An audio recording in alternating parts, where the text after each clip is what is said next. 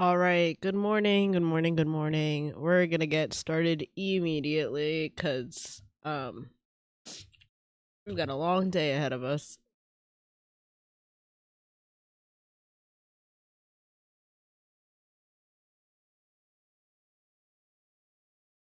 All right. Hello, good morning. Um you all know the drill at this point. First part of the hour. Yes. This wonderful application I call Love in Deep Space. I'm gonna pause the really nice music. We'll turn it back on when we finish, but welcome, welcome. Hi Draco, welcome. Hi Callus.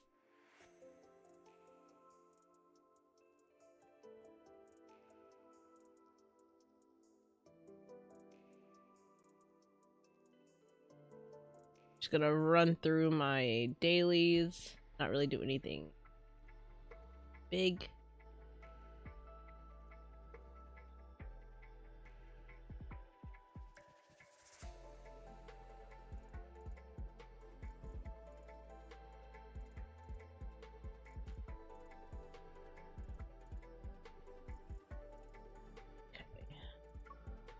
And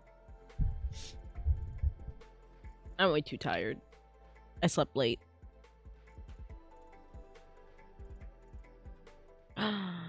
He's wearing the outfit. Yippee!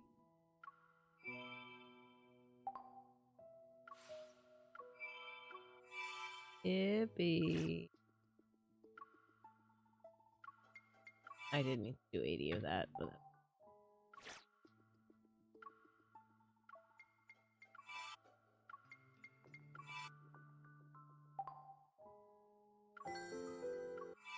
judgery. Judgery. Oh, judgery. Ooh, the weekly pack came back.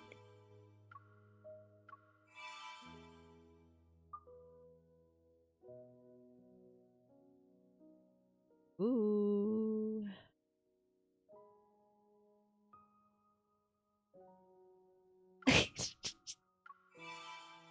Don't judge me.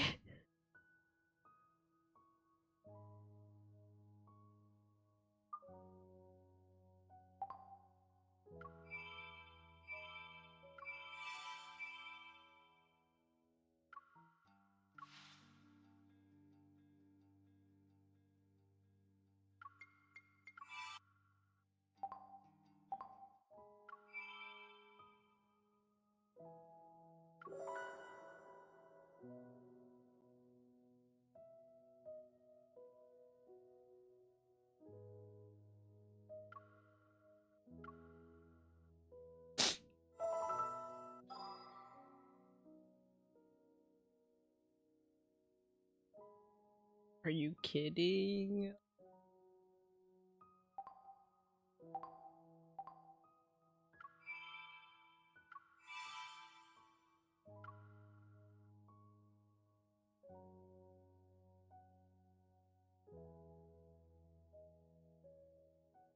Silas, stand up. You're the only one who'd disturb me at this hour. Yeah, I will.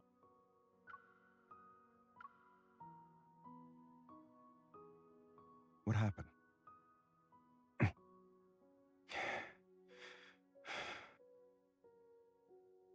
Here's one more person who won't let go. Sorry.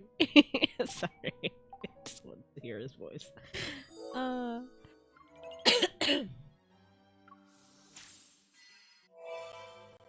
Let me see. Who I got here? Another neon knight.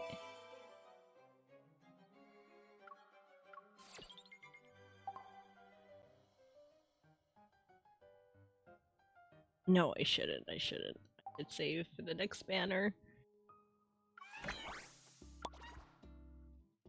Gonna have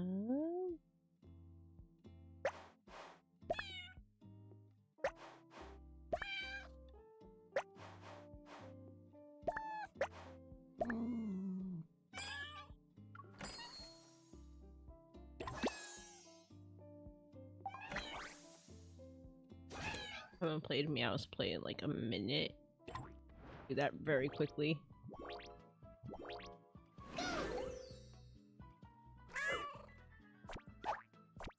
Oh no, I forgot.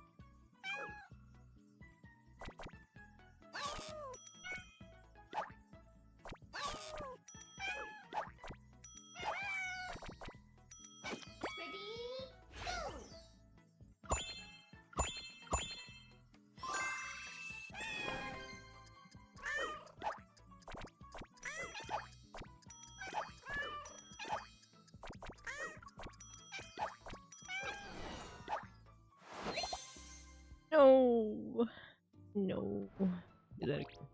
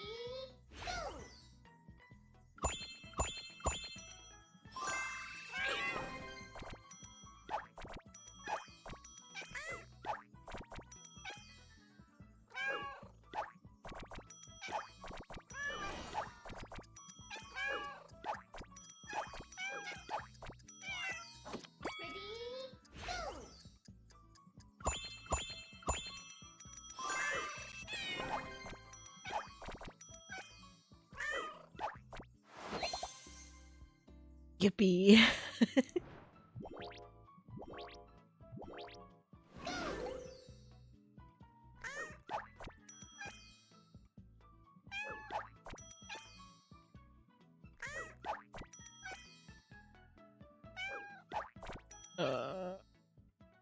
The stress.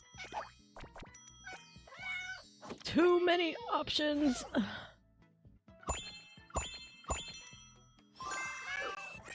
Oh my god, I'm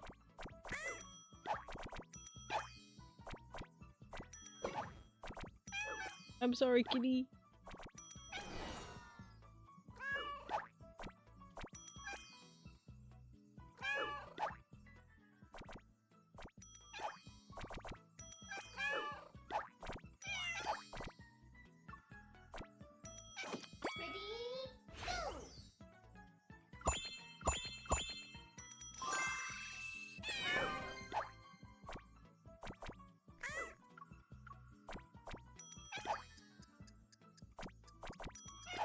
You saw my brain delay for a second.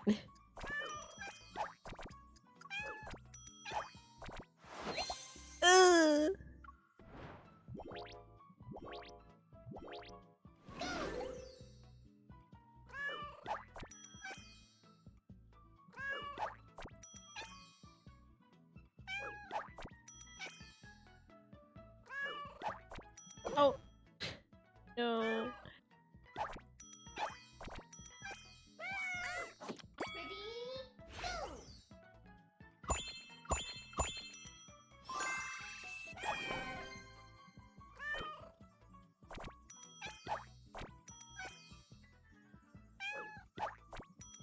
I'm sorry. It did...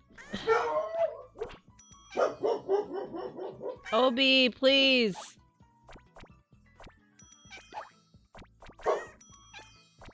Obi, please.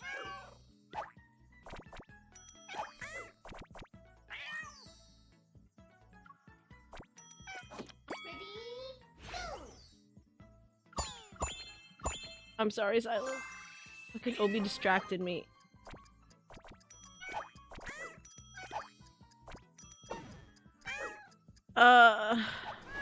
Like heavily distracted now because Obi's barking at the door. Obi, enough! Obi, I'm in a meeting, please. Not. Go to your crate.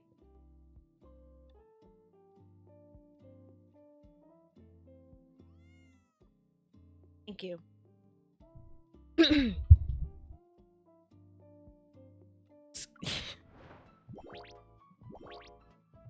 I'm heavily determined.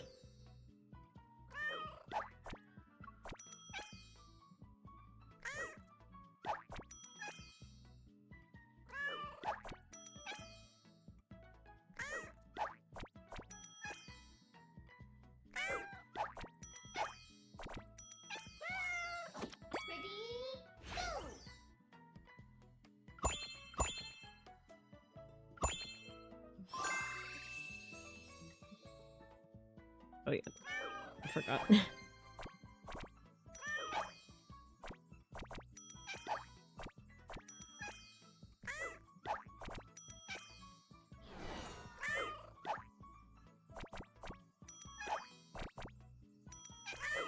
Hi Thanatos, welcome.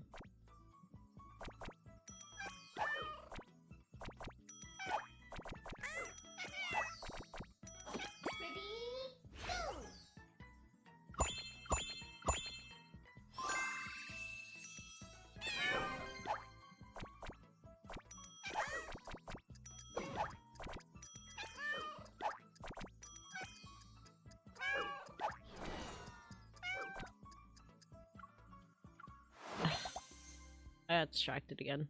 It's fine.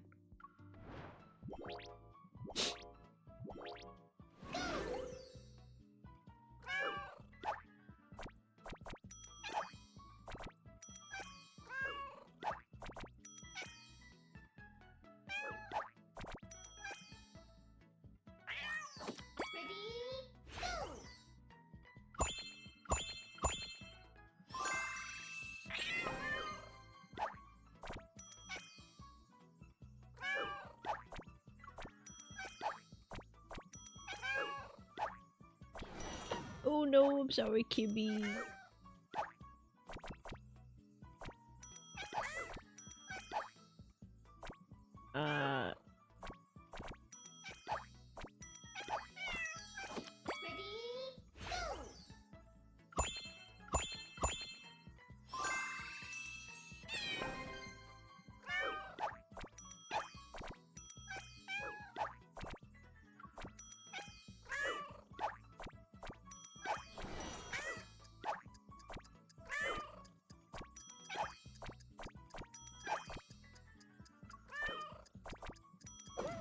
Sorry.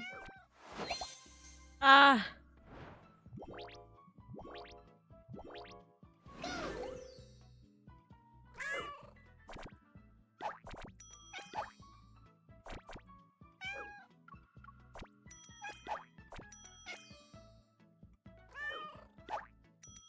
I'm so sorry.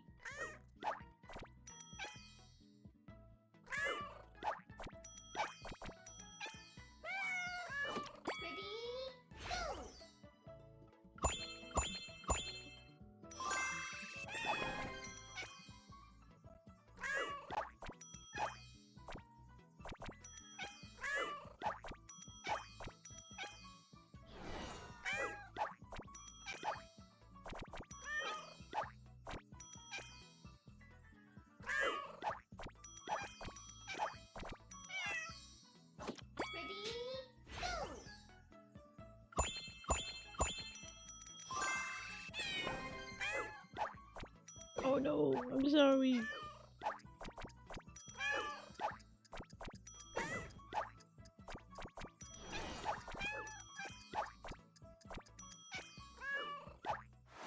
I was so close, I was so close.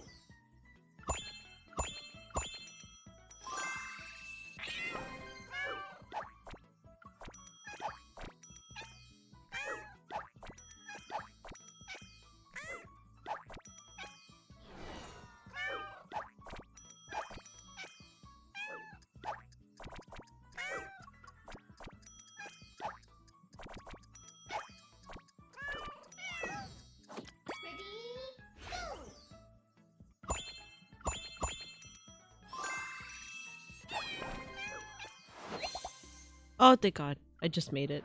Last second.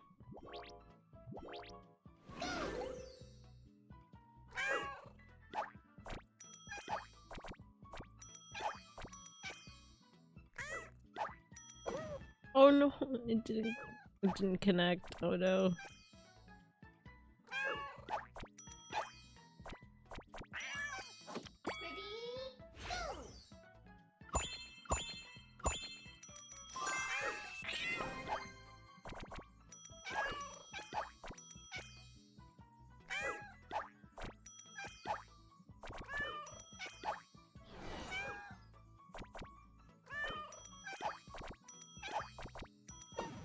Sorry.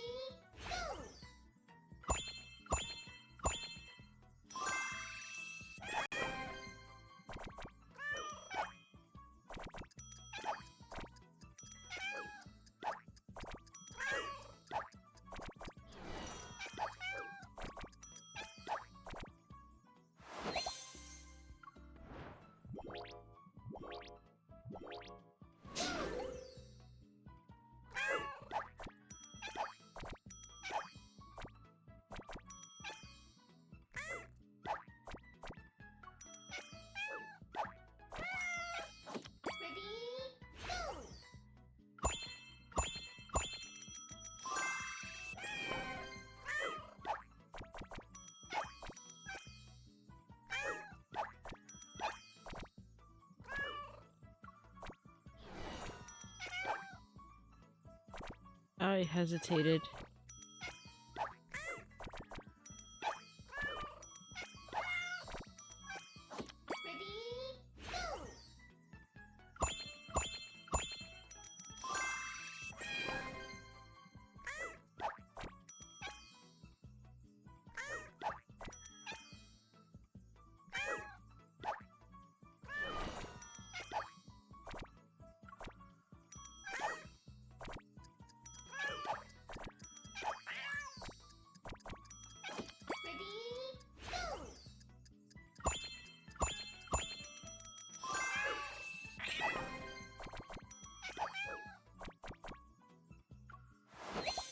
Ah! Okay. I'm not gonna spend any more time on that.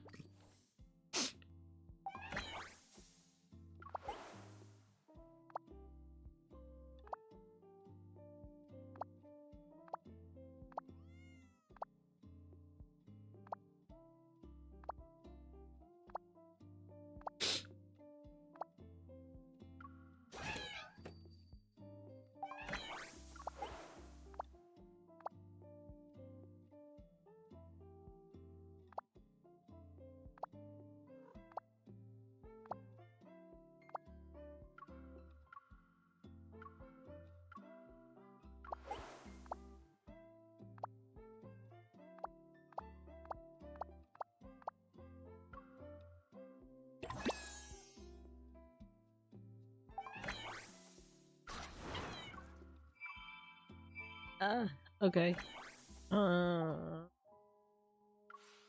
Anything else I need to do?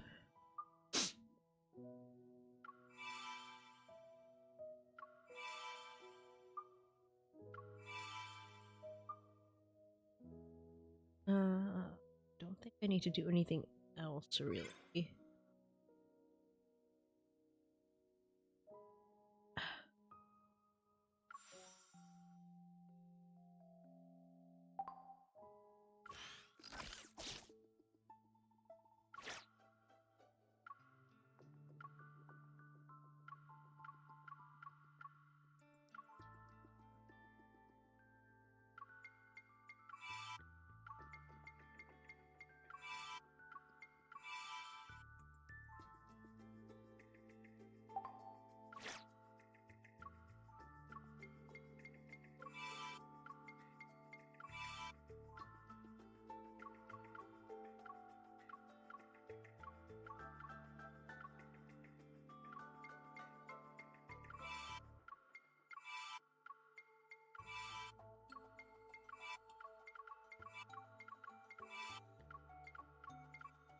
Sorry, a lot of flashing lights right now because I'm like trying to gather as much as I can.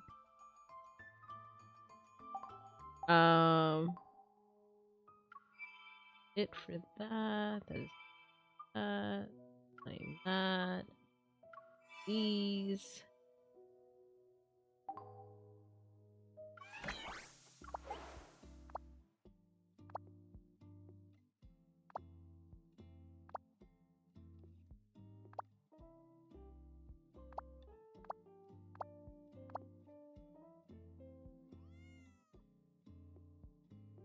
Oh my god. Just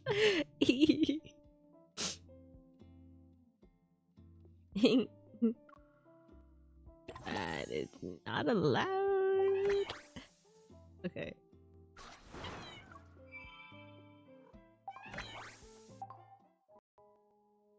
Oh wait.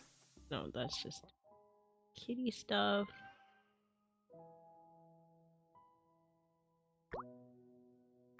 He's really calling me out right now. That's so crazy.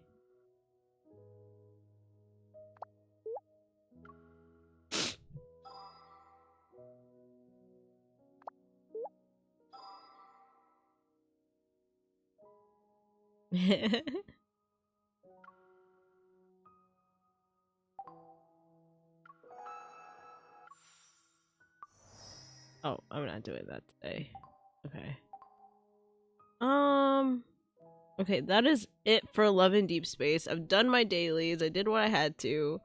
Everything else I would do in the secrecy of privacy because that is my prerogative.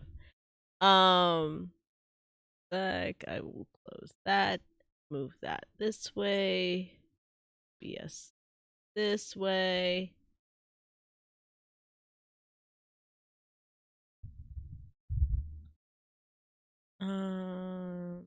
That. Okay. Very quickly, I'm going to turn the music back on and I'm going to update Final Fantasy 14 because that's what we're doing today.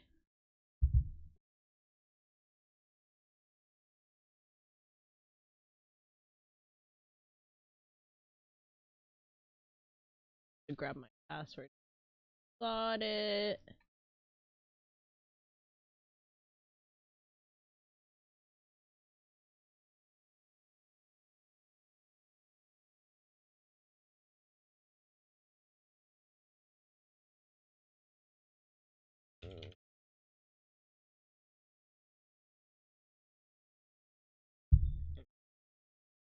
I haven't logged on to my Final Fantasy account in a while.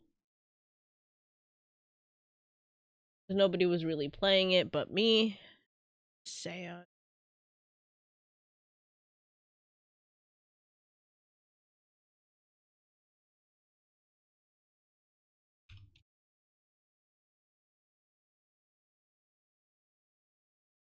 Okay, it's updating.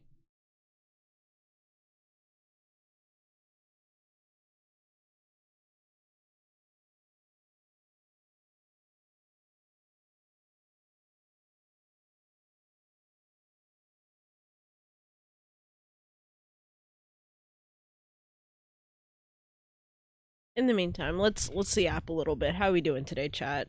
How are you feeling?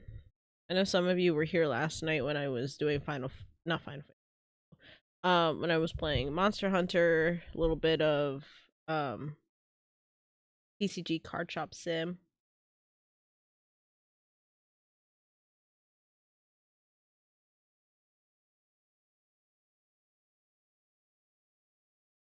Sorry, I had cookies on my coffee mug and I forgot about it. And some of the chocolate melted off the cookies. But I hope you guys are having a really good start of your day. Or if you're on the other side of the world, you probably established your day and I hope your day went well. Jeez.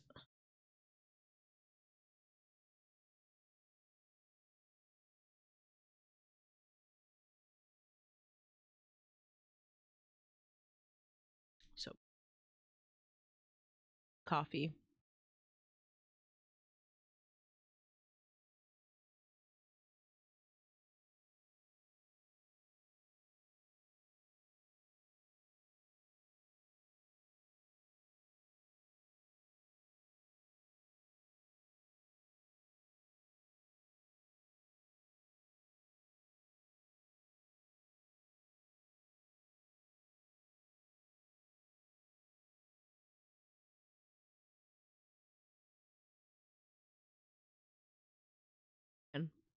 I'm just enjoying how quiet it is for myself.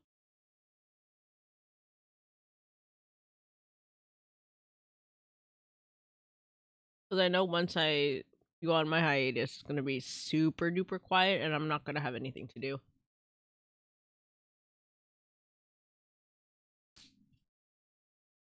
I'm just gonna be working and working and working.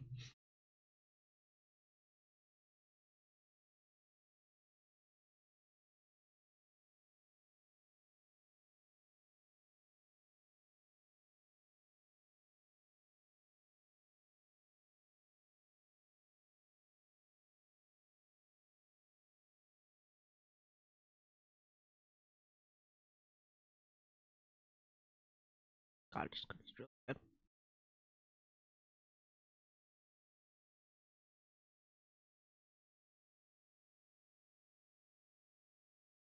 Game's almost done downloading.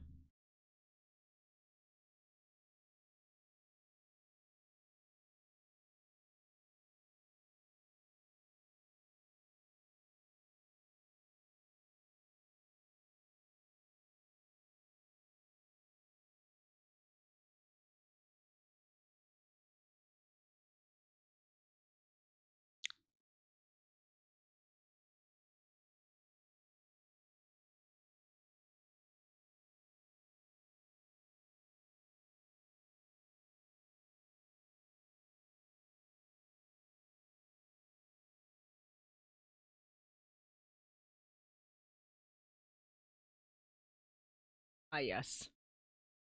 Good, good.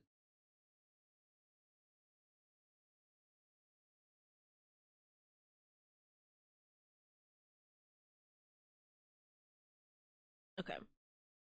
Put the lid back on. Coffee mug so I don't spill anything on myself. Oh my god. Oh, I've been sneezing all morning. God, I hope I'm not like super sick or something. I already dealt with some stuff, so I don't want to get like super duper sick. That would suck. Um, but I know while I wasn't playing Final Fantasy 14, I know there was like a lot of updates in regards to um patch stuff for um for Dawn Trail. That's awesome. Ooh, the game's done. Okay. Turn off music.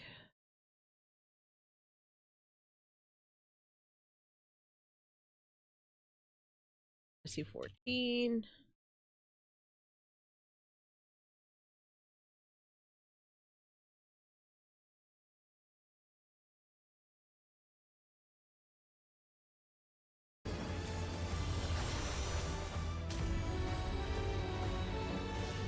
Ah, yes. A good start of the day.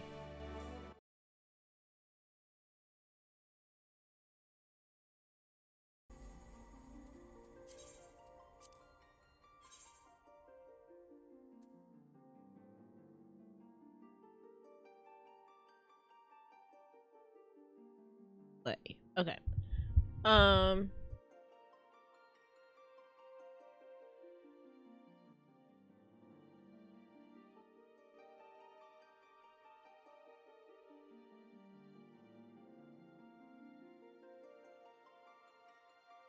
Also, I didn't eat breakfast. I just rolled out of bed.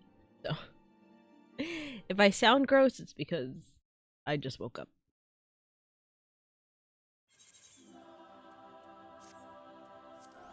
All right, where am I going?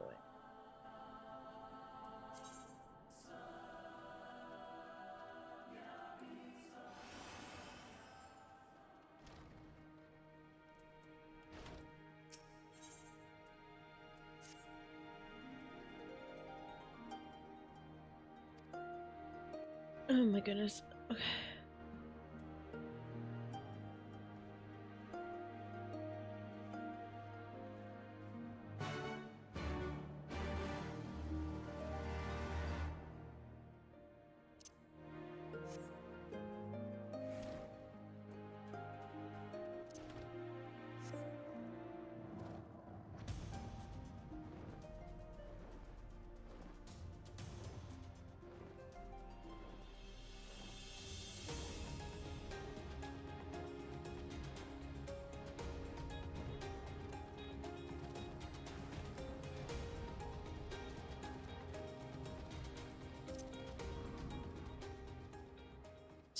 I actually don't remember where we left off for Final Fantasy 14.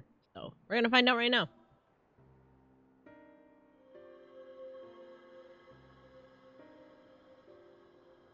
So major spoilers ahead if you're playing the game.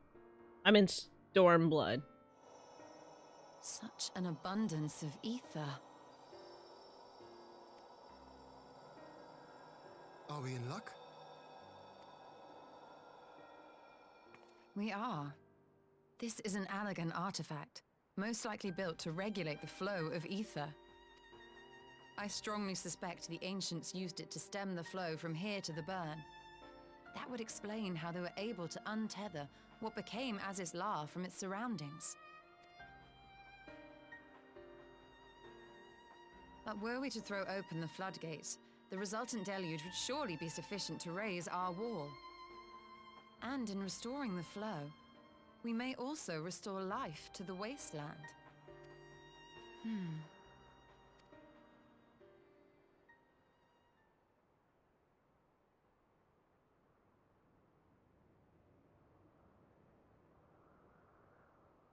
What is it? While the device itself harbors a surfeit of ether, the opposite is true of the surrounding area.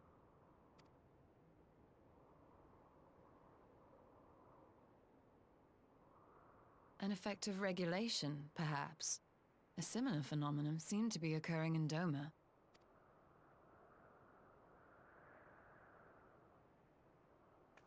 Whatever the explanation, the answer will not reveal itself here. We have seen what we needed to see. Let us return to Mol Ilo.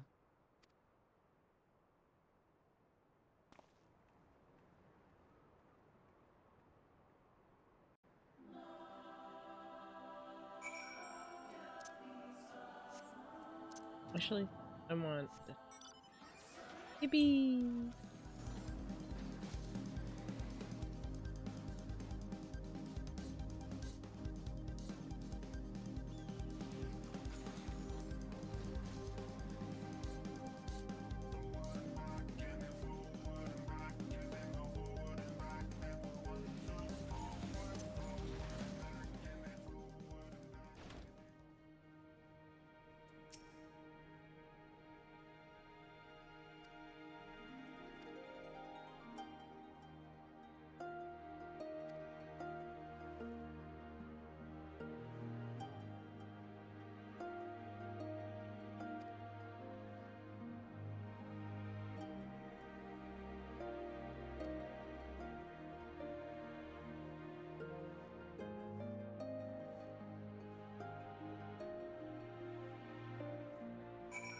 All right.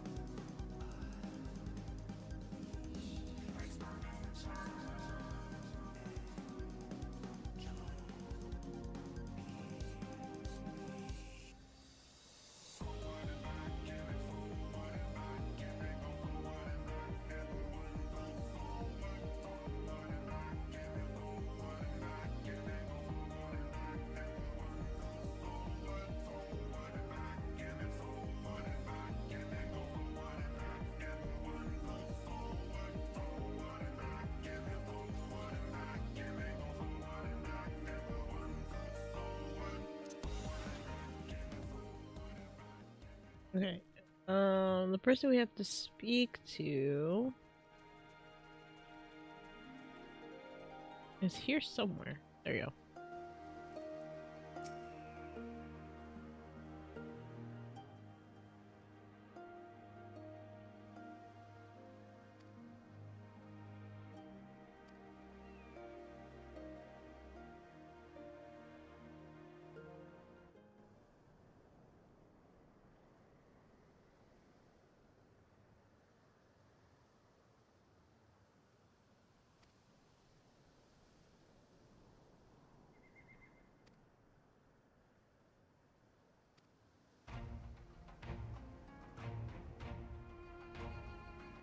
Oh my goodness.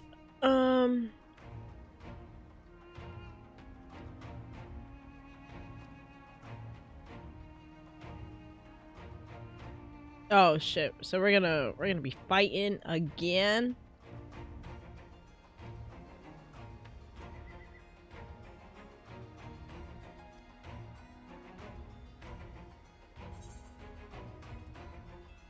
Well, I guess we're gonna do it.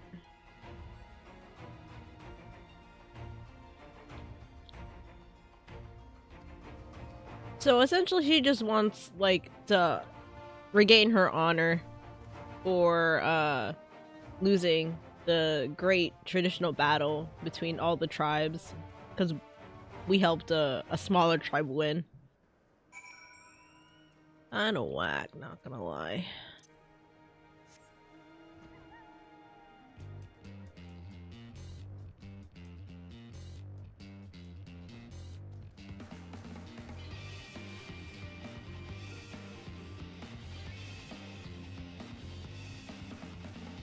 Hi, Luca.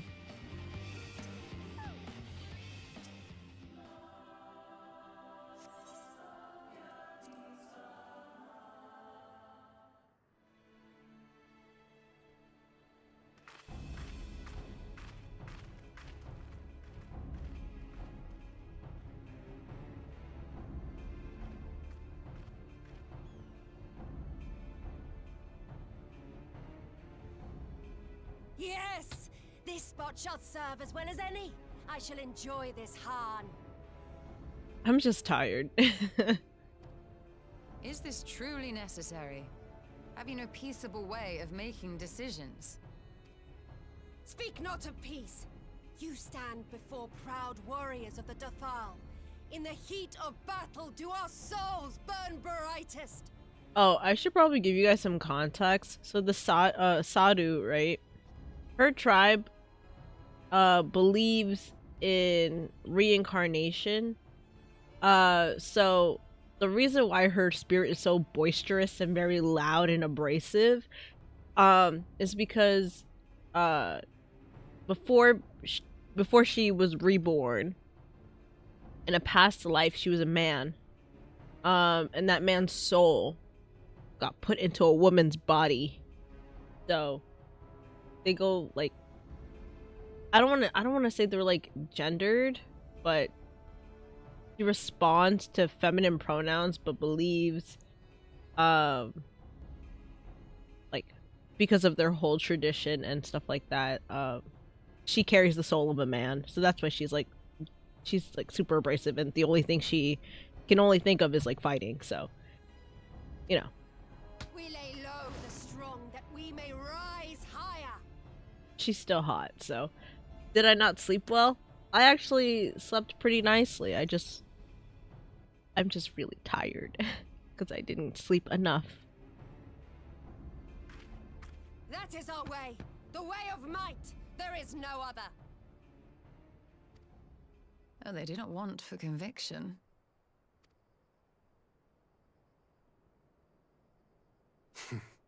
Indeed. It's what makes them such dangerous enemies. And such useful allies. Enough talk! It is time to fight! Alright, time to focus. Lock in.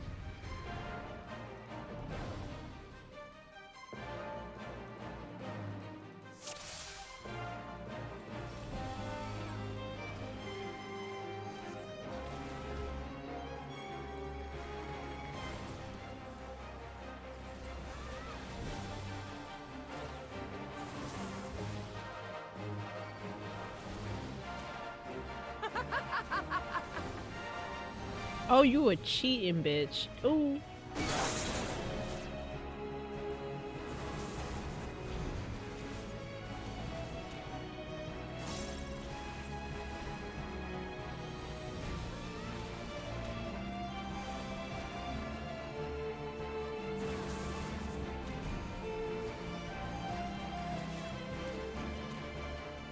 That's it? Oh, okay. I was gonna say, that can't be it.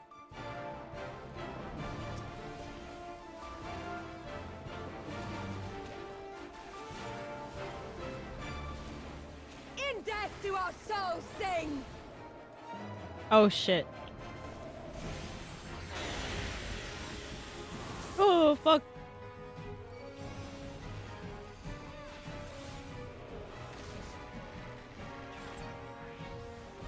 In death do our souls sing!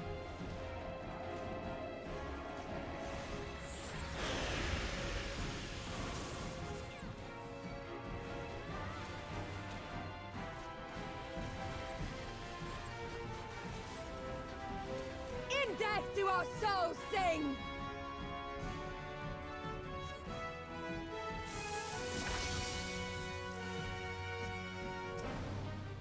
Ah, it's an endurance fight, as always. Oh, damn you.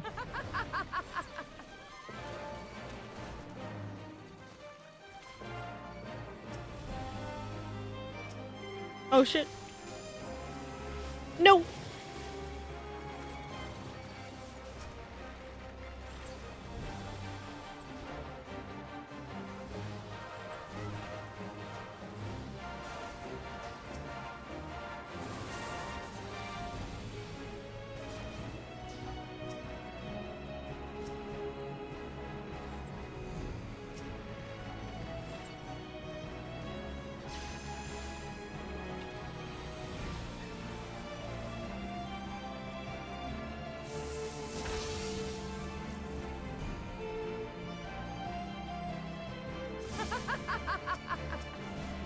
Damn, what the fuck? She really does not want to lose. In death do our souls sing!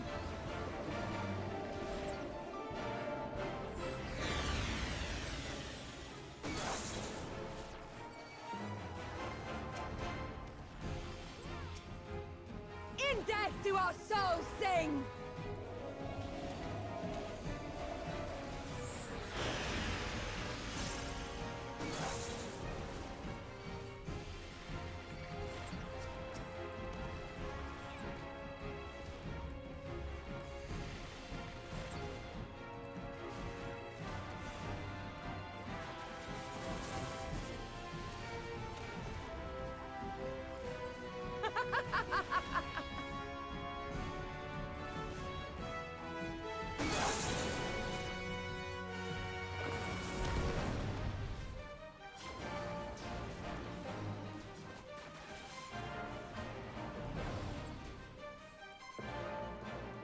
I'm better.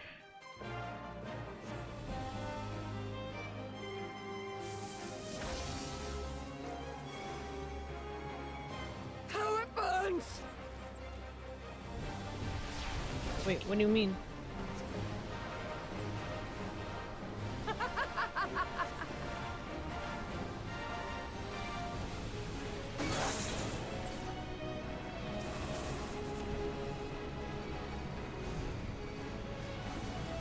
In death do our souls sing! Oh, you bitch. You're insane.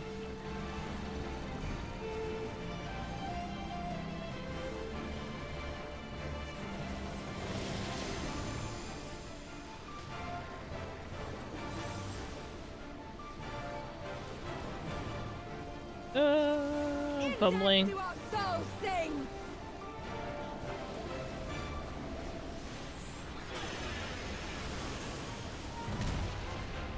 Oh, thank God. I thought I was gonna die there. Oh, brother.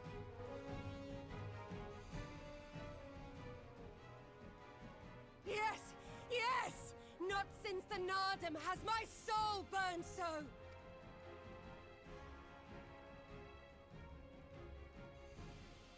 Come! We have only just begun! Ah, dude, give it a break, bro. Enough!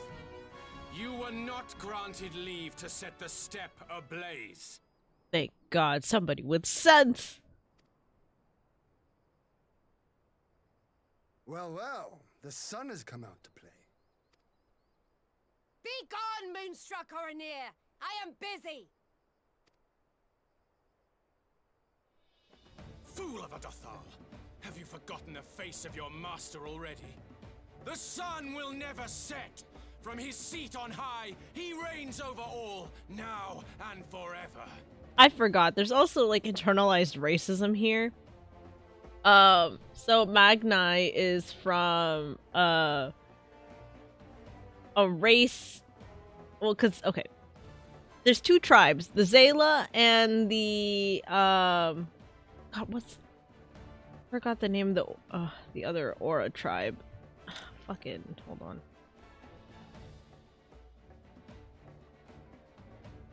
Tribes.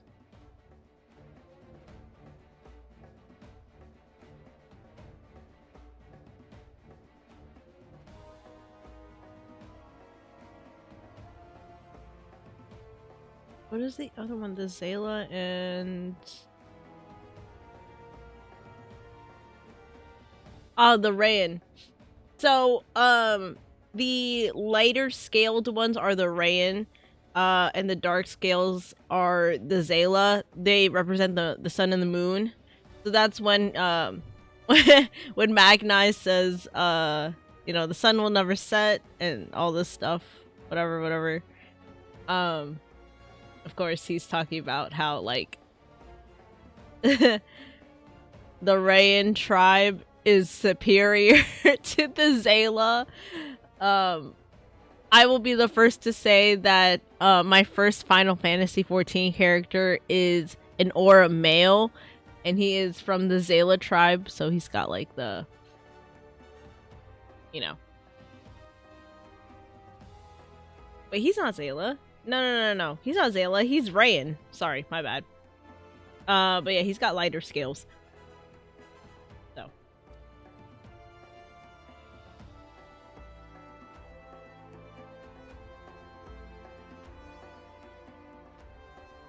Yet what should he find here but a battle to determine the fate of the steppe? A battle waged without his blessing. This will not stand. You, Doman! You who come to petition the warriors of this land, forget that all Nama's children are wards of the Orinir. As first among my brothers, your petition is mine alone to judge.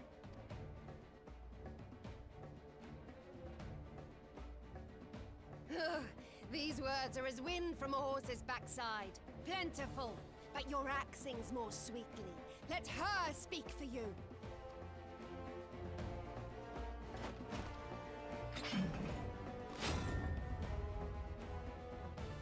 Insolent child. You will learn your place. I mean, it also takes place in, like, you know, like a feudal era type thing. So. Forgive me, Brother Magni, but we have an arrangement with the Dothal. We will not abide any interruptions. So be it. The sun will pass judgment on all. Didakul, join me.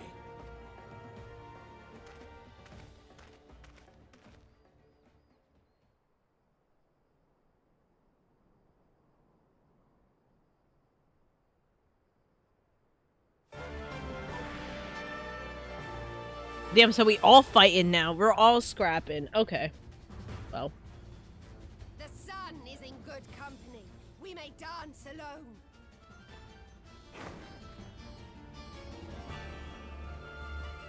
This is hardly any fair. Beg not for mercy, for you will have none. Bear witness to the power and the glory of Azim!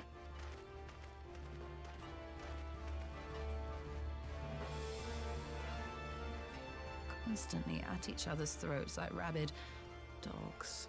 Gods, I'm turning into her.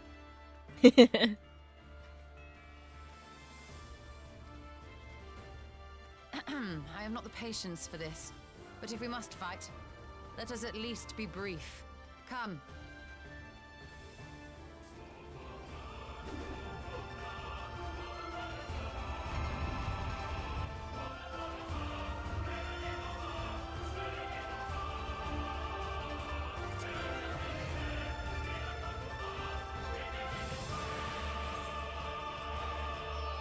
Oh, Okay, I'm Y'shtola. That's cool. I don't know what your abilities do.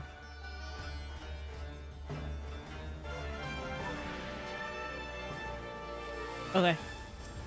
I'm gonna have to be so careful. Oh yeah, I forgot she's a spellcaster too. I gotta stand still.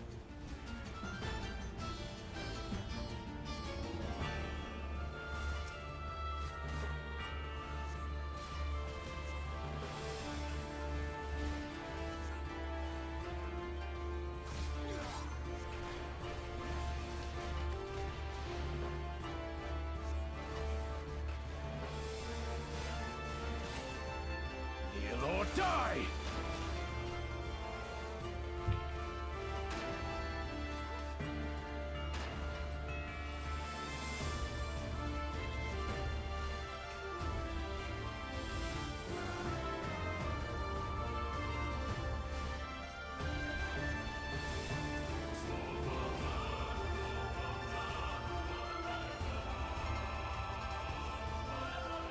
Bow down before me! Are you fucking kidding, bro?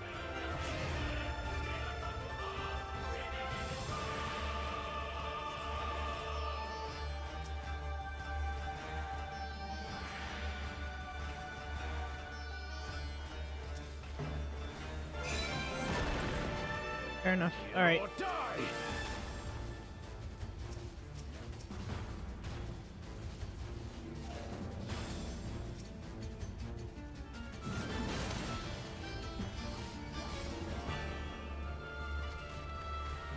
Ian, no.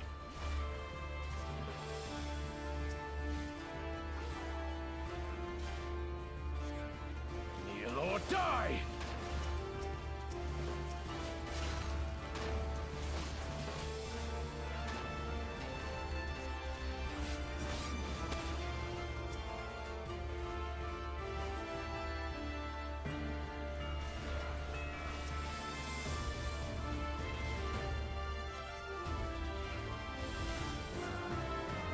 Heal or die!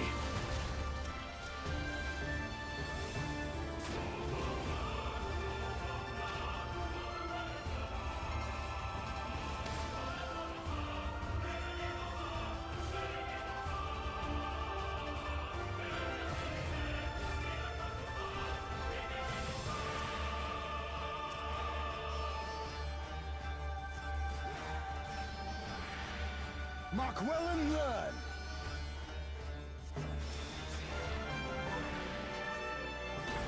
Concentrate.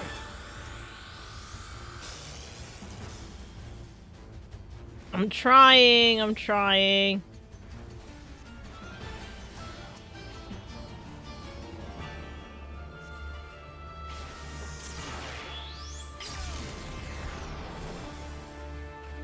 Heal or die!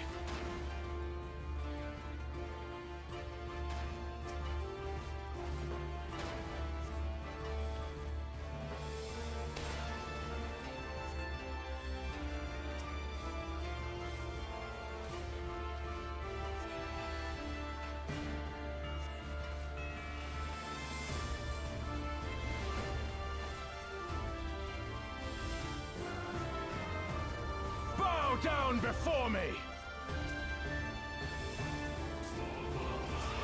Mark well and learn.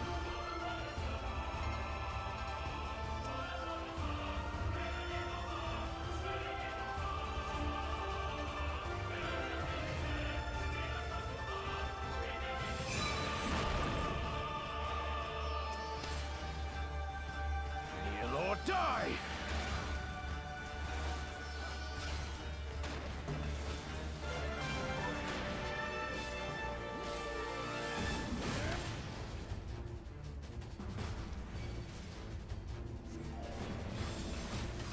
Ian, start doing some damage, bro. Bow down before me!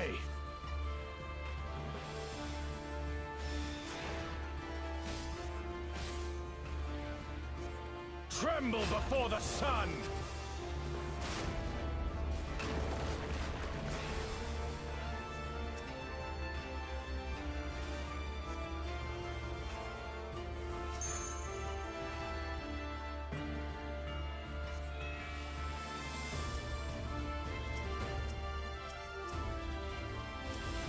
Let us be about it.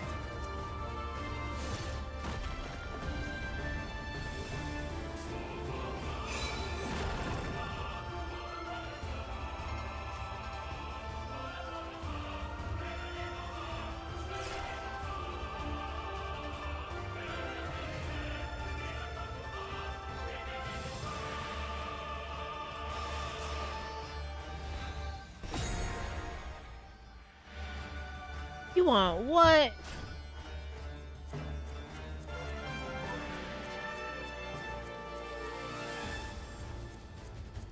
Yeah.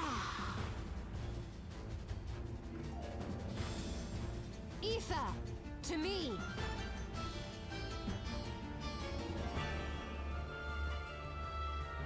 Get him, mother. Get him. Have at you. Get them, mom. Get him.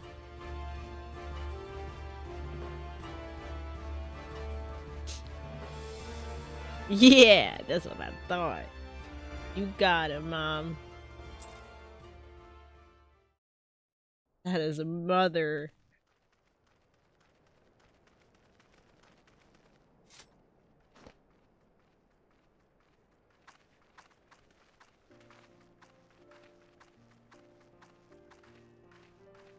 Look at my warrior of light. Never have I felt such bliss in defeat. 'Twas a battle to burn soul and flesh to ash. We Dothal will lend you our strength as promised. Nama's power is yours to wield.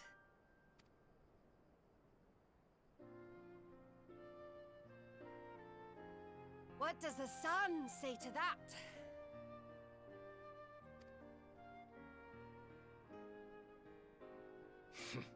The sun is not driven by base motives such as yours. But they have been judged and found worthy.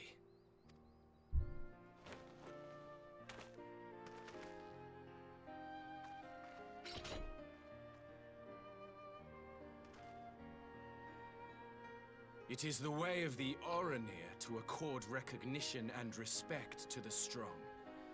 You have made sufficient proof of your strength. The sun shall answer your call. Whatever you say. You have our thanks. We are glad to call you allies.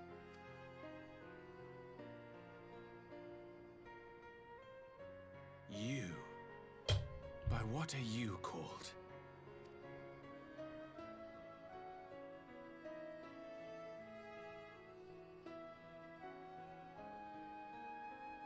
Y'shtola, why?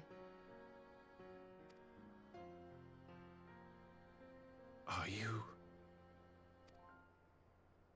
you my Nama? I knew he would do that. So his whole deal is that he's trying to find somebody as equally strong as he thinks he is.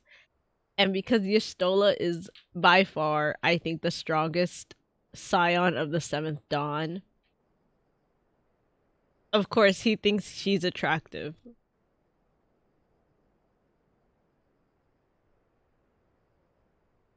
I beg your pardon? Just laugh at him, Y'shtola. Just laugh. Just point and laugh. In battle, you shone with all the majesty of the full moon's light. Your healing touch, the embodiment of the Dusk Mother's love.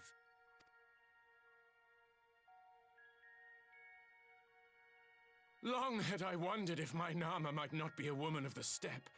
Beholding you, I am all but certain. Oh, and then there's like a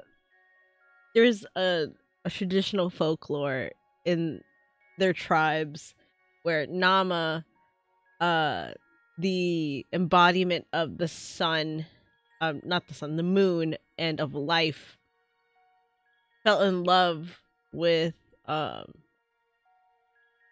I forget his name, but God, now I'm gonna look it up because it's like confusing me a little bit. But essentially, like, the sun and moon fell in love, and because they couldn't, they're like destined lovers, but they can't like be together.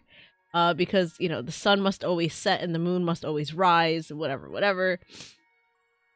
It's like a forbidden kind of like star-crossed lovers kind of thing.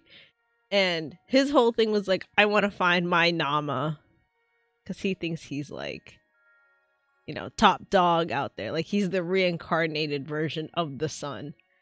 So that shit was so funny.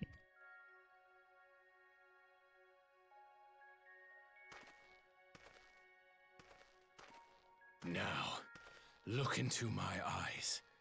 Could it be? Could you be?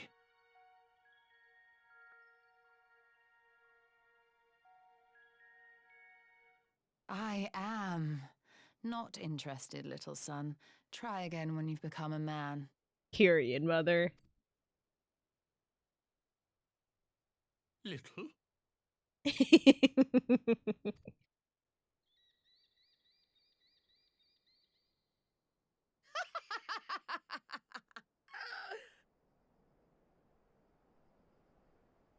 Little son! Little son!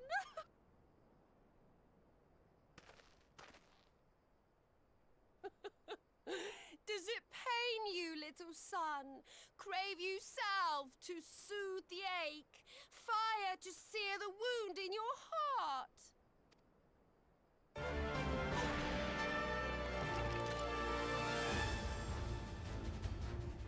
We have wasted enough time here. Siren awaits for word of our success.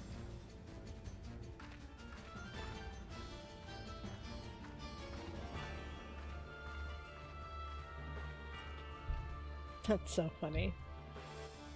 Magni.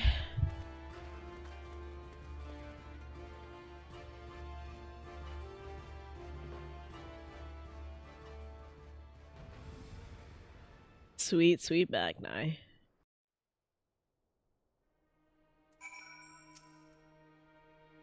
Right, so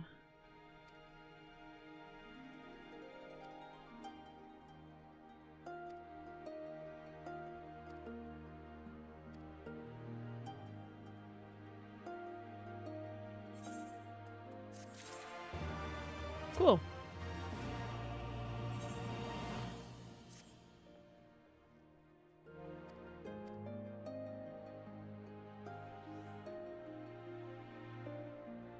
Where are we going now?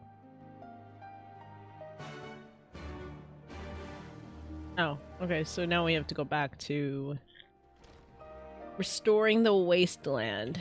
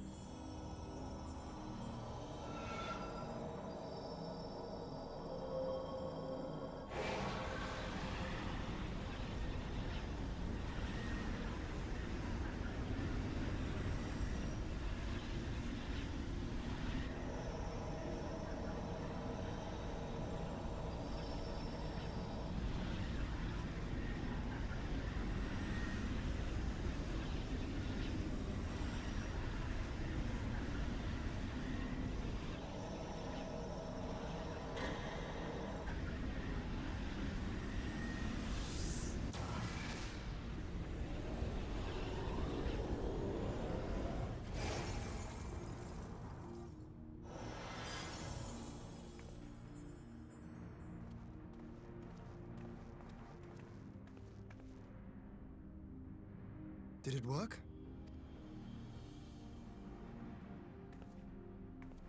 It did. Ether may flow freely to the burn once more.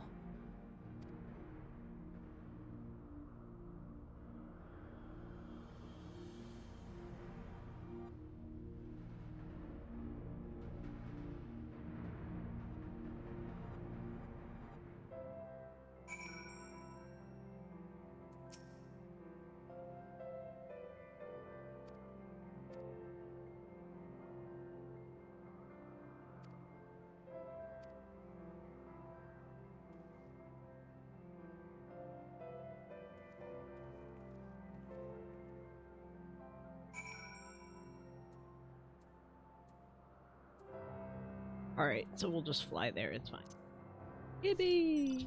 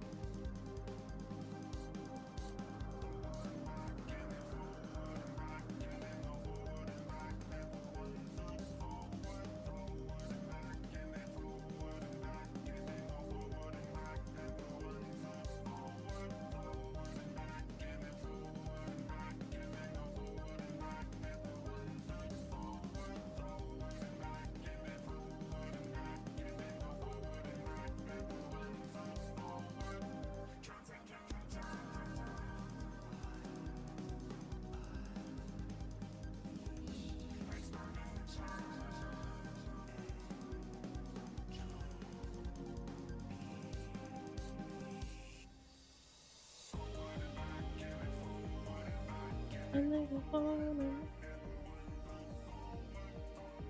and back,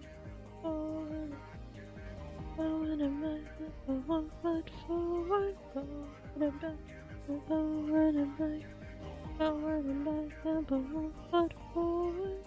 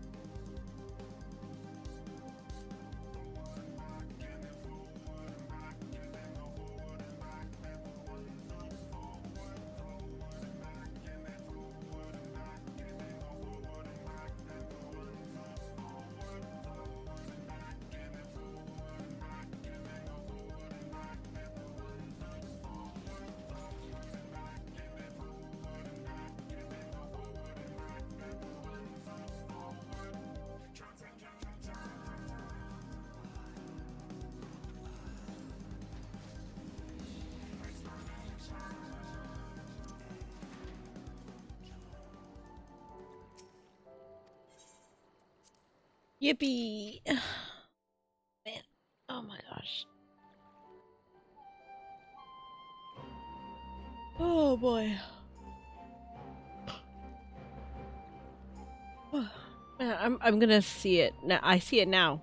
I have to stretch more often while I play Final Fantasy XIV because right now, my god, I am shrimping.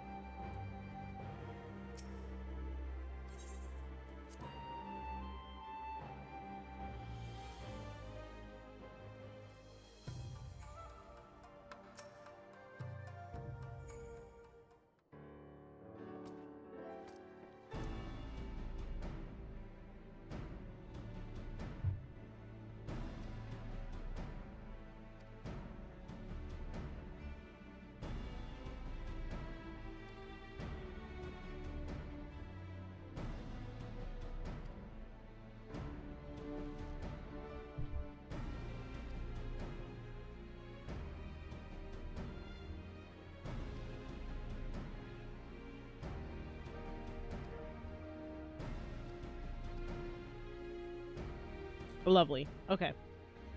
Everyone's in agreement. We're gonna do what we gotta do.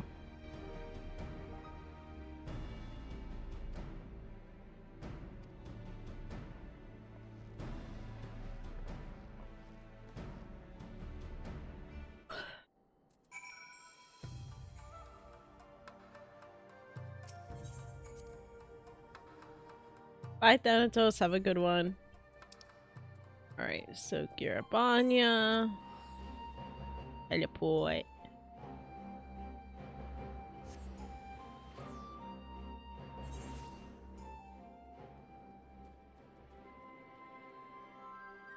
I hate having to navigate this area.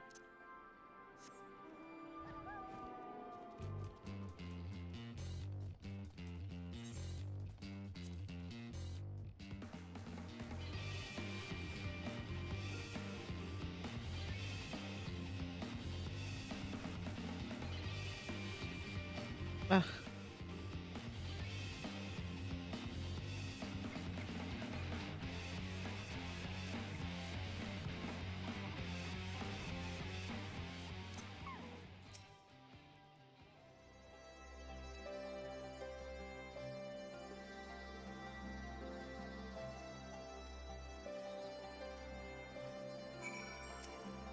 Oh yeah, I forgot we're also trying to rescue Alpha Node, which he was on a mission to go talk to the Empire. But then something happened. Ooh, cutscenes.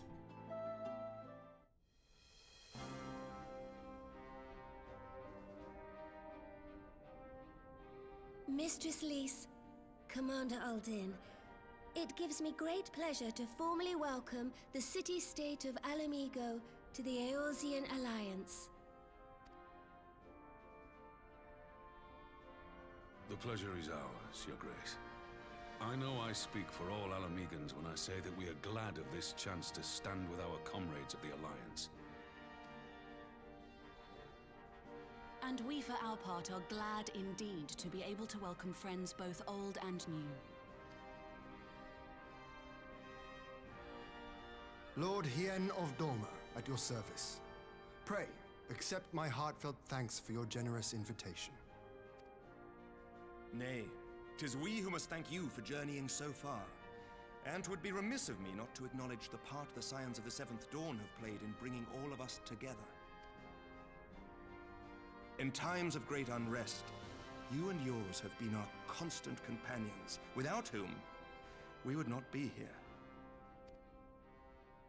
With apologies to Lord Hien and Mistress Alize, it occurs to me that we have not gathered in this way since that fateful day in Uldar. The day I lost my arm and my freedom. As I lay in my cell, never did I dream that I would one day be given the chance to represent my homeland at this council. I would not even be alive had you not plucked me from the jaws of death. You, Yugiri, and Alphino. Would that the lad could be with us.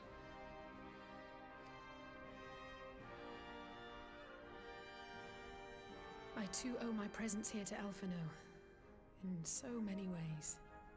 Until such time as he returns, I mean to carry on his good work as best I can.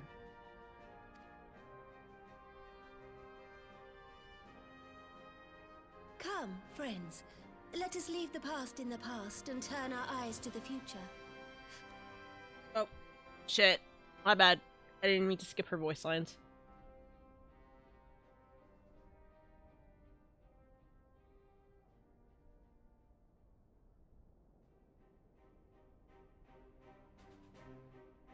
Having heard the rumors of dissent in Garlemald, I dared to dream of a peaceable solution. The Empire will not so easily change its ways. If the Oh, shit. Guardians have a mind to take back Doma and Alamigo, we'll be hard-pressed to stop them, even with the might of 6 nations. But while we lack the strength to fight the tide, a course may yet present itself, if we read the winds aright. The winds suggest but one course to me. One which leads from the sea unto the river and thence to the source of all our woes. The Ascians. Indeed. All here have felt their blighted touch. It was the bringers of chaos who nurtured the Archbishop's tyrannical ambitions.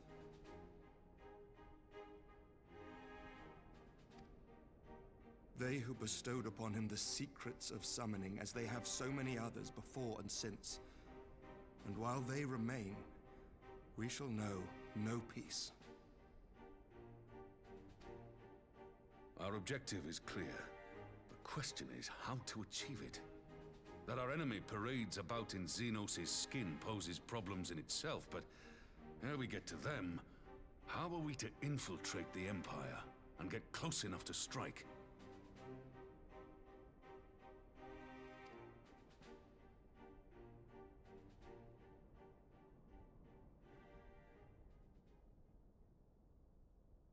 While I see the wisdom in targeting the Ascians, an assassination attempt on Garlean soil would do little to aid our cause, even were it to succeed. It's time we used our enemy's preferred tactic: subterfuge.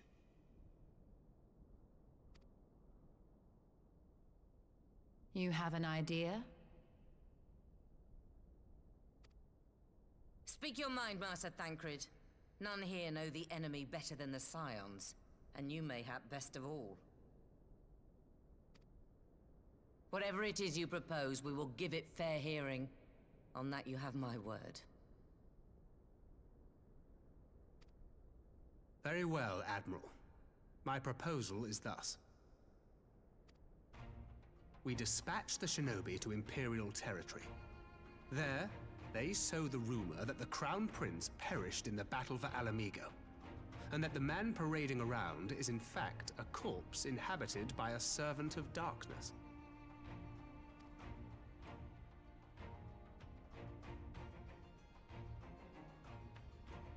Well, it does have the ring of truth about it. And were the Garleans to learn that their future ruler is a puppet, the Empire would be shaken to the core. But at the risk of sounding stupid, would they actually believe such an unlikely story? I didn't. Ordinarily not. But prior to his miraculous recovery, rumors of Xenos' death had already begun to circulate around the Empire. Ultimately, however, what the masses believe is not our chief concern. Our true objective is to create an opening for rival factions within Garlemald to exploit. Just as a war of succession erupted in the wake of Emperor Solus's death.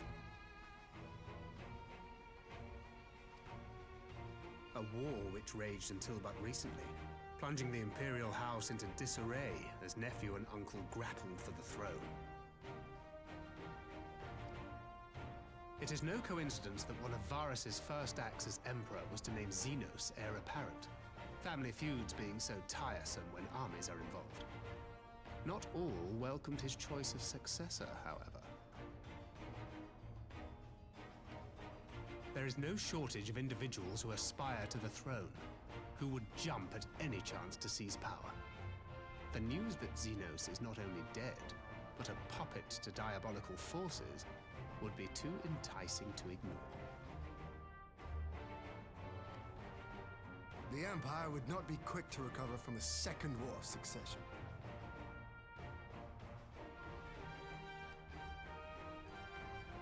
I am no stranger to infiltrating Imperial territory. With a team of operatives gathered from among the Alliance's finest, the plan should have a reasonable chance of success.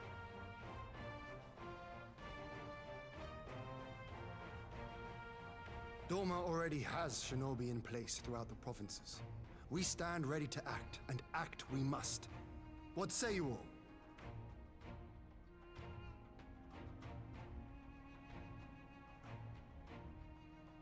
I'm for Master Thancred's proposal.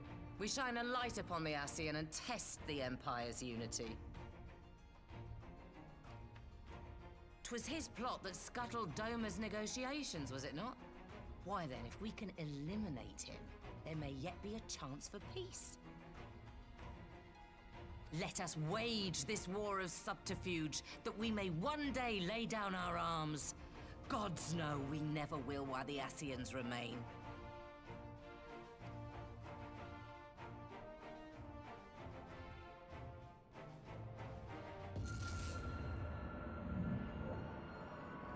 Whoa. That way.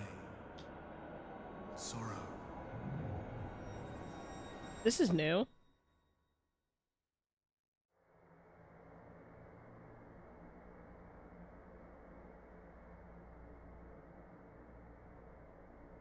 History must be changed. Who is this? Ahead looms a calamity. Ahead looms light, expunging all form and life. Twin dooms only you can forestall. Only you. What's the matter?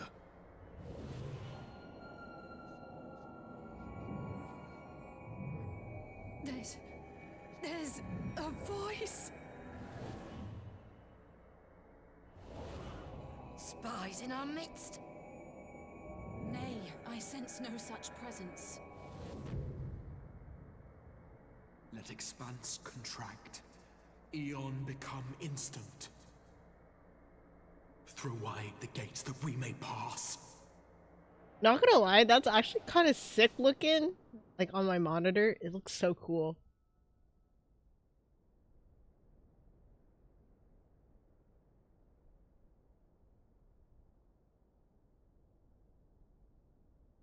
Is it over?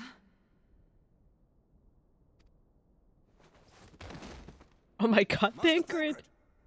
Thancred, baby boy, what happened? 12 for Fend. Bear him to a private chamber. Have every healer make ready. Swiftly!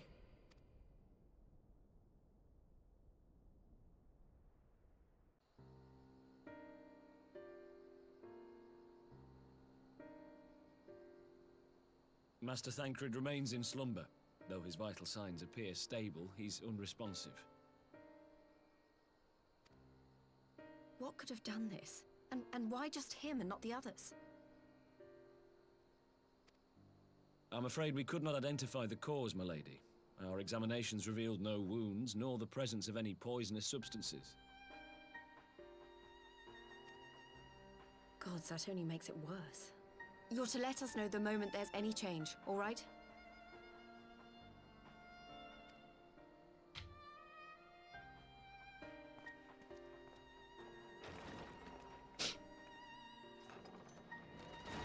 Thank you for coming. Knowing Thancred, he would apologize for being otherwise engaged at so crucial a juncture.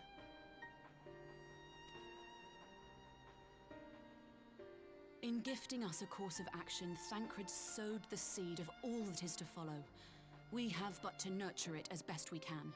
To him, I would say, rest easy, that he may wake to enjoy the fruits of our labors.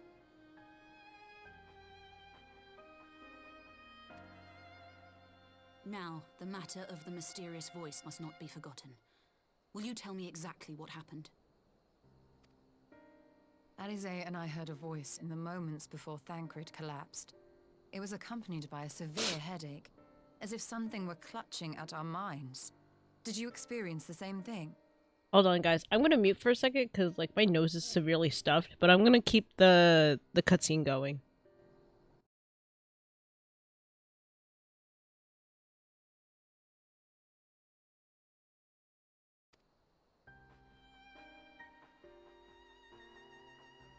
So, in between the voice and the pain, you felt as if you were somewhere else entirely.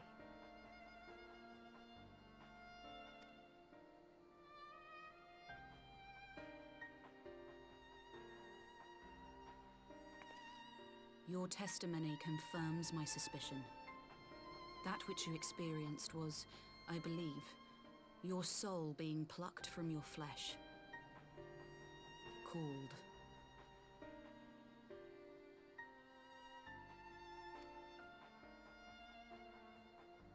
Called?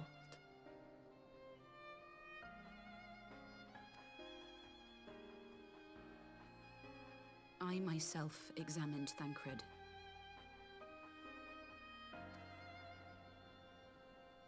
Reach out as I may, I could not sense in him the spark of life that is his soul.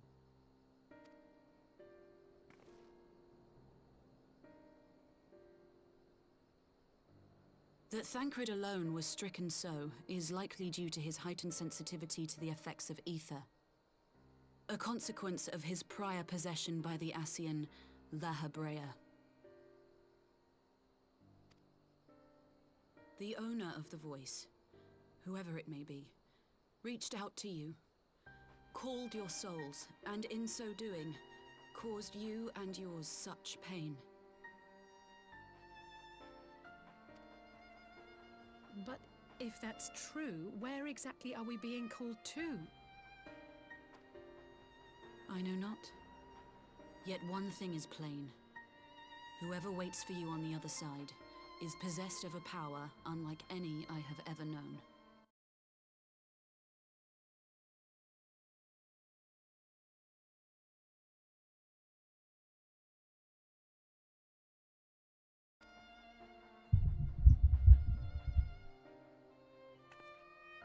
Forgive us, Lys, but may we leave Thancred in your care for a time? As if you had to ask. I may not be a scion anymore, but I'm no less a friend. Don't worry. I'll see to it that Thancred's well looked after. Just focus on solving this mystery, all right? Thank you, Lys. As the Elder Seedseer says, 'tis no ordinary individual we are dealing with. Nor can we discount the possibility of Ascian involvement. Whoever or whatever is behind this, the sooner we find out, the better.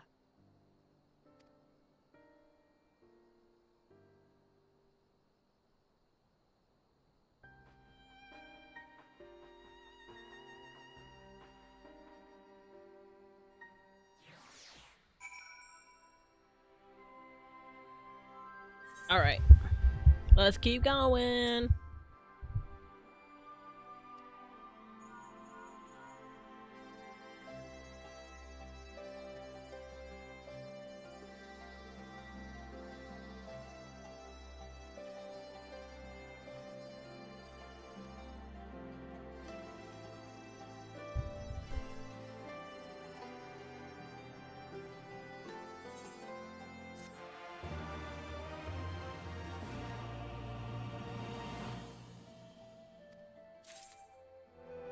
Door.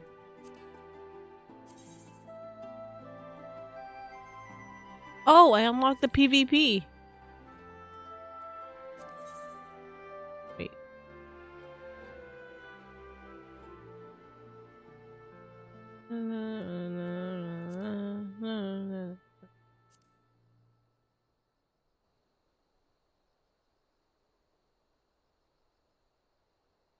Huh.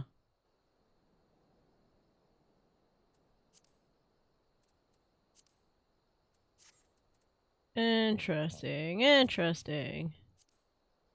I'll do that later. Emote.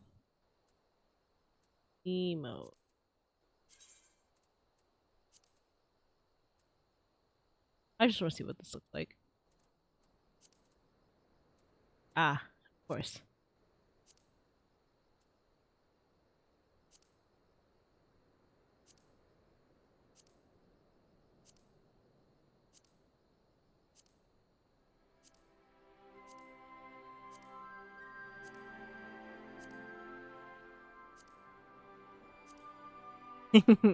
Okay. Let me just... Where are we going? Oh, yeah.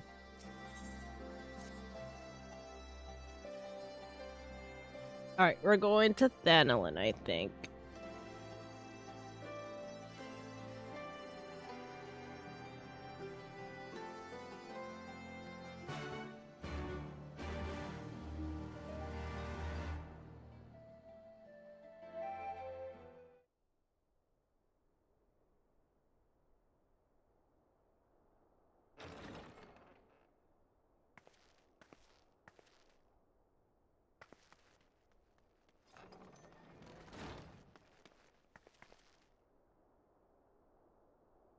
Orianger! Gods, it's good to see you. Would that our meeting were under happier circumstances. I judged the voice sufficient cause for concern even before you sent word of its effect on our comrade.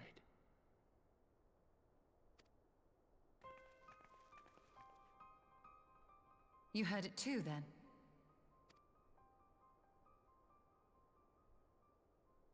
Aye.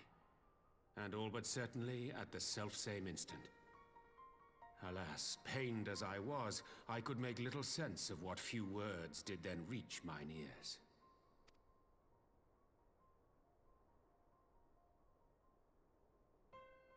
Who do you think is responsible? Could this be the Ascians doing? That I cannot say. Not when so little is known. Actually, he does know, because he works with them. Ere I indulge in speculation, I would examine Thancred with mine own eyes. To Alamigo, then, without further delay. One other thing. During my visit to the Far East, I observed a strange phenomenon. Thou referrest, I presume, to the localized reduction in etheric density. Well, that spares me the trouble of an explanation. Yes, I noted precisely that at two apparently unconnected locations.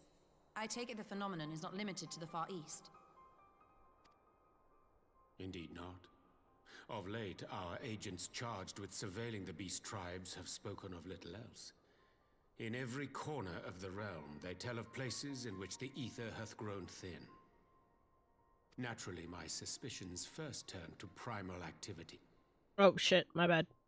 If the same phenomenon is being observed in multiple locations on opposite sides of the world, we may safely discount regional factors. Needless to say, this warrants further investigation.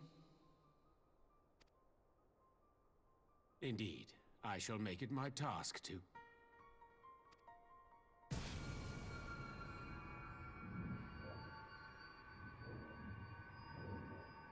The voice.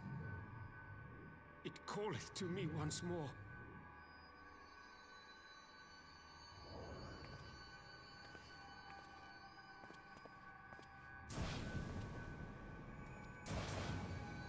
Oh, flashing lights. Sorry, flashing lights.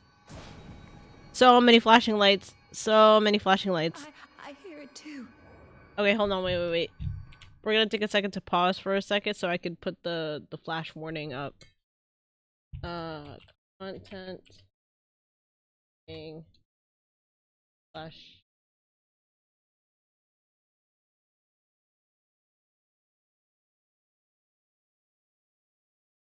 Careful when.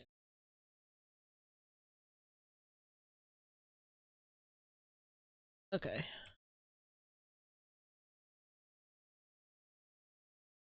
Let me go in and pin that.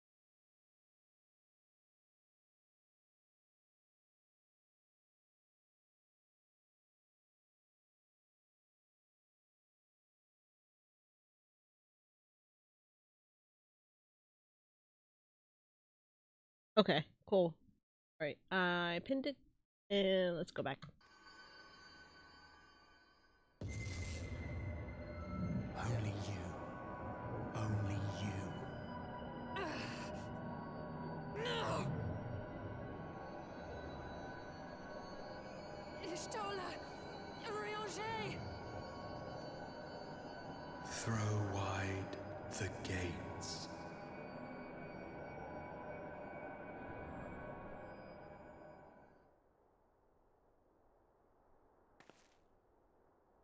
No! No, this can't be happening! Oh, damn! It took your Stola! What the fuck? Y'shtola! Orianger! Open your eyes!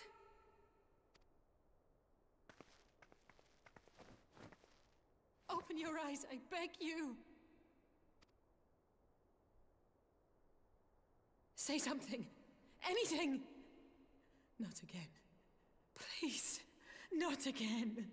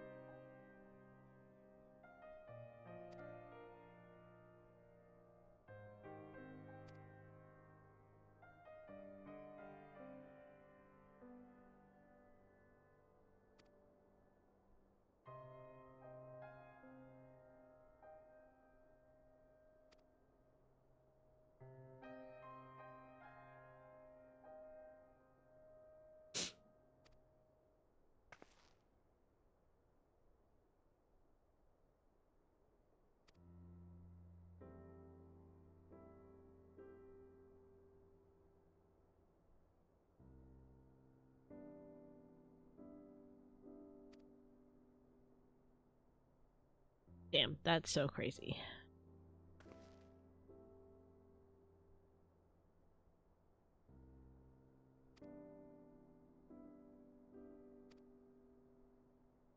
Oh, who are we visiting?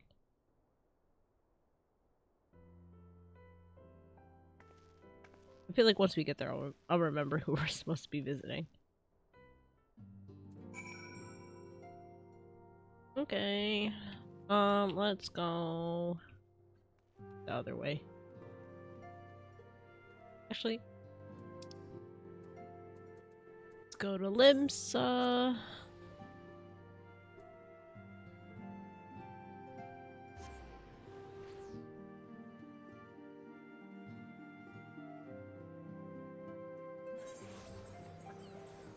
Look at how many people are here in Limsa today. What a good sight to see. Okay, we are going...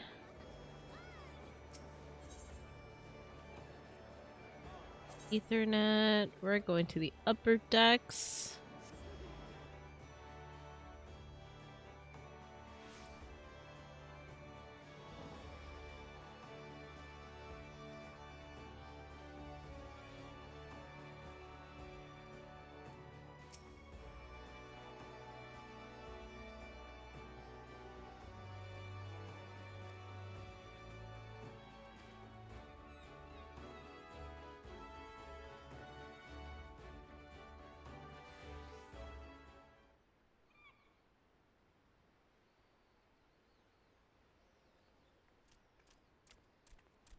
Oh, this little guy.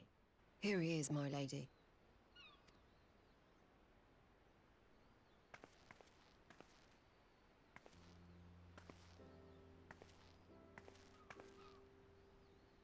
Gabu, it's been too long.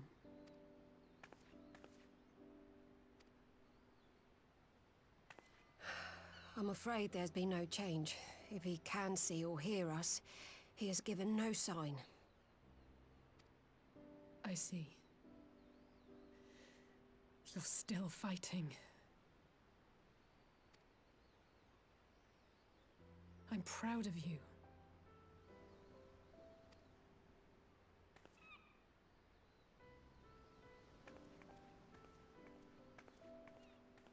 We promised that we would come and visit you together, didn't we?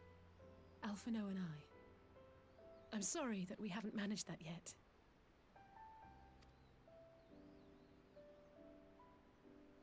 You know, with the three of us like this, does it not remind you of that night?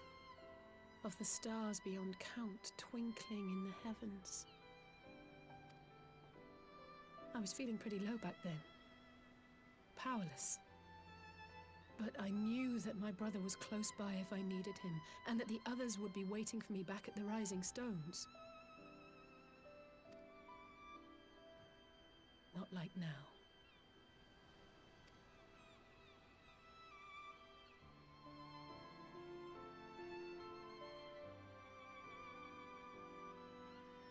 I've seen my share of trouble since coming to Eorzea. Been reminded again and again of my limitations, of how little I can change about this world. And I've come to know the sorrow of parting all too well.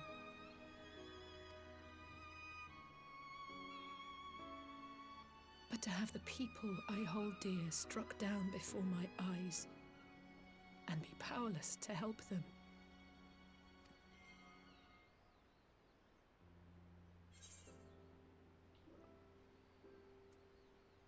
Yeah, I don't like any of these answers. But I have to pick one of the two. You don't have to bear this burden alone.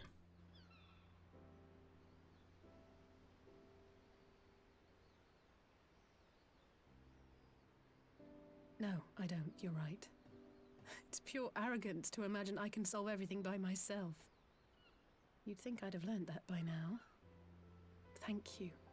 I don't know what I'd do without you.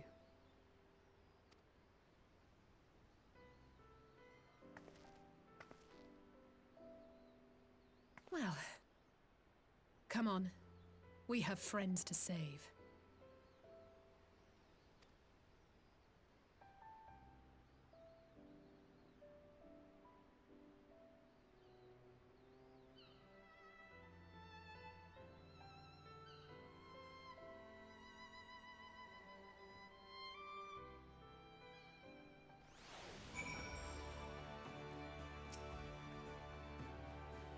Alright, we are going back to the Rising Stones.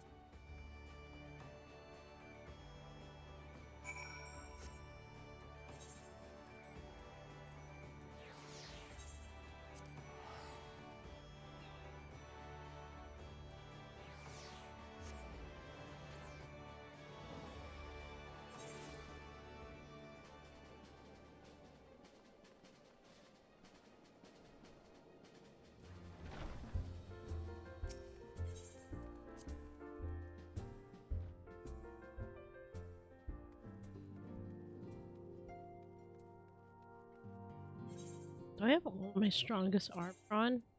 I do, okay.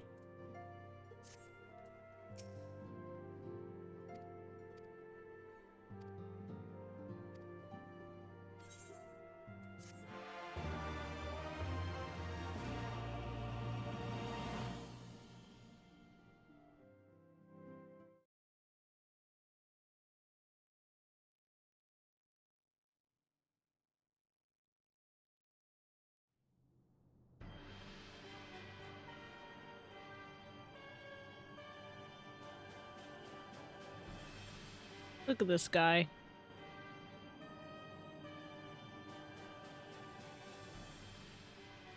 The Populares no longer present an obstacle. Now is the time to bring the Empire's might to bear. A word from your Radiance is all it takes. But one word, and the Imperial army will fall upon Alamigo as a pack of bloodthirsty wolves and tear that feeble nation apart.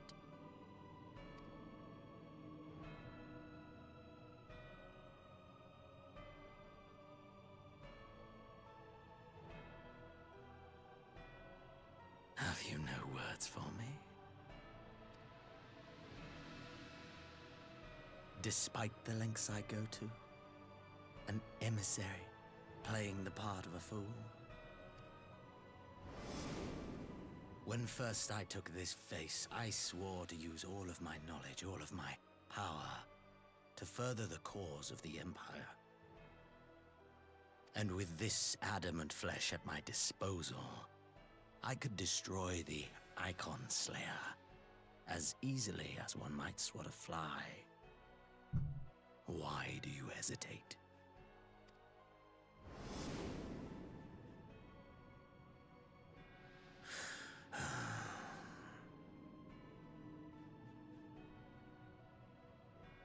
Our enemy is resourceful.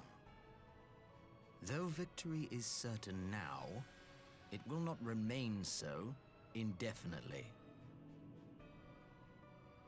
Deliberate if you must, but be quick about it. We'll speak again when you have unburdened yourself of doubt. Until then, I take my leave, Father.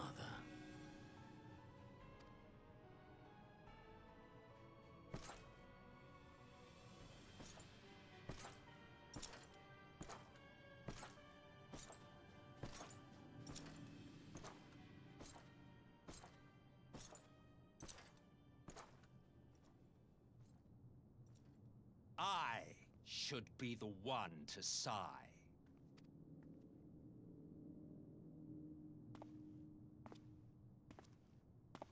I played my part to perfection. I had earned my rest, and then, thanks to La Habrea's crowning act of idiocy, our favorite emissary sees fit to summon me back. I know who this is. Elidibus was ever a warrior. A most tiresome trait, would you not agree? Emmett!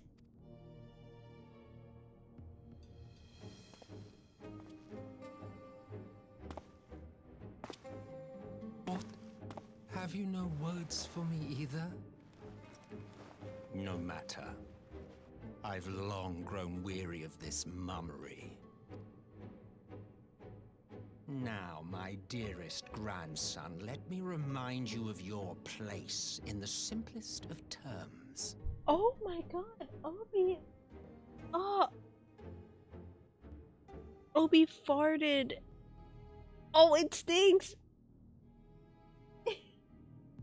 Abby, you farted. It's stinky. Oh my goodness.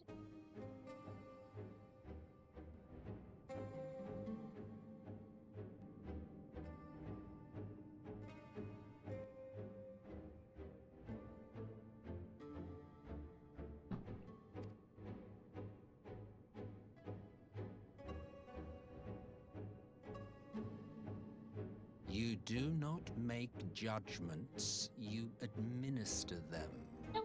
Swiftly and to the letter. Naught else is your concern. My God, Emmett, you're so fucking. He's so flamboyant. I love him. Elidibus may be an insufferable bore, but he is no fool. His choices as emissary seldom err.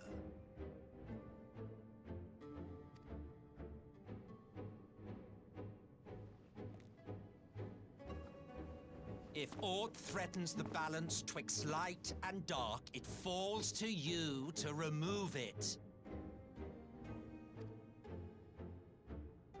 Be it by your own hands or by your armies, you have ample means at your disposal.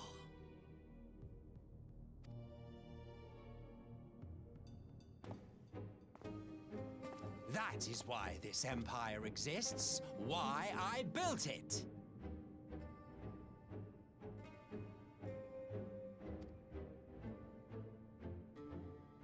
Oh dear, have I touched a nerve?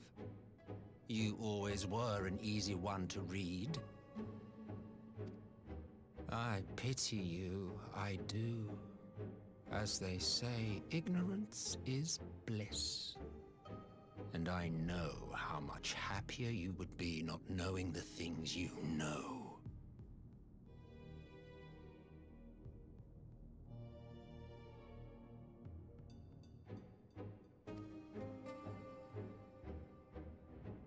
The founding father was an Ascian, and he created the Empire solely for the purpose of sowing the seeds of chaos.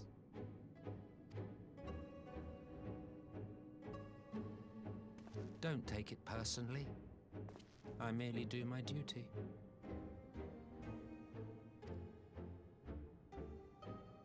To bring about a calamity requires no small amount of power, and there is no surer way to obtain such power than by collecting powerful pawns.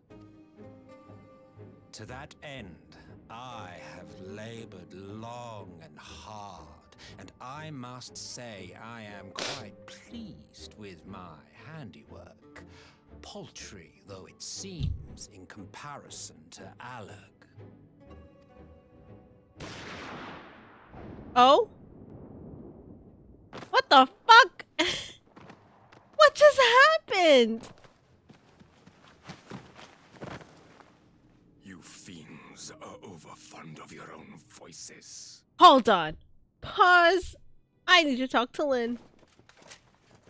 Mark me, Ascian.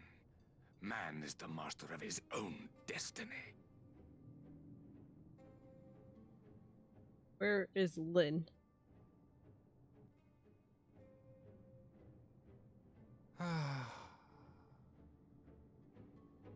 Such a waste of time and energy, both yours and mine.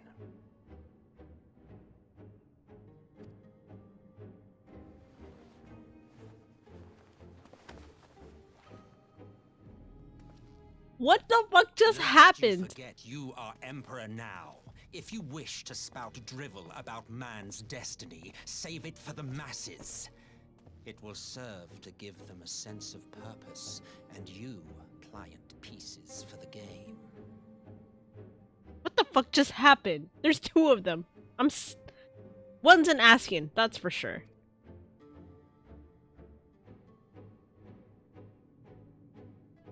Oh, do stop sulking, boy. You, of all people, should understand. Ours is a struggle to restore both mankind and the world to their rightful state. Viewed thus, our goals are one and the same.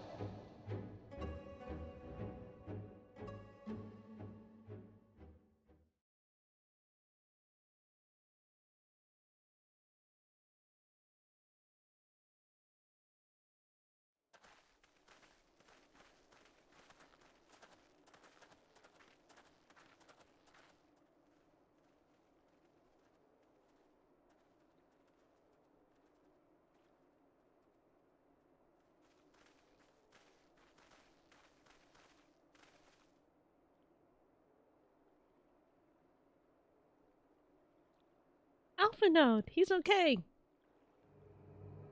Oh damn, that's crazy.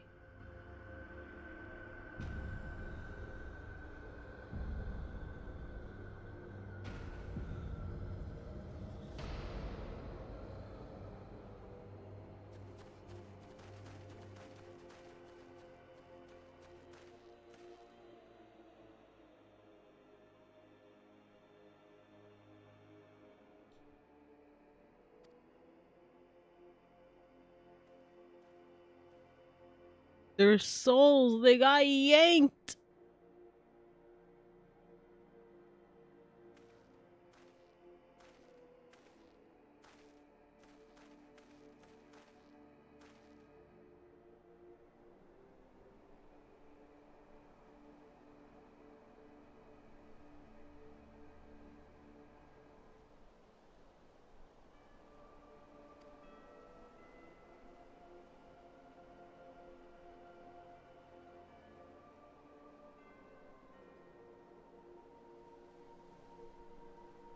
Black Rose? I mean, kind of poetic, not gonna lie, but holy fuck.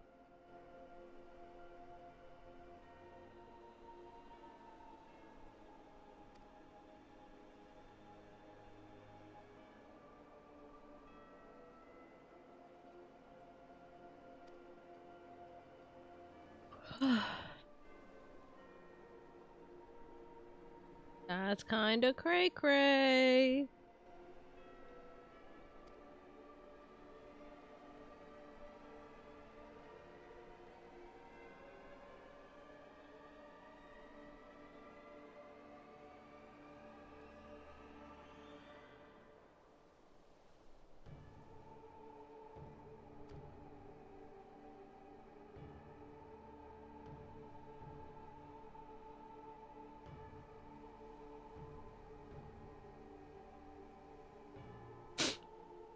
Oh man, bringer of chaos? Who may that be?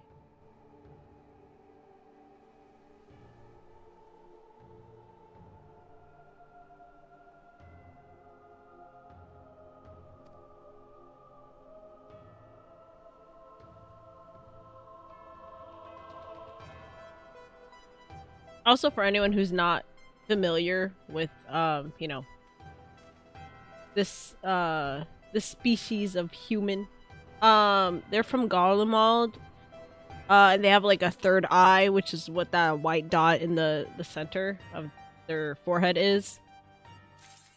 So, don't get freaked out.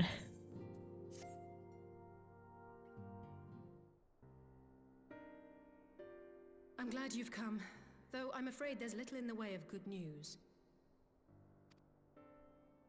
After you left, we reached out to both the Alchemists Guild and Stillglade Fane and attempted all manner of treatments. Oh man. Nice. But the results were always the same. Whatever the answer is, it's not alchemy or conjury. Why did it have to be Y'shtola and Urianger and not me? Out of all of us, they are the ones who could feasibly have solved this puzzle. I mean, you two are smart enough to solve problems like this. And Elfino's still missing. God, it's all going wrong. Where do we even start? A grave situation indeed. Might I be of some assistance? Is that Kryl? It's Kryl. Little cutie patootie. I did not think you well enough to travel. When word reached me of the plight of our friends, I could not well stay away. As a fellow scion, not to mention your erstwhile mentor, this is one of those times you should feel free to call on me, regardless of my personal circumstances. Yes, I should have thought of that. Yeah, Alice A. Thank you for coming, Kryl. We would welcome your insight. And I should be happy to provide it. Now, what's this I hear about Alphino heading into Imperial territory? That boy always did have some funny ideas. Do you remember the speech he gave when he was accepted to the Studium?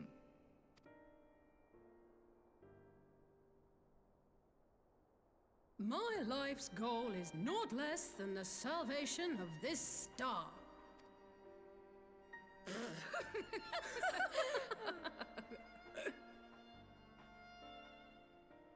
That particular grand pronouncement has been a source of great embarrassment to him, as you know. But the fact of the matter is, he meant every word and has lived his life accordingly.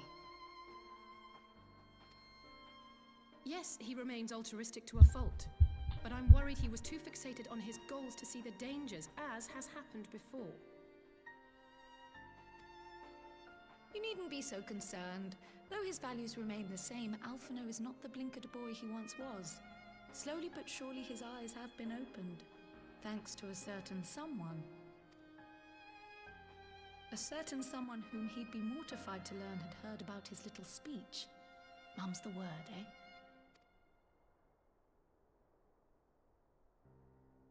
Right, I'd better have a look at our patients. They're in the infirmary, I assume. I'll need absolute quiet, so it would be best if I did this alone.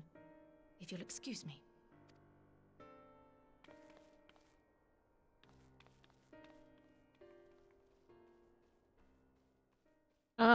Kryl. The cutie patootie.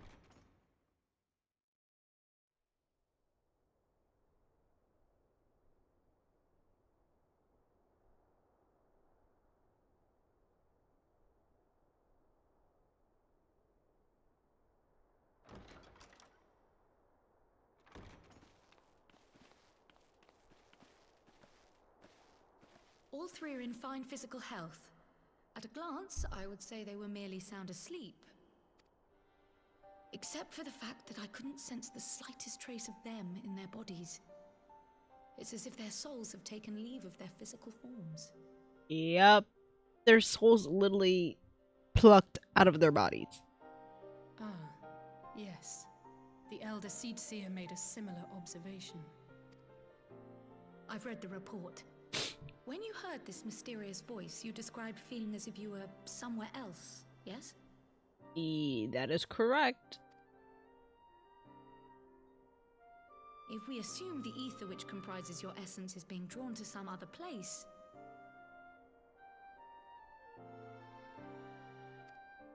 then it may be possible to follow the trail it leaves behind, just as we did in our search for Thancred. I wasn't around for that, but I can't imagine it was easy. Oh, it wasn't. But that's no reason not to try. I will have need of Master Matoya's crystal eye if I'm even to make the attempt. So I suggest we pay her a visit.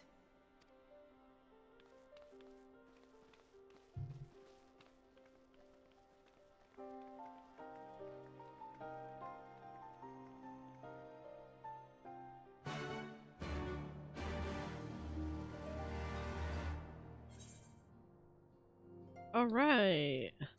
Let's go to Gervania. And then we're just gonna fly there.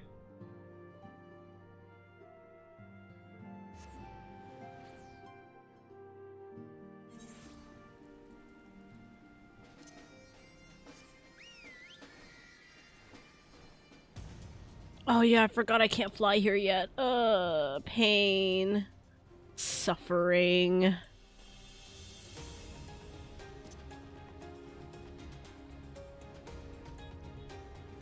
Why can't I fly here?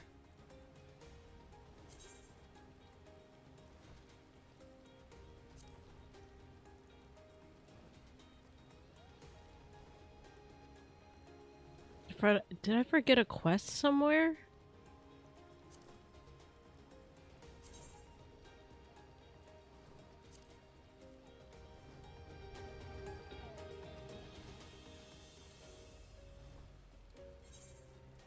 Let me see if I forgot something.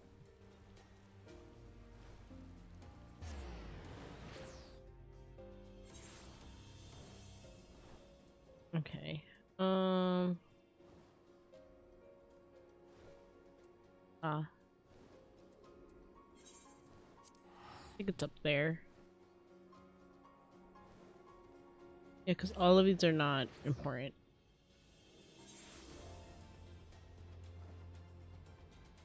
Okay, let's see. We gotta go this way.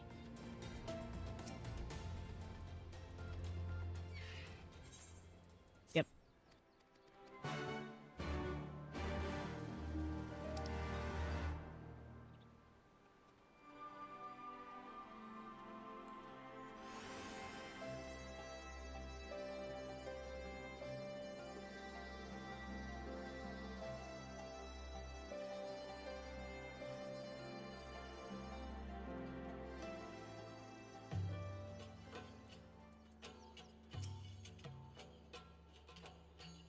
The semantics don't matter.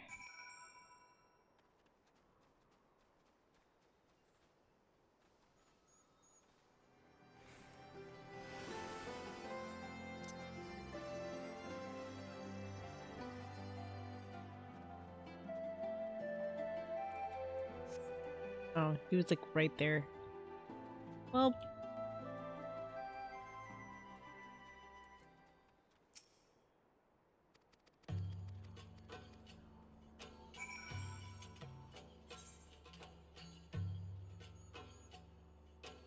of course.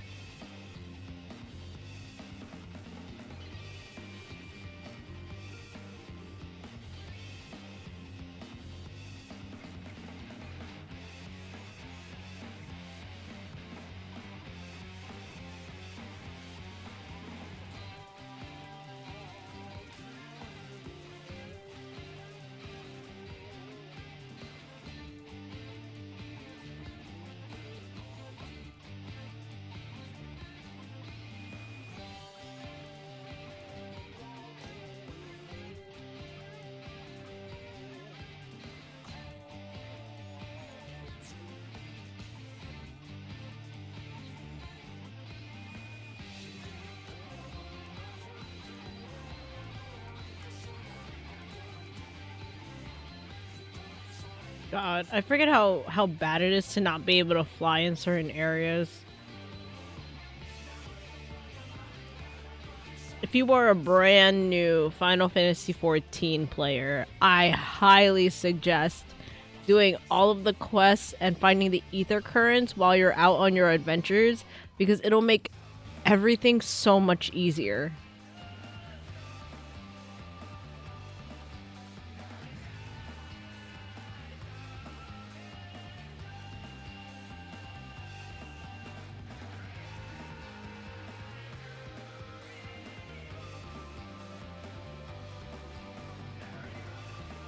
And they do this for every expansion too, so, you know. Oh wait, I just have to fight these. Oh yeah. Cool.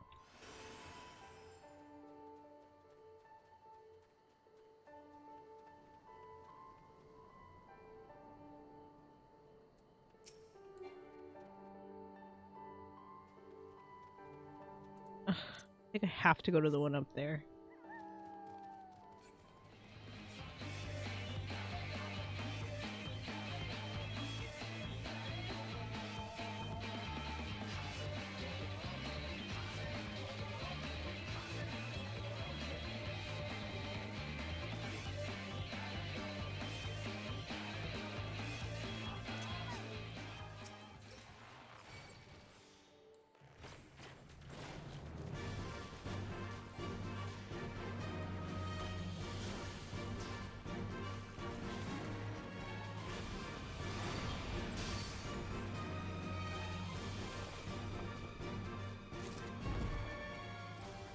Yep, I don't have to go all the way up there. Okay.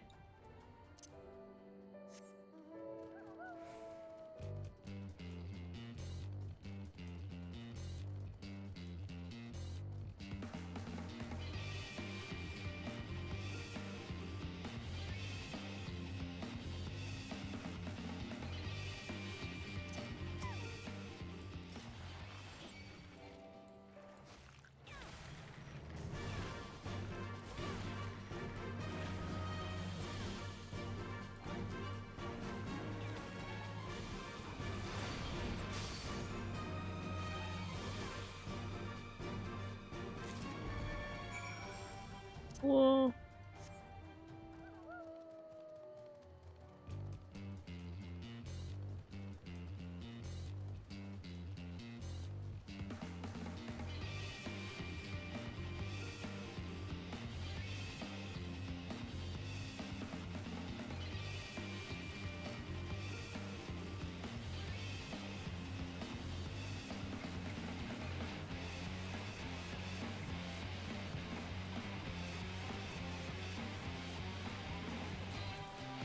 Oh my god.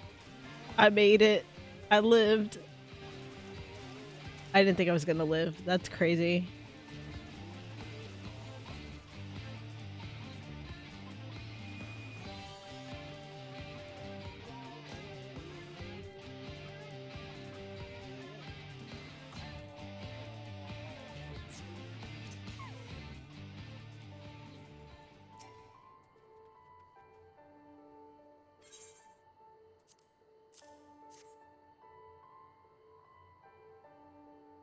Hurry up, hurry up, hurry up. Nice. Now I can fly.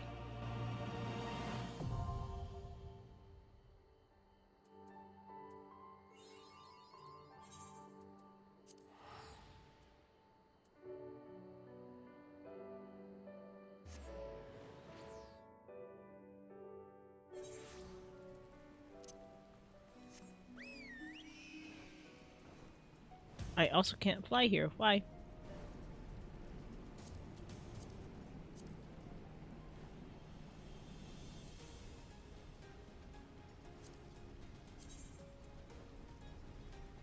I should be able to fly here. Why can't I fly? Oh, I think it's because I'm like inside. Okay, whatever.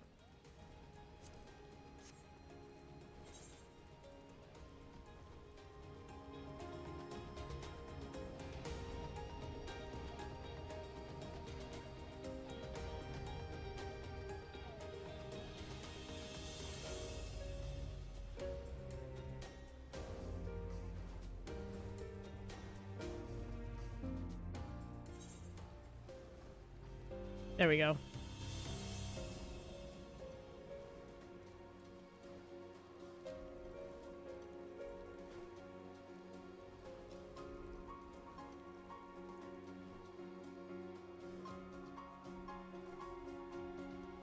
Get that XP while I'm here.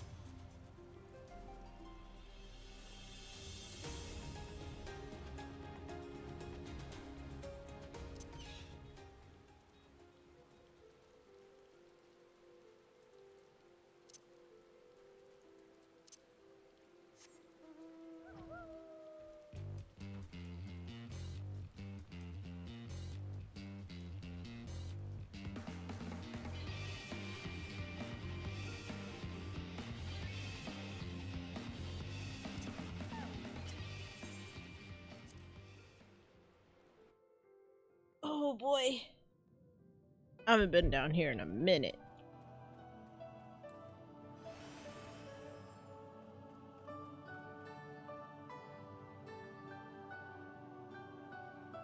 Oh wait, I don't need to be in the cave. I need to be in front of it.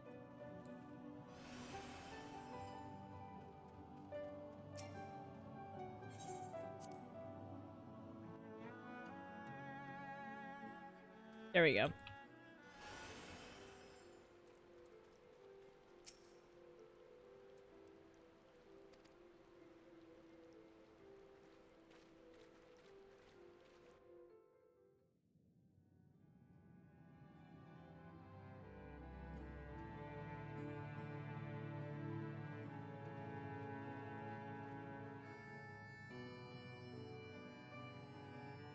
Come to disturb my peace again, have you? I hide myself away in a cave, and still you people insist on pestering me with your problems.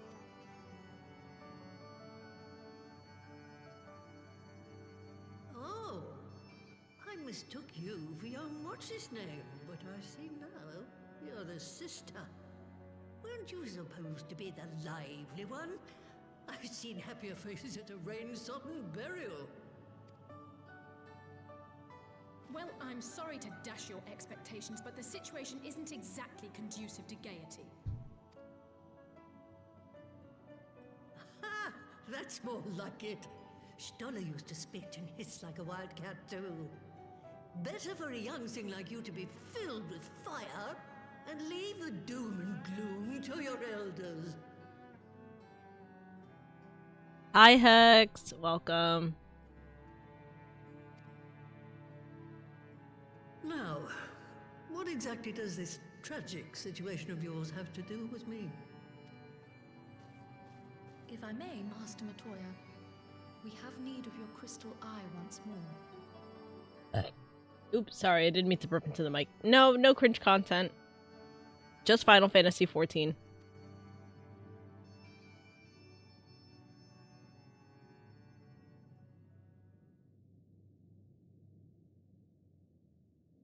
And Stola is one of the afflicted, is she? Very well. She may be an ungrateful stray, but she's my ungrateful stray, and I'll not see her buried before I am. Period, Queen.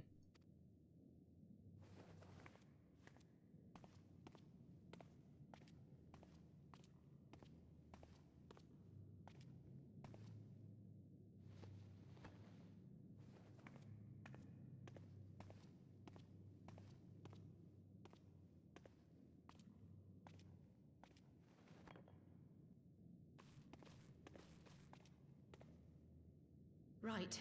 Let us see what we can see. I'll begin from where our friends first fell, and cast my senses out from there.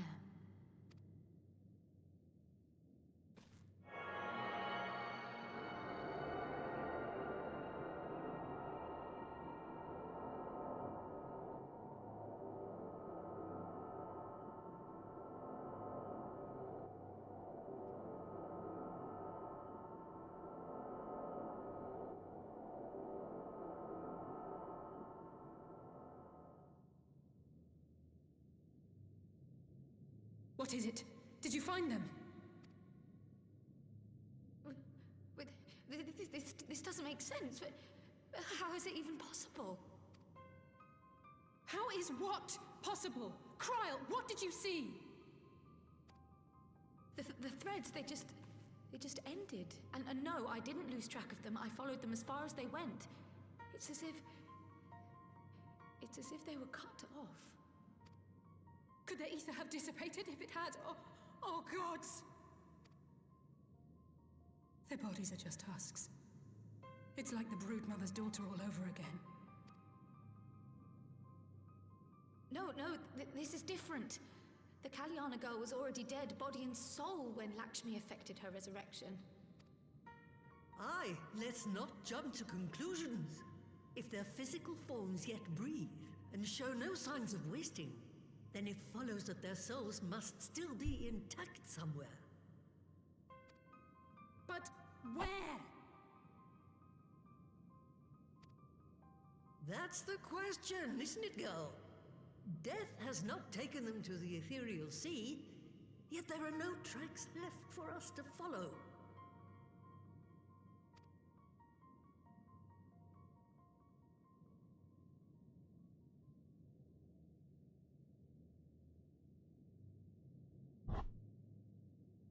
We're no closer to an answer than when we started.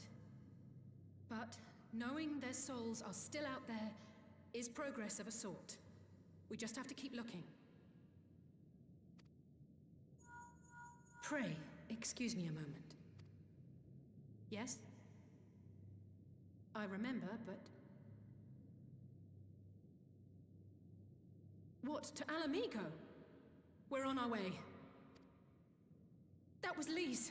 Apparently, a group of Populares have defected to Alamigo, and Maxima, the envoy Alphino left with, is one of them. I'm sorry. I realize we've barely begun here, but... Go, child, go! You've made up your mind, and life's too short for dithering. I'll do some digging in the meantime and see if there isn't some other method we could use to continue the search. Let's be off then.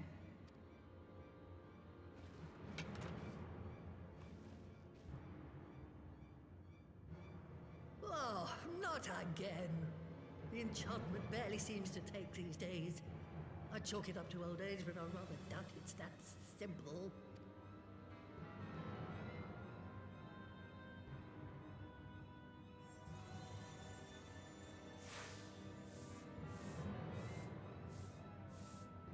Before they took ill, Y'shtola and Urianger were sharing notes on a thinning of the ether. It seems to be happening all over. Does it now? And here I was, all set to blame my woes on that creaking mountain of refuse clogging up the valley. I fear something has gone awry. Still, there's naught to be gained from starting in shadows. You can only do what can be done, and that but one thing at a time.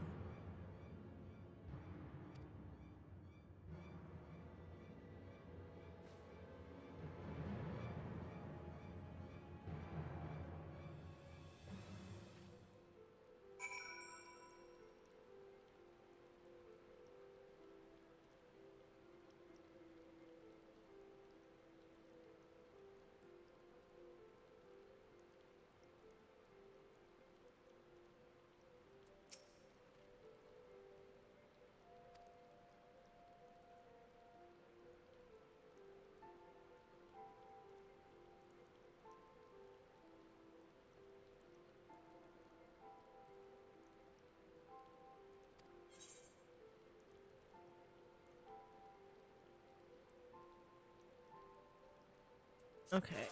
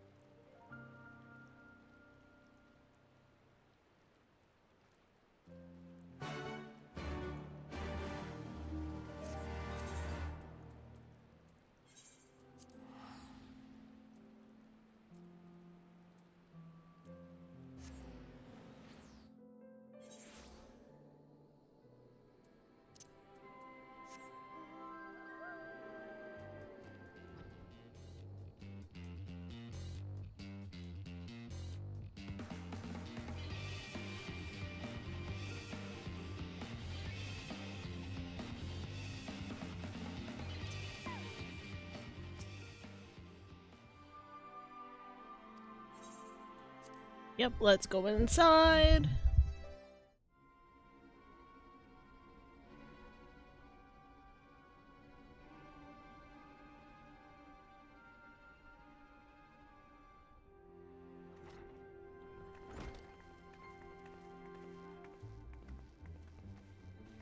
I'm sorry to drag you halfway across the realm, but when Maxima mentioned Alphino, I thought you'd want to hear the news in person.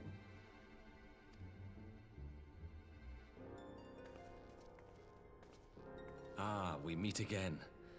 Though I was hoping our reunion would be under more auspicious circumstances. What happened to my brother? Where is Alphino? Never fear, my lady. Your brother was in fine health when I took my leave of him, and I have no reason to assume that has changed. You assume? If you will allow me, I shall endeavor to explain events. Our troubles began not long after we departed Doma. While crossing the burn, we were fired upon by the Emperor's personal guard and forced to make an emergency landing. As we stumbled from the wreckage, our attackers fell upon us again, and we would have perished there and then were it not for the intercession of a third party, a band of mercenaries whose leader claimed to pursue a vendetta against the Ascians. This Shadow Hunter, as he styled himself, then escorted us out of the wastes to relative safety. Upon arriving back in civilization, I gathered my Populares colleagues and prepared to flee the Empire. Master Alphino, however, declined the invitation to join us, preferring to continue his investigation into the Ascian threat.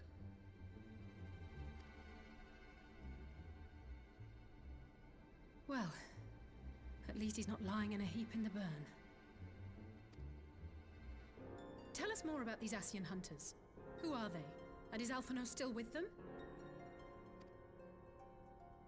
He is. As to who they are, I'm afraid I have nothing to tell you. Beyond the fact that they root out and destroy Ascians, they were unwilling to divulge anything which might serve to identify them. They would not even reveal their next destination. But Master Alphino asked to accompany them all the same. Since parting company with your brother, we've been engaged in a game of cat and mouse with the Emperor's guard. We made our way through province after province, finding the army busy restoring order wherever we went, until we finally arrived here in Alamigo. I cannot thank Commander Aldin enough for giving us such an unexpectedly warm welcome.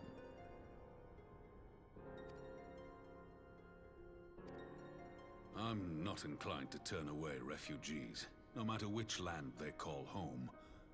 And if they can tell me how things lie in Garlemald, all the better. On that subject, there is much I would tell you. During the course of our journey, we heard tales that an entire rebel army had been slaughtered in the space of a single night.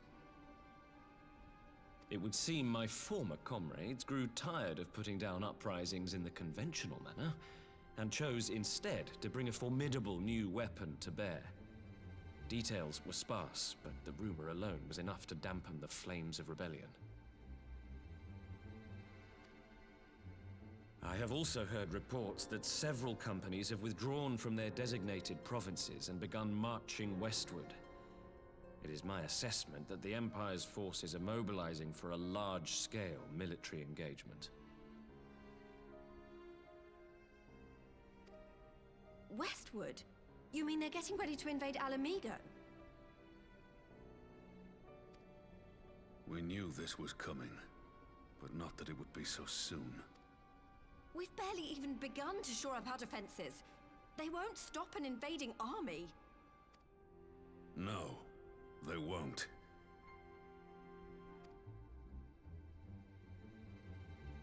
Dispatch messengers to the Alliance leadership requesting reinforcements, and send word to our officers in the field to hasten completion of those border fortifications. Prepare to meet the Imperials head on! No matter how quickly we act, we still want for time. When the enemy comes into view, our best recourse will be to open negotiations with their commander, and see that the ensuing proceedings take as long as possible.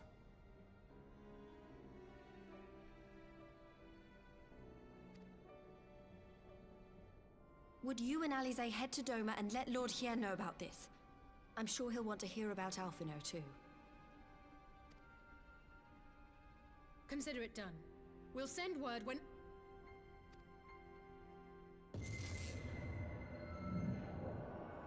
Untold sorrow must be changed. Flashing lights ahead. Ahead looms a calamity. Eon become instant. Throw wide the gates.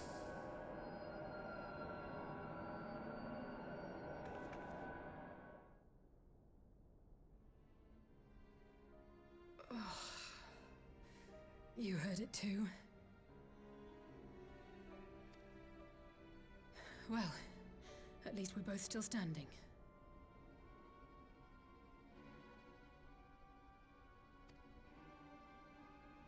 Oh, thank the gods. I thought we'd lost you for a moment there. Why does this keep happening? I wish I knew. Nothing we've tried has brought us any closer to an answer. We'll keep working on it. But first, we need to go and see Lord Hien.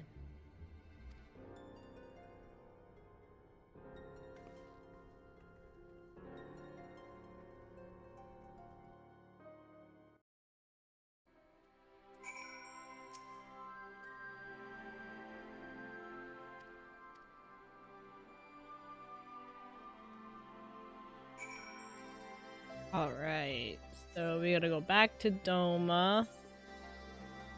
Just like half across a continent and an ocean. That's fun.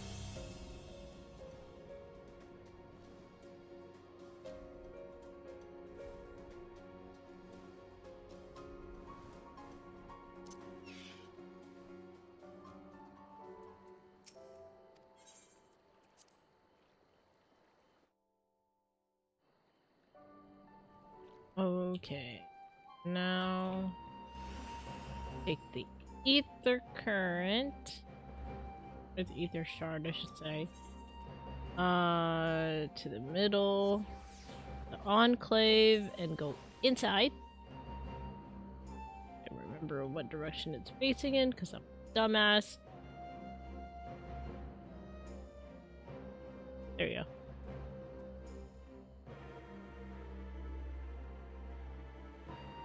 Oh yeah, hold on. Let me turn on fishing for you guys, because you guys might be a little bored. This game, the Final Fantasy XIV, is such a fun game, because the story is very, very interesting, but the fetch quest gets so long that sometimes I feel like I lose you guys when I'm playing Final Fantasy XIV. So let me turn on fishing for you, so that, you know, you don't want to, like, you know, hear constant like silence, because I usually read everything silently because I suck at reading. And I just kind of summarize everything to you. So yeah, the fetch quests get very, very long at certain points. It's a lot of back and forth between nations and people. Sometimes they're even like right next to each other, and you're just kind of like, well, turn to the right and, you know, get your quest warnings here. So yeah, no, it's a little counterintuitive sometimes.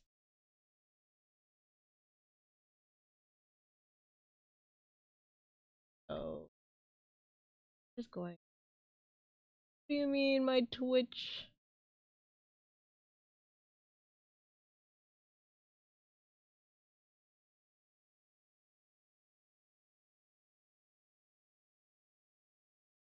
Oh, that's not good. That is not good.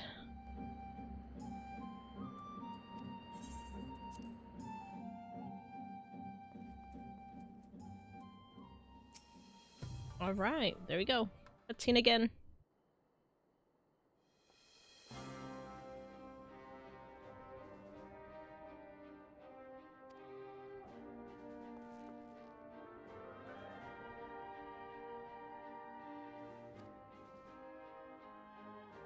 He's just listing all the people that they gathered together, so.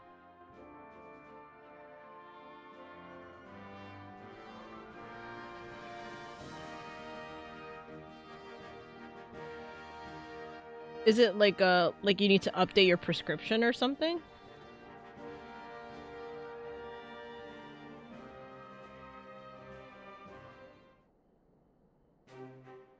Ah.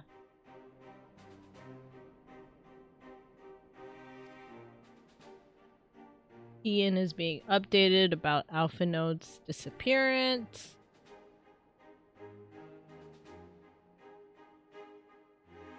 That's strange.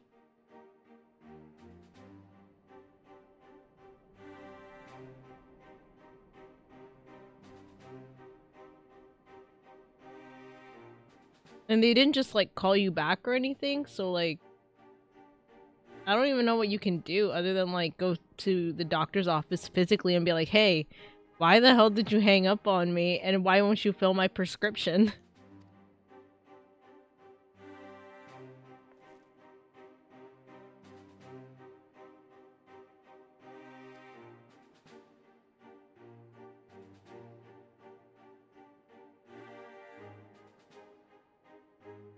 I would say try calling them one more time.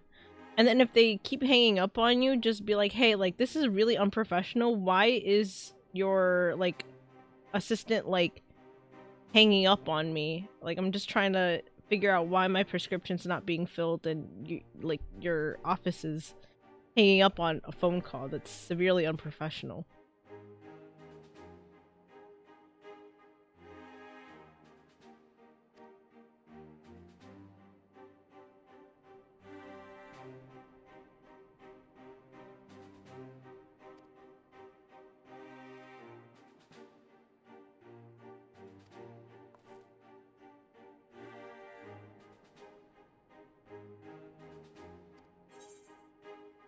Ooh, I get to pick up meal.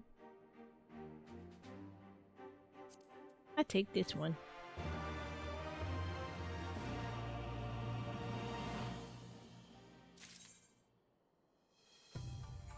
Okay, off to Heian.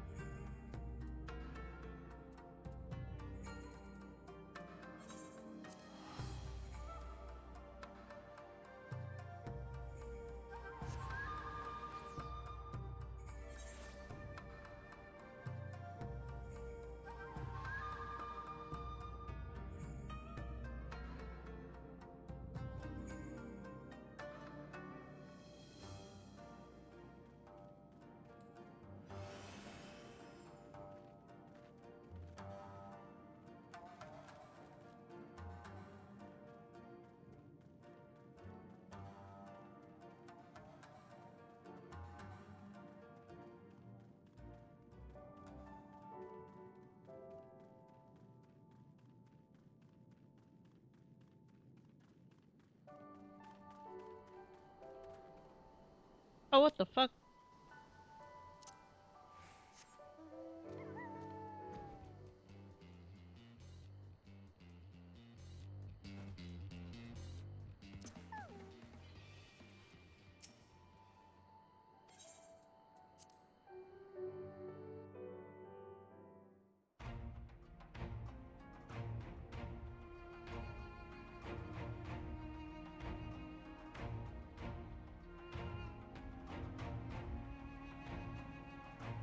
Wow, what's going on here?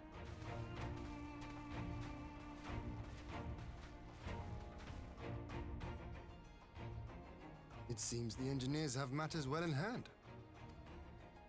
Should the barrier work as we intend, Doma will be free to reinforce her allies in Alamigo without fear of weakening her own borders. Let me guess. They hung up again, and now you're gonna have to go to the doctor's office to figure out why the fuck they're hanging up on you.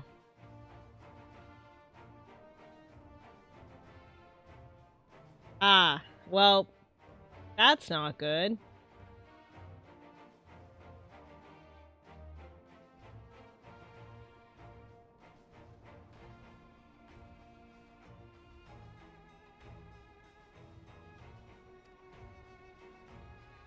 Honored friends, the time has come to put your hard work to the test. Start the generator.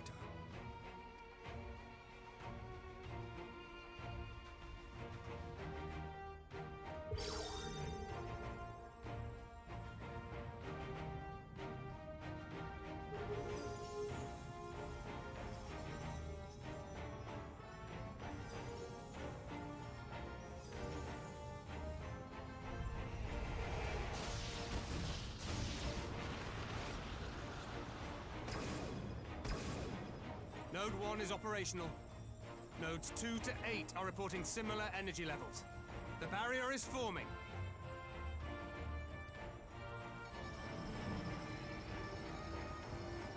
Yeah, no, I wouldn't either. 2,000. 3,000.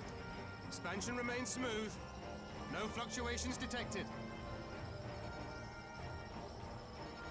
Yeah, especially if your medicine is like life-saving, you can't just have a doctor like not fill up the prescription. So, I don't know.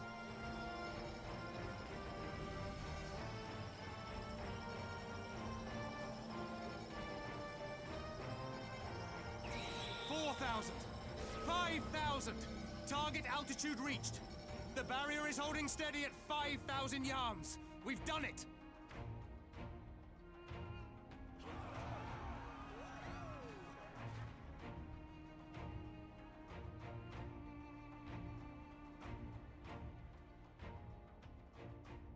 Is that an Imperial airship? Of all the rotten timing. But this is a gift, Mistress Alize. They can test our new wall for us.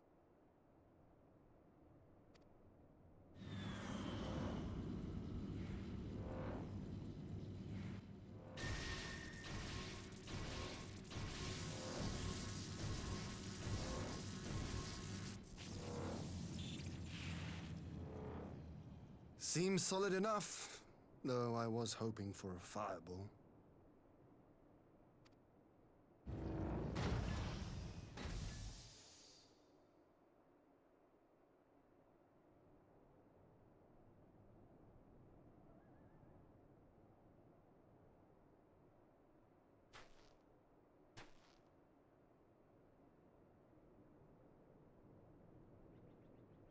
Oh. By the gods. It's Alpha, no. What are you? Let me go! He has my brother! Lower the barrier!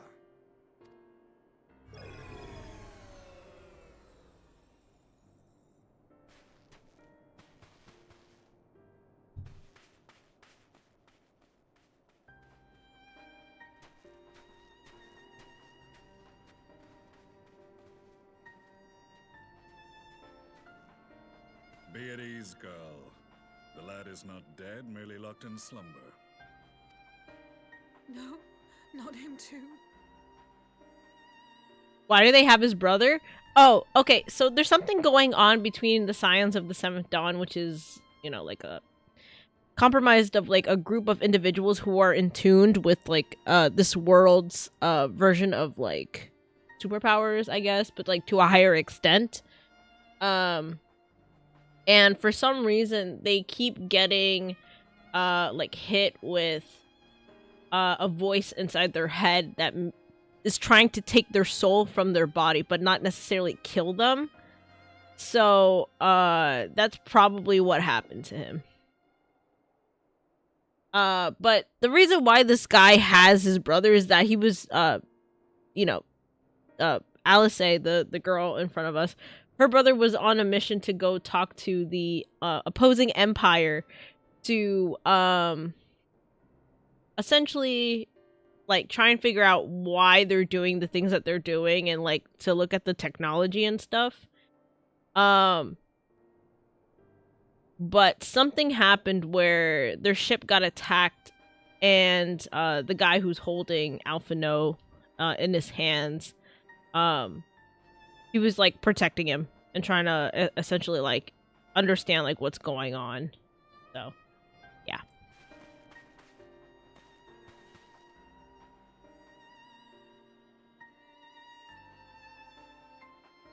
At least to my knowledge, he's not a bad guy. He's fighting the same people as the Scions of the Seventh Dawn, so. We could identify no cause and found no remedy. Thus I sought to return him to Doma, and into the arms of Lord Hien himself, it would seem. It is a day for fated reunions. Would you not agree, adventurer? Or should I address you as the Warrior of Light? That is us. Warrior of Light is the playable character.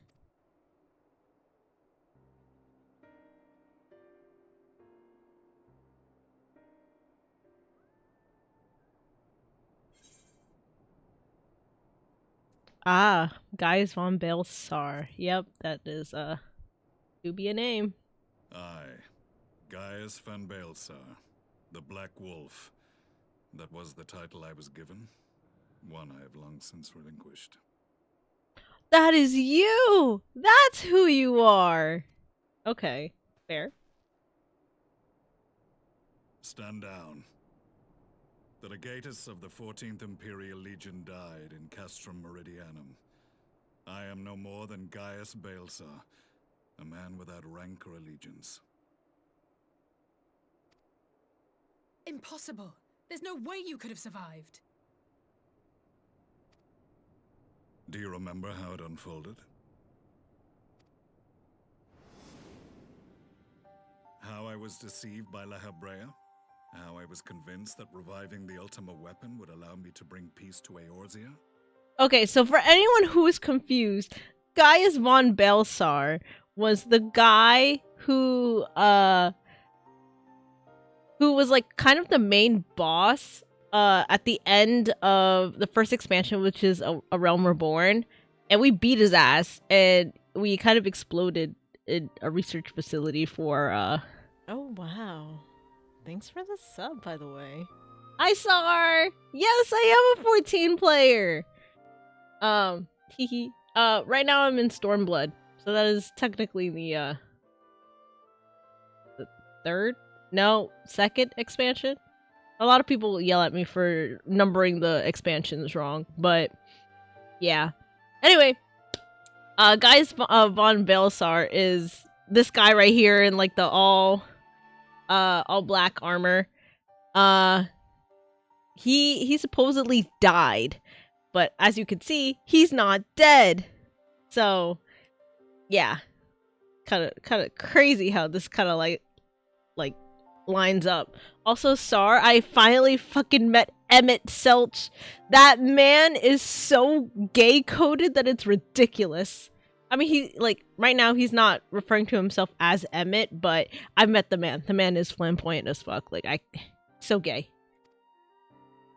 The Ascian used me, as he used so many others, all to further the restoration of his wretched god. The Ascians are the quote-unquote bad guys. So I'm not really sure where we stand on this yet, because there's not a lot to be said about the Ascians as of yet. At least on my end. Like, I'm going into this very blind. I don't really know much about Final Fantasy XIV, but I do know there is like a quote-unquote good and bad guy. Yet even with the might of Alec at my command, you bested me. And as the Praetorium went up in flames, I was content to burn along with it. For a moment, at least. So Gaius is also, for anyone who is, again, very confused about who this guy is and why he's so important to the story, at the end of A Realm Reborn, which is 1.0, he's notoriously known for monologuing for, I'm not kidding, 30 minutes, because you can't skip the cutscene. So if you're, like, grinding levels for like dungeons for like mounts and stuff like that, you're going to be very well acquainted with Praetorium, and that sucks. Like, you actually can't, like, you can speedrun it all you want, but the cutscenes are what's gonna cut into your time. So it's hard not to compare the Asians to Organization 13 when they have a weird throne room with chairs where they all did evil talks. Oh yeah, I mean, like, Final Fantasy and Kingdom Hearts are, like, arguably one in the same world, except the Heartless is just, you know, the Heartless, and nobody's. I couldn't even tell you. I couldn't come up with a same world equivalent in Final Fantasy for the Nobodies and the Heartless. So, but yeah, I am a 14 player right now. My Warrior of Light is a bard.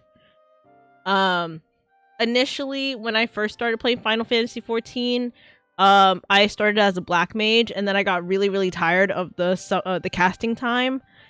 So when I made another character, I made sure to just purely be a bard.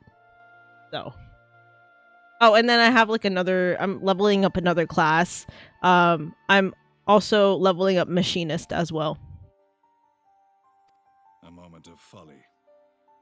To surrender my life thus would have been to betray all who died for my cause. It was for them that I dragged myself free of the rubble and swore vengeance on the Asians. I too would be a Viper or Pictomancer player, but right now I am just going through the story, blind, first impressions, and then trying to explain everything to my own chat who wants to either play Final Fantasy 14 or just doesn't understand what's going on and have no interest in playing Final Fantasy 14.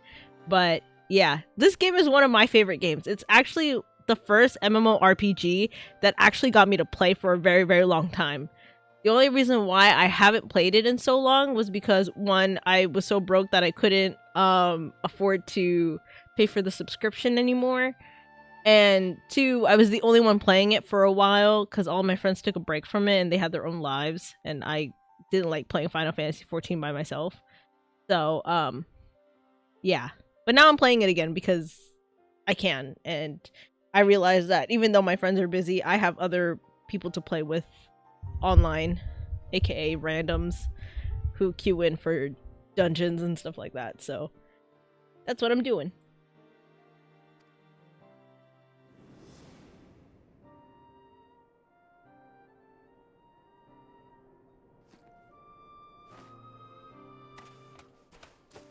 The Black Wolf has shed his pelt, never to return to Garlemald or her legions.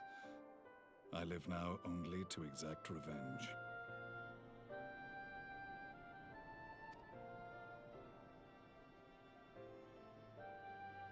My principal quarry was to be La Hebrea, whom I gather you have since ushered onto oblivion. That we did. We did beat La Hebrea. Yes, we did. But so many more remain. Long as their kind lurked in the shadows, laboring to sow chaos throughout our world, I would see each and every one dragged into the light and put to the sword. Honestly, this is like a really, like, this would be a fire like wallpaper, if I'm being honest. Are the Scions not of like mind? The La Brea tar pits? Sure. In this single respect, perhaps. Then I shall continue the partnership the boy began, and share what intelligence I have acquired. Among the Asians, the Black Masked Ilk are subordinate to those who wear red, This you already know. Oh, Minky, no! Hi, Minky. I love Minky. Look at that little nerd. Oh my god, Minky, you'd be so proud of me. I started leveling up a lot of my Zane stuff. My god. It's been a pain. No! I forgot the end. Minkyo. Ah! It's fine. It's fine. Yo, I love her. I love her. My shadow command is also on cooldown. I hate it here.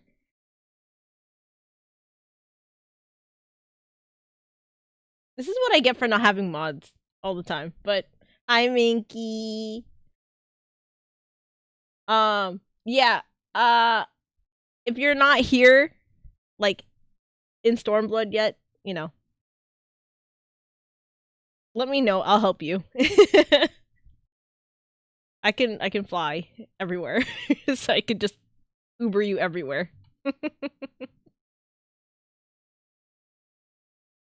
Yeah. Yet among the red there exists a hierarchy. Those set adrift with the shards clearly stand below those still joined to the source. Oh yeah, I'll just travel to another world to meet you there. Cuz I play in Brynhilder on my US account, and then on my UK account, like in Europe and stuff, I play on Alpha. So I'll see you there.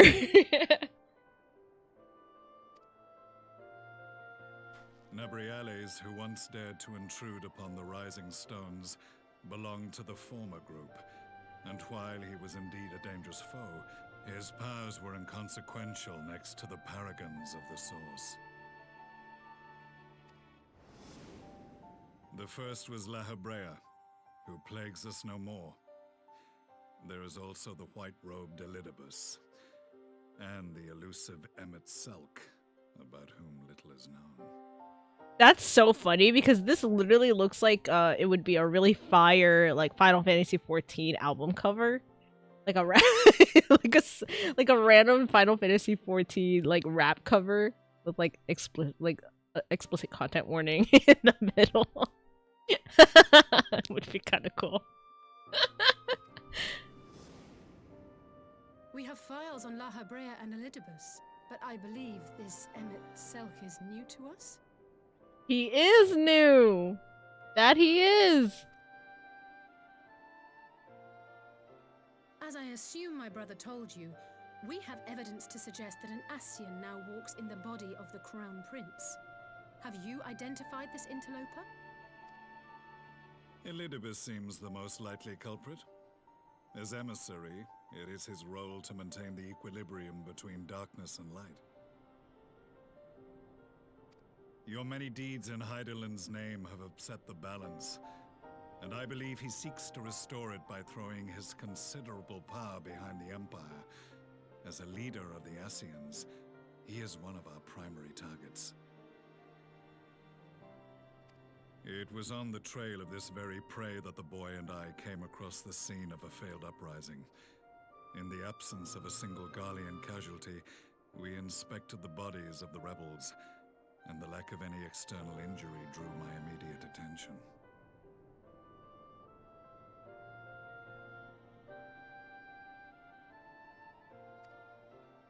They had been slain by Black Rose, an alchemical invention of the Imperial Army. When I yet served as legatus, I ordered its production halted, and all stockpiles destroyed. Toxic gas is not a tool of conquest, but of extermination. Toxic gas? This must be the new weapon Maxima warned us about. Something deadly enough to sweep away all resistance in a matter of hours. Gods. You don't think they're planning to use this in Alamigo, do you? Put your fears to rest. We infiltrated the production facility and destroyed all existing stores of the chemical along with the plant itself. Even should they rebuild the operation, they will not soon manufacture another batch.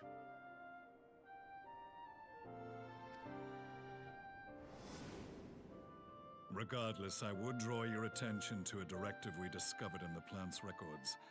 The document was marked with a recent date and authorized with the signature of one Zeno Ciegalvus. How did your dad manage to do that?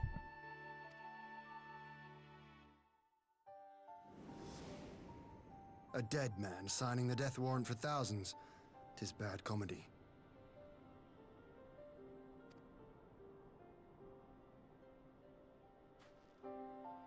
But the tale does not end there. Within that same facility was a chamber filled with devices of elegant design. Cloning technology, we realized.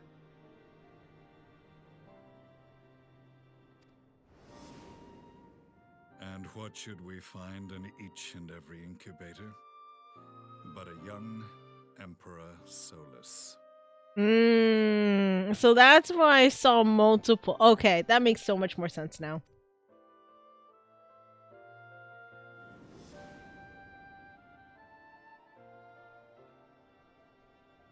All of which prompts the question, were the Ascians responsible for these abominations, or was it the will of the Emperor?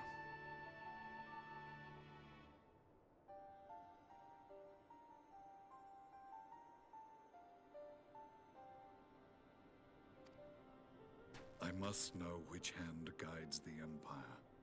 Though I have given up my rank, I am yet a son of Garlemald, and I will fight for the future of my homeland.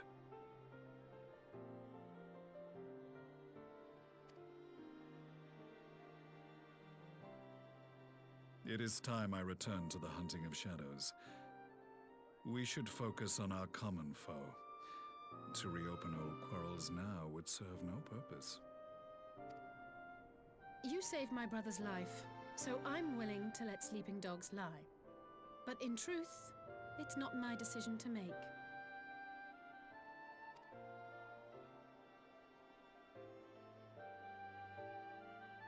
Yes, Gaius does have a third eye.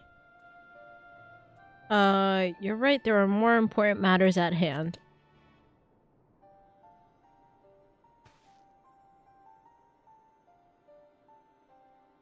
There was a time when I scorned those who placed their faith in false gods, even as I, in my blinkered conviction, place mine in Ascian promises. Yep, there it is. Unlike yours, my strength of will and my restraint was found wanting. Yeah, because... We shall meet again, warrior of light. Sorry, guys. Yeah, so Sid, I forgot his name already. Nero, in the past, those were the only, like, Garleans we knew who are of, like, I think Sid is fully, like, no, I don't think Sid is fully Garlean, but, I don't know. That information is, like, so fucking old at this point that I don't even remember. Yes, they also can't channel ether, which is why they're trying to, like... So that was the infamous Black Wolf. An unexpected ally, to say the least. So that's why they're trying to tap into, like, everything that Eorzea has to offer. Because they're trying to figure out a way to make, Garleans have that kind of access. And they're responsible for building a whole bunch of, technology that could help channel all the ether. So what they're gonna use it for, no idea. But... that's essentially what they're kind of going after.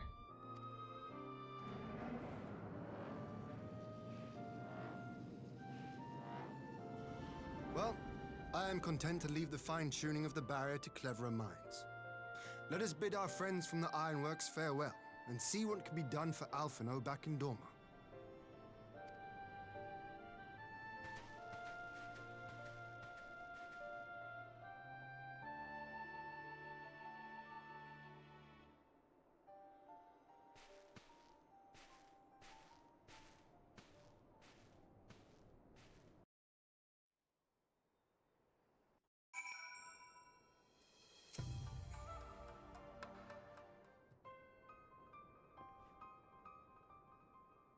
Alright, so they're basically just TLDRing the entire situation to everyone involved.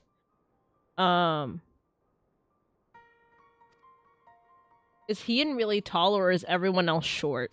Hien is like, if I had to put an approximation to it, I think he's about like 5'4" or something like that. Because Alice is only 16 and she's still growing. And she's wearing like boots with heels. Nah, it's okay, Sar. Like, I know that my knowledge on Final Fantasy XIV is kind of like at a first glance, so I might like misinterpret something. So if you want to, you could always chime in. You're probably more knowledgeable in Final Fantasy XIV than I am, and assuming that you're playing the newer classes, you're all the way up in Dawn Trail already. So, you know, you're more than welcome to have a input in what I say, or if I say something that sounds like a spoiler, but you want to have like an opinion on it, you know, don't say anything. If something sounds like something that like I might be close to, like whatever's going on like in the later expansions, just smile. Don't tell me if it's true or not. Yeah, so everyone is relatively like shorter unless you're a man. They're like the tallest that you could possibly be in character creation, and they're about like 8 feet tall, I think. Yeah, I heard a lot about that in Dawn Trail. Like, Dawn Trail is stepping away from like, you know, all of the story building and stuff with the Warrior of Light and how like they're important to, you know, Eorzea as a whole. But like, I don't know. I heard a lot of fun things in the next upcoming expansions, and I'm really excited to get where I am. Because currently my US account, I paid for the story skips. So once I get caught up here, to that point, I will be playing on that account more often because I miss playing my little stupid black mage. Or a man who's also low-key a bard and a red mage. So I'll be playing like between these two accounts pretty often.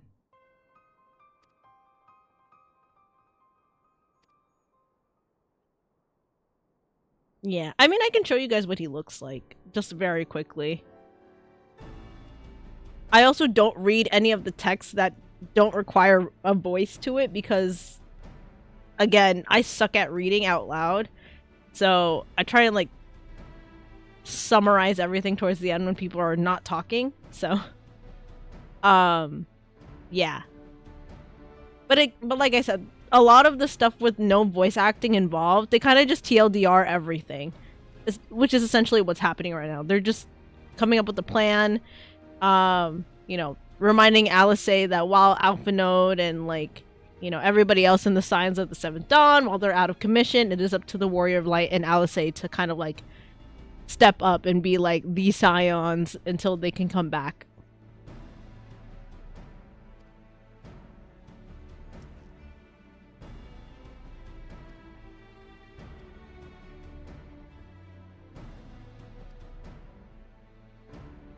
I love my Warrior of Light. She's so pretty.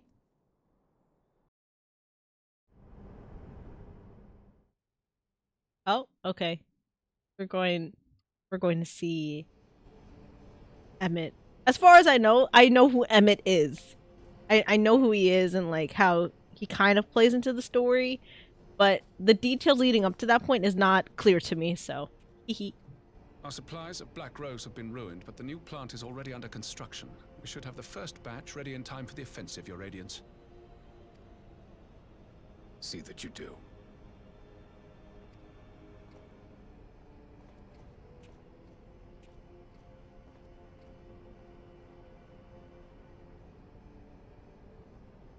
There he is. Ah, yes, the infamous Black Rose. If I recall correctly, Gaius did not much care for the invention.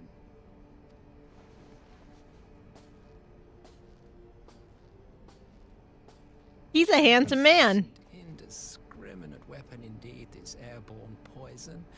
It seems you are capable of making decisions worthy of your bloodline. Listen, he's a handsome man. Like, I'm not gonna argue that. Because everybody was like, oh, Saran, you're gonna like Xenos. And I'm like, no, I want his grandpappy. I want his great-great-grandfather. You know, like I want everybody before him. I don't care about Xenos. I don't care about his dad. I want Solus, you know? I want him. With no gift for sorcery, we Garleans must look to Magitech to even the odds. If it spares the needless deaths of our soldiers and serves the cause of this empire, there is no method I would not employ. Varys also annoys me, so I don't want him. He reminds me too much of, like, you know, the Fire Lord Ozai.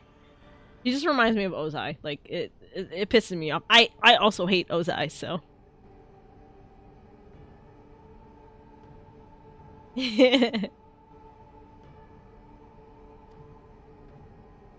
How very noble of you. Truly, though, I must commend you for embracing your role as Emperor. You play the part of the determined ruler well. Sometimes even I catch myself believing.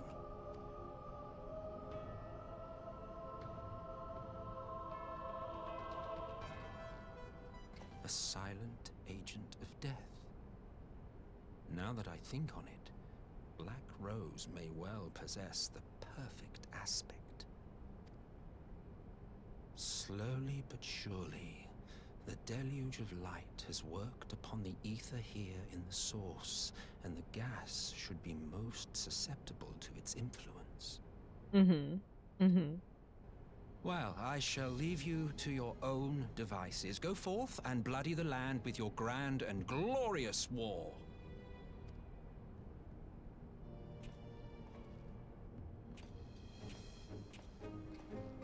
While you do what, precisely?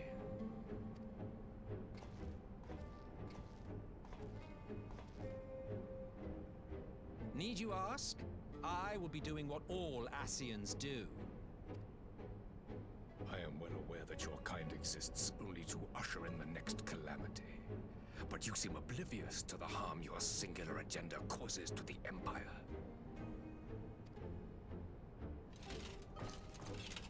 You cannot have forgotten the events which followed your mortal demise.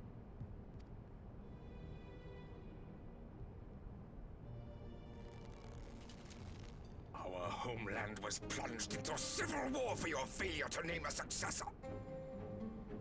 The edifice you so carefully constructed was but a hair's breadth from collapse.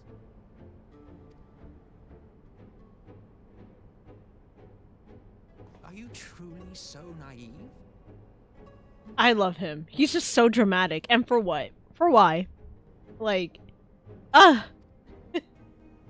You thought me oblivious to the consequences of a departure so painstakingly timed?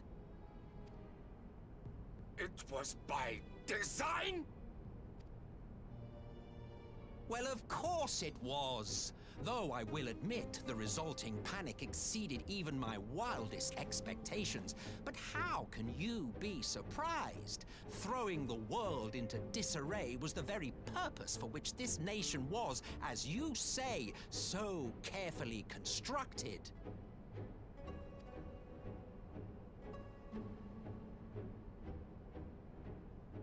Now, if you have no further questions, I must be on my way.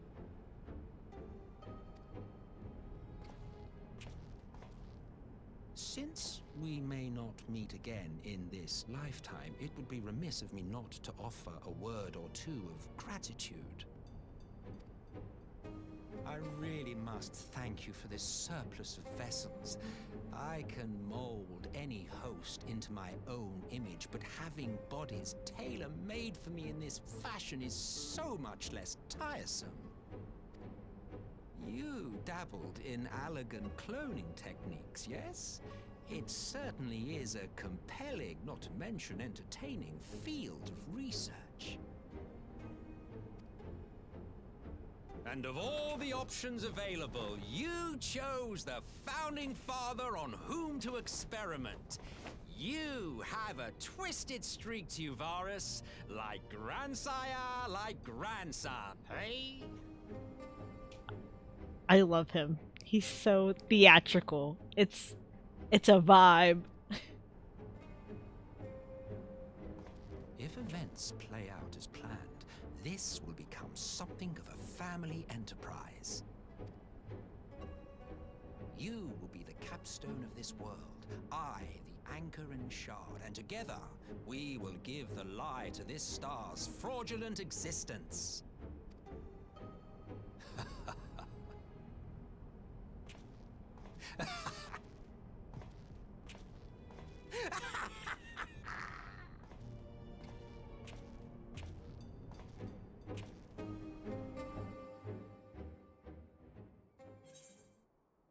Oh, he's phenomenal.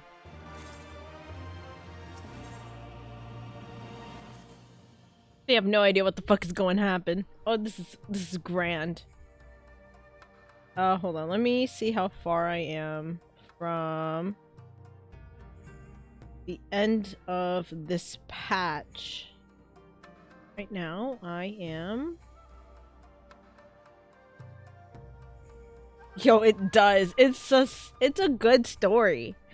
When asked what I prefer out of Heaven's Ward, Stormblood, and A Realm Reborn is always going to be at the bottom for me. I liked Heaven's Ward the most, and Stormblood is in the middle. So, you know, nothing against like Stormblood right now. I just don't have a lot to go off of, and I have like more expansions to play later. So of course my rating is going to change with time, but right now I really like Heaven's Ward out of what I played so far.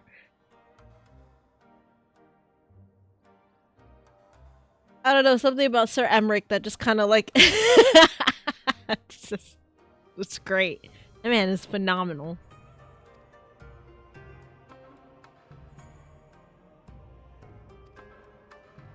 Okay, he's just saying they're gonna see him in Alamigo. We're preparing for war yet again. Parlay on the front line.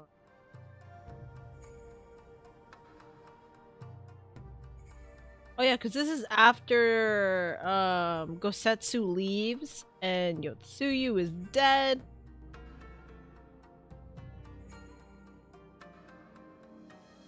Parlay on the front lines. I think it's in Requiem for Heroes Part 1.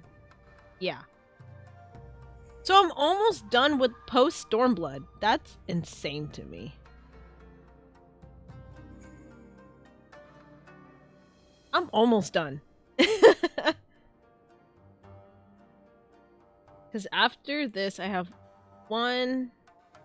3 more quests, and then I'm done with Stormblood officially. That's kind of cray-cray.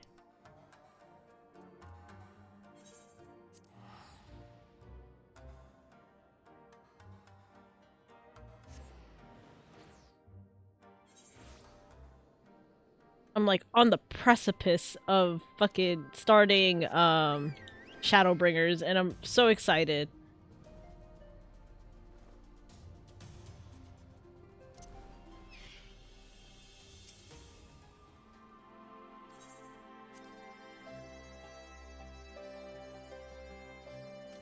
In a little bit, I'm gonna take a break just so I could give the dog a WALK, and then pick up some mail that's waiting for me.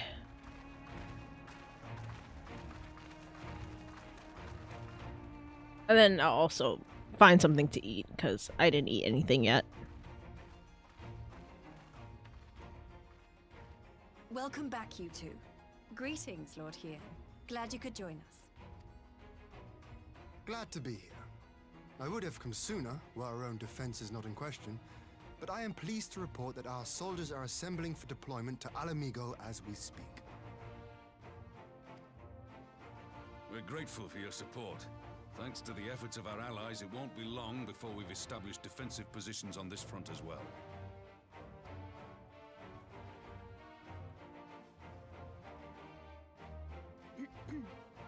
We have some good news too. Alphino has come back to us. As for the bad news,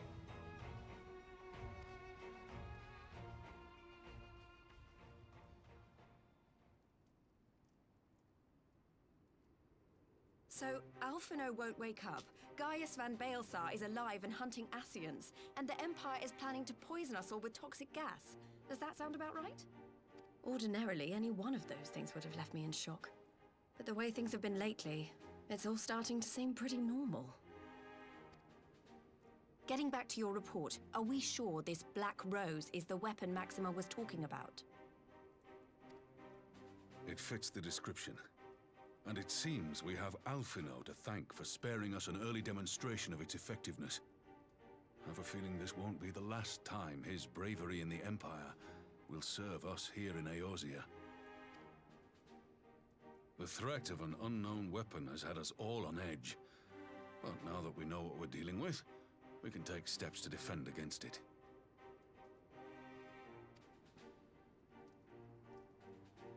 As for Gaius, I'm not sure what to think. Am I happy he's alive? Not in the slightest. Am I happy he's hunting Ascians? Aye, I'd have to say I am. Oh, speaking of Garleans you didn't expect to see, we have a tale of our own, as it happens. When we sent envoys to the Imperial Army to request talks, they returned with the message that Varissos Galvus would be attending.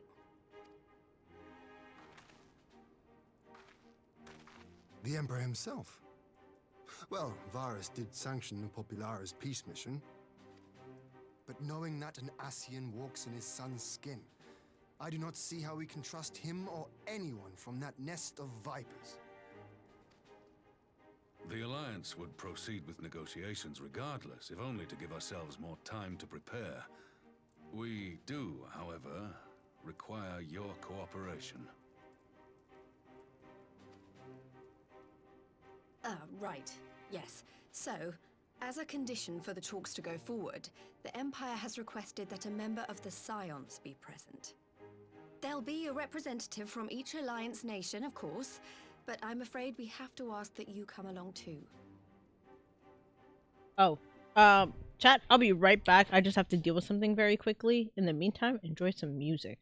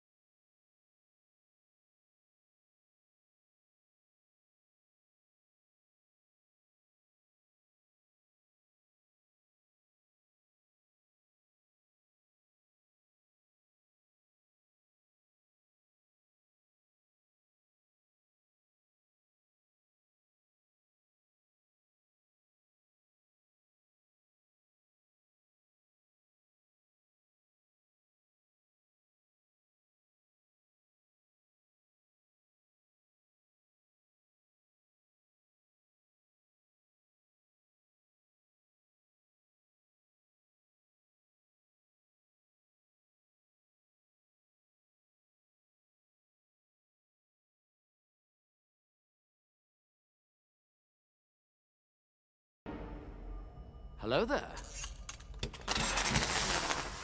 General Kenobi!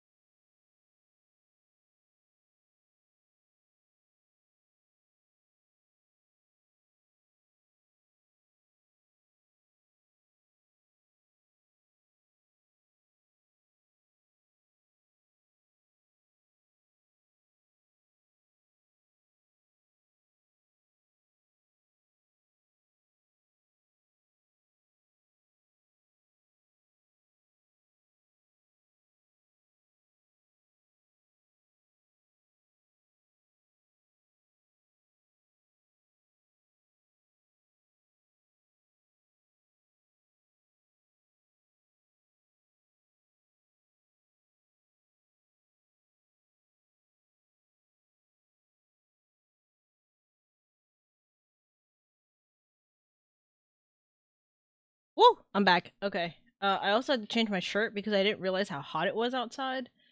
But hi Bake, hi Raiders, welcome to my underwater home. My name is Saranya. I am your favorite condiment for content. Black trumpet mushroom, phantom jellyfish hybrid, falling out to become a sporling and a part of me. Hi, hello. How was Hades?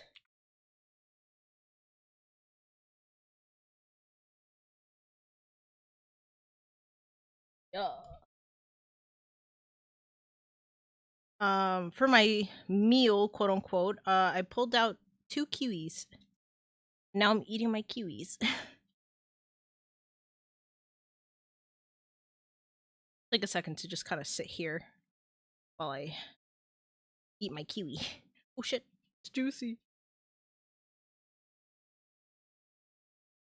Ah, juicy.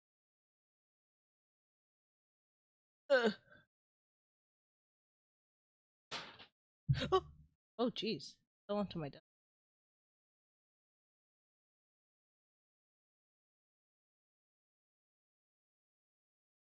It's cold. My teepees. It hurts. Ah, it's juicy and cold. Oh no.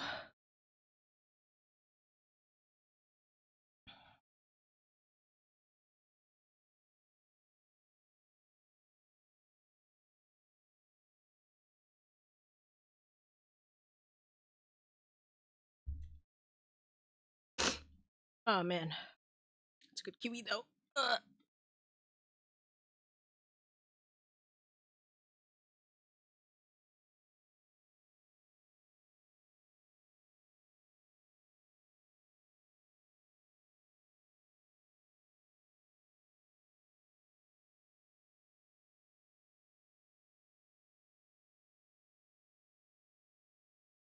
Oh, but it's so good. And it's kind of sour.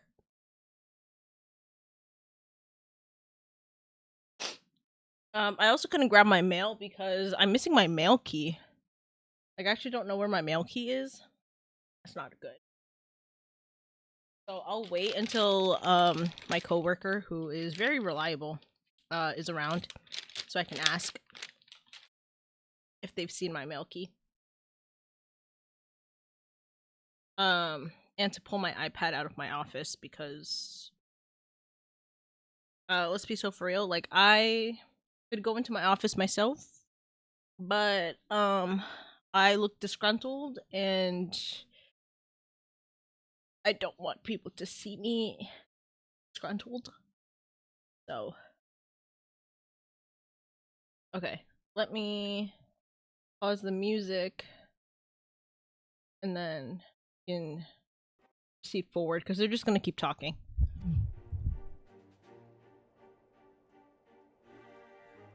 God, Lise, you know how much I hate politics.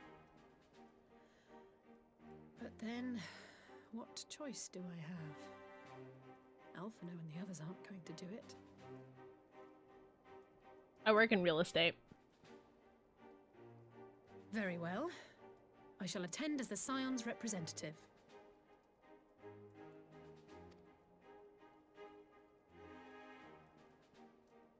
In case you're wondering why I didn't ask you, the Empire also requested the presence of Eorzea's champion. Oh, interesting.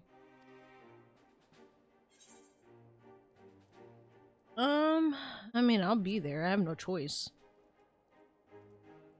That's settled then. We don't know what Varys means to bring to the table, or why he wants you there, but having you close at hand will make all the difference.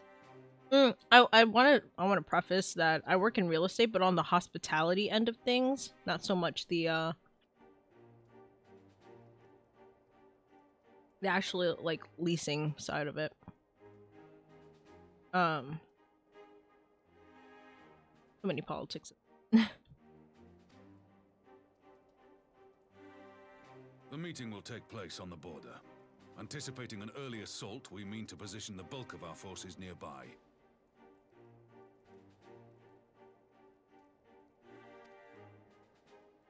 The Alliance leaders should already be on their way. Once you're ready, we can head out and join them.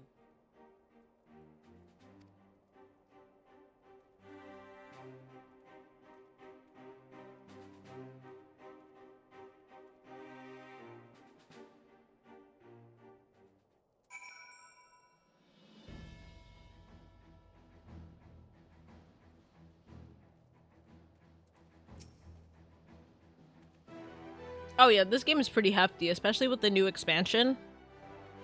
It's a pretty hefty game.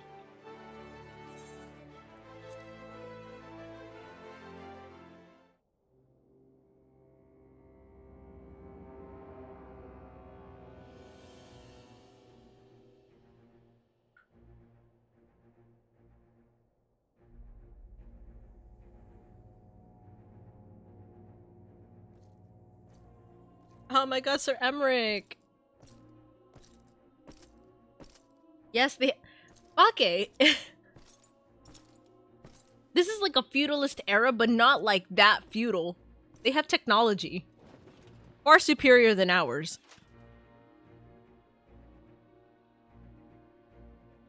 Oh my god, am I having a reaction to Kiwis? Esteemed representatives of the Eorzean Alliance. On behalf of the Garlean Empire, I thank you for inviting me here today. Oh my god, I hope I'm not having an allergic reaction to kiwi. That would suck. Sorry. As this parley was convened at your request, I invite you to speak first. Oh my god.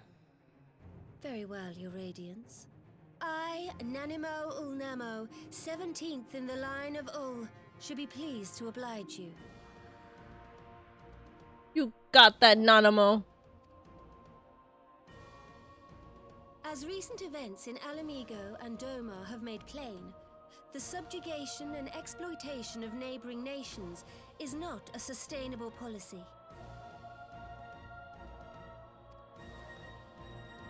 Should this day end in war, you may very well defeat us. But you will never extinguish the people's desire for freedom. Though it may not be in our lifetime, there will be another revolution, another war, and the cycle will continue.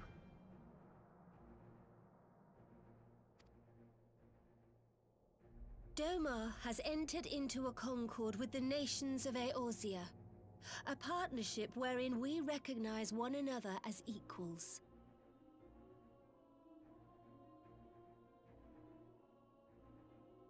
So they don't. Final Fantasy games are usually standalone. They're like, there's no link to, say, like Final Fantasy 14 and like 16, but they do drop collaborations with the other games. Like, for example, like Final Fantasy 15 or 16, they have like skins or mounts that you can get in the game that that you can get through grinding, but they're completely separate worlds. Garlemald could be afforded similar treatment. You need only set aside your ambitions and join us in paving a path towards peace.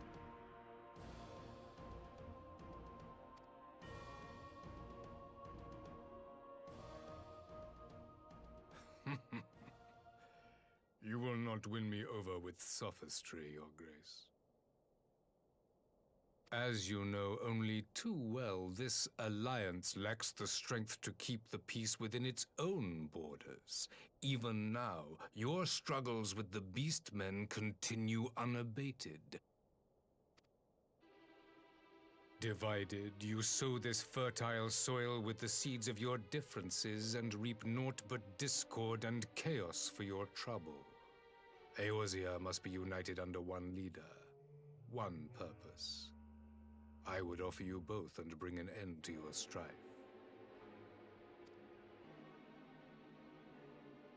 With all due respect, Your Radiance, the only thing that you offered the people of Alamigo was fear and hopelessness.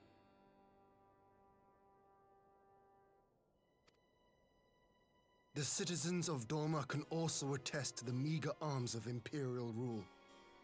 There is no purpose to be found in a life of oppression, each day more uncertain than the last.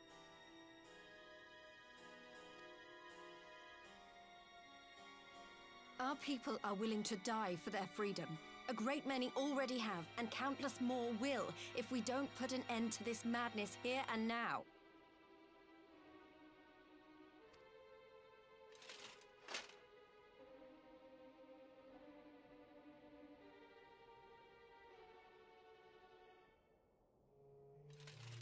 We brought order and stability to your lives. This madness and bloodshed is of your own making. You broke the peace, not Garlemald. Oh no, not gaslighting. Peace. Order. You kill our peoples, despoil our lands, take everything that is ours. And what? You expect us to lick the boot that grinds our faces into the dirt?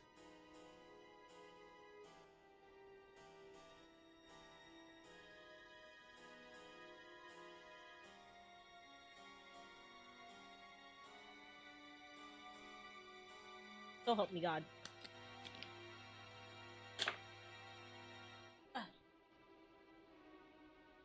Give that man a Snickers. He uses it himself when he's hungry. Oh no.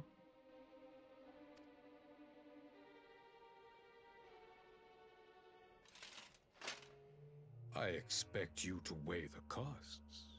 To recognize the countless lives have been lost on both sides in pursuit of a greater good, and to not squander all we have achieved in a fit of petulance. Petulance is kind of crazy.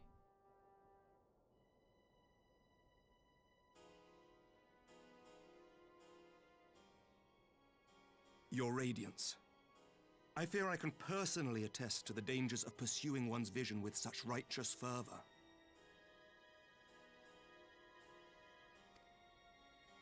For 1,000 years, the Holy See of Ishgard waged war with dragons, Yeah, Sir Emmerich, you tell him, babe. You tell him, sweetie. 1,000 years of sacrifice, of sorrow and hate, in which we bathed in the blood of friend and foe alike. Had it gone on any longer, we may well have drowned. Yet we have chosen to raise ourselves out of this bloody spiral, and have since made peace with our former enemy. So I understand. No doubt the dragons were more receptive to your overtures in the wake of their leader's demise. Well, I mean, technically, he's not dead. And technically, our ally, Estinian, don't know if you remember him, but like, you know, he kind of crazy right now, so, you know. Just saying, he's not dead.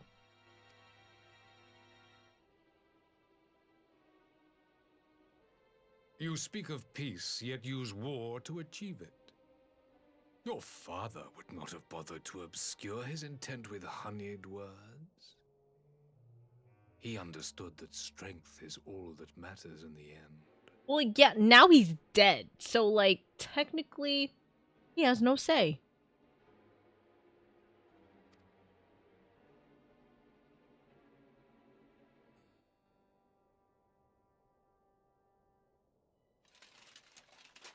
Without his clarity of vision, I can but wonder what will become of Ishgard and her people. Oh my god, my lips feel tingly after the kiwi. I think I might be allergic to kiwi now. Oh no. I'm too lazy to get up to get allergy medication, so we're just gonna have to go through it. There was a time when Garlemald too lacked a leader of conviction. Weak and unable to wield magic, we were at the mercy of the strong from whom we sought refuge in the bitter cold of the north. So you were once an oppressed people, and then in turn, you turned to oppress people? That is crazy. That is such an insane mindset. Were it not for the discovery of ceruleum and the subsequent development of magitech, we might never have gained the power to take back that which was rightfully ours. None of that shit belongs to you. Like, you have no powers for a reason.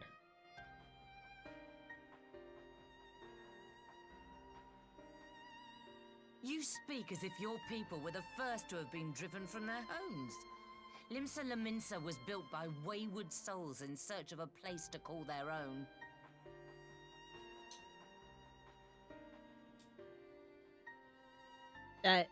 On the shores of Vilbrand we found it, and from those humble beginnings did we grow and flourish, and all without robbing our neighbors of their liberty.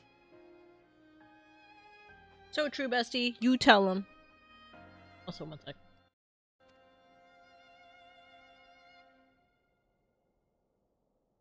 So saith the pirate. Am I to believe that you simply asked the kobolds to yield up their lands and that they were happy to oblige you? That you did not drive them out like rats in the hold of one of the many ships seized by your privateers?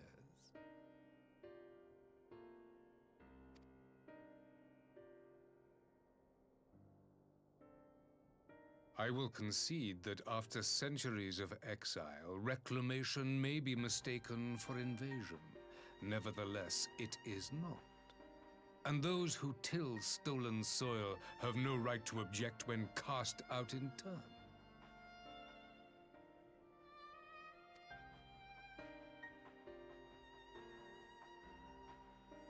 Your uncompromising nature rivals that of the Ixal. They too lament circumstances which they themselves perpetuate. Were they but to embrace peace, we would welcome them with open arms. Indeed, some few have done just that, and now receive of the 12's Wood's bounty. Would that your people might learn from their example.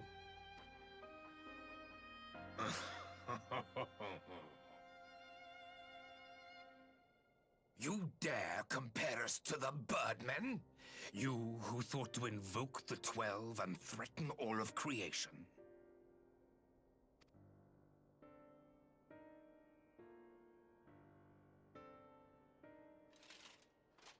I came here in the hope of finding some speck of common ground, but I see now these discussions will accomplish nothing.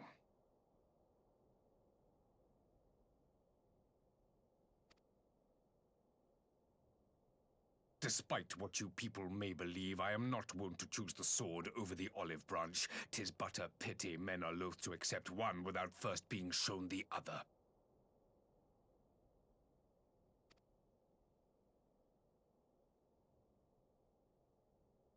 Wait! I beg you. This meeting was supposed to be a chance to find a way forward together, not to bemoan the missteps which brought us here. Please. If you truly consider violence a last resort, there must be a way we can come to an agreement.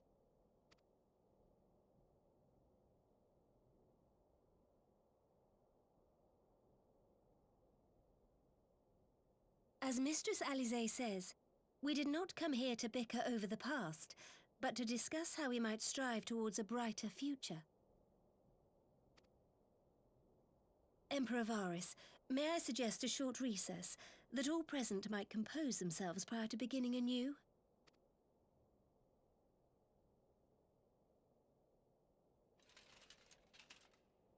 Very well. I pray this intermission will suffice to move these talks in a more constructive direction.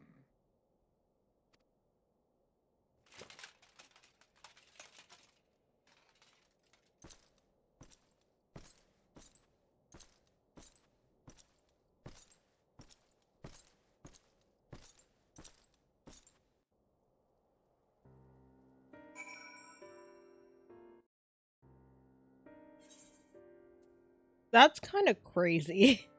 He literally just gaslit all of them. He gaslit all of them and decided to be like, you know what? Yeah, I'll give you your recess.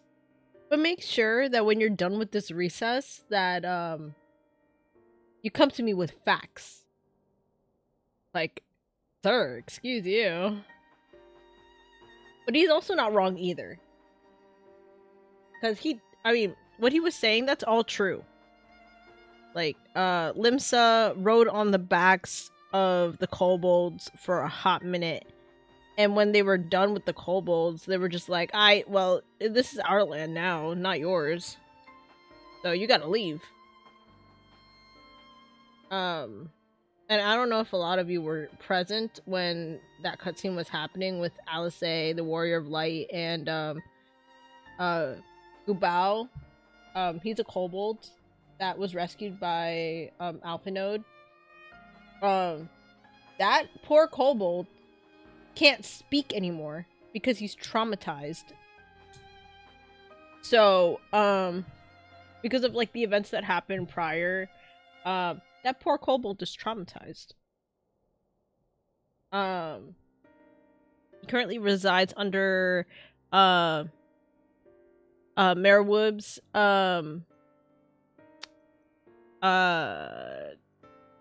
command, not as a prisoner, but just like under the care of, like, you know, her, like the Maelstrom base, I guess.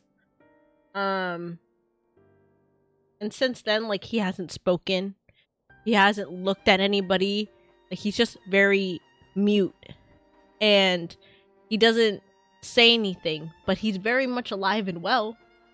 He's just scared. But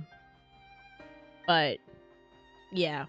And then it's also true for Sir Emmerich too, because like his dad, spoiler alert again, his dad, the Archbishop, was so invested in Asian activity that, you know, like there was like a threat to him being in power for so long because of the dragons, and he was like, well, you might as well fucking kill all the dragons, so go do it.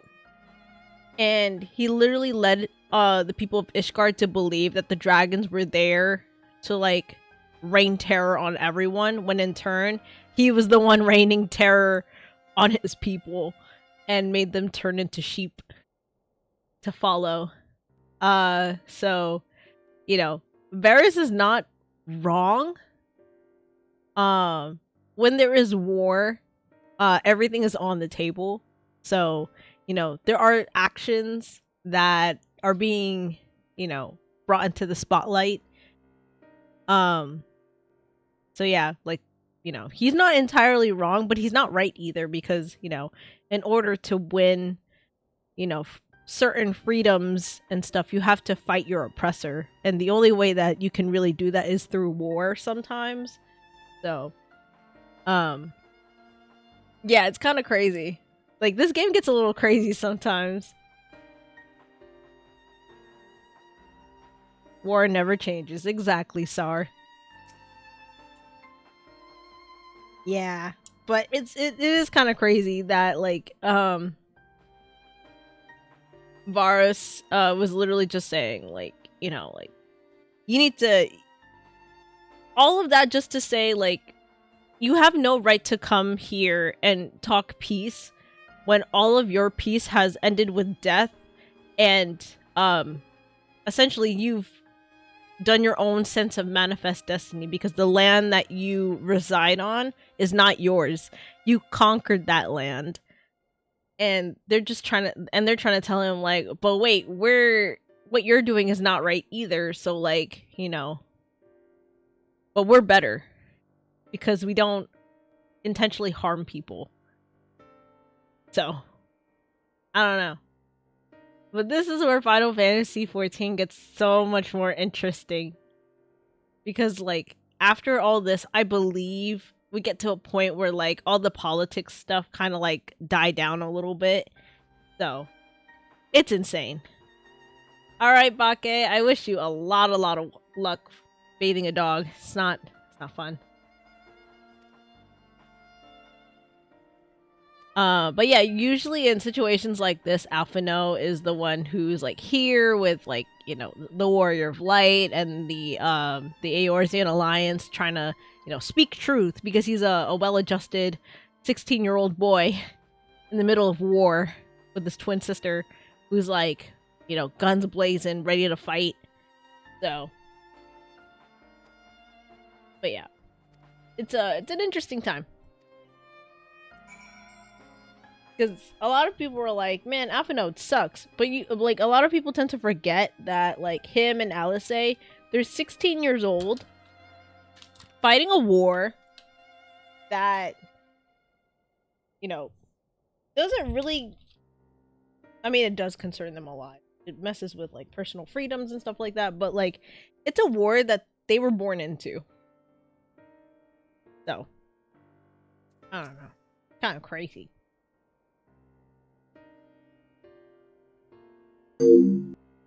Hi, Ragos. Thank you so much for the follow. Welcome in.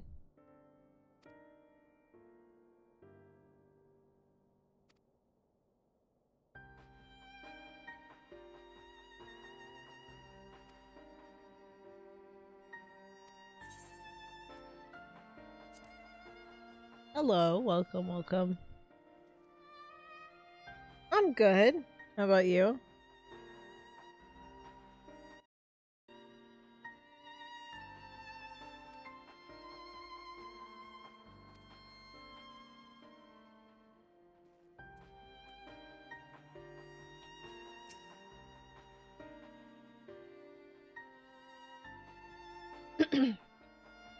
I'm glad that you stopped by.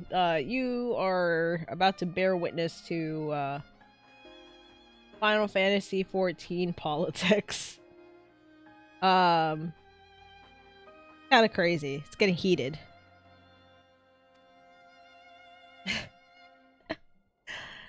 But yeah, there is a lot going on. So if that's something that, you know, you probably don't care about or anything, you know, by all means, it's all good. I get it. I'm also trying to interpret what's going on, because this is a blind, like, playthrough of Final Fantasy XIV, so yeah. critically acclaimed MMORPG Final Fantasy XIV, I should say, by Square Enix.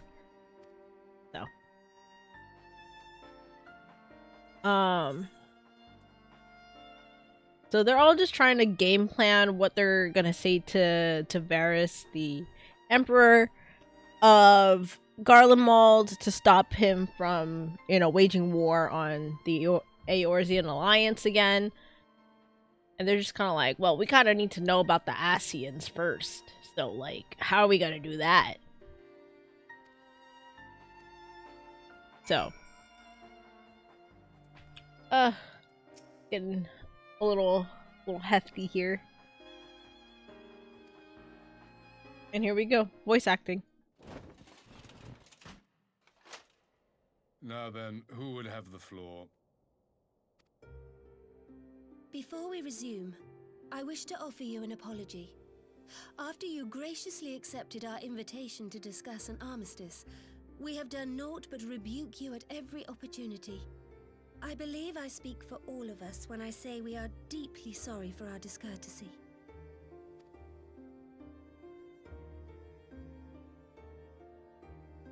I'll admit your familiarity with our affair surprised me, and served to remind me how little I know of yours.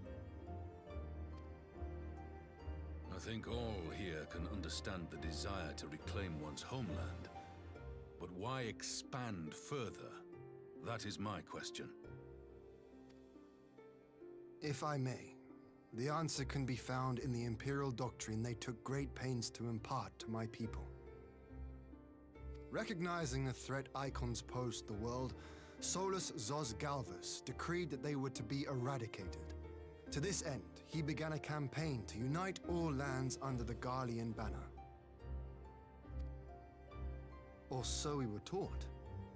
Yet the Emperor only reached the burn, the Baron said to have been laid waste by icons, after conquering all the lands that lay between. What is more, I am quite certain the practice of summoning was not nearly so widespread in the days before the Empire's founding. When you put it like that, it all starts to sound like an excuse, doesn't it? But to distract from what?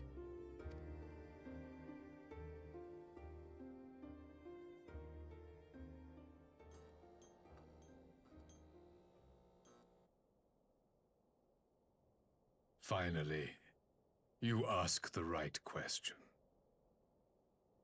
I can but hope you heed mine answer and at last accept the righteousness of our cause.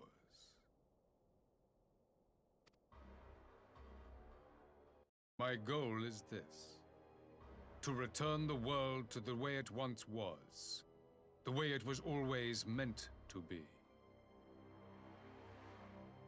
Which is? In doing so, mankind will be made whole once more.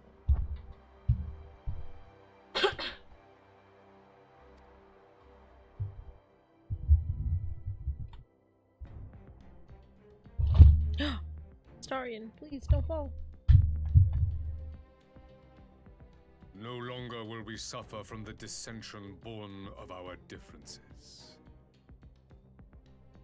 There will be but one race, a perfect race, as we were when time began. Sir, you're sounding a little familiar, and I don't like where this is going. I don't like where this is going at all. Oh no! What in Rolga's name are you talking about? I am talking about the origins of this star, of the source and its 13 reflections. At the instant of the great sundering, 'twas not only the world that was shattered, but mankind itself. Thus were we divided into myriad races, each with its own unique imperfections. Oh, he's talking about, so before we get here, to this point in time in Final Fantasy XIV, there was a huge event where the world essentially just ended. And this is like years later. And in this time, all these nations kind of like split off and became their own thing, and everyone was trying to fight for some kind of power, one over the other. And then after fighting for so long, the buildings of Eorzea started and the Alliance started. So this is what he's trying to get at. Like, he's trying to say, like, well, we don't have to have an Eorzean alliance. We can be under one nation and appoint one person to rule all of the nations. Because if you look at the grand scheme of things, everything is imperfect because, you know, one nation thinks they're better than the other, and the other one is, you know, more likely to rise up because they don't feel that they're at even playing fields as the other nation. Like, this kind of thing is kind of like, you can find that everywhere, even in real life too. So that's what he's trying to get at. That is why man looks upon his neighbor and feels fear and hatred. Why he wages war. Why he kills his brother. You all in your own way have proven as much today. The peace you seek is but a fleeting solution to a fundamental problem. One which calls for more drastic measures. To bring about everlasting peace, our worlds must be rejoined.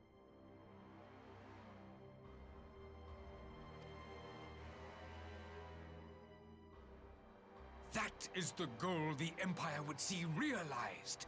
The glorious future unto which we shall one day shepherd mankind. Alamigo is superior, even if they are still occupied. I agree.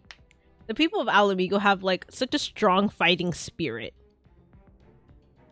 I wouldn't say superior in the sense that they're better than everybody else, but, like, they have a really nice structure happening because they're building themselves from the ground up.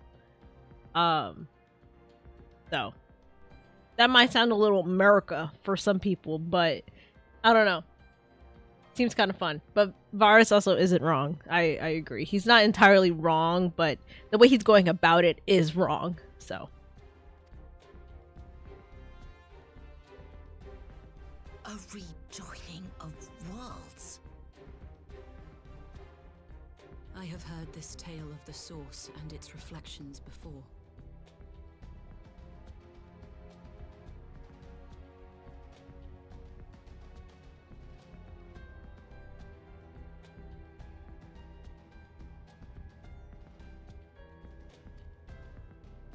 Are these not the self-same desires as the Ascians?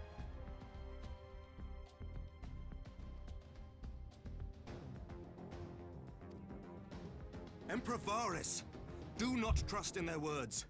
They will lead you to your doom. My father thought to use them, but in the end he succumbed to their temptations. He embraced summoning like so many other pawns before him. Do not tell us you mean to do the same.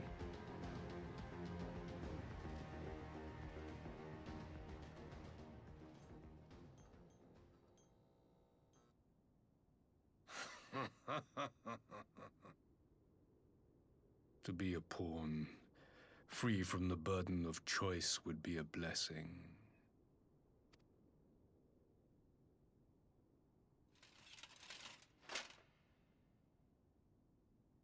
But I forswore that privilege the day I learned that the Garlean Empire was built by the hand of an Ascian. What? Whoa.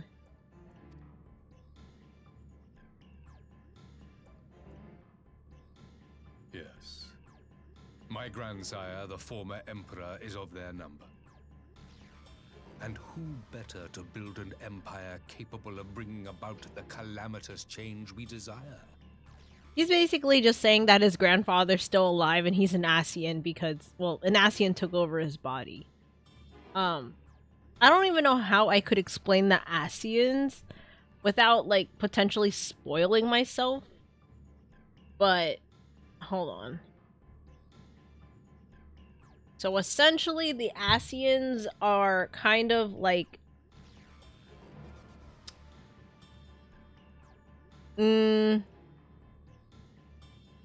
they're immortal beings that are attuned to the Echo, which is the similar power that the Warrior of Light is, the playable character. And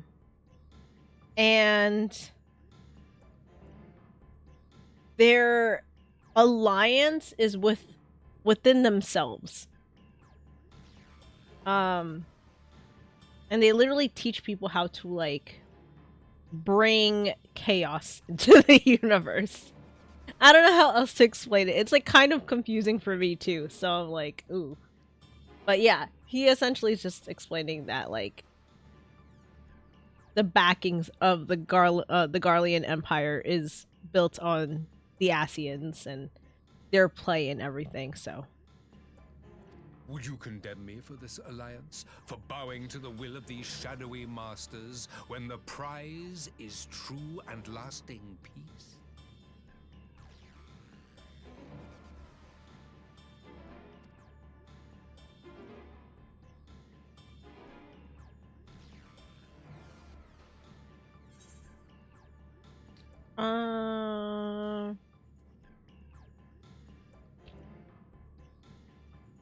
Your prize is a lie, your master's demons. So true.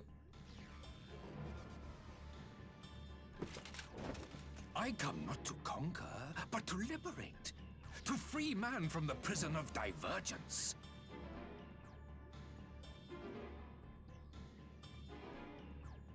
Imagine a world united.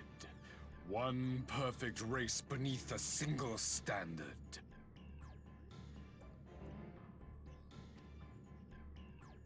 An army before whose might these servants of darkness and light would fly as leaves in a storm, never again to meddle in man's affairs. We would be the masters of our own fate.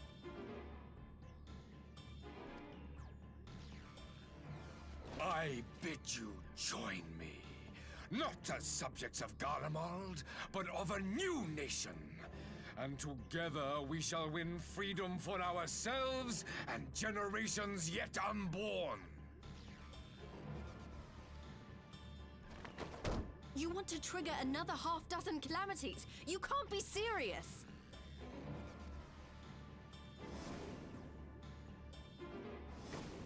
Have you forgotten how many died? There will be no one left. Do you truly imagine we would aid you in your bloodletting?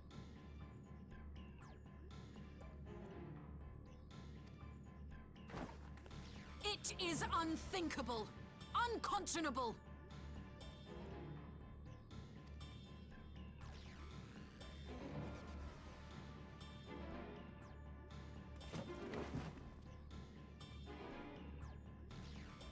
And what is the alternative? To be as cattle waiting for slaughter? I would have us work together that we might take fate into our own hands.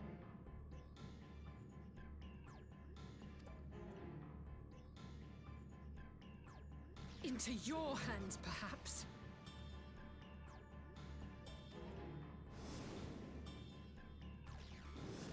But what of the other worlds, your radiance? With every calamity, you obliterate a star and every soul that dwells on it. To the Asians, we are all but tiny, momentary specks within an indifferent universe. We cannot hope to oppose them until we have been made whole once more. Wow, I'm delusional. But this guy? Heavily delusional.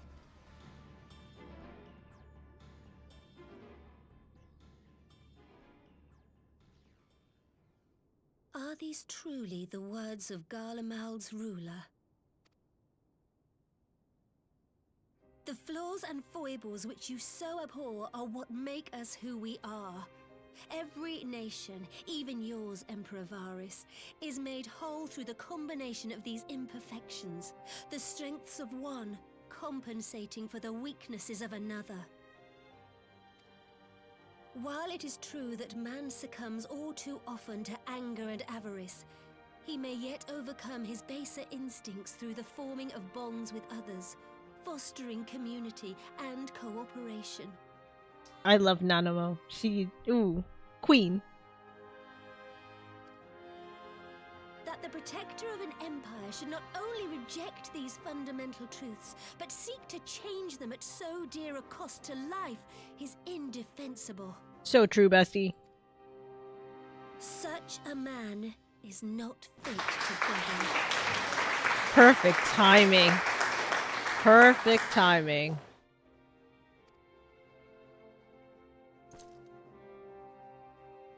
And you, warrior of light, would you refuse me as well? Yeah, dude.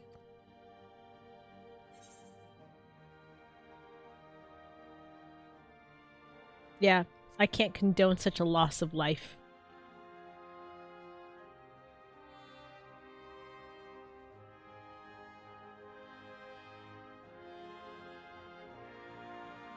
It would seem the Alliance is of one mind on this matter.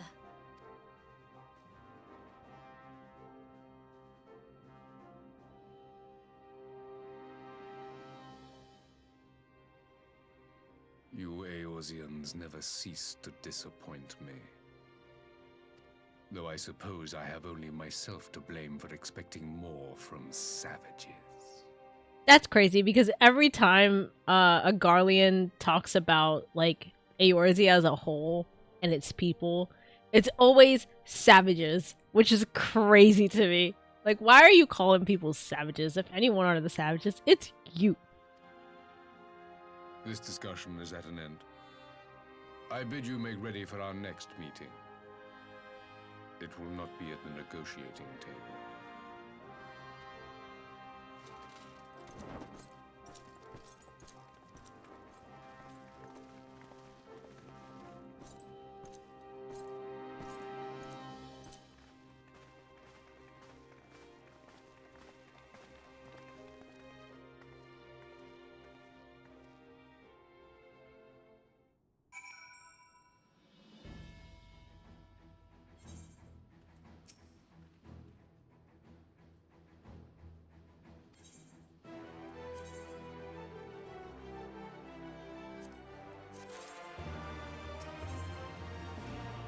Alright, we fighting in war. Let's go.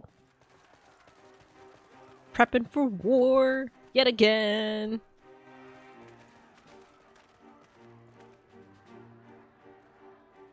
Oh my god. It's my other wife. I'm not sure what I was expecting from our meeting with the Emperor, but it wasn't that. Still, at least we know now what he's really after.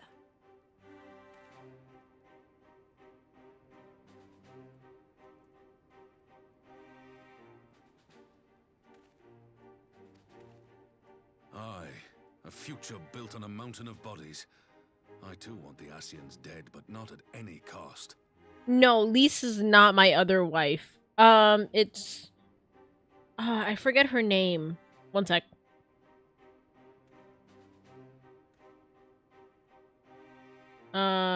She's from Ishgard. Hold on.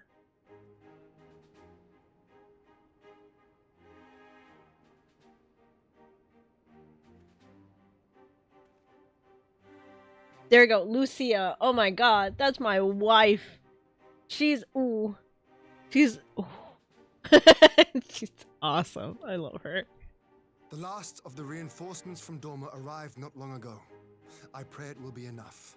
Given the Emperor's stated goal, this is a battle we can ill afford to lose. You're gonna see her in a couple minutes, but Lucia, right, is she's Garlean, but she's a defector of the Garlean Empire. So she is Sir Emmerich's right hand. Like second in command. She's awesome. She's fucking ooh. Ooh. She's awesome. Fucking love her. She's so strong. Oh, my heart.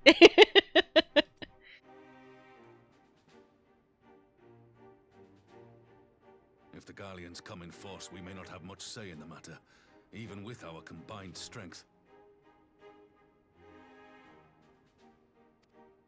We knew from the first that the odds would be against us. But if there is even the slightest chance of victory, we must do everything in our power to seize it.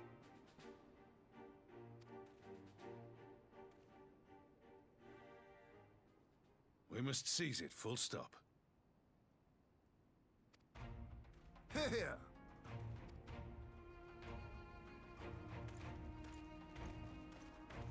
There she is. She's in the background.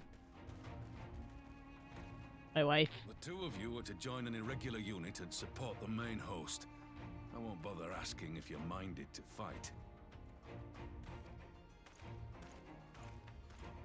After coming this far, how could I not?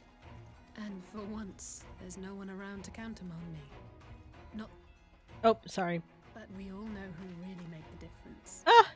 My husband. Frighten some Garleans. My husband, Sir Emmerich, and my wife, Lucia. I love her. I love him. Ishgard is fun. Might I ask you to accompany the Dorman contingent?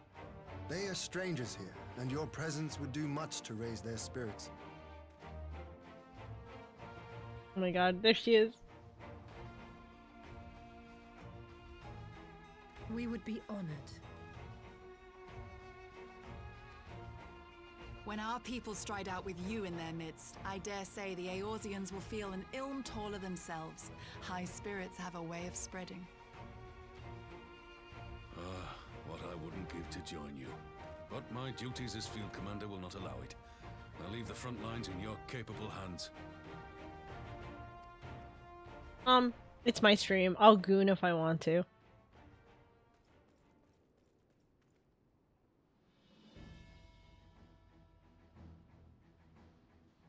Comrades, ready your arms. The hour of battle has come. My first and foremost husband is Rauban. Oh my god, there she is. Oh my god, hi babe. May the crystal guide us to victory. That's my husband. Oh, my first husband. Oh my god.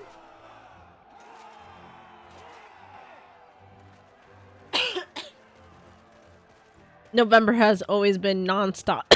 Non-stop nut. November. Oh my god. I got excited. I started choking. Oh my god.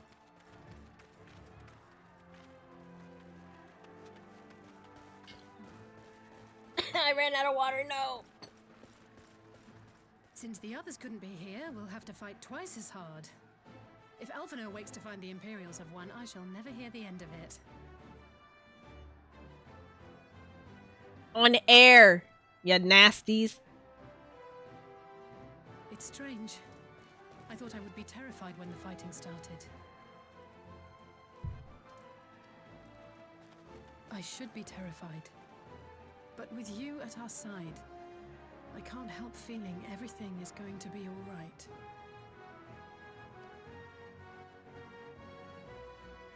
So please,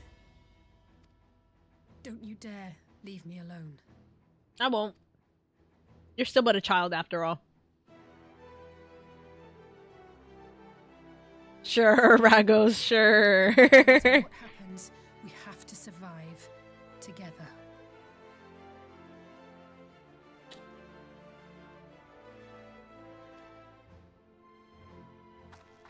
Oh my god, I spilled coffee on myself. I'm a mess.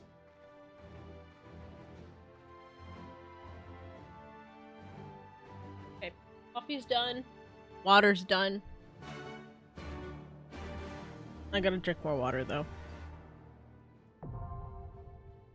Yippee. Let's see if I can actually do this today. If not, I'm gonna be very upset. Alright, so very quickly before I do anything crazy, I'm gonna take you guys to my other character. Woo! Sexy. Look at Lise. Okay, anyway.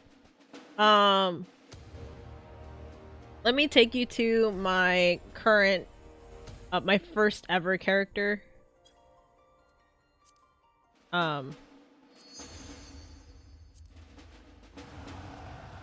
Crystal, Brynhilder.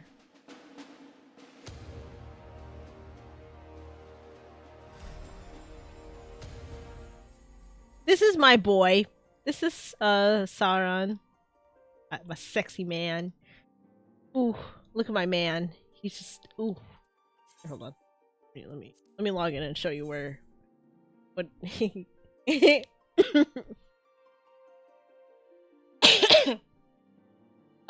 you may a lot of you have seen him before. This screenshot that I used as a map cover for Minecraft. That's Ace's character and Sauron right next to me. So teehee. But yeah, that's my boy. That's my baby. This is my first Final Fantasy character. My baby boy.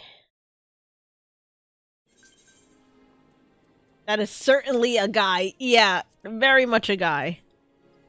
Here, this is him. He's very tall. I would G-pose, but I don't, everything I have I cannot show. I cannot show you how attractive he looks in other situations. Oh wait, is this a new mount that I have? Oh my god, it is! This isn't another minion I have, I forgot. Where's my minion? Summon you. Oh my god! He's so cute! Oh my god, you're adorable. I love you. Here, we can pet him too. Oh, let's move over this way. It's a baby! Oh my god, the way that he runs! Look at him! Oh my god, the way that he runs! We can pet. Where's it, Pat? Where's it, pet? There you go. We can pet him. Little baby. Let me emote really quick. I can dance.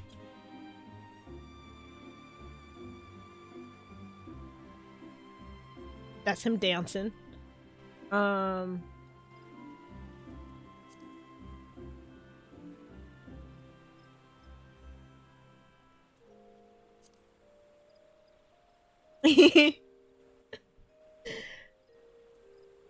This is battle stance.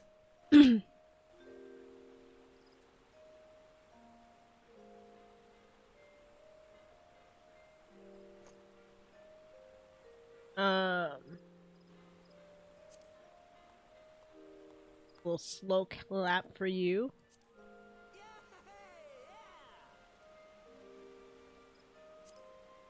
When he salutes.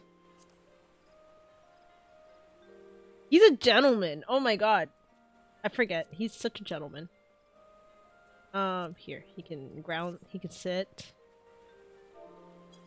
Change his posing.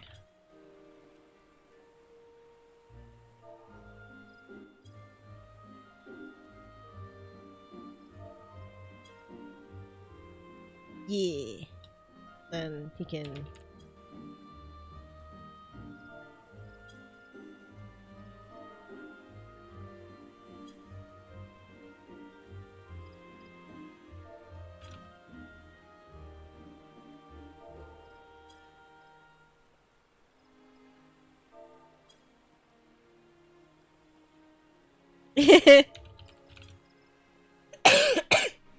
Oh my goodness. But yeah, this is my boy. Ooh, I have something in my box. The Moogles. That is not the right Moogle. Where's the Moogle? Where's the male one? Is it in Old Gridania? It is, okay. Yippee! Let me just pick that up really quick because I don't know what that is.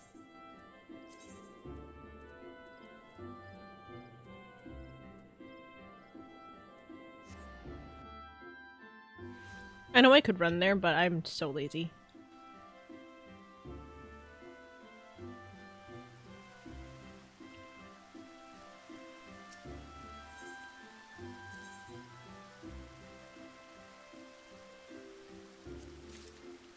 What is this?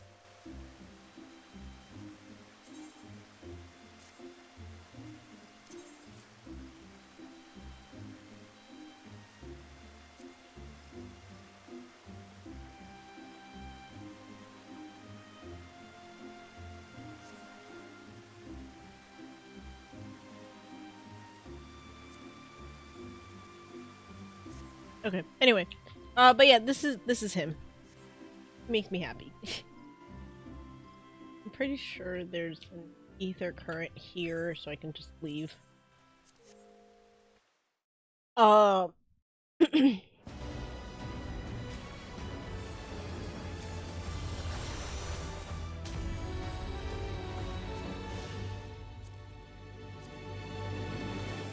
Seems legit, yeah. I mean, I did pour money into this man, so I paid a lot of money to make him look and be as good as he is.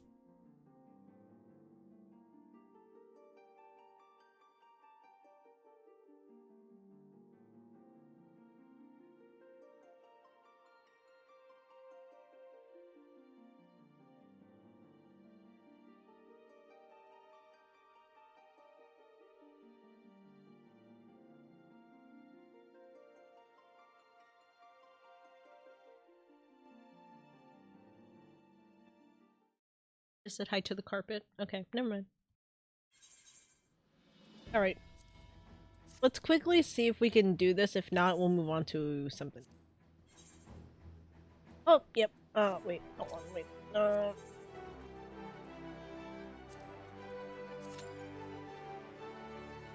And now we sit.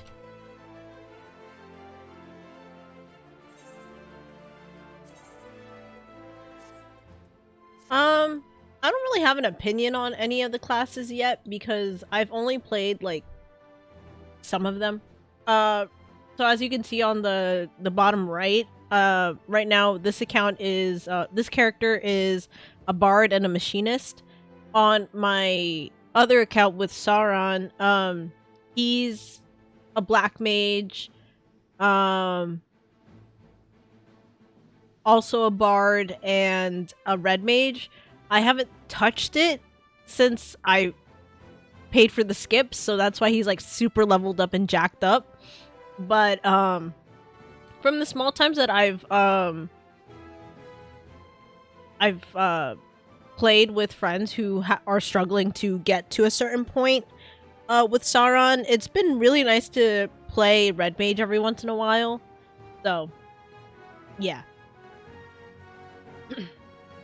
But I like playing a bard the most. It's really fun. And the outfits look better, in my opinion.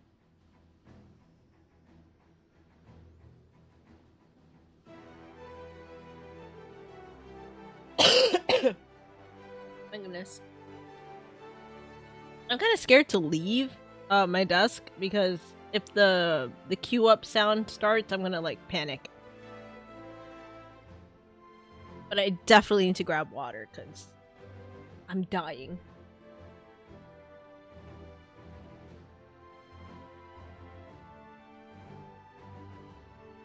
So let me go do that really quick. I'm just gonna mute. And then hopefully I'm back in time before we queue up. If I can't find anyone to queue up with, then I'll definitely just play with NPCs. Alright, I'll be right back.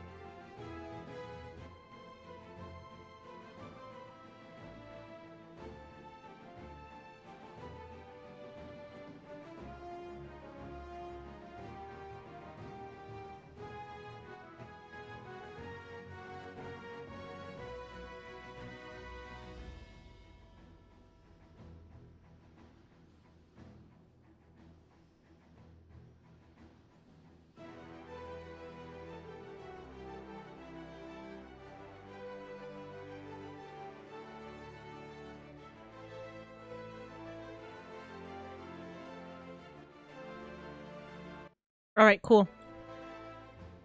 I see that we're still waiting.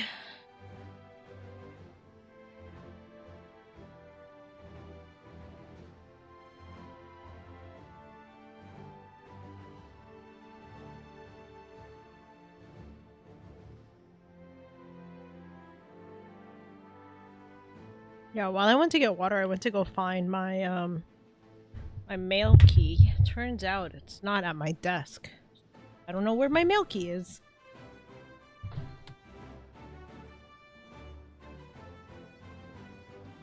Lovely. Oh my goodness.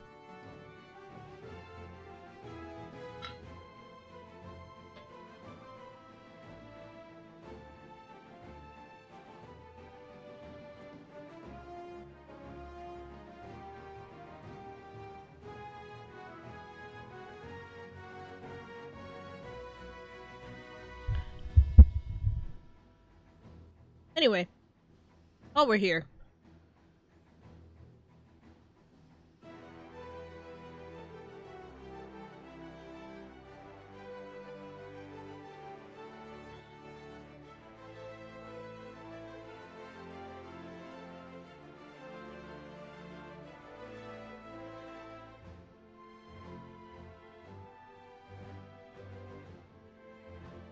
What are we waiting for? We're waiting to queue up with players to fight this war.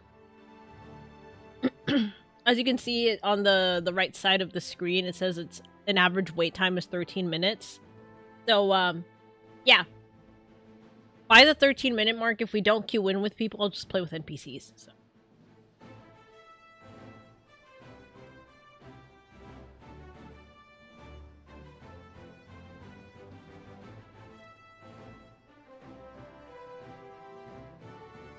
Yeah, so in the meantime, while we're waiting to queue up, I'm also trying to, like, handle other stuff on the side.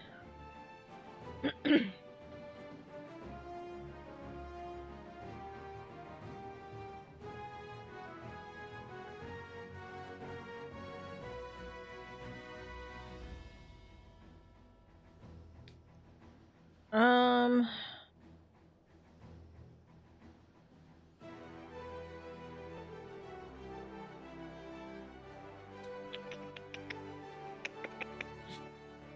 Um...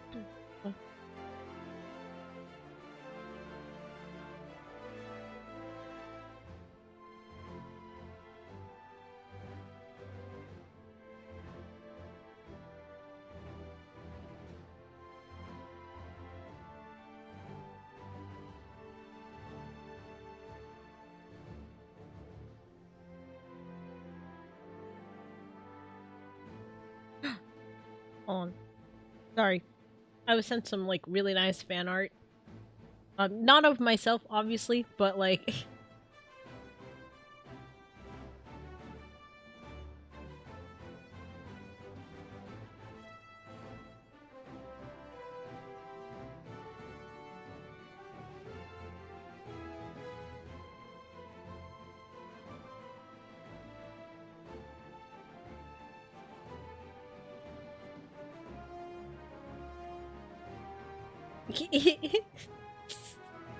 Stupid.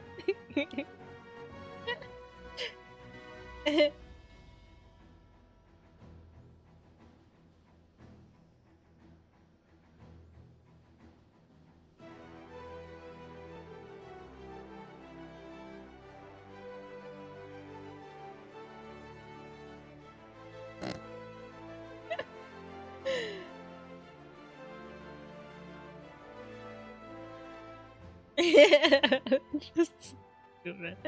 Anyway, oh, goofy. Yeah. Man, I don't even know what to, like, really say right now other than, like, I think this is the last quest for post Stormblood, and then I start Shadowbringers. Excited, I'm excited.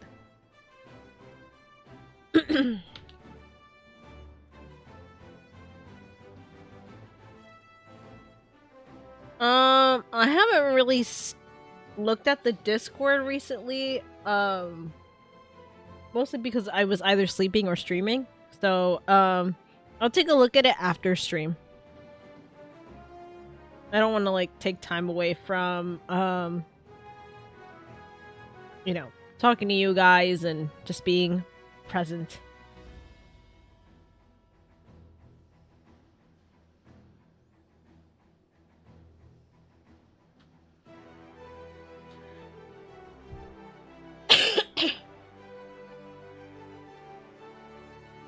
All right, and that is a 13-minute mark. We will just you on out of here.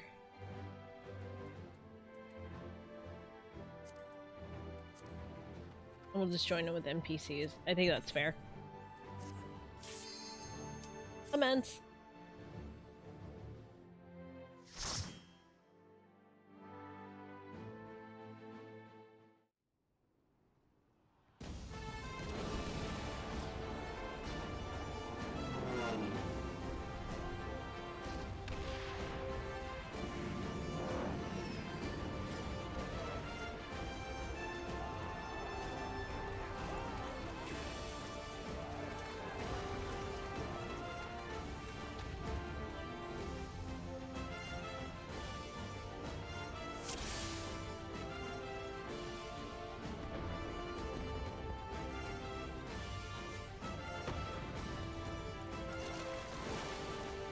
Ah, yes, the trenches.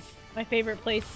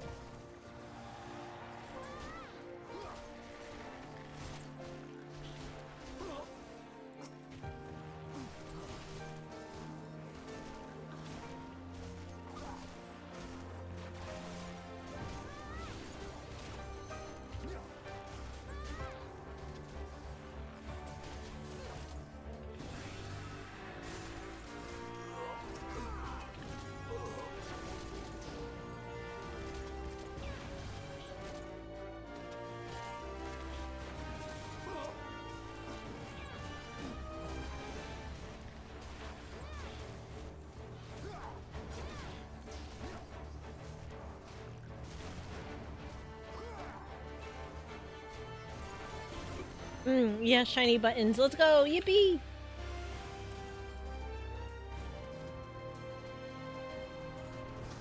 Yes, robots. Let us be about it.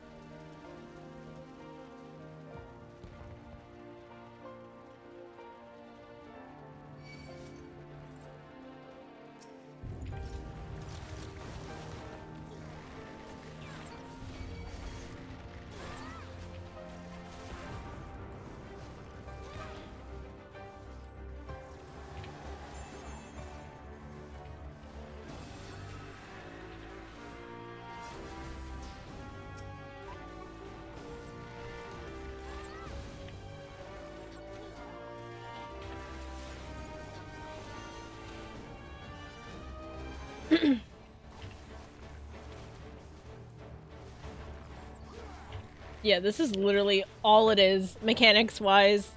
I mean, like, don't ask me about, like, combos and rotations. I couldn't be bothered. I know for the other classes it really, really matters, like Samurai, for example. It's very much sticker collection. I suck at Samurai for that reason. Like, I can't remember the combinations for the life of me, so... where are we going this way? Just making sure there's, like, no chests or anything.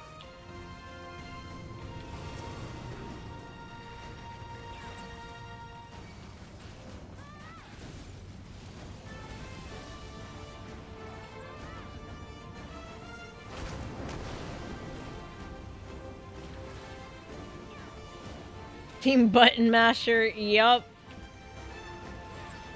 Like the most inefficient way to play the game, but I don't care. I press shiny buttons.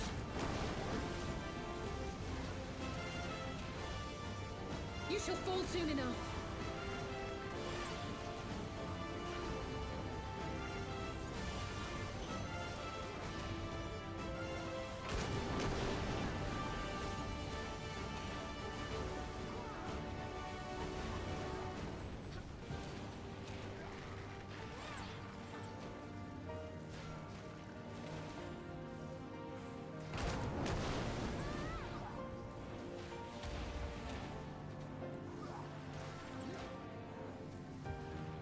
Listen, if it does damage, then, you know, I'm not playing the game wrong.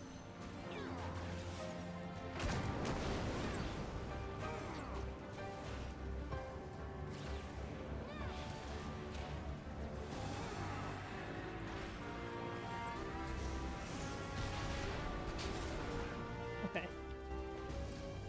Let's go!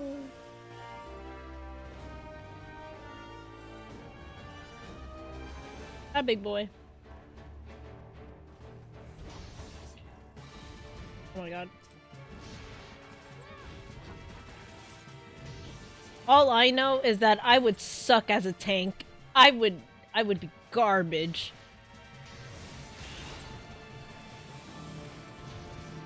Oop. Mechanics.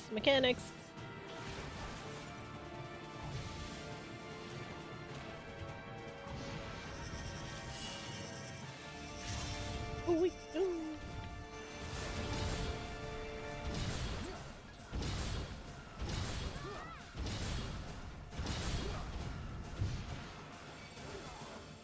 Mechanics.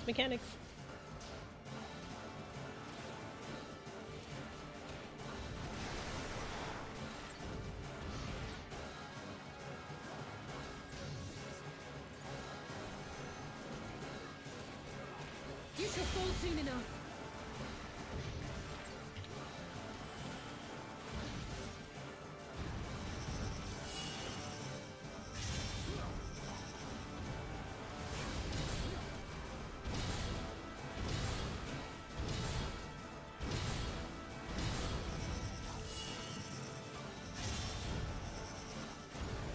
Out of my way!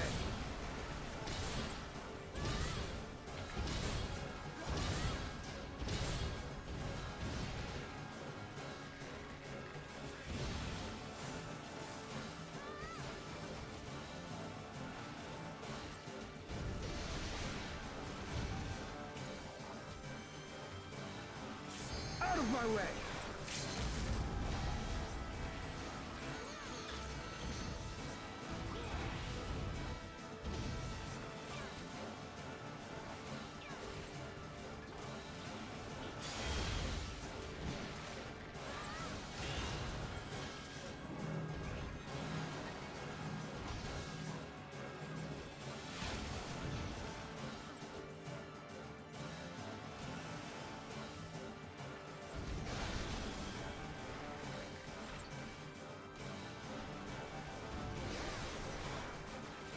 I also want pizza. Pizza sounds kind of nice.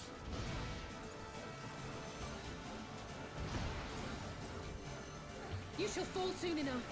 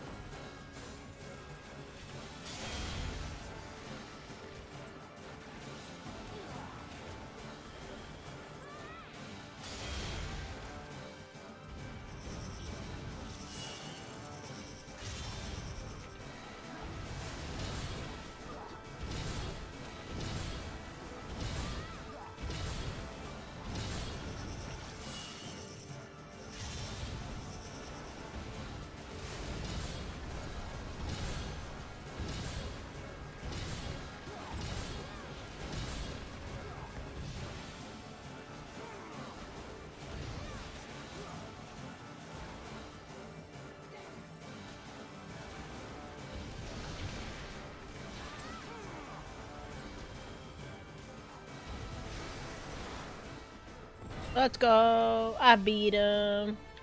There's a treasure.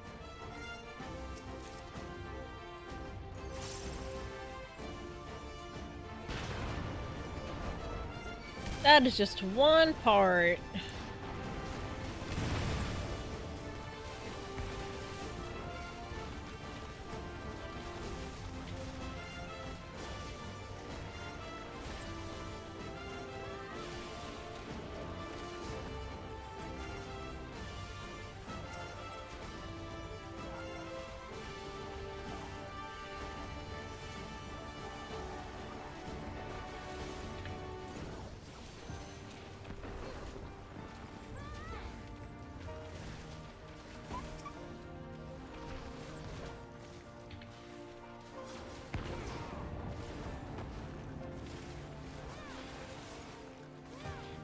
Enough!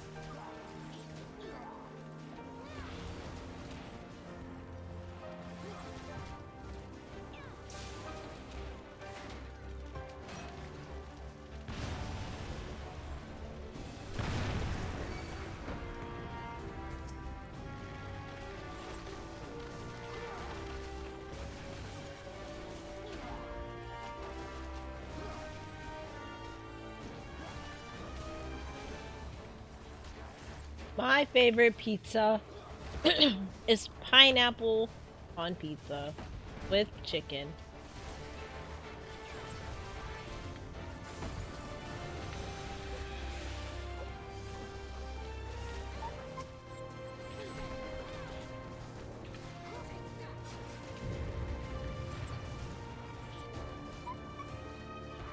With chicken, because I'm fancy. I also don't eat pork, so I don't do like the regular Hawaiian pizza.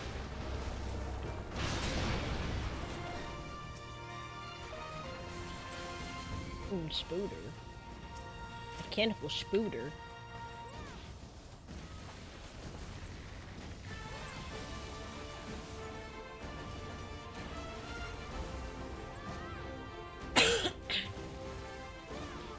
Or if I'm feeling like, if I order from like, say Domino's, for example, I like to order, pineapple and chicken, and then the sauce is like the sweet honey barbecue. That is fire. That makes me happy. Because the tanginess of the barbecue sauce, and then the sweetness of the pineapple, then again with the chicken, oh, really good. It's so good.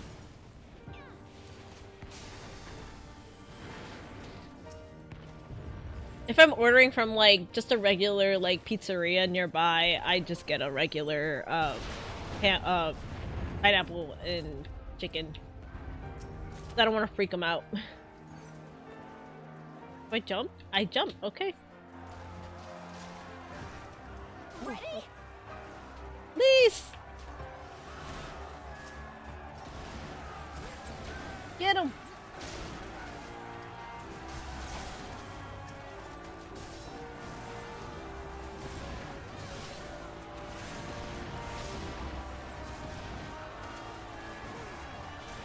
Where's he in? Oh, there he is. Pippin! Enough! Look at my boy.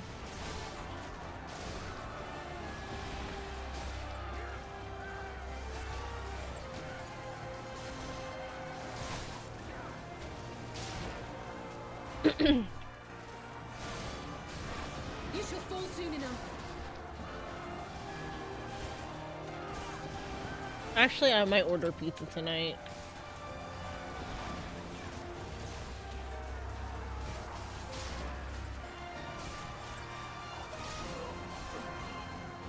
All right, let's go beat ass.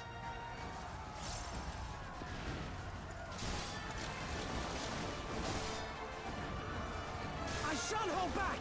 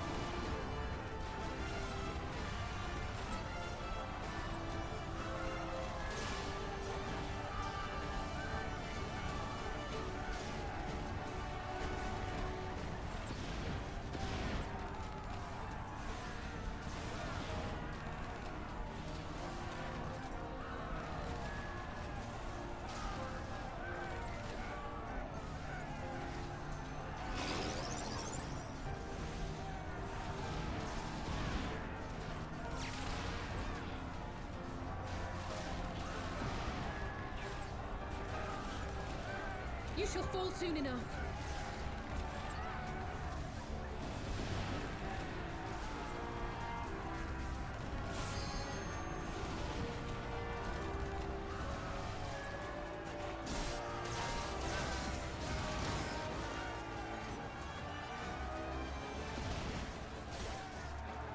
Where do we go from here? Oh, there.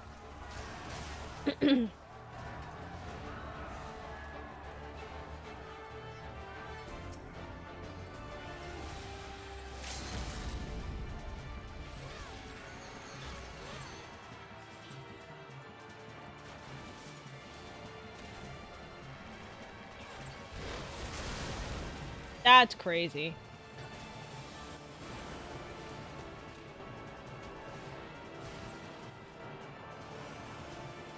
Oh shit.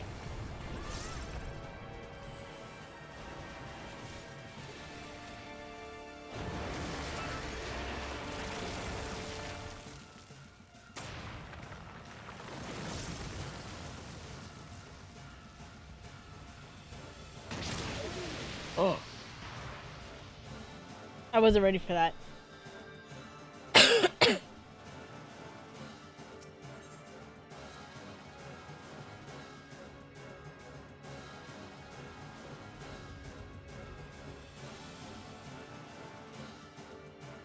Where the fuck am I going?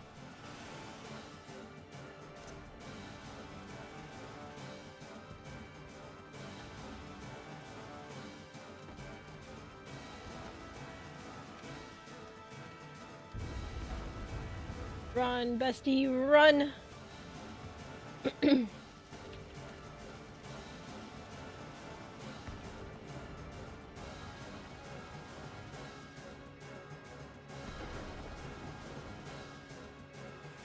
Jump!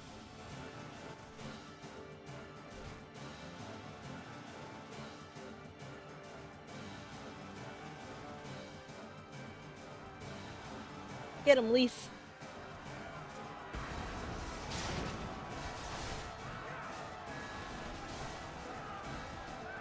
Oh, what? That's crazy, Hex! You didn't have to do that, dude. I appreciate it, though.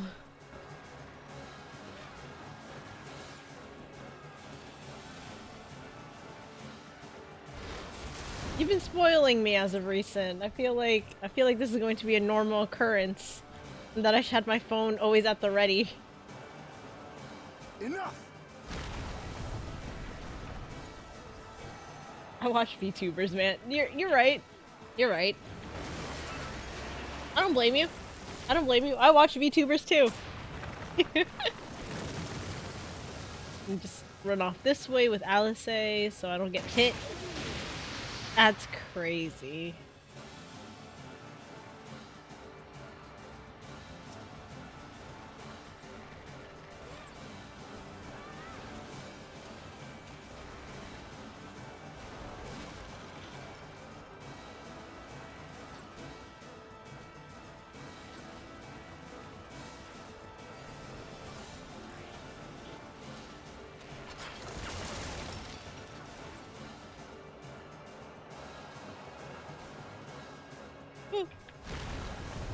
I almost didn't make that. That's crazy.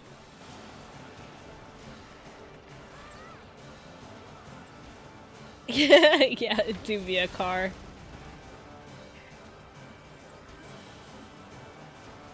I joke about it a lot when I play Final Fantasy XIV, but sometimes when you see things in Final Fantasy, you're like, this is probably what something would look like if I drew it from memory. And this is one of those things. Move when the NPCs are. Ian, protect me.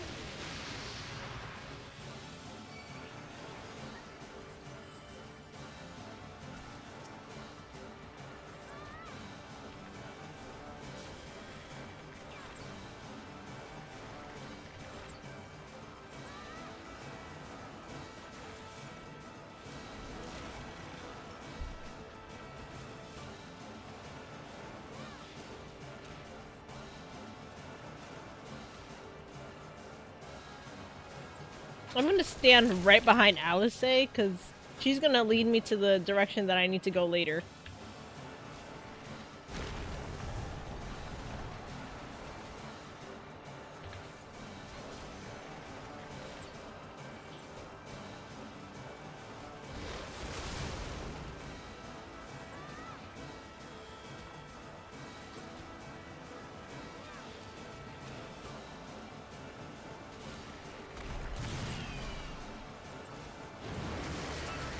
Here he goes.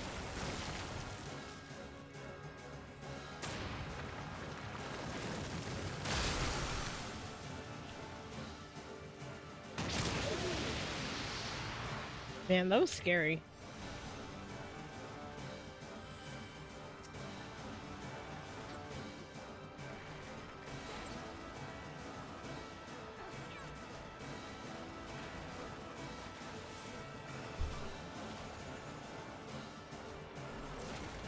I'm not gonna sit there when someone sits there and be like, man, pizza sounds good AF when I can buy it for them, even with my limited money. No, because like, if your money is limited, you shouldn't be spending it on a VTuber, man. You should be spending it for yourself, making sure that you're okay at the end of the day. Making sure that, you know, like, your prescription gets filled. Oh my god! My husband!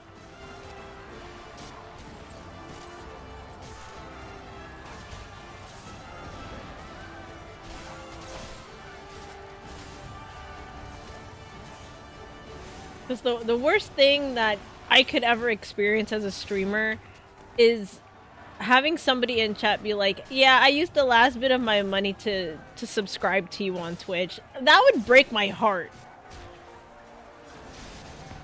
Like, you could have used that money for something far superior than, you know, subscribing to my YouTube, not my YouTube, my Twitch channel.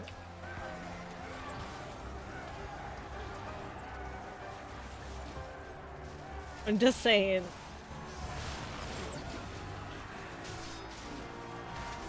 But it doesn't go unnoticed. I appreciate everything that you've done by making clips, even sometimes even editing the clips, and the one time that you bought dinner for me the one time. I feel you, but sometimes people see more value in what others do. That is very true. Let us be about it. This knight does not yield. Yeah, I appreciate when you guys do stuff like that. It's not a requirement at all. None of it is. So thank you.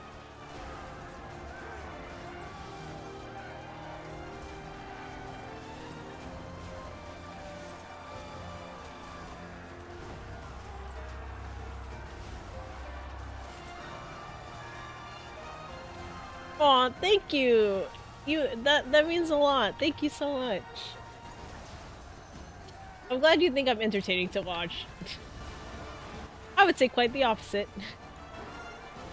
Sometimes I'm like really quiet and I don't really say much on stream. And I know that's a little bit of an issue to some people. Oh shit. Big dude. Hello. Whoa! Whoa! Whoa! Whoa! Whoa! Whoa! Whoa!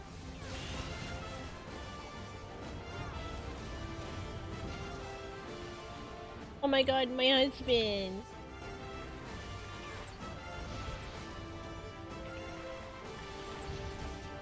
Oh! Out of my way!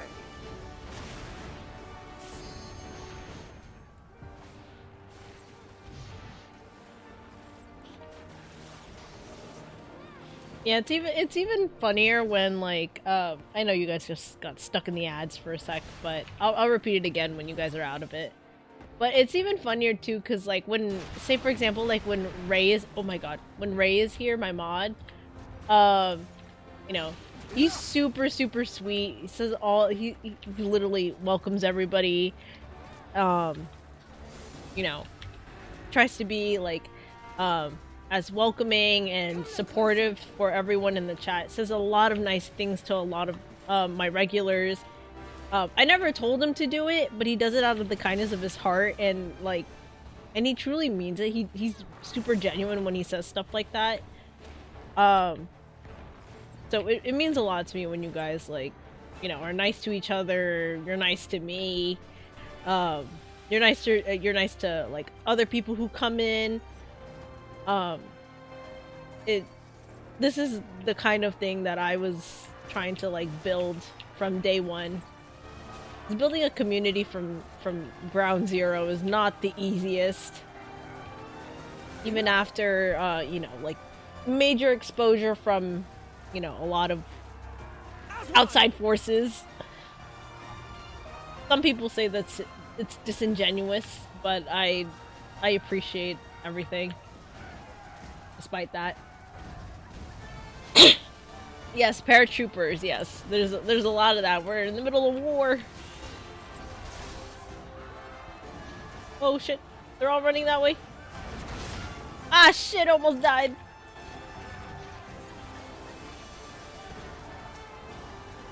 No, I want big guy. Let me fight the big guy.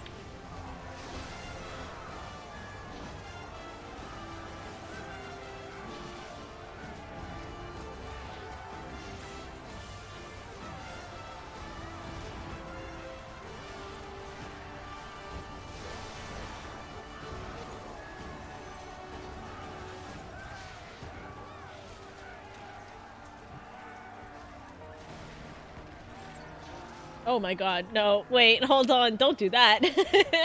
No, don't do that.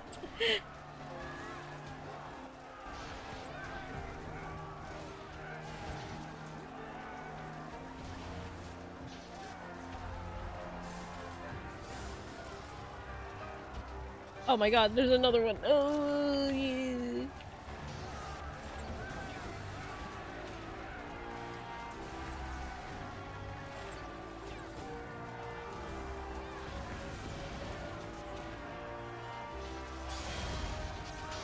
Oh, I didn't realize they were in a shield. That's actually kind of funny. You shall fall soon enough.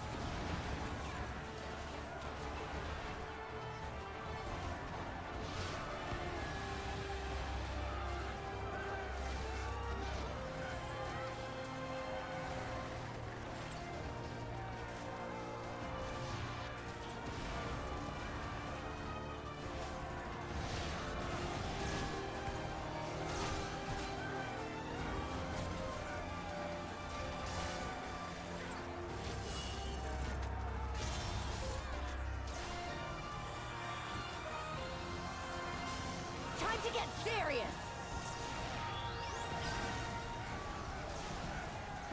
Woo! We did it. We did it. This way? This way, okay.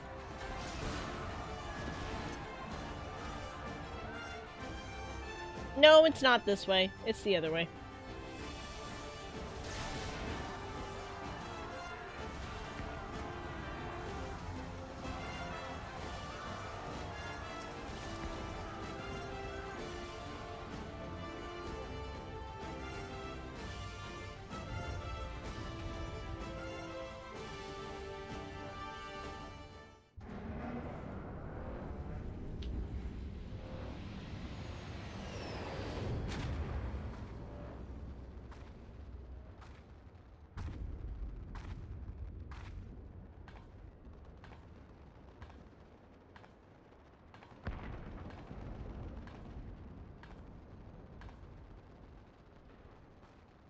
Oh! I didn't realize there was stuff that I needed to read. Cause I got a notification from Gowl's Twitter. And he was like, I have been vibrated. What does that mean? Sir?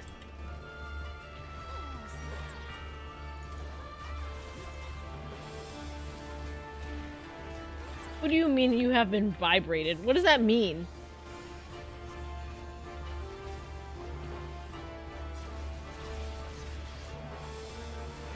For anyone who doesn't know, Gowl is my VTuber sibling. He's funny, you guys check him out. I would shout him out, but I'm having a tad of an issue right now. Oh, yike.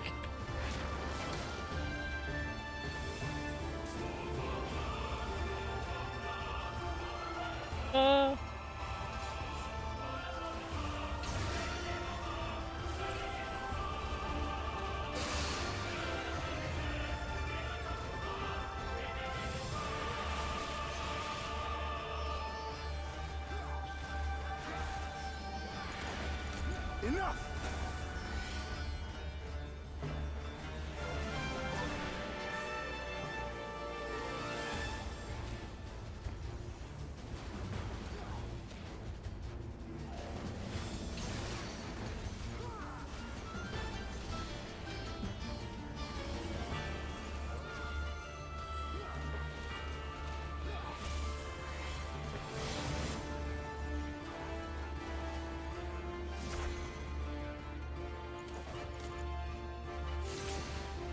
Oh, fuck.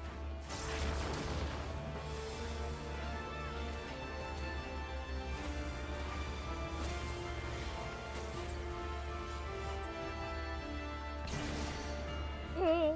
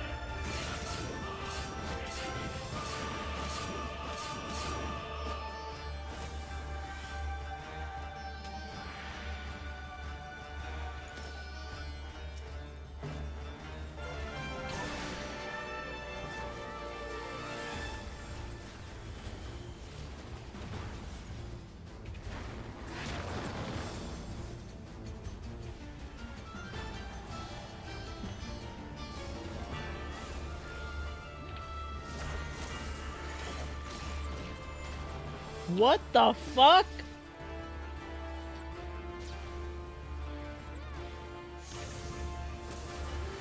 Oh shit. Oh my god.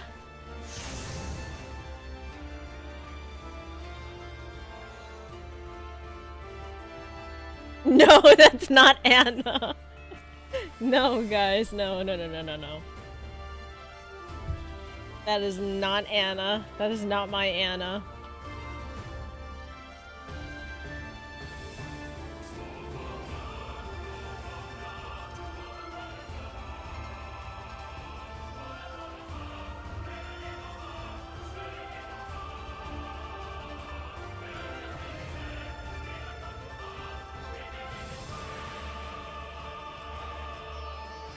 Damn, we were like halfway through a second limit break. That would have been very helpful.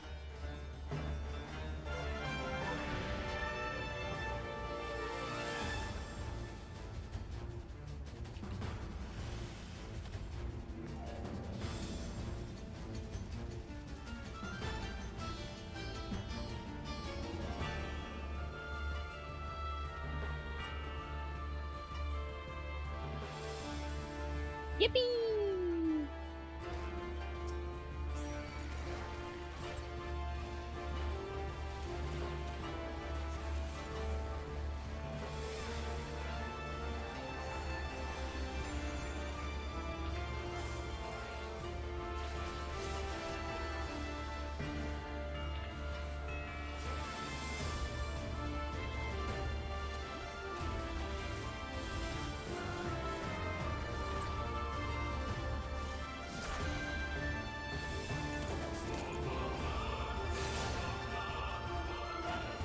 Ah, I see. Okay, I see the mechanic now. Alright.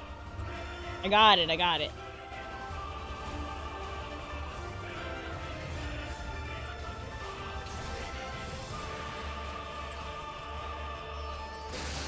Forward! Forward!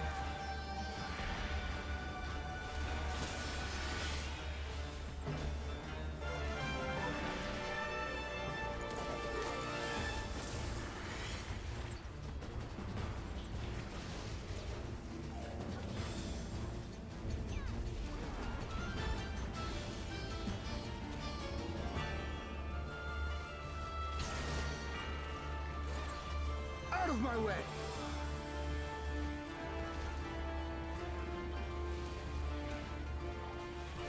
You shall fall soon enough.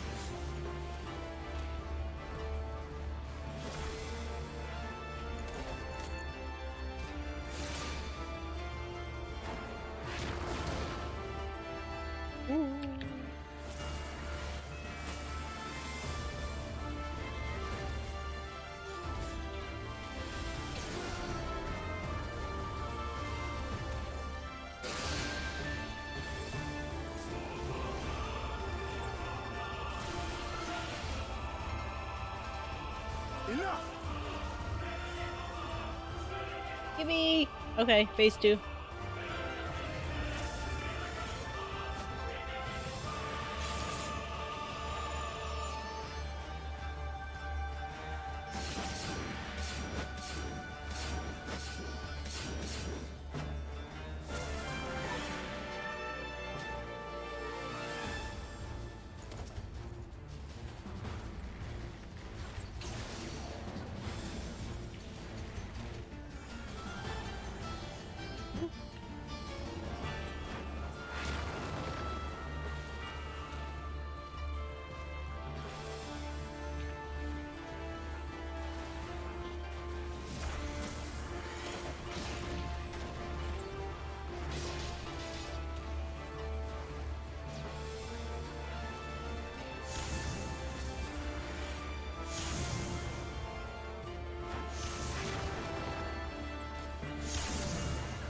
Fuck!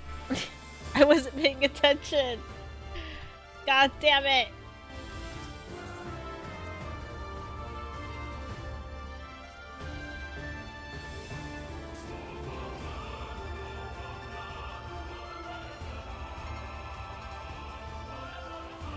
Okay.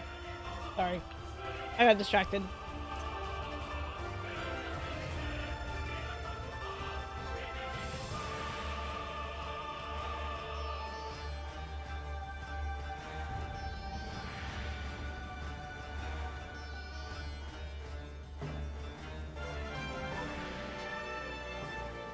Oh yeah, here, let me shout out Gal really quick, hold on.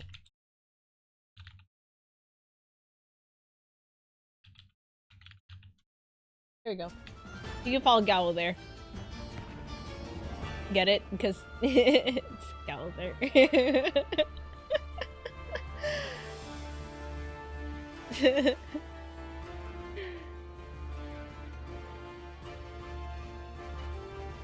That was so stupid. I'm never saying that again. I'm never saying that again.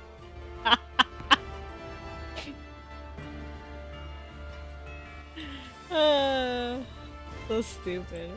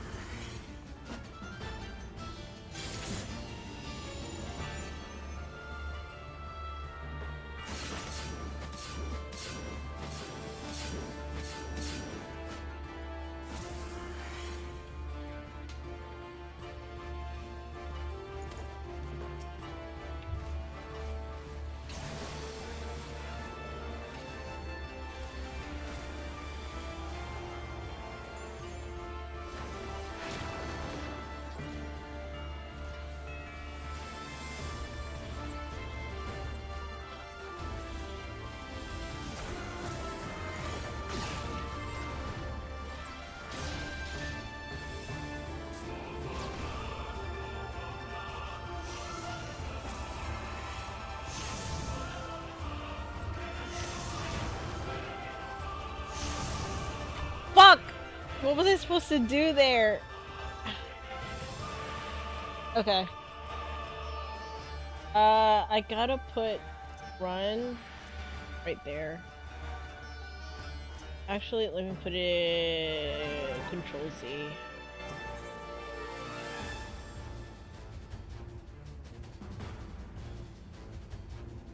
Because I'm not running fast enough.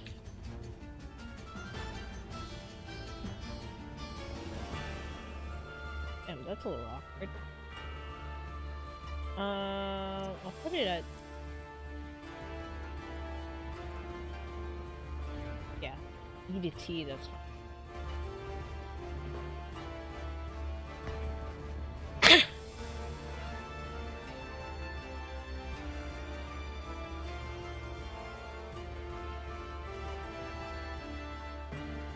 Ready yet? Let me just move that to R.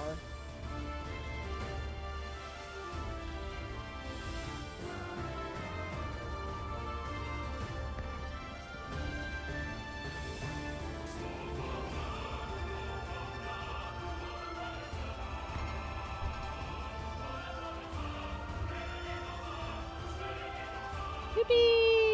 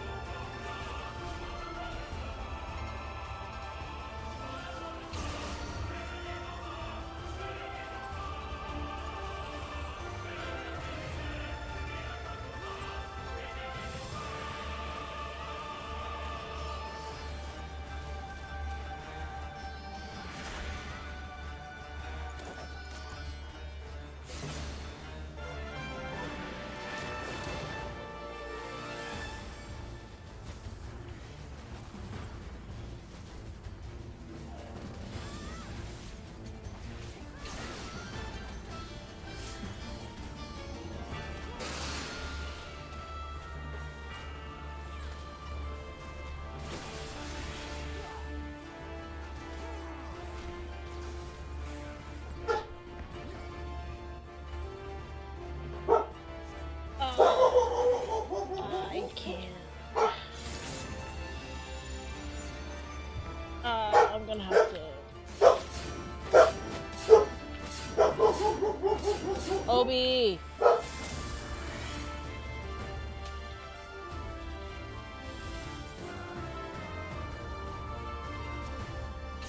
I can't even leave because I'm like in the middle of like.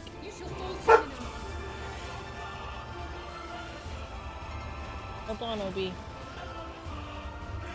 You know what? I'm just gonna let it sit and then I'm just gonna have to die here.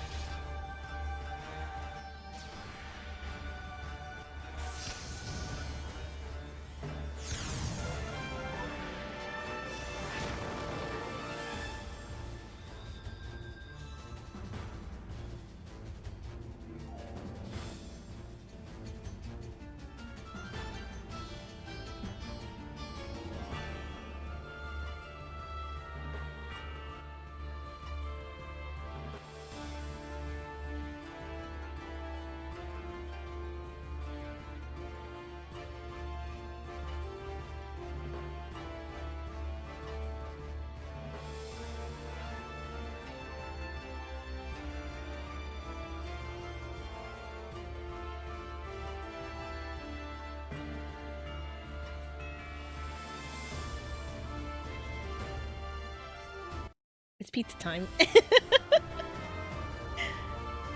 Thank you, Hugs. I appreciate it.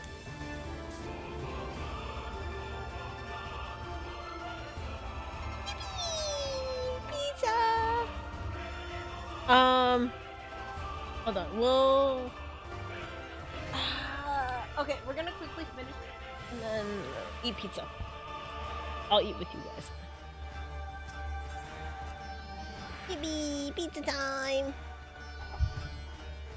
Yeah, because I forgot I'm on a, like a limited time here.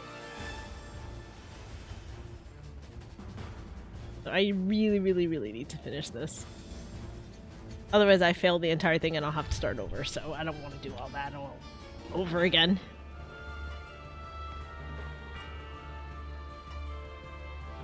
I specifically remember putting in like a direction there so Obi wouldn't bark, but yeah. He was not happy. Obi is not happy.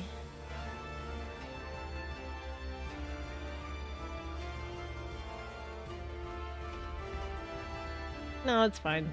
Sometimes people just delivery guys don't follow directions, and that's perfectly fine. I'm very much aware of that.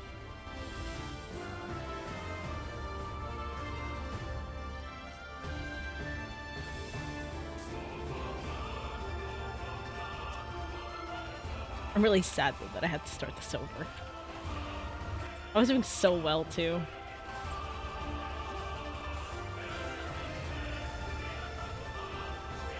Who knows? Maybe maybe if Lynn saw how much I was struggling on this one, they'll be like, "Hey, you need help," or maybe they'll be like, skill issue in it." I feel like that's something Lynn would do. Oh wait, ooh, run this way, run this way, run this way. Perf.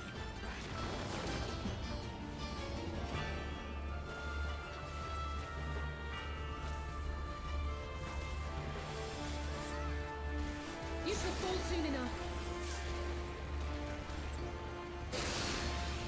Oh my god, my tummy started growling because it smells the pizza. I smell pizza. After beating this, that'll be my reward. Pizza. Oh shit.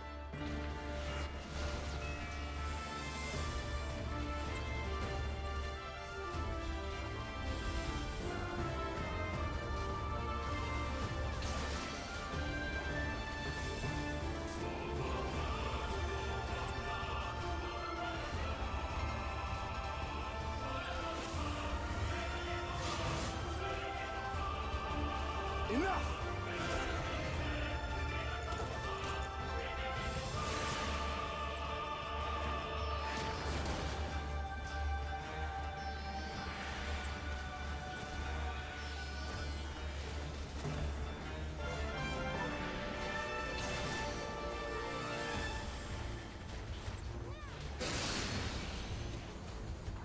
Come no closer.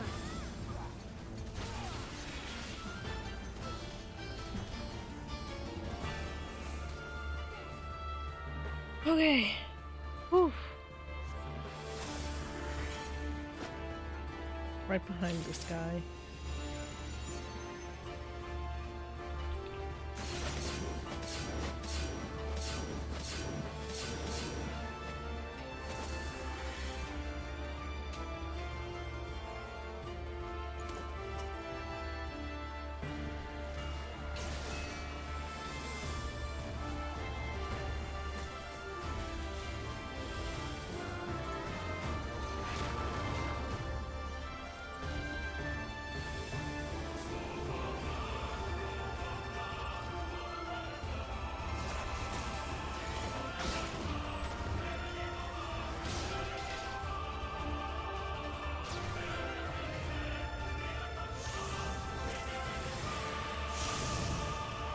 Oh god. No! I didn't move fast enough. Okay, hold on. Wait. Let's move sprint to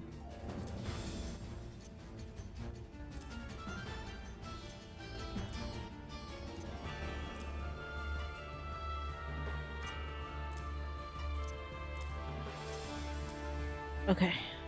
I gotta make this easier for myself.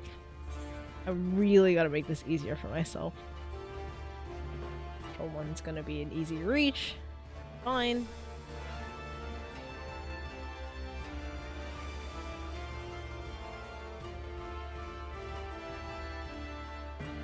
I just gotta make sure that I actually press it.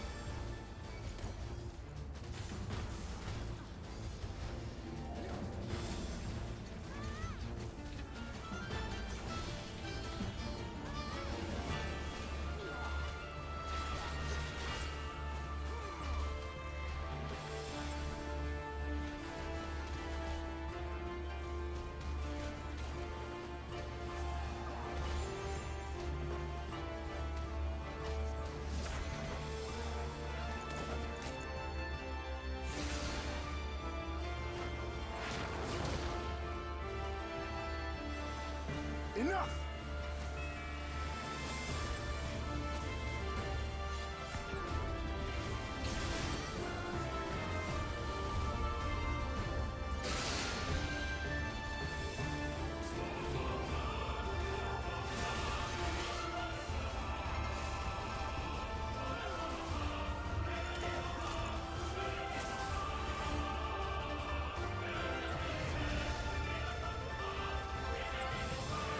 You shall fall soon enough.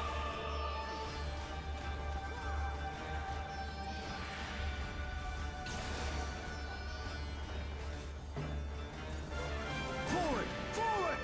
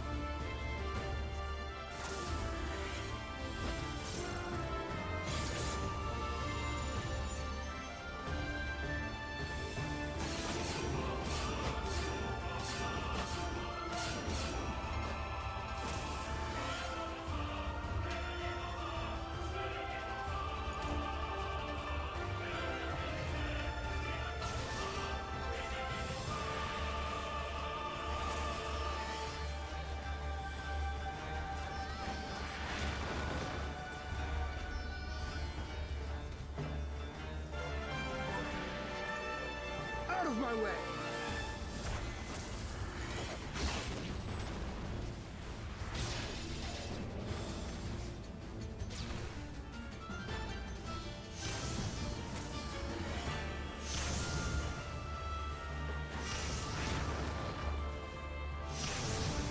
Oh.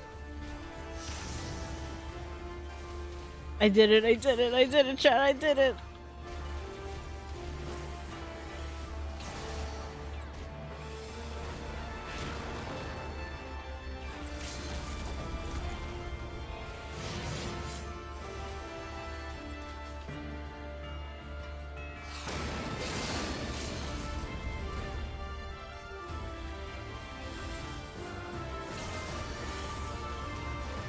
There'll be nothing left of you but a smoking crater.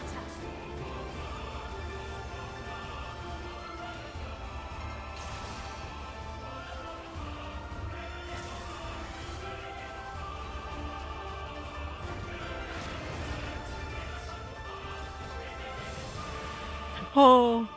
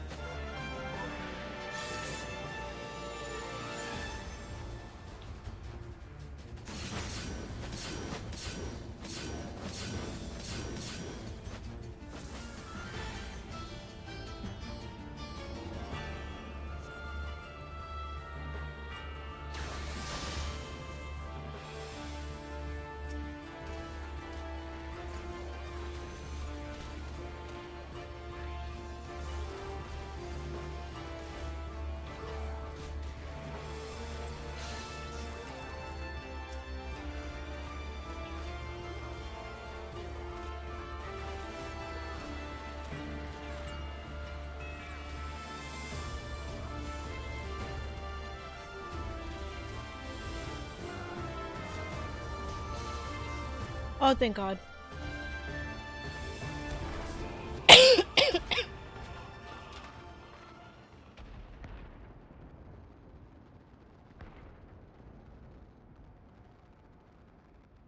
Oh. Oh, finally. Oh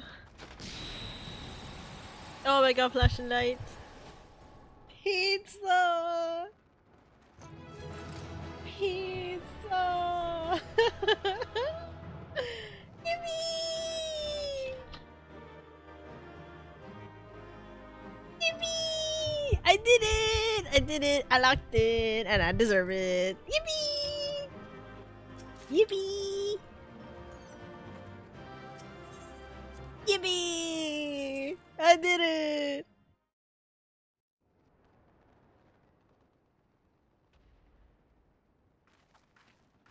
We did it!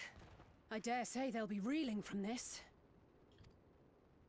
You were truly inspiring in battle, my friend. I'm determined not to be outdone, but there seems to be Pizza. no one left to fight. It's time. A tactical withdrawal, perhaps? Change the dipping sauce for the garlic. That's crazy. We should give chase. Finish them off while we have the chance. Imagine the other surprise when they wake to find the war already won.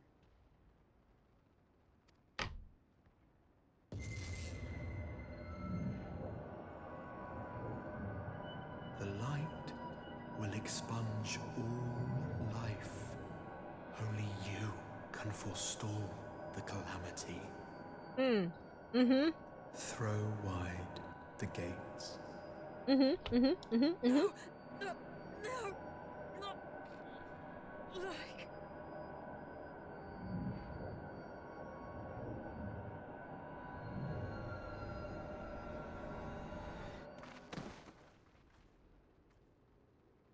Ah, shit. It was her turn next? Oh, fuck. Oh no, don't tell me. Are you all right?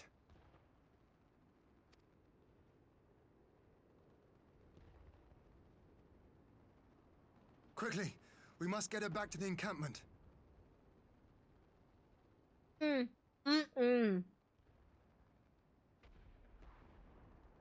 That's fucked up.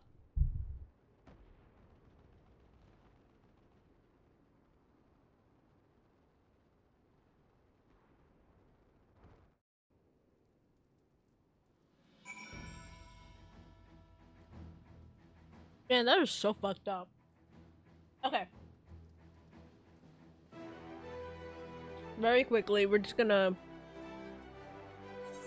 gonna log out and exit the game for a little bit. We're gonna eat, take a break.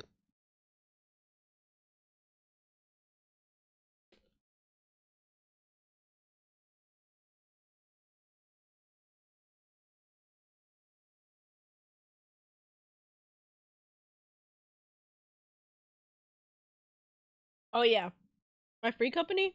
Yeah, it's baby girl.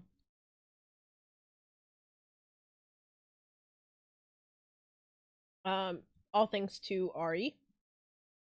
Okay, what we're gonna do in the meantime is react Andy to some things. I think it'd be fun. Let's see. Who are we react Andying today?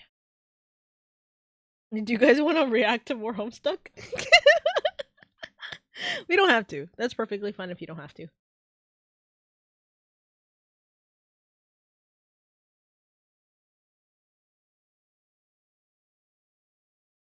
Hmm.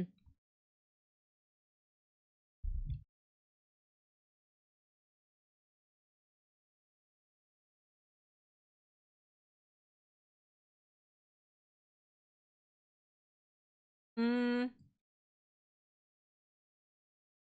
Give me 1 second to fix my monitor because it's starting to act up.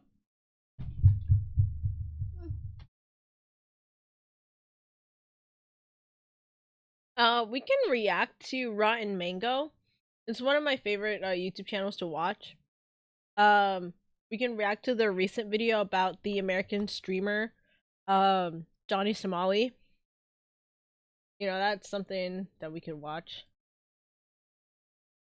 Because I hate that guy. I hate Johnny Somali. He definitely deserves more than 10 years of prison. For disrespecting the people of South Korea like that. Okay, cool. Let me introduce you guys to Stephanie Sue, aka Rotten Mango's host. That while eating pizza.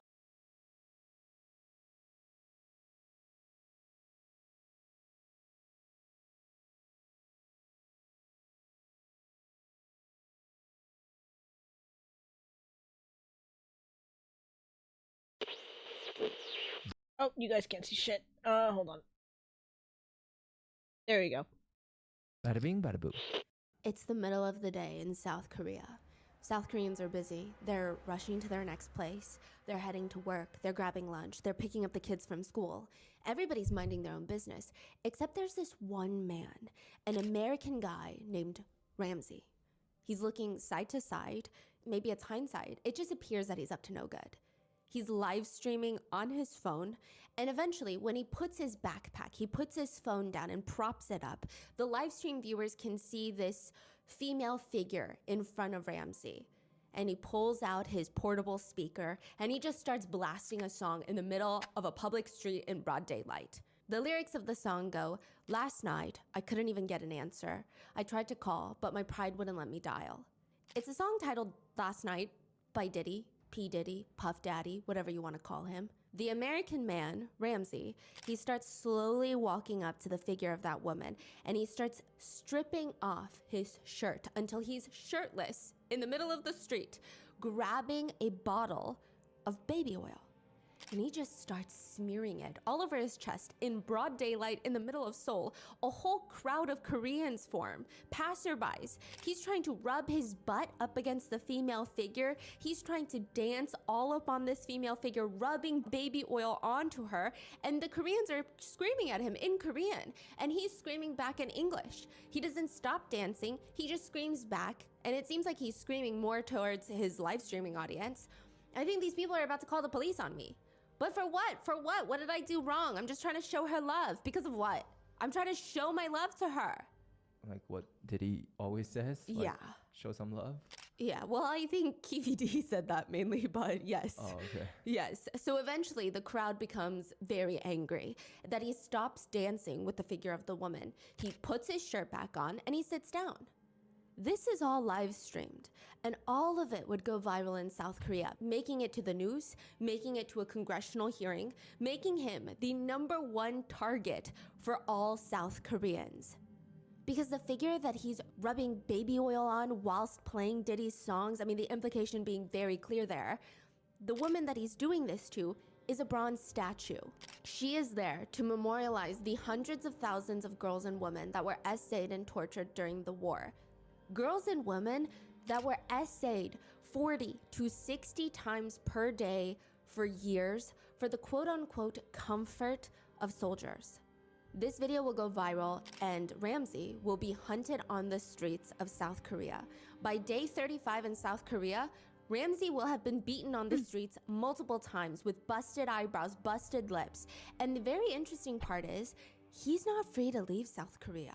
The authorities have confiscated his passport. They're opening an investigation into him. He's stuck in South Korea, in a nation where he is being hunted for sport.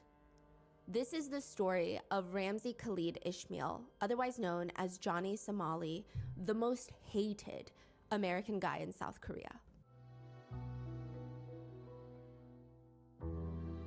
Okay. I want to take a couple seconds, right? As somebody who is American, but I'm also Asian, I feel like this is the reason why, like, Americans who are Asian or South Korean, for example, they're never accepted in their communities because of people like this guy, because he's American and disrespecting public memorials. We are never allowed to go back to our home countries without facing the stereotype that we might be so disruptive in their nation. It strikes a nerve in me because this guy literally does not care. Like, his intentions of going to Korea, I'm not really sure. Like, I've seen him pop up on my my Twitter feed like nonstop. And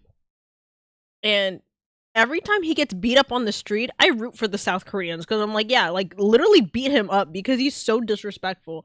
It's people who, like Logan Paul, for example, when he went to Japan that one year, Johnny Somali, like, who's being very disrespectful to memorials for the Korean women who suffered during the war. It's like,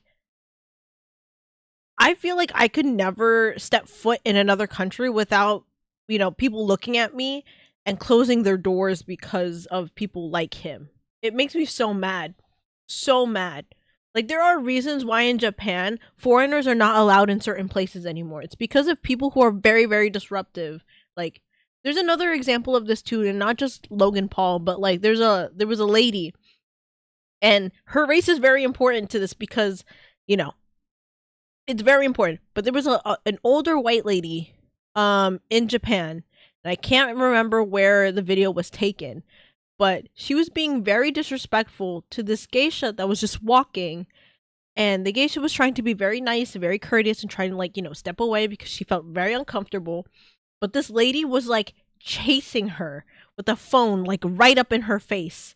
And I was like, you have to be so out of touch with reality to do something like that in another country where their culture is very like reserved and very like not all up in your face and for internet views. It is so disrespectful to go to a country and feel like you're entitled to their culture, to be entitled to be part of their daily life experience. You cannot do stuff like that.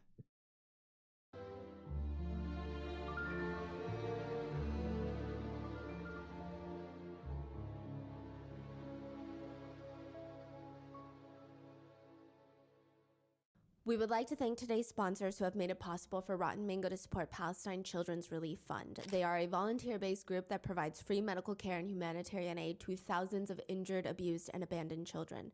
This episode's partnerships have also made it possible to support Rotten Mango's growing team, and we'd also like to thank you guys, our listeners, for your continued support as we work on our mission to be worthy advocates. As always, full show notes are available at rottenmangopodcast.com. Some quick disclaimers for today's case. There's mentions of SA, trafficking, slavery, and if that's too heavy, please take care, stay safe. And for general disclaimers, I want to be very clear that any discussions about specific countries, their history, or mentions of wrongdoings is not an effort to degrade their people nor their culture, just like how Americans do not want to be identified by our politicians' decisions or our government's decisions, much of which we strongly oppose. The same goes for every other country, nor is it meant to single out any specific region, because historically, I think every single region and country has a past that they are not proud of and should not be proud of. And one last brief note, the American streamer goes by the name Johnny Somali. His Wikipedia page states that he's half Somali, but he has done a video where he states that he's half Ethiopian and Yemeni. It does not appear that he's Somali, and regardless, if he's Somali or not, many Somalis are frustrated that he's putting Somali as his username because it's making them look bad. And it's not even just like a small group of TikTokers being like, I went to Germany in 2018 and got told thanks for being courteous. I went to a camp museum and got told that. I feel like, and that's the crazy thing, for a local to go and tell you thank you for being courteous. I think that is so strange and foreign because it literally takes very minimal brain cells to be a courteous and kind person. It takes zero effort to, you know, pay homage and respect to countries that you are going to. And you know, like, for example, going to Germany and going to Poland, like visiting the sites where the war was greatly affected. You know, you could take pictures, but be very respectful of the space and, you know, the culture that you are being a part of. Because it really doesn't take a lot of energy to be respectful, especially when it's a memorial that one has it in Japanese, Korean, and in English, saying that this is a memorial for all the women who have suffered during the war. And to be an asshole about it and still continue to live stream, even though there are people screaming at you, like, it boggles my mind. And, you know, I wouldn't be surprised if tomorrow South Korea's government literally said, hey, we're not going to open our borders to Americans until, you know, like, you get your people straight because you are coming into our country and being very disrespectful. I would not be surprised. And it's people like Johnny Somali or Logan Paul, for example, that ruin tourism for these countries. It's like, oh my goodness, sorry.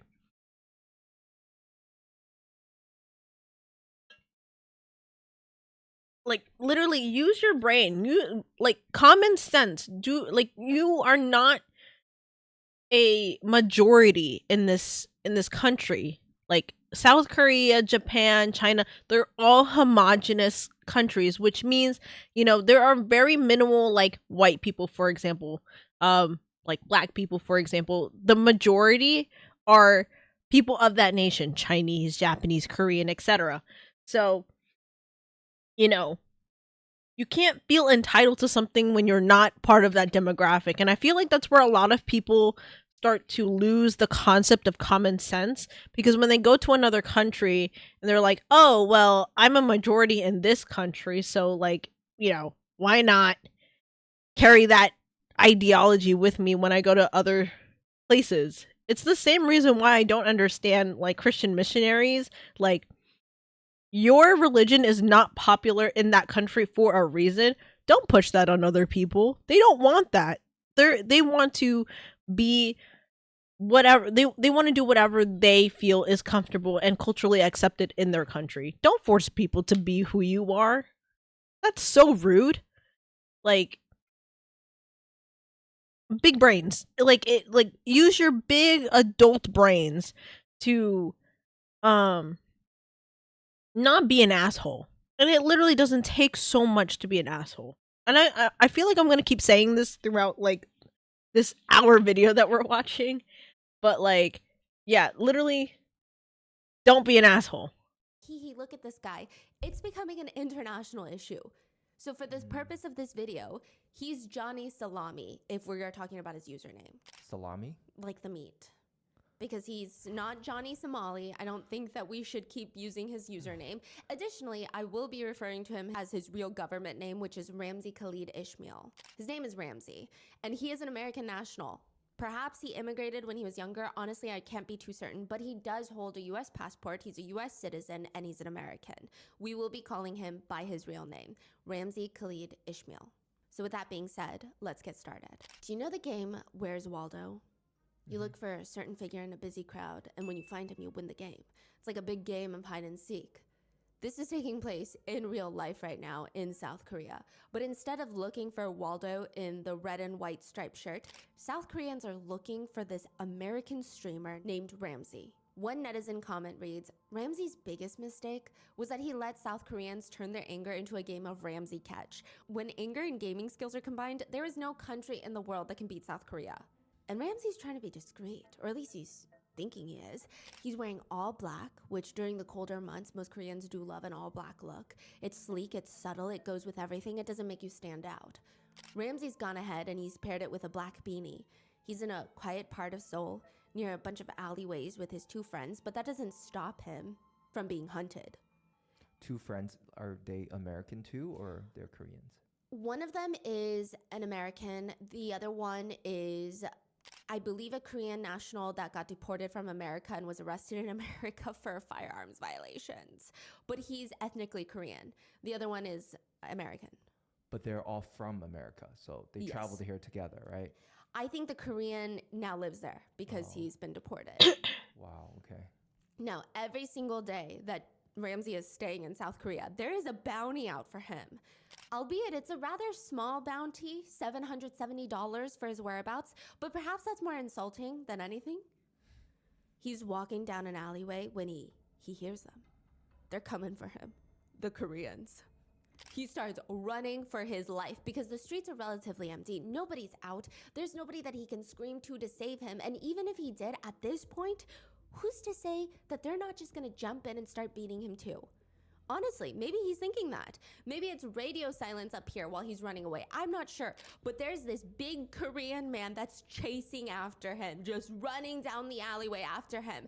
And once he reaches Ramzi, the Korean man grabs the back of Ramzi's jacket and slams him over his shoulder, smack onto the cold street pavement, and kicks him square in the chest and face. The whole thing is being recorded, and once it's uploaded, I've never seen a whole nation of people so united in asking, why not more? Okay, so I know you guys don't like this guy. I don't either. But for the safety of, like that man in the video who's beating this guy up, and a lot of privacy laws in Korea that are super duper strict, so you actually can't violate them. I'm pretty sure there's a VOD somewhere that includes the full, altercation. I wouldn't go out and find it because, I'm pretty sure that like that video and that VOD is being used as evidence in court. So, yeah, like hate this guy all you want, but don't give him clicks or views. Like that's what he's asking for. By doing all of this stuff, he's literally asking for people to talk about him and to make him more famous because he's being disrespectful in another country. So, yeah. I mean, I agree with that one comment on the screen by Heimler's cat. If the roles were reversed and some Asian streamer was going around a black city or country disrespecting everyone, the beating would be a lot more severe. Because it's true. I honestly could not fathom the idea of an American being racist in another country because, I mean, I don't know if like a lot of you are American, or even outside of America, but a lot of people outside of America say that Americans are very, very soft when it comes to racism because racism is like a huge topic in the US. And I don't think people understand the severity of racism in the US versus like say in like Korea or in Japan, because again, those are very homogenous countries. Like the majority is Japanese or Korean. But in the US, there are so many types of ethnicities and races that it's very easy to be a racist. Um, and, you know, like, we're a lot more sensitive about it because there was a system put in place because of that.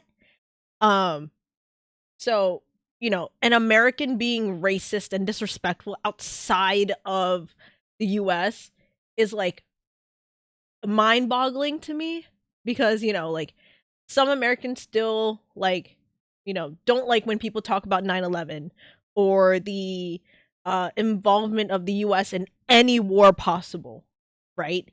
Especially if you're like, say, a Black American, you would hate for somebody to bring up slavery in front of your face and say racial slurs to your face. So for someone like him to go to an Asian country where he again is not the majority, um, and to be blatantly upset about, you know, being arrested and being beat up on the street asking for help when he's getting beat up is hilarious. It's laughable because you started it and you waged war on an entire country.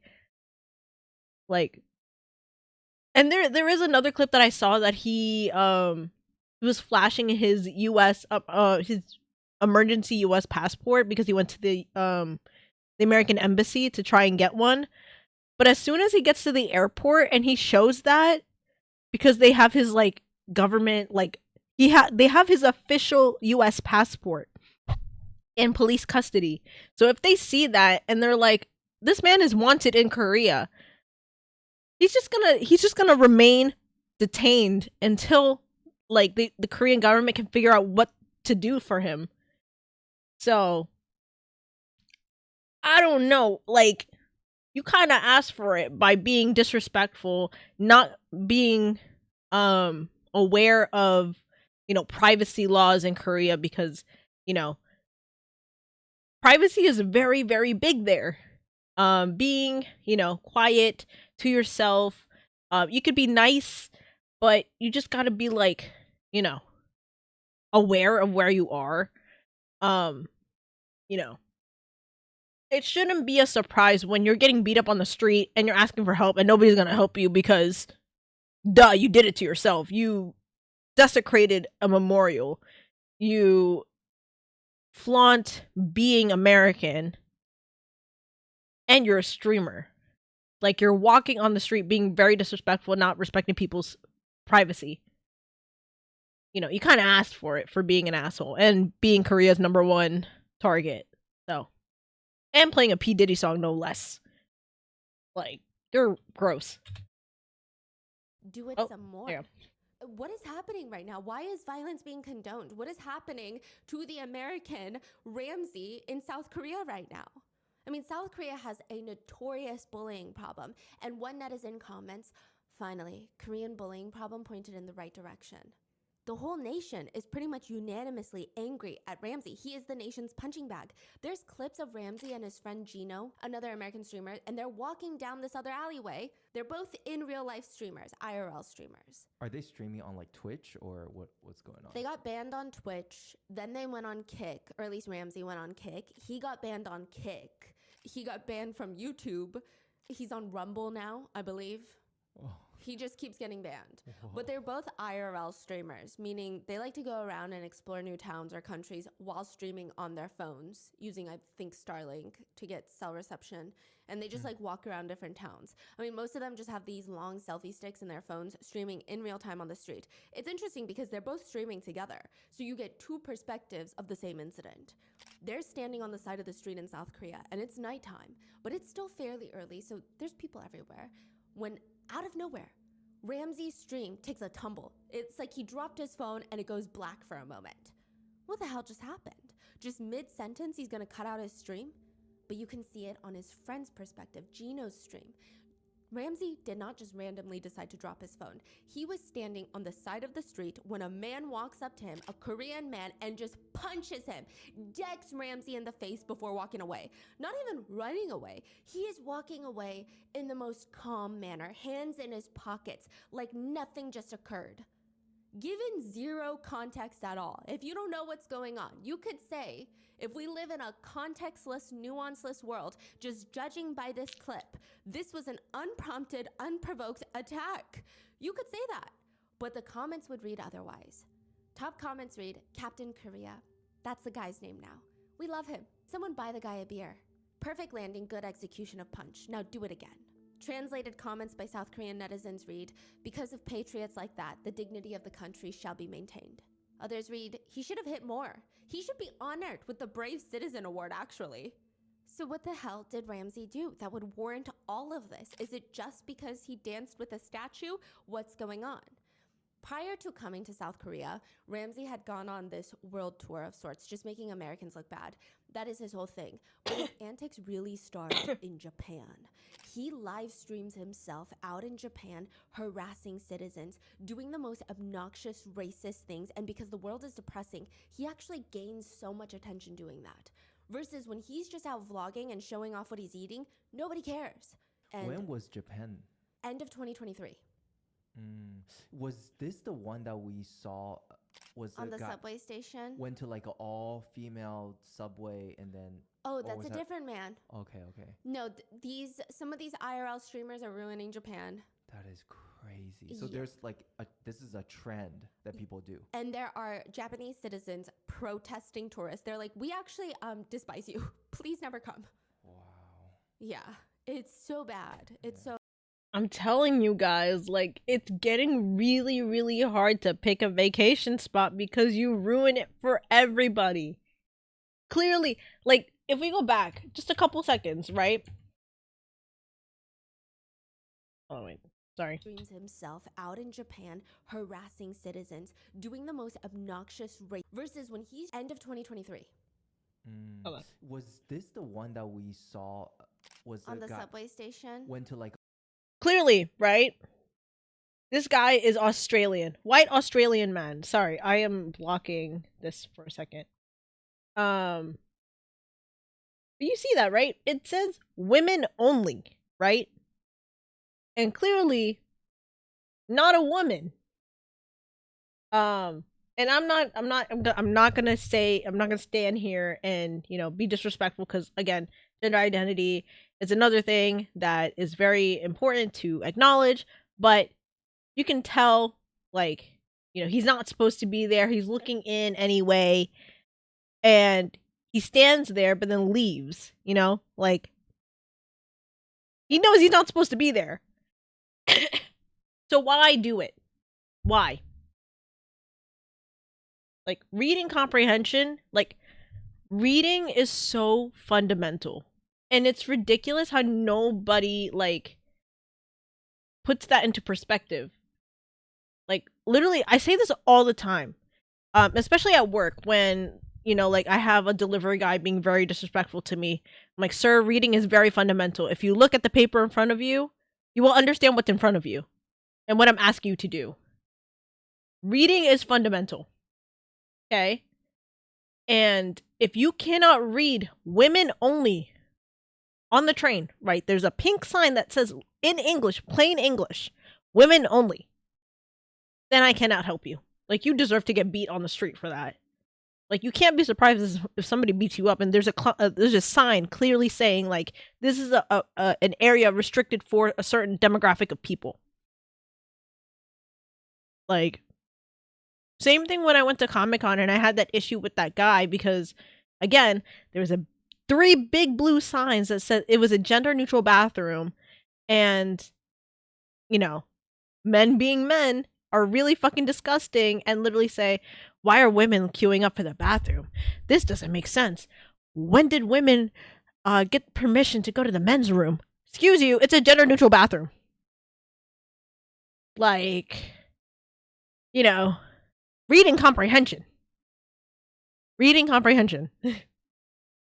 Like, I don't know what else to tell people other than, like, you either have to go back to school to read or understand, you know, minute words to clearly state that, you know, this place is not for you. Like, I don't know how explicit you need to be in order for something to not be for you. Like, if I went to Japan tomorrow and somebody told me, even in broken English, sorry, no foreigners. Okay, sorry. Do you know a place where a foreigner is allowed? You know, be respectful in that instance, or do your due diligence and look up the place yourself. Look for a place that welcomes you, a tourist, a foreigner, whatever. Um, and I know this raises another question because there's an ongoing debate in Japan for people who live in Japan but are foreigners or look foreign, but they're born in Japan, they speak Japanese, they go to school in Japan. Like, you know, it's another set of issues that, you know, clearly need to be defined. Because imagine you're Japanese, right? Or say like you're half Japanese, but you grew up in Japan, you went to school in Japan, went to university, college in Japan, lived there all your life, and then all of a sudden Japan said, "Hey, no foreigners allowed in Japan anymore," and they send you to where the other half, where your other half, like if you're say like half Japanese, half American, and they send you to America, and you don't speak a word of English, but you look American, right? How crazy would that be? Because people who aren't people of that nation are so disrespectful. Imagine that. Anyway, let's keep going because we're only like 11 minutes into this video. Like an all-female subway, and then. Oh, that's a different man. Okay, okay. No, some of these IRL streamers are ruining Japan. That is crazy. So there's like this is a trend that people do. And there are Japanese citizens protesting tourists. They're like, we actually despise you. Please never come. Wow. Yeah. It's so bad. It's so bad. I mean, obviously tourism is great in any country, but not this type of tourism. Ramsey would go onto the subways in Japan and say that everybody is shooting him dirty ass looks on the subway. He's insinuating that all the Japanese people are aggressively mean and are racist, but it's because you're live streaming and waving a camera around, which, by the way, he keeps saying everyone's shooting me dirty looks as if they're all the problem, but they're not. Eventually, he straight up tells his own viewers that he's not trying to give the foreigners a good image in Japan. He's out here trying to give foreigners a bad image. He says, I'm not a role model. He also proceeds to call everyone in Japan an NPC. He will literally walk around live streaming saying, crazy, these are all just NPCs out here. They're all NPCs, bro, all NPCs. Which, side note, NPC stands for non-playable character in games, like the ones that stand on the side offering you a side quest. When there were women that refused to be on his live stream, he made fun of them, saying that they didn't want to be on camera because they used too much filters, so now they can't show their real faces. Just being straight up racist and misogynistic. One could potentially argue that Ramsey himself is the one that could benefit from overusage of filters. Obi. But it does not stop him from go. just being Leave. blatantly Go to your crate. rude and disregarding another country's culture and norms. He will live stream himself walking into restaurants where everything is in Japanese, because he's in Japan. And he starts aggressively shaking menus, pointing at the menu, saying everything is in this Mulan language. What? Yeah. Pause. Ain't no fucking way. Ain't no fucking way. And he goes into a restaurant in Japan where everything is in Japanese and says everything is in this Mulan language. That's so racist. How dare you? Mulan is first and foremost Chinese. Okay? Second, he didn't do his due diligence to look up a place foreigner friendly, tourist friendly. You cannot do shit like that. What the fuck is your problem? If you have the nerve to go to a restaurant in the country that you're going to, don't speak the language, and you expect everybody to speak English for you. That is so fucked up. Don't do that. Don't do that. He would walk around getting drunk, screaming on the streets, "We're here to destroy Japanese society. Drop a nuke emoji in the chat. Chat, drop a nuke emoji." But by far, the most viral viral for all the wrong reasons clip of Ramsey is him sitting inside a subway car in Japan. There's a Japanese man sitting next to him, minding his own business, when Ramsey looks to him and says, Hiroshima. Hiroshima. The guy looks confused because why are you just telling me a random city in Japan? That's like me walking up to someone and being like, Philadelphia. It's so random. He takes off his earbuds and he looks confused, and Ramsey double downs. You know Hiroshima? Yeah. Nagasaki? Okay, now the man looks uncomfortable because yes, both of those places are cities, but also the two cities that the US bombed during World War II, killing over 250,000 people, most of whom were civilians. And now you have an American. I mean, obviously the Japanese man at this point wouldn't know his nationality, but you can presume that he's an American, just sitting there asking him if he knows about these two cities. Johnny continues, why you do this? Pearl Harbor. Then he starts screaming on the train, Hiroshima, Nagasaki, you know why we do this to you, right? Because you don't know how to behave. I swear. Ain't no fucking way, bro. Ain't no way. And they let him get away with this? Brother. Yo. Let's be so for real. If I was on this train and this guy was being so disrespectful, I'm pulling this man off at the next stop. I don't care if it's an inconvenience to me. We're getting off at the next stop. We're taking this outside and we're throwing hands. Because why are you being disrespectful in another country like that? Like, put this man in jail, bro. Like, what is he doing? Like, I'll take this outside. I don't care. Because people like this are really fucking disrespectful. And they never get put in their place. So when it comes down to it, they feel like they're the man. Or the woman. Or them, for example. Because they think they're top shit. Like, nobody should ever feel like they're important in another country like that. Like, don't be rude. Don't be disrespectful. Like, if you have a communication issue, you know, there's a wonderful thing. Even though it's not the greatest. Fucking Google Translate. Or any translator for that matter. But you're on a train yelling at some random Japanese man. on live streams. You're practically harassing this guy. When the etiquette in Japan, at least to my knowledge, is when you're on the train, you're respectful, you're quiet. I feel like this man should get beat. Thrown to the tracks. Not gonna lie. In Minecraft, Twitch, in Minecraft. Because like I even get upset as an American when I'm on the train and people are like screaming, yelling, talking on the train. When I'm on the train, I literally tell people like, hey, sorry, I'm on the train. Like, I'll call you back. And then people are like, but you can talk on the train. I don't care. I don't like it. Like, what the fuck? Anyway, we can all be angry together in the comments. Swear to God, you do again, we do again. Do you understand? Hiroshima, Nagasaki, we do again. You know Hiroshima, Nagasaki? We're gonna do again. What? Hiroshima, Nagasaki. Which none of the Japanese people on the train do anything. Because for one, maybe they just don't want to give him the time of day. Or two, I would honestly be kind of scared. Is he saying he has something on the train? Is he saying he's going to do it again on the train? It's a bit scary to even react. But one American walks up to him, a Korean American. Why don't you leave this guy alone? Just leave him alone, man. What do you mean? The Korean American asks him, where are you from, man? I'm from America. You're from America? So am I. Yeah, you're being obnoxious, dude. You know what we do to you? The Korean American man is confused. What do you do? Because they're both American. We will do it again. Do what? Hiroshima, Nagasaki.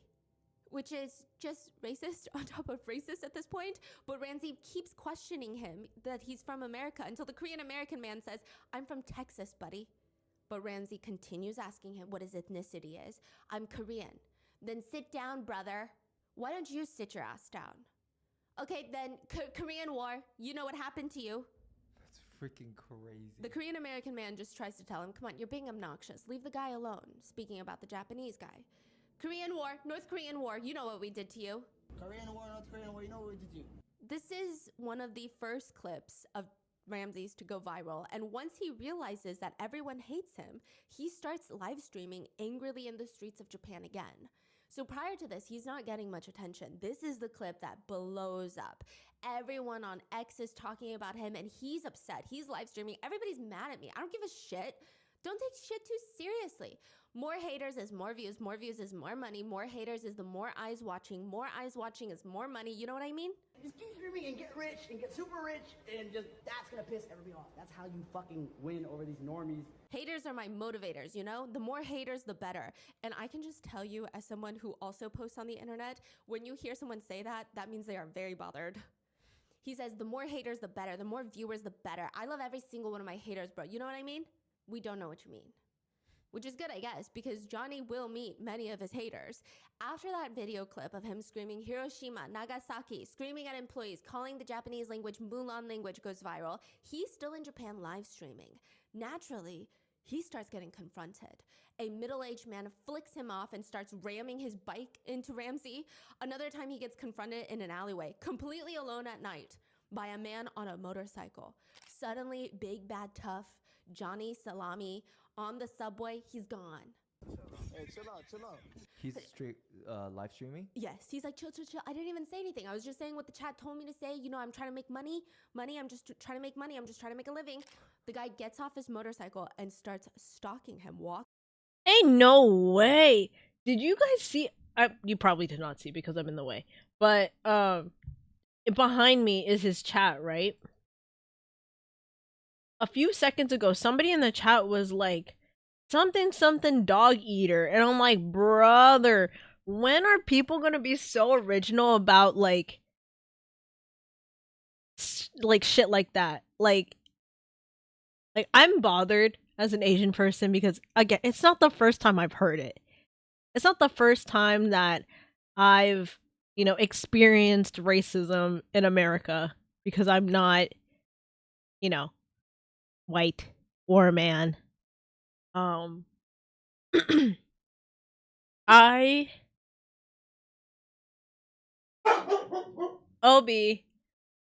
I am so tired of hearing that insult that all Asian people eat dogs.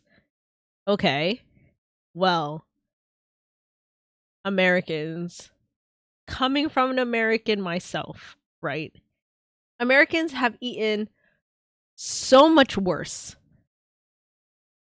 And it continues to boggle my mind that,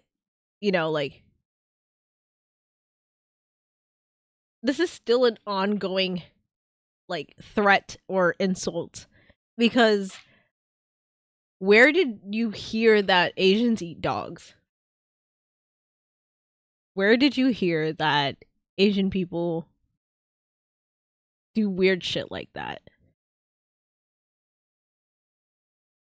It comes from a place of insecurity. Okay? So if you have nothing else to say but, try and put another person down, take a good long look in the mirror before you start saying some weird shit like that, especially to the wrong person. Because one day there will be somebody so much worse than this guy on the motorcycle. It could be somebody like me. I may be short, but I have the most powerful kick that I could offer. Right to the groin. Right to your head. I may have something in my hand to hit you so hard you don't even know what day it is. In Minecraft. Twitch on Minecraft. Never be disrespectful. Okay? Because you're people like Johnny Salami ruins it for Americans. And they wonder why they're not allowed in certain countries anymore. It's because of Johnny Salami. Ugh. Anyway. And then what's crazier is that he throws his chat under the bus. What happened to, I don't care, my haters are my motivators. But then when he gets approached on the street by this guy on the motorcycle, for example, bro's coping. Like, oh, I'm just trying to make money. I'm just trying to make money. Don't. Because you said what you said. Say it with your chest next time. Walking behind him in the alleyway. He takes off his helmet. He wants to understand, why would you say that? Why? Somebody give me money, and they said, say it. No. So I said it on the train. Somebody gave me money to say it. They gave me money, okay, to say it. Understand? I understand, but it's not good, the Japanese man says in English. Johnny then proceeds to tell the police, because he calls the police on him, that the man threatened him because he's a member of the Yakuza, which is just so bizarre. There's another incident where he runs into a Japanese streamer, Miyako, and he is so aggressive with her, just popping up, trying to interact with her. She's taken aback. She's streaming in real time on Twitch. And he warns her, oh, you just showed me on your stream? You know, on Twitch, if you even show the face of a banned Twitch streamer, you're going to get banned. Because you're platforming somebody that's banned. This is her livelihood. Mm-hmm. So later in the stream, she breaks down crying, which I was thinking about too. It's not even just he is threatening her livelihood and making her scared, but imagine being a Japanese streamer, and I think she lives in Belgium, but besides the point, she's Japanese, right? You run into this notorious streamer now for all the wrong reasons who has attacked Japan, and it's a feeling of, I should have said something or done something or told him it's not okay, condemn his actions while everybody's watching because I'm Japanese, this is what I stand for, but also how terrifying is it? Mm-hmm. You're taken aback because you weren't prepared to run into him and now you're scared and now you could lose your livelihood, or everybody could be mad at you for not saying anything, but in that moment you were so scared to say anything, and the pressure of it all is just coming down on her. Later, she tweets thanking her viewers for being kind, and she said, we worked quickly with Twitch staff to avoid having our account banned. I burst into tears because there was just so much going on, but I hope he leaves Japan soon. I felt helpless as I couldn't do anything even though he was right in front of my face. Thank you everyone for your concern. Which, side note, Ramsey has apologized before in Japan multiple times. There is one clip of him bowing down, like a full proper bow, but I will say any apology he gives is pretty much fake. He apologizes twice in Japan, but he's not sorry. He only apologizes when he's about to get beaten. He only apologizes when he thinks he's about to get arrested. And after he leaves Japan, he starts talking very... Is that... Ain't no way that he pulls up his laptop and he shows the fucking rising sun. Y'all, this man is so disrespectful. This man is so disrespectful. Holy shit. That is so crazy. Why do you do shit like this, bro? Like, how do you apologize to a whole nation and then do this and then be blatantly racist and show the rising sun? Man, do you not do your own research on why the rising sun is not a good thing for the Japanese people? Like, I swear, I'd bop this guy in the head. Like, if it were me, like, this man would be in a hospital right now. Like, in Minecraft, Twitch, on Minecraft. This man would be in a hospital in Minecraft. Negatively about Japan after his apologies. To give you context, one of his more known apologies in Japan came after he was choked out on the street by a stranger. So clearly, he's not actually sorry. But immediately after that, after his apology, he goes to Disneyland Japan and starts IRL streaming, which is, first of all, not allowed on any Disneyland properties. But he wore his speaker on his shirt so that his followers can donate. So at certain platforms, when you have IRL streaming, you can have viewers donate in real time. Mm-hmm. If they donate a certain amount, they can have automated text or they can have some sort of sound song or something play on his speaker. Okay. Now, a lot of streamers won't do that because you're inviting people to donate just so they can say very explicit things that you have to now witness and listen and everybody has to see you react to. It's just, it's not the best thing to do, I would say. I see. Unless you have a really good community of people, which clearly he does not. But he wears this speaker on his shirt. His followers are donating and they're typing whatever they want it to say and play out loud. And of course, naturally, the smooth-brained crowd of people, they keep playing things like Sucky Sucky, Atomic Bomb, and really as explicit noises in Japan at the Disneyland.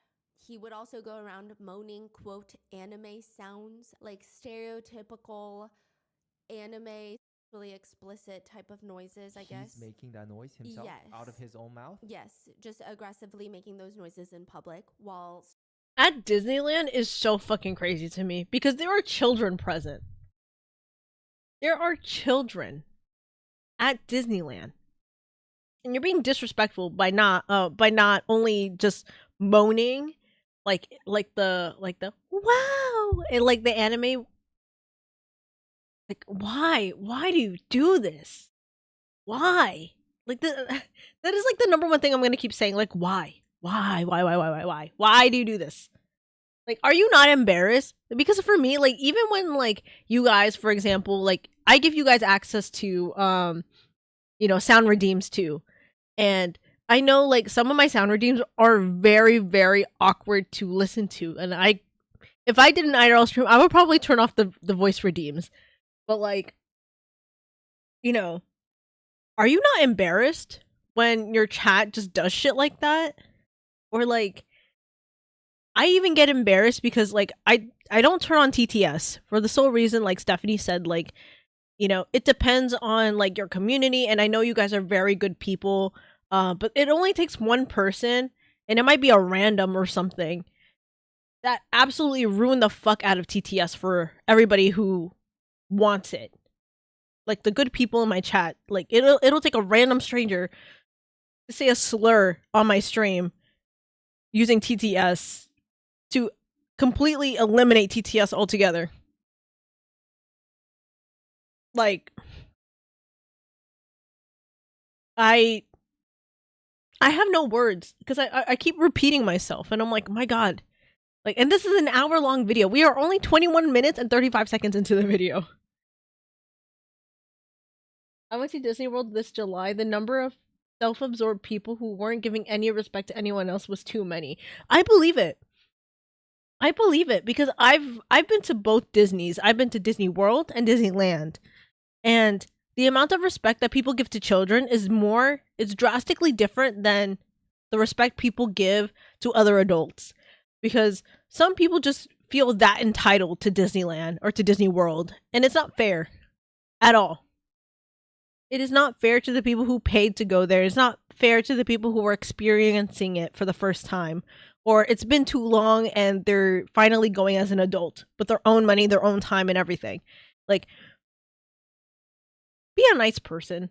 That's all it takes. It only takes one person to be like, oh my god, I love your outfit. Can you like tell me where you got your shirt from or something? Like, it's literally zero brainer activity. Like, don't be rude. Don't be disrespectful. stalking high schoolers in Japan. He does ultimately get confronted by a group of Japanese streamers who find out where he's staying. He half apologizes, not really. He just states that he has autism, which I don't think he does, but also crazy.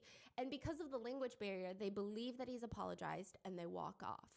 There's another incident where he's dancing on a crosswalk and a stranger, just walks up to him and slaps him so hard across his face that his hat gets knocked off his head. And he's always traveling with this little minion of his named Gino IRL, a fellow American streamer. He is Ramsey 2.0. He's probably most well known for his stunts in Thailand. He actually tries the whole deplorable foreigner traveling in other people's countries and doing things that they wouldn't dare in their home country type of act in Thailand. There's this whole bit where Gino tries it in Thailand, which is very, I don't know if you can call it satisfying per se, but it's a very interesting clip of Gino. He's with Ramsey. Later that day, they separate and he's walking around. He's walking down this busy street in Thailand, and there's these rows of restaurants and tons of civilians eating dinner on the side of the road. He's live streaming while walking. He says, I don't care what it is. I just want to and he says, gut your ass alive. He swings to the side as he's saying this, out of view from the live stream, but he likely either pushed something or someone or pushed a chair, or perhaps he got into a stranger's face that's just casually eating dinner at a restaurant. It's unclear. But Gino walks away after that because he just loves acting like he's so big, bad, and tough. The belief here is either the Thai people, the people of this country, will not understand what he said in English, or perhaps they are just generally too busy to care for a speck of dust like him. I'm not sure what he thought was going to happen.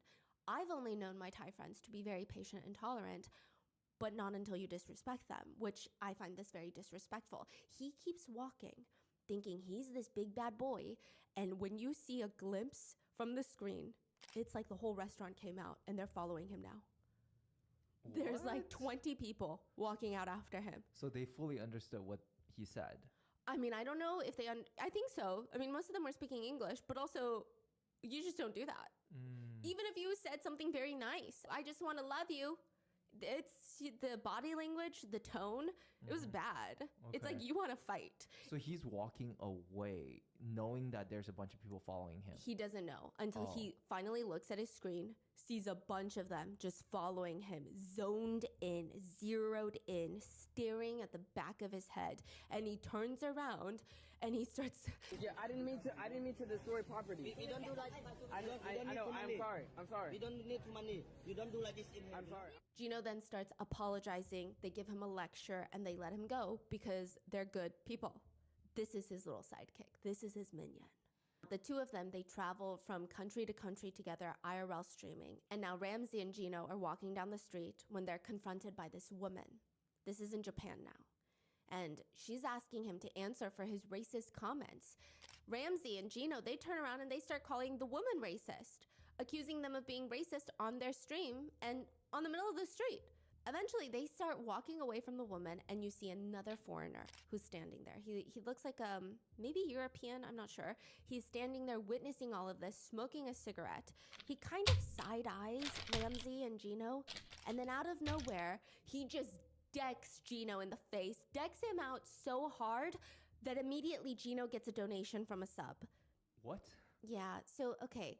Wait, what? I don't know what they did in their settings, but every time Gino and Ramsey get a donation, they play a Mario sound where Mario gets a coin or something. Like the ding sound. And right when he gets decked in the face, someone subs. So it's like you punch Mario and you got a coin. Oh my god. Is the implication. Whoa. I thought for the longest time it was a post-edit. That's so fucking funny. Editing that noise in while re-uploading them getting decked in the face, but it actually happened in real time. So it just matched perfectly. Yes. That's so funny. Yes. For a gold coin. Got it. And Johnny is completely still processing what just happened. He doesn't try to run. He doesn't try to fight back. He doesn't help his friend Gino. Instead, Ramsey then gets knocked in the face. Yeah. I'm so sorry. Johnny and Ramsey are the same person. It's just very confusing because all the research I did is like Johnny, but I'm trying to use his government name Ramsey because I feel like it's better for him to be shamed.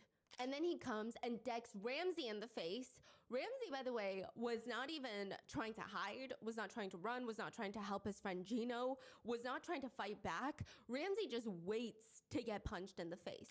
Ramsey then drops his phone and you hear someone donate to the live stream as well. But people start donating and they decide to do the text-to-speech donation. So instead of the Mario coin sound effect, you get an automated voice saying, Hiroshima, Nagasaki, Hiroshima, Nagasaki, Hiroshima, Nagasaki, while he's out cold. Anonymous sent $3 Hiroshima, Nagasaki, Hiroshima, Nagasaki, Hiroshima, Nagasaki. And then you just hear the claps of people nearby. They're clapping that these two were just punched in the face. Netizens have since commented on this video stating, dude, God bless that guy. Hit him so hard Mario got a coin. Another comment reads, as a Japanese person, I cannot describe how grateful I am to this guy. Violence is bad, but there is always an exception. I feel great. Another comment reads, the fact that some native Japanese people clapped when these guys got decked says a lot, if you know, considering how public situations are usually treated here. But what do you expect from this guy? This is the same guy where there is a video of Ramsey hitting on minors. He promptly titled this video, Johnny Salami becomes P. Diddy. Ew! I wanted to wait because I know I keep pausing in between. But holy fuck, ew! Brother, ugh! Brother, ugh! That's... ugh, ugh. I feel gross now. I feel like I'm... like, not to get too explicit, but I literally feel like I'm gonna throw up all the pizza I just ate because of this comment. Because what the fuck are you doing, bro? Like, don't ever... Look. I get it. The internet is a numbers game. I get that. I totally understand that. But you can't go on the internet because if you don't know, P. Diddy is being investigated for sex trafficking, SA, um, CSA, children SA, and racketeering, stuff like that, all that big stuff. And that man is not a good man. So if you compare yourself to somebody like P. Diddy, you got issues. Like, you've got way too many issues. Because that is not something that you idolize and you compare yourself to. That is disgusting. Fucking foul.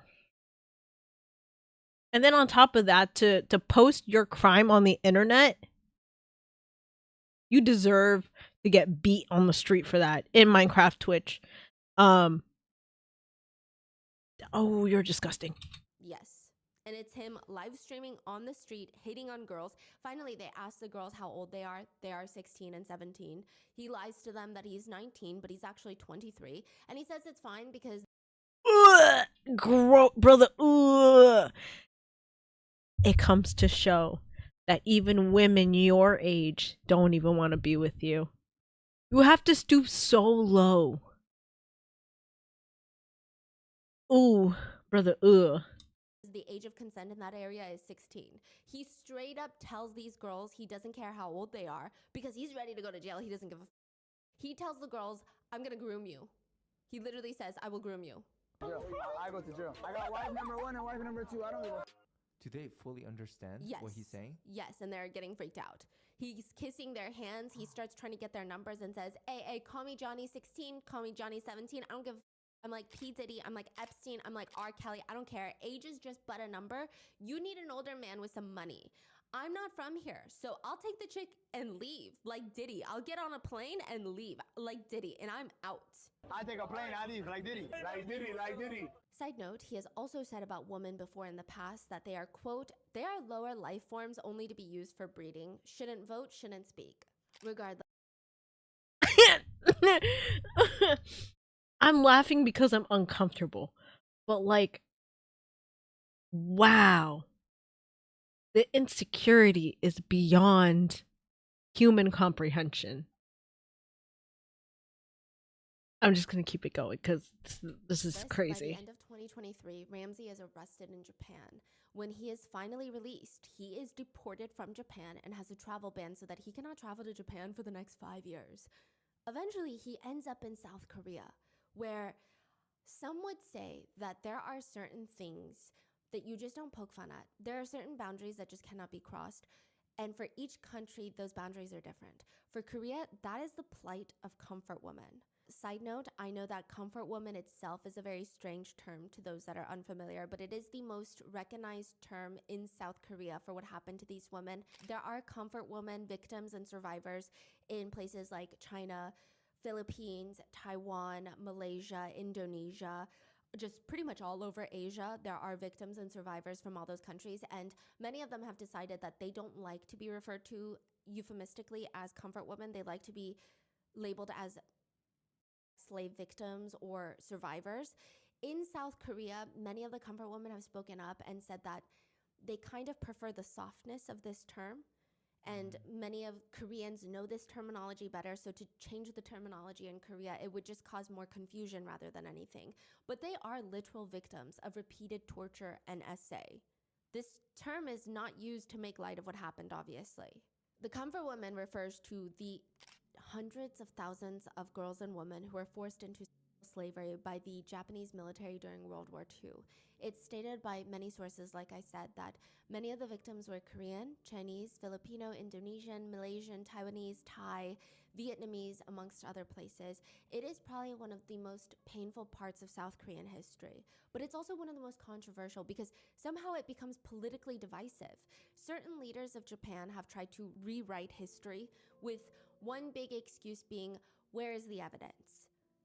It's pretty well acknowledged by many that Japan destroyed many documents, including ones regarding the Comfort Woman station, so that's not really the best argument to make by these politicians.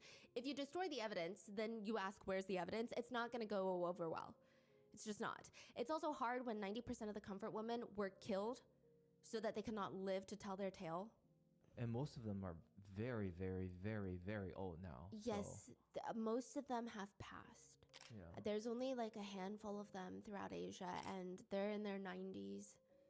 The UN's Global Tribunal on Violation of Women's Human Rights estimated that by the end of World War II, 90% of the quote comfort women have passed during the war. We're talking hundreds of thousands of women enslaved, taken to remote foreign territories under brutal conditions, forced to be essayed with as many as 40 soldiers per day. If the women survived, they were shamed to not talk about what happened. They were terrified. And many passed away from complications from the violent abuse that they endured, from the STIs that were left untreated. Others self-exited.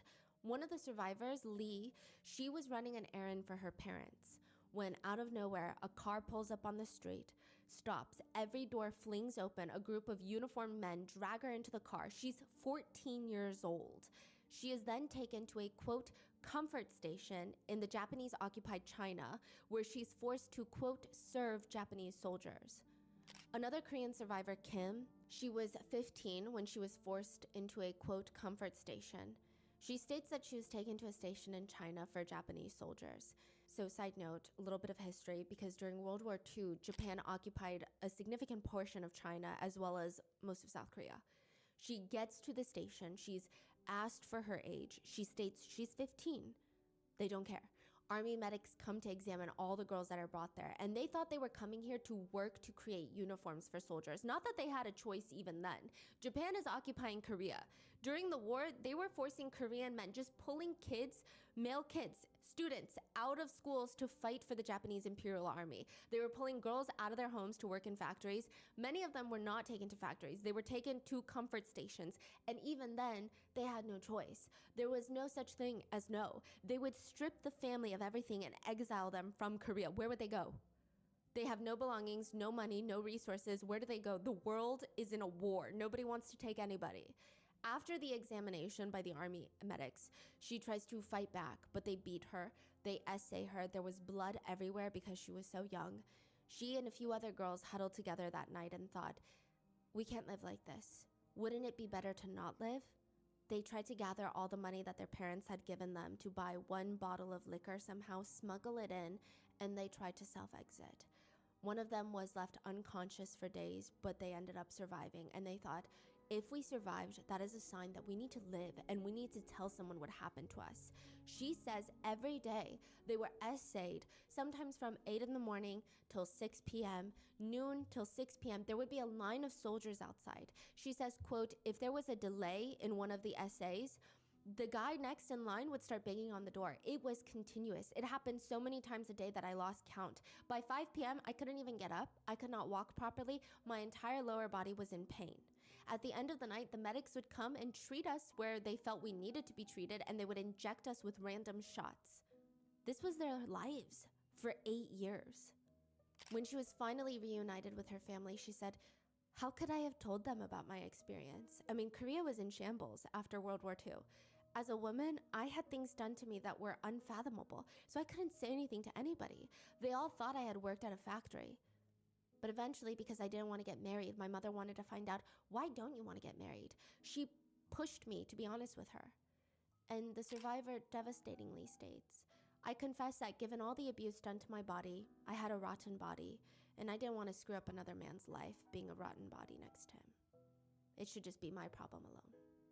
Eventually, her mother suffered a heart attack and passed away because there was nobody that she could tell either. I mean, you're talking about this is right after the war. I feel like we barely care about women's rights now. I mean, think about back then and right after a war when everybody's in shambles, there was nothing she could do. Many of them have scars all over their bodies. One victim was beaten with a hot spatula on her chest. Many of them have severe damage and complications to their private areas. Feet that were permanently injured because they were constantly bound by tight ropes to be tied up so that they could not try to run. One Japanese military document that exists states some Japanese soldiers actually referred to comfort stations, which is already such a crazy way to refer to the war crime buildings as comfort stations, but they referred to them as public toilets. Some of the girls taken were so young that they didn't even have their menstrual cycles yet. One girl taken from the East Timor area says, "I was still a child and did not have my periods yet. She was forced to be essayed by 4 to 8 soldiers a night, and during the day she was forced to build a road. So she was used for labor and for abuse. She gave birth to a baby girl at this station, but the military took the child away. She says she felt ashamed her entire life and is still waiting an apology from the Japanese government." One Chinese survivor saw her parents get murdered in front of her. She was gang essayed right there by more than a dozen soldiers on the spot beside her parents' lifeless bodies. She was 16 years old. After that, she was dragged away to this comfort station to be essayed every single day. It is estimated that many of the victims were essayed 40 to 60 times per day. One Filipino survivor states, "There was no rest. They essayed me every minute." Another survivor states, "I was in a different room every night. They flayed us with a horse's whip." She said sometimes she would be essayed until she lost consciousness. She was 12. Another Filipino survivor states, "We cried, we pleaded for compassion. Their bestial hearts only craved satisfaction. At the age of 14, I was poisoned. If I could prevent the sun from setting, I would have, because whenever night fell, they would start raping us." See, and this is why, like, I always fight for like my homeland. I am Filipino. I'm American. First and foremost, I am American. I was born in America. I grew up in America, but ethnically I am Filipino. And for people to be very disrespectful at my homeland and finding out if they're American on top of that, I always get riled up because it's stuff like this where like people don't understand like there's an ongoing joke in the Philippines. And this is well over like, the the Spanish American War. This is beyond like America's occupation in the Philippines and stuff like that. But there was always like an ongoing joke, and it happened in my family recently too. Where we would go somewhere and there's always the token white guy.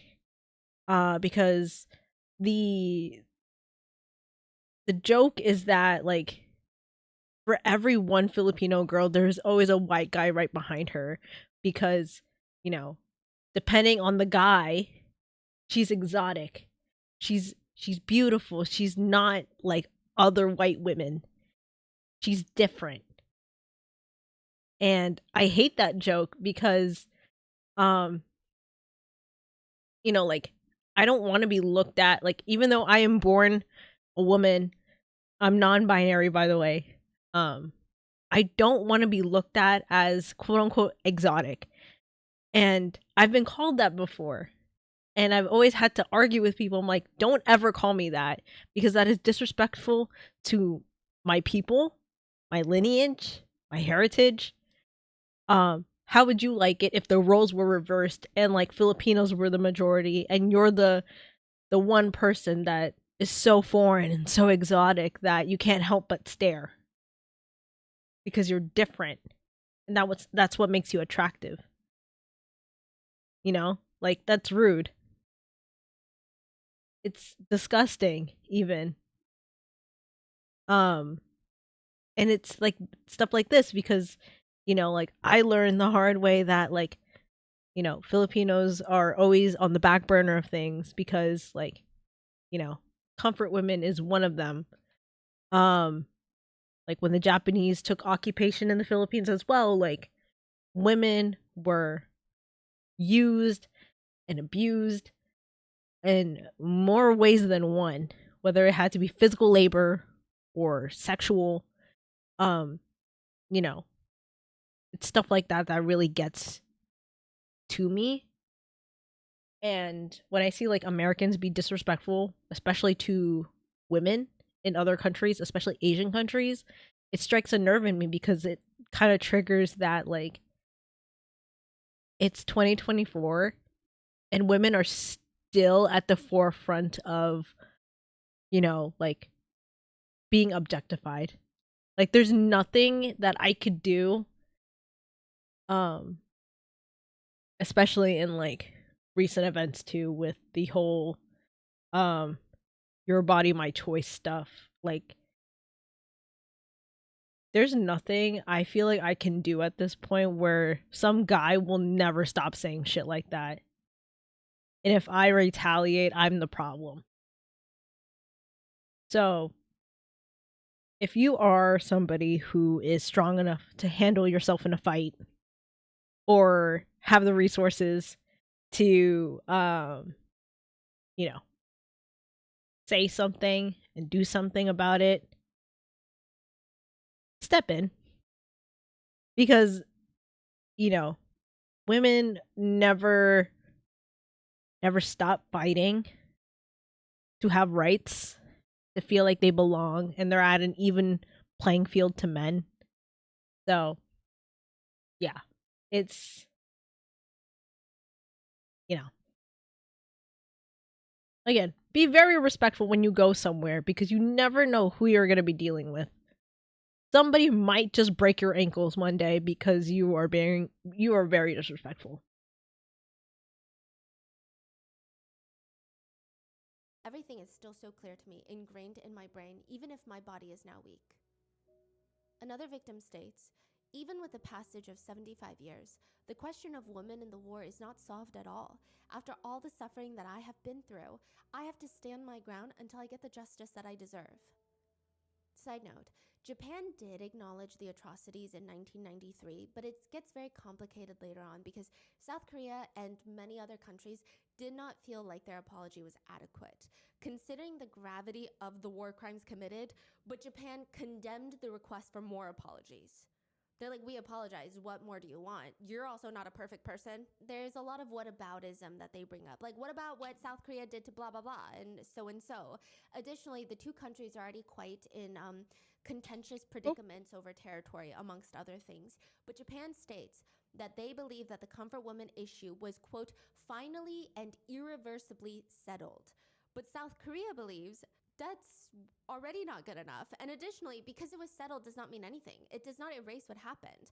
South Korea refuses to stop acknowledging it and never wants it to be forgotten because you can ask for forgiveness, but that doesn't mean that South Korea has to accept your apology, especially if it doesn't feel sincere, nor does it mean that they're going to forget what happened, which has resulted in many statues to be installed all over the world, including in front of many Japanese consulates and embassies, which Osaka, the Japanese city, and San Francisco in America are known as sister cities, which is largely ceremonial, but still.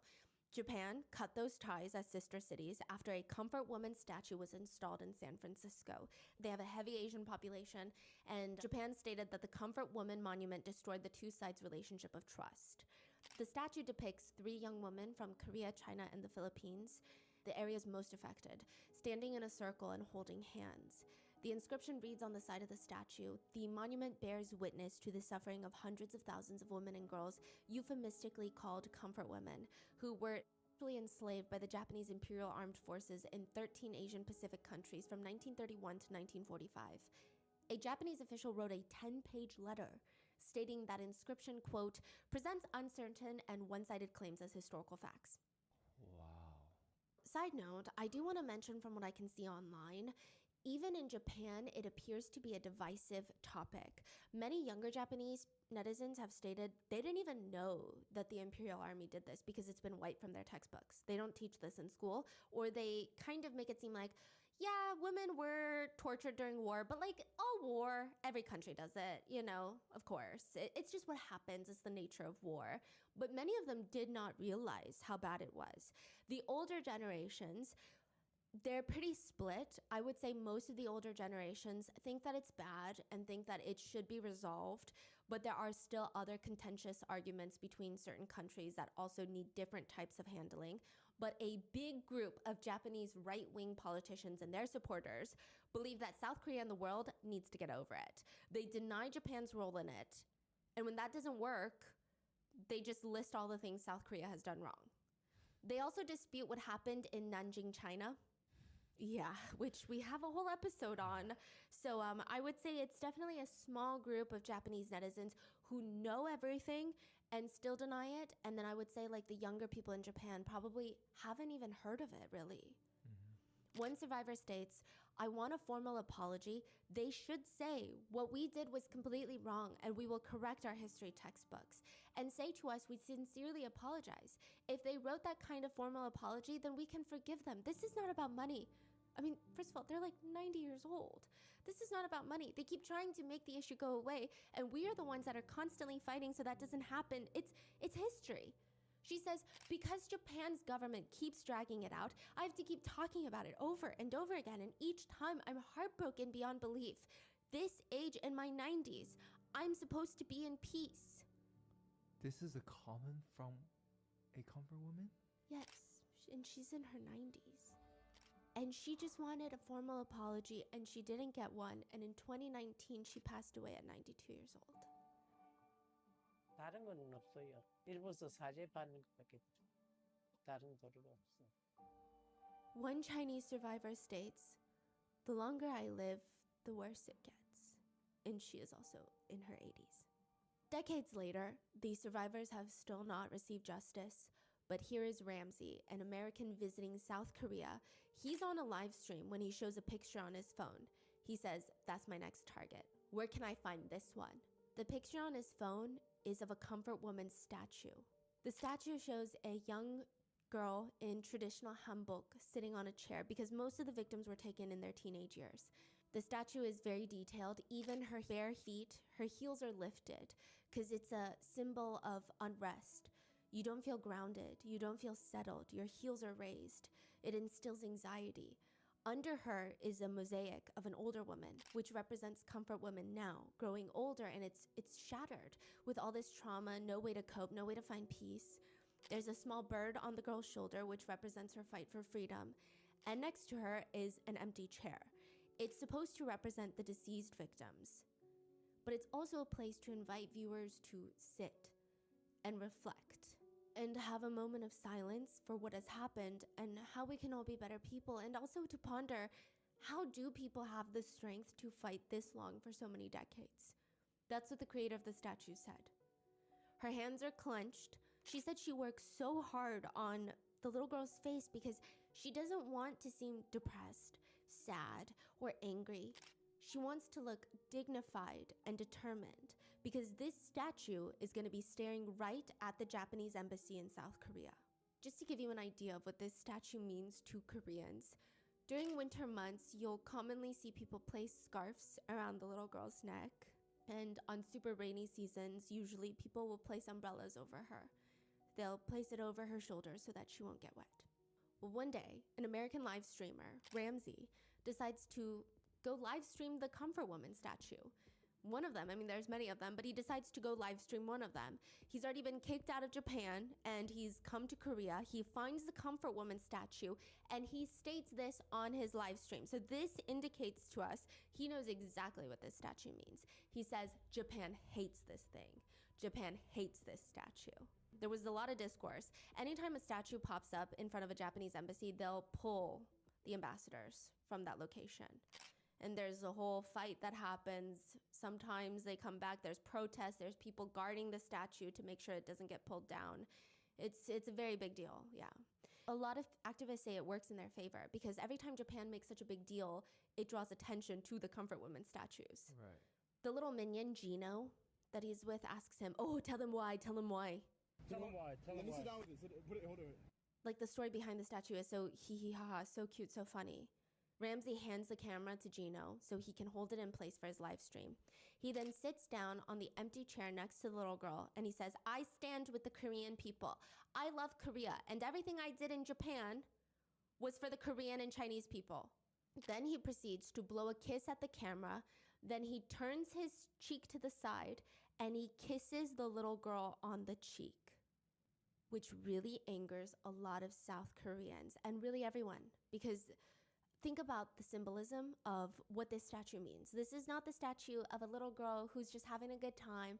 It's just a cute little, he knows what this statue means. Yeah. And to kiss her on the cheek, it gets worse because he's gonna go again. He sees that people have reacted to this. It starts getting a little bit of traction in South Korea. People are saying, why would he kiss her cheek? This is so disgusting.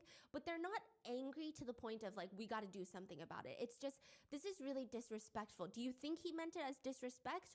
Or it's just, he's so dumb and so culturally insensitive? Because what he's saying is, he stands for Korean people, and I guess maybe he's trying to say he stands for comfort women. The whole thing is weird. People are confused about it, but he sees the reaction and he tells his stream. So I got a plan for today. I'm gonna go to the Japanese embassy because I saw that the Koreans were getting mad about that comfort woman statue shit. And if I'm leaving soon, might as well. I think the main comfort woman statue is in front of the Japanese embassy, so that's where we're going right now. And I'm gonna go into the embassy to see if they know who the I am, and I'm gonna ask them if they're gonna let me come back to Japan, but I'm gonna go to the Comfort Woman statue first. He finally gets to the embassy. He shows the Comfort Woman statue, the same one, and this time he starts playing ETA by New Jeans and starts twerking on the statue. He's so... statue on her lap. He is literally so disrespectful. What the fuck? Girl to put her head in his shirt. Then he looks straight into the camera while twerking. He licks his fingers and puts his hands under her skirt and repeats the motion of taking it in and out, which you know exactly what the fuck? He puts his... Yo! This man has no sense of...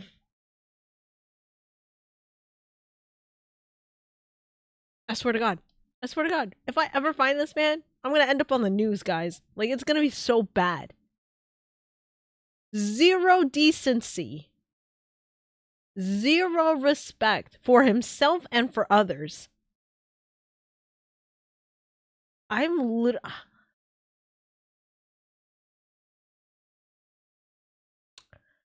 literally have no words. I have no words. Because what the fuck? Like, what kind of brain do you have to disrespect a memorial for comfort women in front of the Japanese embassy first and foremost, because the statue is sitting on the Korean side, and then expect to come back to Japan? What is wrong with you? Like, what the fuck? Ugh. Hand into her skirt? Yeah, after licking his fingers. That is beyond. This clip then goes viral, and he's still not done. Later, he tries to go back to the statue, but by this point, Koreans have seen the videos. They're enraged. They have set up blockades so that he cannot get to the statue. He finds another one of a comfort woman standing up. That is the incident where he rubs baby oil all over himself whilst playing a Diddy song and dancing up on the statue. This is where the hunt for Ramsey begins. Even before what happened with the comfort woman statues, Ramsey and Gino have been behaving as if there are no social norms in South Korea, no consequences, and even then people were accommodating enough, very politely, civilly telling them they cannot do these things that they are doing. So for example, he goes onto a bus, live streams loud music, he's playing loud music in public, he's live streaming. Gino is twerking on the public bus while Ramsey is slapping Gino's butt. This is very out of the norm in South Korea. You do not do this type of stuff. Honestly, I don't think you should do this type of stuff anywhere on public transit. You just don't do that. Yeah, they know it's gonna cause a reaction. Yes. That's why they do it. So it's not that they didn't know. So South Koreans, and I believe the same could be said for Japan, even to speak on the phone on public transit is considered very rude. Yeah, or like, you have to keep the volume low. Very low. Try not to disturb others. The police stop the bus and tell him to stop, cut it out. And they're very nice about it, to which Johnny says, I can't dance. You cannot dance. The police tell him, you cannot dance. He responds, this is American culture, Which, side note, he does say this is Black American culture, but like, you know it's not, and we know it's not, and we know what you're trying to do here. Every Black netizen is just side-eyeing him right now. And on that point, many Black netizens have voiced so much frustration because there's a lot of discourse of how difficult it already is to travel to very homogenous places like South Korea because of racism that does indeed exist.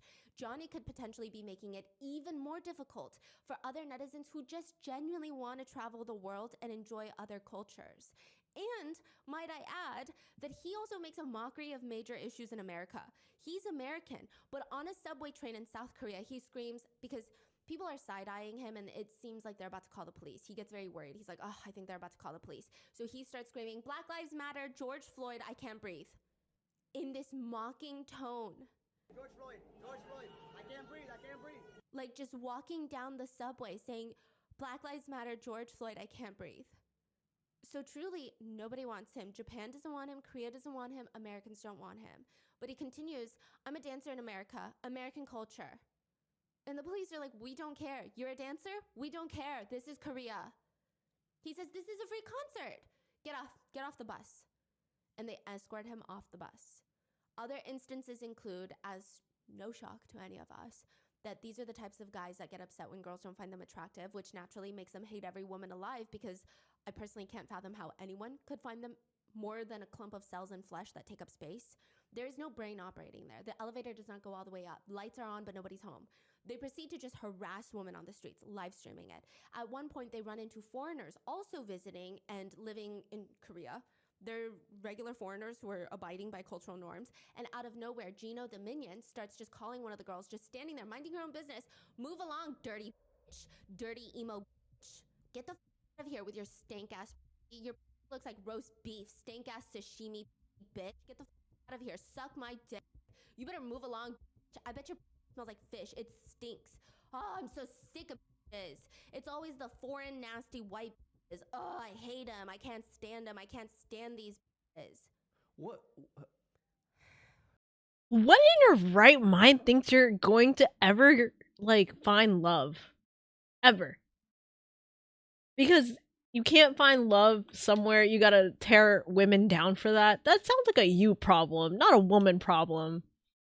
You act despicably, you appear despicably. Like, I said this earlier, but it comes from a place of insecurity. I don't get it. Like, why? Like, just because you're having your own personal problem doesn't mean you make it everybody else's problem. Like, what the fuck is wrong with you? Like, it's not making any sense. Like, literally, what happened to, like, mind your neck, mind your business? Like, you know, like, what happened to keeping a lot of your problems to yourself and then talking to a professional when appropriate? Because when you say shit like, you know, like, keep moving, you stupid fat emo bitch, like, what the fuck? No wonder bitches don't like you. No maidens. Zero aura. Negative aura. Like, he's appealing to,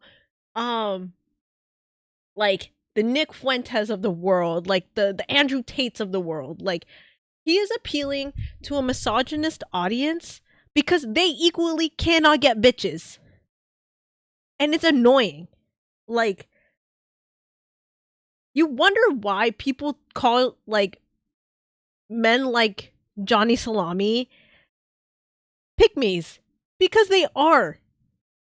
And the only way that they can get attention that they're not getting at home or from other people is to make a nuisance of themselves and get themselves in so much trouble that, you know, they turn it around and make it an issue of, like, this country is being racist, or this woman hates men.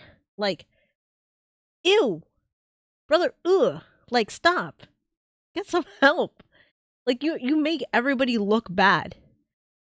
Especially people of color who want to travel the world when it's already hard enough. Like, I can see it now for somebody like myself who's very, very tan, and even when I, like, sit outside in the sun for a couple hours, I start to get very, very dark. I've had somebody once ask me if I was black, and I was like, no, I'm Filipino, and they're like, but you don't look Filipino. And I'm like, what does a Filipino look like? What does a Filipino person look like to you?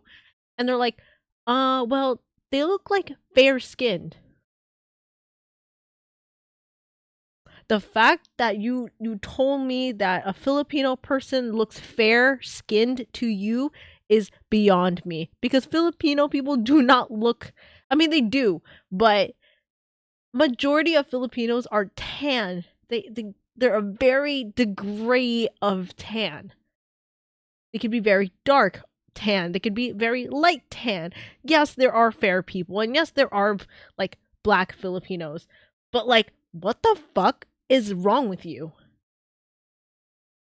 And to literally just sit there and be like that disrespectful, and then expect to have rights in that country, the math is not mathing. Like, make it make sense. Where's the common sense? It makes me sad that I might have a harder time going to a homogenous country that isn't my motherland, because I'm not white, and yeah,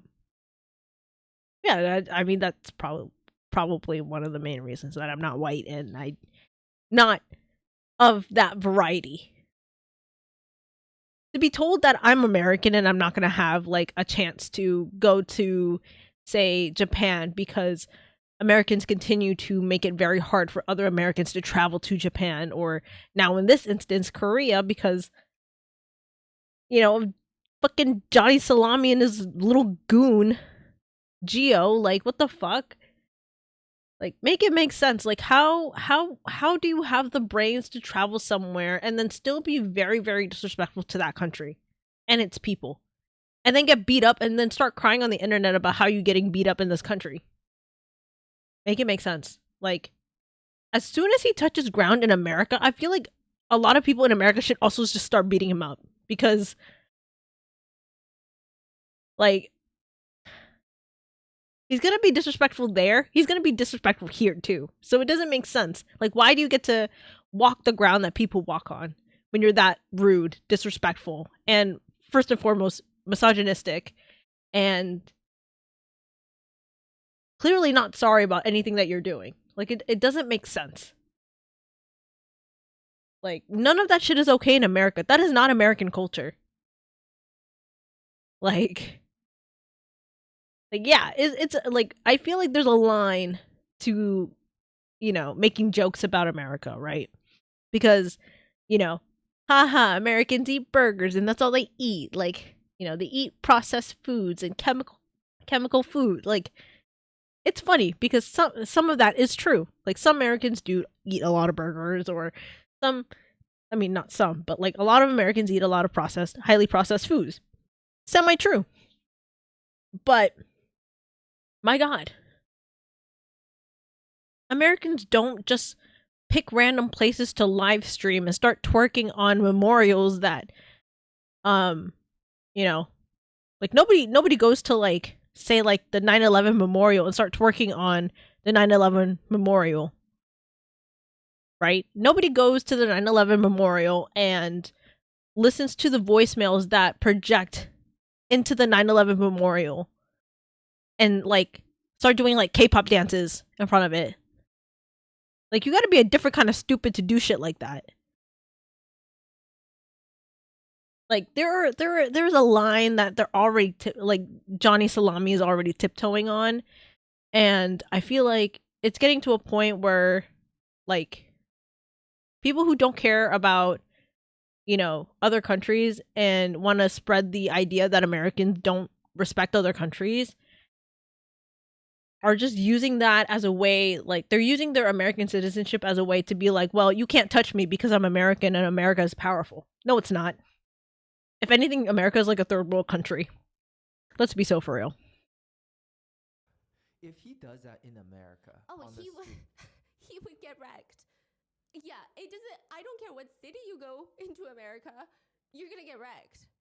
You could be in a rural area, you're gonna get wrecked. You could be in New York City, you're gonna get wrecked. You could be anywhere, you're gonna get wrecked. So they are ballsy in South Korea because everyone's more reserved. Nobody's used to these type of behavior. Yes, and I do think that certain cultures, everybody has, and it could be for bad reasons too. South Korea definitely, it has its ups and downs, but it's a bit of a mind your own business type of culture. So if someone's saying or like screaming racial slurs in South Korea, a lot of times people will try to mind their own business. Versus in America, people would be like, that's not okay. Why would you say that? That's unacceptable. So he also thinks that a lot of East Asians are docile, submissive, polite, weak, meek, scared. So that's why he's doing this. Yes. But he wouldn't dare to do 1% of that in America because he's the moment that someone step up, he instantly go back. And they know because they tried it in Thailand and it didn't work, so they stopped. Right. And it's not like, because a lot of netizens are saying, why don't you try this in Brazil? Why don't you come to Mexico? We want you. So a lot of netizens from those countries are actually asking Ramsey and Gino to come to their country just to see what happens. But he specifically targets countries for that reason.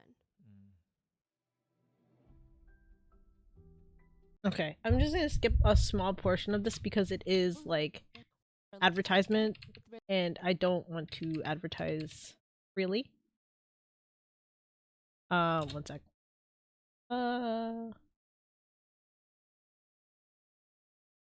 Redeem for There you go. Okay, we're back.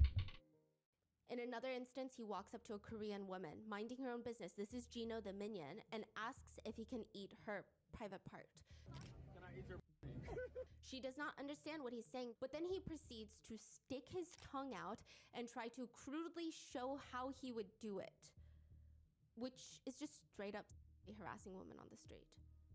They also seemingly stalk minors around. Stalk could be subjective here, but Ramsey follows a girl who appears to be a minor into a store, asking her why she's scared of him.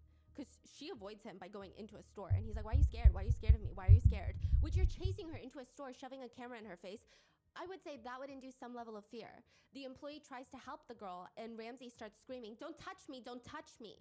He laughs maniacally before going out onto the street and running up to a group of older ladies. Like, I would say they're my mom's age, screaming, ah, into the camera. And just pointing the camera at their faces, like blocking their way of traffic on the street and screaming, ah, maniacally into his camera. The lady stares at him for a minute, then stares at the screen. Listen, if this were my mother, bless her heart, she would have cried all the way home. But this woman just screams, ah, right back and gives him the side eye to the point where he just tells her, Ajuma, relax. Ajuma, relax. What do you mean, Ajuma, relax?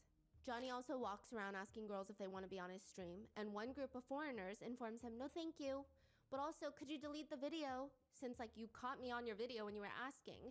And at this point, he shoves the camera preemptively into their face. So then Ramsey continues recording them asking, and if I don't, what are you gonna do about it, ho? Exactly, so shut the up.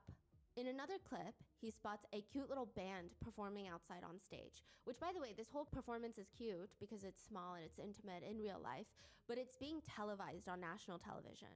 He proceeds to jump onto the stage, disrupts the entire show. He thinks it's hilarious, basically saying, look at me jumping up on here. They're not even doing nothing about it. What do you want them to do about it? Tackle you to the ground and beat you up? One of the more viral and annoying things that Ramsey does in Korea, aside from obviously everything else, is there's a clip of him at 7-Eleven. In Korea, you can eat at the 7-Eleven. There's booths and tables there. There are microwaves to heat up cup. How was the pizza? I almost finished the entire pizza. I literally have one slice left. I put it off to the side because I was like, I mean, if we're gonna watch Johnny's salami on screen, I'm gonna be so disgusted that I don't want to throw up all over myself. So there is one slice of pizza left over. Noodles, everything is self-serve though, and even the trash is very well organized into recyclables, food waste, regular waste. I've never walked into a 7-Eleven and felt like someone left a mess behind. Everybody is very respectful. It's the cultural norm. Except here is Johnny sitting there with his big speaker next to him so that anyone that donates can say whatever dumb middle school run-of-the-mill sexist, misogynistic remarks out loud, and it'll play those really loudly. He also uses the speaker to play Gangnam Style. He's obnoxiously dancing inside of a business, disturbing the customers, mentally disturbing them, disturbing their peace. He also tries to dance with a male customer who clearly does not want to be anywhere near this guy. He purchases a few ramen and a soju with one of those empty ice cups. He's on camera sitting there pouring soju into the ice cup. You're not allowed to drink the soju inside the 7-Eleven. You can purchase alcohol inside the 7-Eleven. You cannot drink it inside because then Soju is like Korean liquor. yes, like you can. The ice cups are meant for coffee, teas, other beverages. The older lady that works there walks over and tells him very nicely that he can't drink the alcohol here in the store. To which he aggressively tells her, "I'm black. I'm not gonna do nothing." And again, you know my yes. And she basically tells him to also shh because he's playing like loud noises. Also, his followers love playing monkey noises, which also feels very racist. Like everything feels so racist to everybody. And he's like, yeah, I'll shut up. I'll eat the ramen. I'll shut up. I'll eat the ramen. But as she's walking away, he starts lunging after her like he's about to punch her or like pull her hair or something. He has a cup ramen in front of him, and later he just starts pouring out the broth of the cup ramen onto the table. He's pouring, spilling What the fuck? pouring it out onto a table. onto so, a table. So it's like all wet, running down. Oh yeah. Then he grabs handfuls of noodles and starts throwing it all over the convenience store. What the Throwing fuck? it at the entry door where people are walking in, just throwing it at the windows, everywhere. Another woman, a customer walks in, spots the soju that he's presumably drinking. He did not drink it, but I mean, it's sitting right there. He's a foreigner. He's acting drunk. He's behaving drunk, throwing a tantrum. So she tells him, "You can't drink in the store. You can't drink in the store." Bro, if I was his mother watching this, I would be so embarrassed. Like, imagine giving birth to this boy, and then he does disrespectful shit to other people and to other women, and you're proud of that. You come home at the end of the day and you tell this kid that you love him. Ew. Like, ugh. I would, like, if I was his mother, I would be so embarrassed and disown him.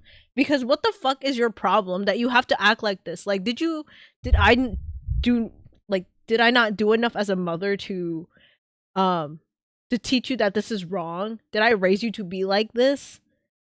Like, I feel like if I raised my child to be this way, I failed as a parent. Like, my mom, and for everyone who like was at that stream that one day, that VOD no longer exists. But everybody knows that I did not have the best relationship with my mom. Okay? And my mom, even though she was not a kind woman to me, she always told me that as Filipinos, we don't get respected on a daily basis. So you, in turn, should respect other people because that's how you want to be perceived. You want to be respected, right? So if somebody's disrespecting you, back off and literally just like, look, whatever you're dealing with is a personal issue with yourself, but don't put that on me. That is not my problem. So I'm going to be nice and I'm going to leave, but you have to turn around and be respectful because I'm letting you know that, you know, you need to be a good person and you need to do better. Because whatever this is happening cannot happen again. Okay? And, you know, I carried that with me. So for somebody to literally do this and have those words play in my mind, his mother failed him. Like, I hope she's somewhere out there super embarrassed that her son is literally tarnishing her family name. Because, like, again, my mom was not a nice person. She definitely did some things that are very questionable to parenting as a whole. But my God, I would be groveling at the sight of this. Like, my child could never act that way. Like, I don't believe in putting hands on children because that's wrong and that could lead to a lot of psychological problems later on. But if this was my kid, I would put hands on him because that's so disrespectful. How dare you? Like, did I raise you to be like that? Did I teach you that it was okay to disrespect women and to be disgusting and to be racist? I feel like I would have to go to therapy because I feel like I did something wrong and showed you something wrong that you have to go and treat other people like this. That's rude. Also, I don't know if you guys can hear it, but Obi's literally sleeping right next to me, and he's like snoring really, really loud, so I apologize while I'm talking, and you just hear like random snoring. It's Obi. But, yeah. I mean, shit, even my dog, like, respects people better than fucking Johnny Salami. Like, I tell Obi, hey, calm down. Oh, calm down. If I tell Obi, hey, personal space. He'll give personal space. This kid right here, no personal space, no boundaries, lacks self-control. What's wrong with you? To which he responds, shut up. She threatens to call the police on him, to which he responds, call the police, stupid ass. I didn't even drink here. Are you dumb? You stupid ass, bald ass. And she's on the way out. He screams at her, I did not drink it, you stupid bitch. You Chinese ass bitch. Which, if you know Korean culture, there is a strong respect for elders. Like, you just don't do that on a human level. But this is extra hard to watch because of cultural norms there. Another notable incident includes when he asks a Korean elderly man who, this elderly man clearly is without a home, and he's asking for some spare change for food, and he's motioning like food. Ramsey says, give me a little dance first. Give me a little dancey dance first. And he goes, you very hungry? Give me a little dance like this. Come on, dance. He went around the city with a bag of fish that he bought at the market, just letting it rot in the heat, letting the bag rip open and leak onto the bus, just waving it around in front of people's faces. Cooking Korean barbecue. He goes to university campuses to show college students the rising sun flag, which is the flag that Japan occupied Korea under. To give you an idea, that would be, and I'm not saying this is equivalent, but just to give you some context, because I know Asian history can feel very foreign, it's like going around showing Confederate flags. Like, historically speaking, what Japan did to Korea in the past is a very tough subject. Like, so many people died. There was a suppression of Korean culture. It was like a complete cutoff of culture and identity. Koreans were not allowed to be Korean. They were not even second-class citizens during that time where their country was occupied. Korean language and history was banned in an attempt to erase Korean cultural heritage. Korean farmers were forced off their lands. They were forced to work in mines, factories for the Japanese military. It was horrendous. He would go through the subways with the sound in Korean. Korea belongs to Japan. You are all comfort women. Playing on his phone. It is crazy that he's walking free. That is so insane. So long. Yeah, so like just replace Even just one of those actions is beyond, like, and he's doing this constantly. Yeah.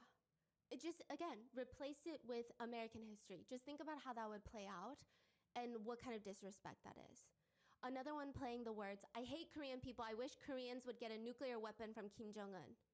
Which, I mean, Korean people, that doesn't even make sense. But he would continue playing speeches from the North Korean dictator, which when people tell him to stop, he will call them racist. And if that doesn't work, he will say, I have autism, and then walk away. You're disgusting. You're vile. The way that you weaponize autism is insane to me because being autistic does not make you a bad person. Being a shitty person with autism is a very real thing. But having autism does not make you a bad person. You don't use autism as a way to scapegoat your entire situation. You're vile. You're disgusting. And the fact that you play race cards on yourself while you're in a foreign country is absurd. I could not imagine like witnessing that in person. Shit, if somebody didn't beat him up like earlier, I'm glad that they're doing it now. And that's like, I don't condone violence at all, especially in situations like this, but sometimes the only way somebody will learn is if they learn the hard way. And I'm glad that the Korean government is stepping in and jailing this man because, my God, he is so disrespectful. So disrespectful. He also threatened to slap a BTS member. What do you mean? He was just like, I'm going to slap a BTS member. That's his quote? Yeah, something along those lines. That's a paraphrase. He didn't name who. He's No. like just a BTS member. Yeah. Even when he's doing all of this, probably every Korean person wants to slap him, but they show great restraint. But I believe there are some lines that you just do not cross. Side note, he does have another sidekick in Korea, a guy named Hank Yu. Honestly, I don't know this man. I just know that in the depths of Twitter, there's a video of him saying that he only essays men. He also calls himself the Texas Asian Nazi. Huh? What the fuck? Who are these people that he associates himself with? What is going on? What? There's pictures of him that he took dressed up next to anti-Semitic signage and holding rifles. He was sentenced to a few years in prison in the US for firearm-related charges. I believe he was deported after his sentence back to Korea, which we know not much about this guy, but we know so much based off of that alone. That's crazy that they found each other. Yes. I mean, they must be lurking in the same weird forums. Probably one of the more heinous things he does in Korea, if you can believe it, it gets worse aside from everything, is Ramsey, somehow this also never gets talked about, at least not in depth, but Ramsey goes to Lotte World, which is the Disney World of South Korea, filled primarily with children. He has this stupid speaker on him, so again, if anyone donates, they can have whatever play, and the speaker would play things like in Korean, the translation being, Ramsey Ishmael is the most popular upskirt streamer in Korea. Ladies, be careful. There are children around, and the words that are being used in Korean, children are understanding all of it. On repeat, or sounds of people screaming in pain. It sounds like war torture sounds. Or, I would like to have with children in Korean. How is he not kicked out immediately? He eventually gets kicked out. Yeah. But the damage is done. He was like doing this for a while. Yeah, and like you can see on the live stream, there's children around him. The automated voice would play it loudly in Korean, or, my name is Ramsey Ishmael Khalid, which, side note, it uses Johnny Salami, whatever, but I'm changing it to his real name. My name is Ramsey Ishmael Khalid. My name is Ramsey Ishmael Khalid, and I'm here to impregnate a cute little Korean girl. Again, there's children everywhere. To which, if people look at him, he just screams, autism, autism, autism, I have autism. I have autism, I have autism, I have autism. And when someone calls him out on his bullshit further, he points at them and accuses them of being racist, screaming, racism, this is racism, Black Lives Matter, George Floyd, I'm scared for my life. Again, making a mockery. To another security guard, he says, you can't see my phone, you can't see nothing, you're racist, you can't talk to me, you're racist, I don't talk to racists. Again, mocking very real issues in the world. As one netizen comment points out though, making an ass out of yourself in a country where all adult men are required to serve in the military, not a smart move, Ramsey. Not a smart move. But Ramsey either doesn't know or knows and doesn't care, but he says in a live stream, people come up to me, why are you being racist to people in other countries?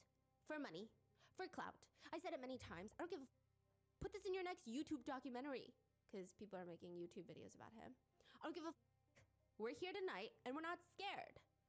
His friend Gino starts jumping in. I was waiting, bro. I was waiting for that guy to swing on you. I swear, swing on us. Basically saying, swing or shut up. I think he verbatim says that at one point, Ramsey, is like, swing or walk away. In a separate live stream, he keeps taunting the public. He says that he has a video, a message for the Korean public, to the Korean people after what he did to the Comfort Woman statues. He says, I love Korea. And try to find me. I dare you. You never will, so good luck. That's all I want to say to you guys. And I need to address the Korean media. I want to address JTBC News for defamation against me. Today, JTBC News said that I was guilty of 2 different assault cases. This is not true. He keeps putting up like hand heart symbols. I love the Korean police. I respect the Korean police. They have always treated me greatly. I am compliant. We are working with the Korean police with whatever investigations they have. I am not guilty of assault. He then proceeds to pull up a picture of South Korean President Yoon, which, I mean, I personally don't know many Koreans who are fond of him, but go off, I guess. He continues, President Yoon, I love you. I love you. He kisses the picture of President Yoon on his phone. I love you. You guys only saw me dancing with this statue, and honestly, if I could take it back, I won't. How about that? I'm not sorry. If you want me to apologize and bow down on my knees and apologize, I refuse. I won't. So what are you going to do about it? You're going to kill me? You're going to kill me for dancing with a metal bronze statue? Get over it. That's what I need to say. You think I'm gonna sit here and a fake apology? You think I'm gonna sit here and like cry about it? I'm not sorry. I'm not. He goes on to say, don't let the media fool you. This is the real comfort woman. He pulls up a picture of a woman leaning up against a car, a clear stereotype of a worker, someone who, consents. And he says, this is what the real Korean comfort women were. Korean comfort women were dudes. Sorry, I debated there if I wanted to say that word. I don't use that word, but just to give you the gravity of what he's saying. He continues, they were used by the American soldiers. They were used by, they were illegally paid. I think the Japanese soldiers were paid 7 yen a month, and the Korean comfort women were paid 300, 400 yen a month. If we go back in time, that's enough to buy a house. So these were rich. These were some of the richest in Korea, if we're being honest. This is entirely false. But he's trying to insinuate that the women that were taken, tortured, and essayed repeatedly, as well as beaten on a daily basis, and then ultimately killed, were exploiting the military men to make a profit.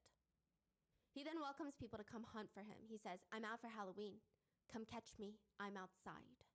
Many netizens have stated, he asked and he found out. This lands him getting punched in the face by Captain Korea in the middle of the street that we were talking about earlier. That both Ramsey and Gino IRL are outside at night on the street when a man walks up to Ramsey and just decks him in the face. Gino catches the bulk of it on his live stream. The Korean man promptly walks off like nothing happened, hands in his pockets. This is the first assault. He's not running away. The Korean man is not running away. He's just steadily walking away. It feels like an action movie, honestly. Gino, the minion, starts screaming after the Korean man. What the f*** is your problem? What the f*** is your problem? The man who just punched Ramsey calmly turns around and says, fuck you guys. Gino, the minion, starts following him, interestingly, at a laughingly slow speed. He's not even trying to catch up with the Korean man. The Korean man is not even fast walking out of there. He's not even pacing out of there. It's almost like he's timing the steps. As the Korean man takes one step, he takes one step. The Korean man takes one step, he takes one step. His actions, his speed, very incongruent with his words. He's screaming, oh, hell no, why are you walking away? Side note, even the Korean news have played the clip in which the broadcaster states they continue to follow the man who is now walking away, asking him why he is walking away while maintaining a safe distance. He keeps screaming at him, bring your ass back here. The man indeed does do that. He comes back, snatches Gino's phone, one of them, straight from his hand, and then proceeds to just calmly walk away. Quite slowly, might I add. He's holding Gino's phone? He snatches Gino's phone. So now we're getting it from Ramsey's live stream because he's back up and live streaming after the punch. He takes Gino's phone and he just proceeds to calmly walk away. They continue to follow him, all walking, not even at a brisk walk, but a slow walk. Ask, give me my phone back. To which the Korean man then turns around and throws the phone onto the ground, leaving Gino to go run after it. The whole thing is quite goofy, but Ramsey keeps following the Korean man, screaming, why are you walking away? Why are you walking away? Why are you walking away? Which the lesson here being, be very careful what you wish for, because he stops walking away. He turns around, faces Ramsey. Ramsey instantly flinches and changes his tune. I swear to God, man, try it. Yeah, you better walk away. You better walk away. Walk away, I swear to God. Go. Then what's up? Walking away. Why are you walking away? And then goes, go, walk away, walk away. Yeah, because he turns back around and he almost does like a little punching movement, and Ramsey flinches, and now he's like, walk away, huh? What's up? Walking away. What's up? What's up? Come back. What's up? Come back. You tried. And what's up? I do not think that the man is scared of him, which is why he stops punching him. I think that one punch is okay. Perhaps some people could see it as justified considering what Ramsey did. But seeing Ramsey flinch like that and appear scared, it would just be straight up bullying if he were to swing again and again. It wouldn't even be a fair fight, even though it's 2-1. Later, Ramsey goes on to rant. Hitting and running away? What a bitch. Which, Ramsey, come on now. Let's be real. He did not run away. But he continues. Since when is hitting and running gangster? Roll up and square up. Where you at, bro? Come on, bro. That's not gangster. To which I honestly thought there might have been mixed comments because ultimately violence is never justified. But the comments read, it was not enough. 2v1 and they didn't dare do shit. These little mother kept provoking him. But when the guy turned around, he starts ducking back like a little LMAO. Just take the L, bro. Ramsey ends up with a bandage on his right eyebrow after this altercation. The next hunt finds a handful of Korean live streamers finding Ramsey at night in a relatively empty alleyway. They're screaming at him, and one Korean man in particular is screaming, "You touch my girlfriend?" So they're all getting into a fight. It's a whole mess. There are multiple clips with multiple angles of a fight going viral all over X, showing Ramsey, Gino, and their Korean friend Hank Yu getting beaten up by one Korean man. The Korean man starts with Ramsey first, runs after him, tackles him to the ground, shoulder flips him onto the cold pavement, and then kicks him in the chest. He's quiet now. Ramsey is not talking back. Ramsey has zipped it up. He's quiet. The other Korean live streamers are calling the Korean guy a legend, a legend. Now, one thing to note is that Koreans are very into 1v1 fights. Ramsey is on the ground, vulnerable. They do not all come in and attack him and jump him. In fact, the Korean man's girlfriend steps in and pulls him off of Ramsey. Then the Korean man goes for Gino, the friend, slams him onto the ground. But it appears while he's going after Gino, Hank Yu, the disgraced Korean, is trying to grab at him. So now it's Gino and Hank versus the Korean man, to which the rest of the Korean live streamers break it up, and they're screaming, "You can do one-on-one, you stupid asshole." Because they're saying, like... Yeah, because they have so many people, they could have jumped the three of them. So they are still being civil. Yeah. Yes, it's not about jumping someone, it's about karma, is what I think they think. It's not what I'm condoning. You know, it's assault, it's a fight, but I guess they want a fair fight, a fair assault. That's what netizens are indicating. South Korean netizen comments translates to read, "The person who kicked that guy should be awarded a Good Citizen Award." Another reads, "Who cares what the police do? Citizens are punishing well. Don't even get the police involved." Another South Korean netizen comments, "Ban them from leaving the country and just release them on the road. God takes care of it." Another comment ominously reads, "It's going to get worse. They need to deport him to save his life." Ramsey Khalid Ismail could have been a very smart guy. Before he becomes one of the most hated people in East Asia, and I want to say Asia and perhaps America, everywhere. He's just a 23-year-old guy. From what I can tell, there's very sparse information online, but he's a very normal guy from Scottsdale, Arizona. Allegedly, he graduates from Arizona State University with a finance degree. Side note, there's a whole video of him talking about school, and he says before his career online, he was just a bot. And he calls all the students bots. Someone who is stuck in a hamster wheel of life, which is so dumb. I feel so sad because I grew up there, and to come from a place where this asshole's from, I hate it here. I hate it. We are all hamsters stuck in the wheel of life. You're just a racist hamster that's still stuck in the wheel of life, but you're also getting punched in the face every now and then. Back to his monologue, he states, "When I went to school those first 4 years, I did really well in finance, but I was depressed. I did not like where my life was going. Like, where does that leave you? You go to school for 4 years, you go to work for 4 years, you end up in a cubicle with a suit on and a tie. Where's the mobility in life? I'd rather take a risk, and live a different life, you know what I mean? Live in a different country, meet different people." Which he's meeting people all right. Even with his right eyebrow busted, he is live streaming saying things like, "If you want to run up, run up. I don't care. Come get me. I'm not scared." And run up they do indeed. There is a YouTuber in South Korea that is also a former UDT member. The UDT in South Korea is the equivalent of a Navy SEAL in America. He has joined the hunt for Ramsey. He finds him. Ramsey's eyebrow is already busted. He's walking out of a building, and the UDT man is waiting outside for him, taunting him. "어디가, Ramsey? 어디가?" "어디가" means where you going? Oh, I saw this video. I saw this on Twitter when the Johnny's salami stuff was starting to blow up. I saw this video of the guy who the former UDT service member who was standing outside asking like where he's going. Dude, that video was like insane. "Where you going?" He's like, "Where you going?" And of course, Ramsey doesn't know what to say. He's alone. His little minions aren't with him. He's alone. He's afraid. So he just tries to act like he's big, bad, and tough. "어디가? 어디가? 어디가? What the f*** 어디가?" And all of a sudden, the UDT man just shoves him onto the ground. It's a light shove, but he goes flying. Huh. Yeah. Okay. And then there's like a few little kicks that happen, and the police eventually get called. And I will say the police are very quick to separate the two of them, but Ramsey does seem very shaken up, disoriented when he gets back up. And it's clear to see that he got off very lucky with this interaction. When the former UDT specialist, he's being held back by cops, the way he is eyeing Ramsey up and down, it's like he's ready for another round. He's taunting him. Good night, Salami. Good night. Good night. He's saying that in English? Yeah. Good night, Somali. Good night. Huh? The UDT man is ultimately arrested. Before he gets arrested... He's arrested? Yes. But he gets released pretty quickly. Before he gets arrested, though, which this part feels like a sitcom, he's halfway into the back of a cop car. The police are standing right next to him, but they're letting him speak to another guy who's live streaming. And he's telling the live stream. He tells the live stream a very important message. In South Korea, we handle kids like Ramsey. So don't come to Korea and around.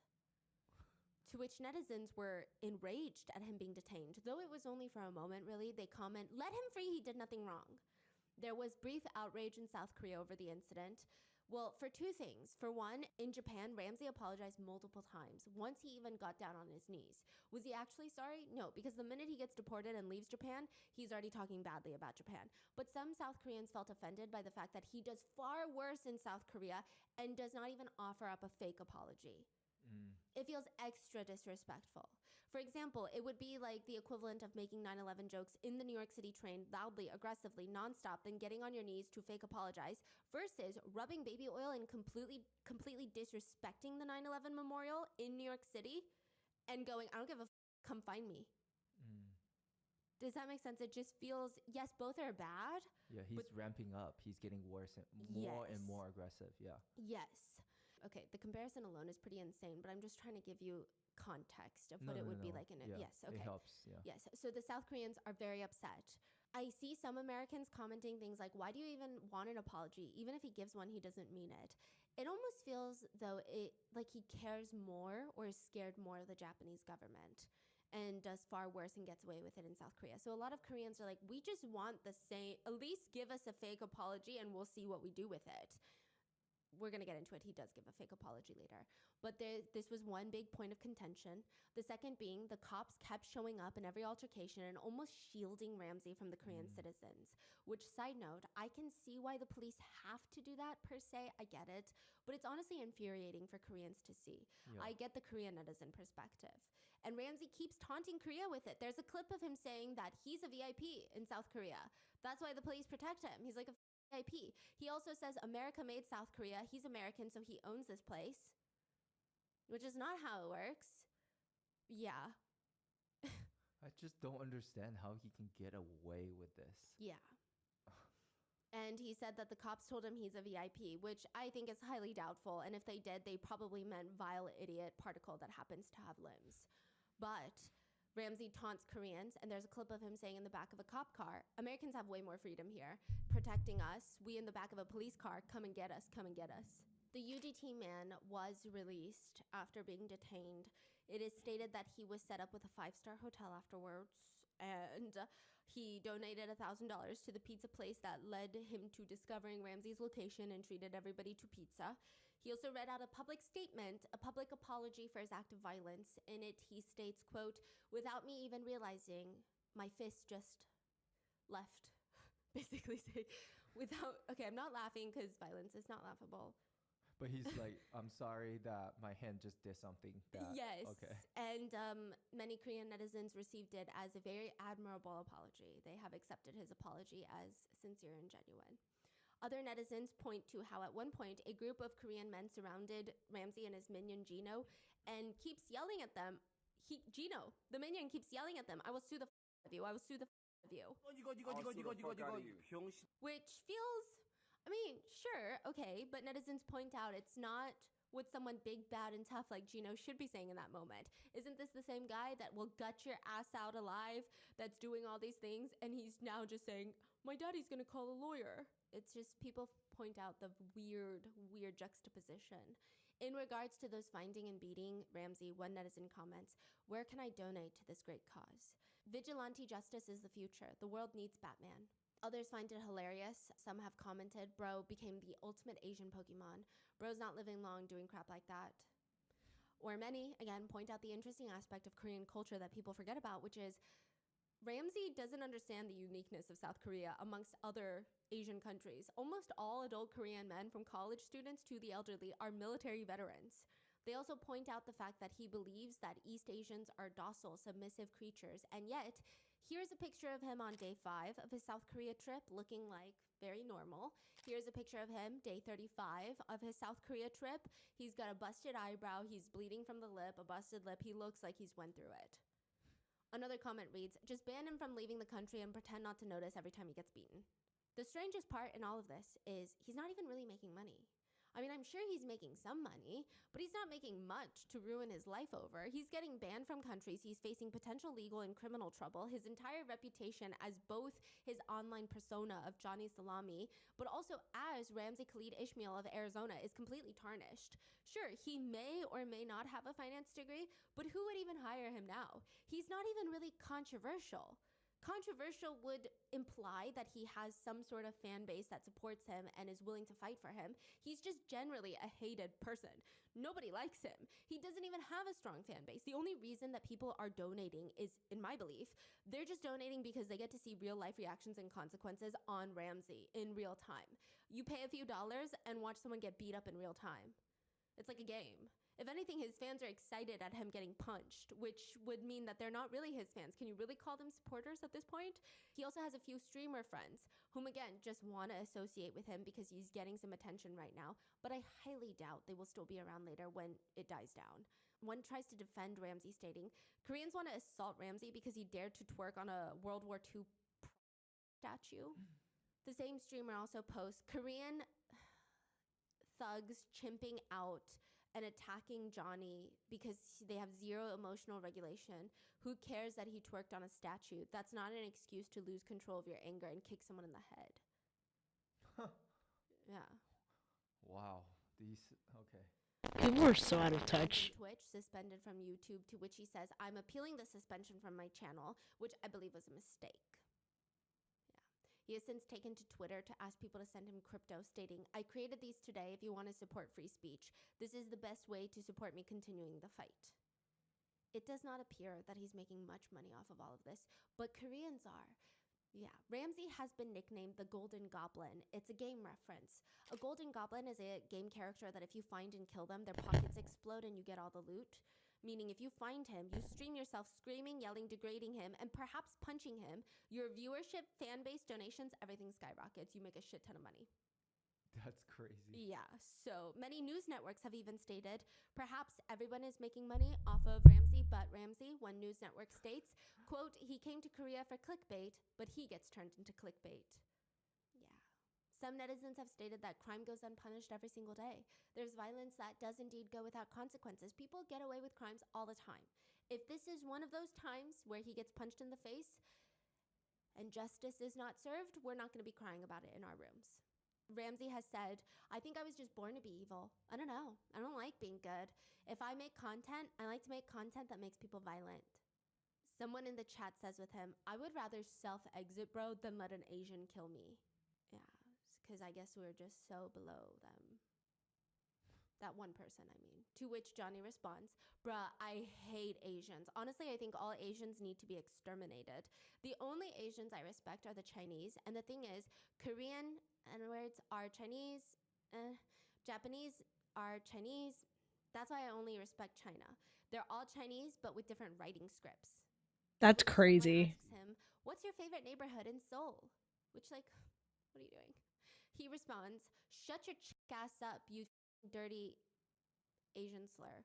I want to start a race war. With every country I go and radicalize, I'm going to start a race war. I'm tired of Asians. You're not starting a race war. Like, people just don't like you. You're not starting anything. Speaking of, Johnny has since apologized. He was confronted by a group of Korean live streamers, including the UDT guy who punched him the third time of his assault. He apologized in front of a comfort woman statue. He states that as an American, he didn't even know what the statue really meant, which is a bold-faced lie. He knew exactly what that meant. I think that he had a better understanding of comfort women and the history of it versus any other American that I could find on the street. That's my next target. Where the can I find this one? Because I gotta do a twerking video. This one looks beautiful. Where can I find this one? He knew exactly. The first day he saw that statue to kiss her cheek, he said Japanese hate this shit. Like, they hate this statue.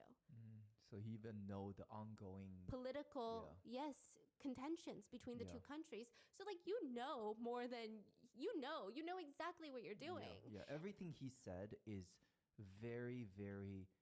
It's so bad to the point that it's so on the head of the issue. Like he's so aware of the issue. That's why everything is so triggering. Yes. So then he goes back twice and does it again. He also says he's glad that this issue brought awareness to comfort women, which Korean netizens have been very upset about.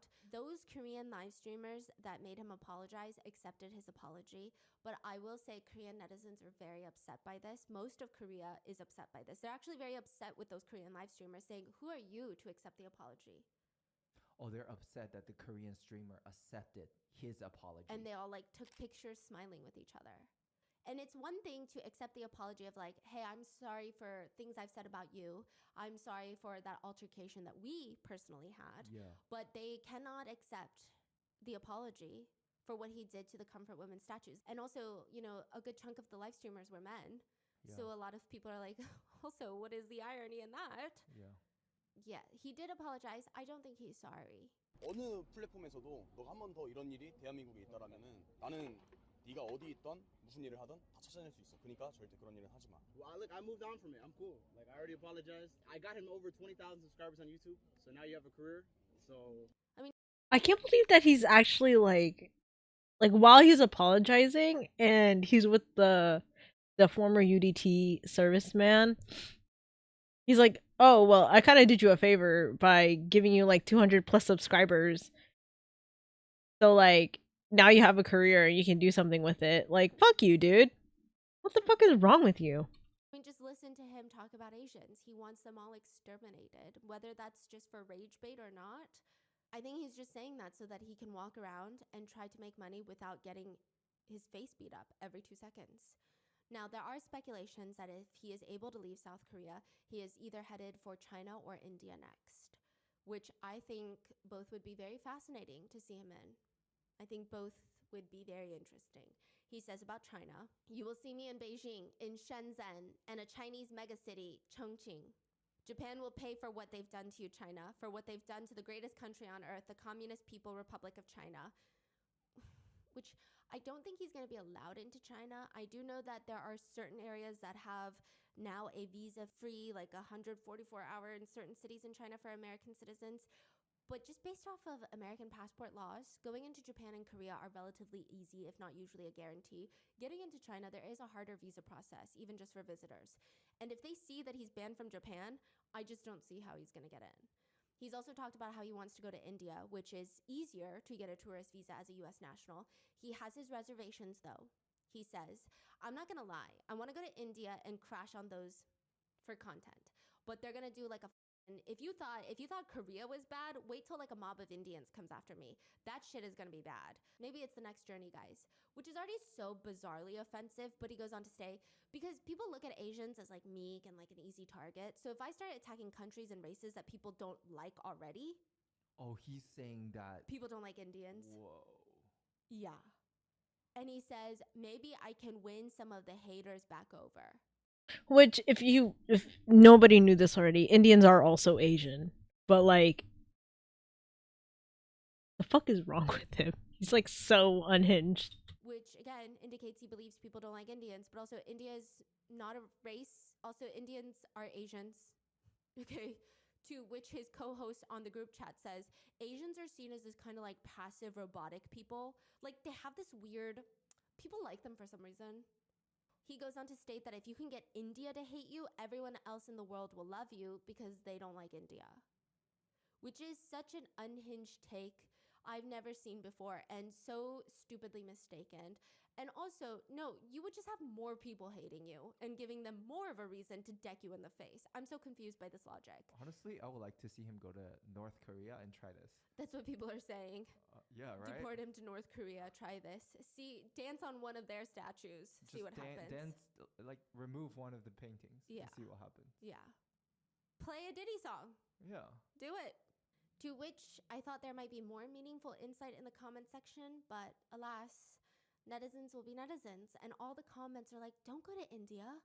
Ramsey, come to our country. And they keep listing out their countries, including violent videos and GIFs of crimes that were committed in each country that they list out. But those people will have to wait. I don't know for how long, though, because he's currently being investigated for the convenience store incident, the 7-Eleven incident of disturbing the business, as well as for potential drug use.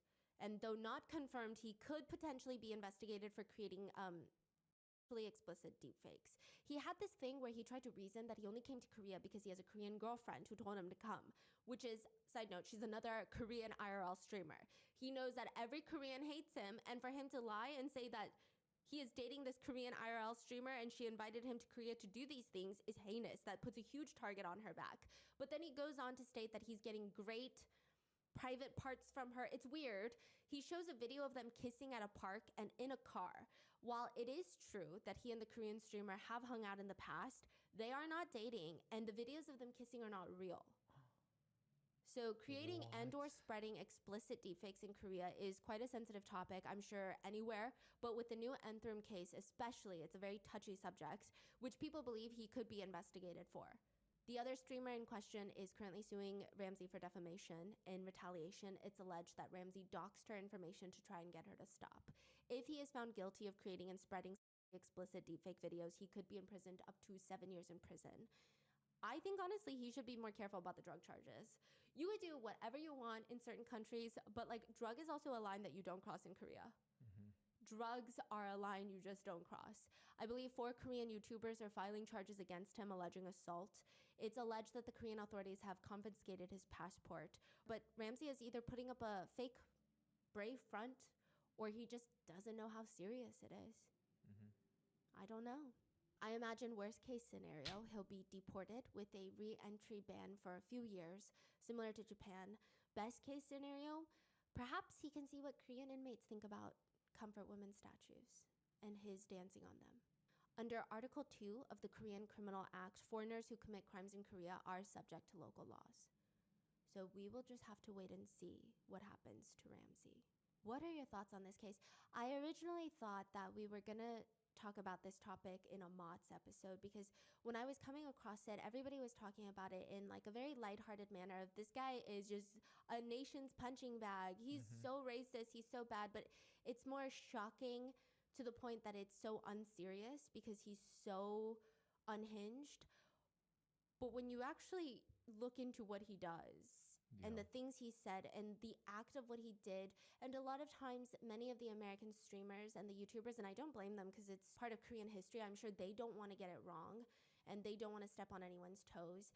But also the topic of comfort women, it's like, oh, these are statues symbolizing people who were victimized in war, who were tortured in war, women who were tortured. But it's so deep and it's so ingrained into many Koreans' lives. It's just, what are your thoughts? What do you think is going to happen to him?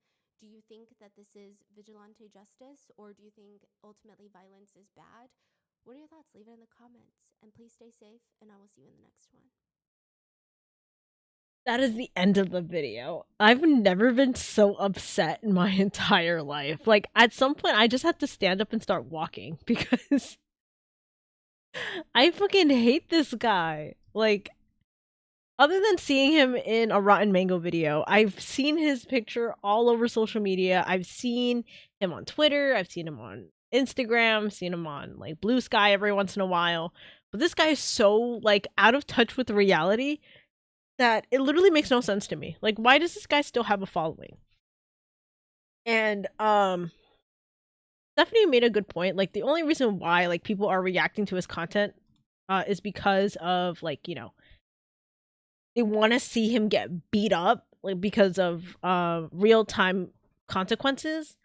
And I'm like, man, like, I don't know. Maybe it's just one of those things where, like, you fuck around, you find out, and people find it really entertaining. But I feel like at the end of the day, if you've gotten to that point, you might as well just watch, like, a, I don't know, like Fear Factor or something like that. Or, like, a reality TV show, you know? Because in that instance, like, you know, action and consequences is a very real thing on those.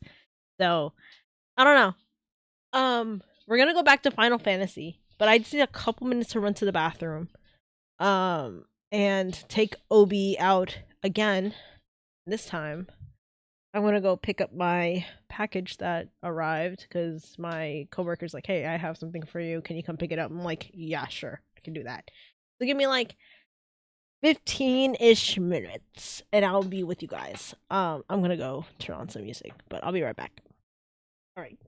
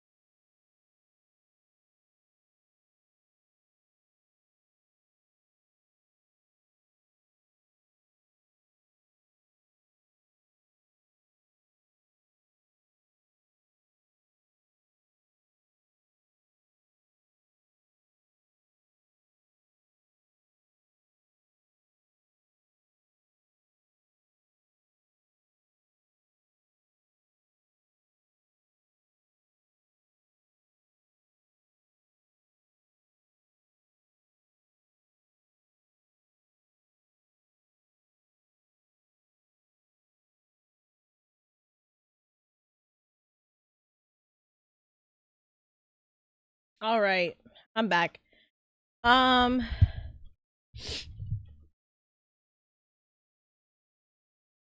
let me.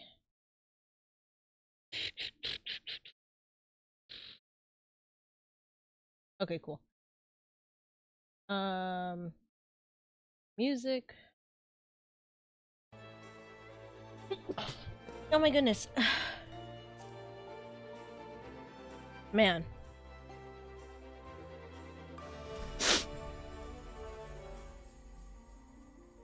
I'm trying to think where my keys went. Holy fuck.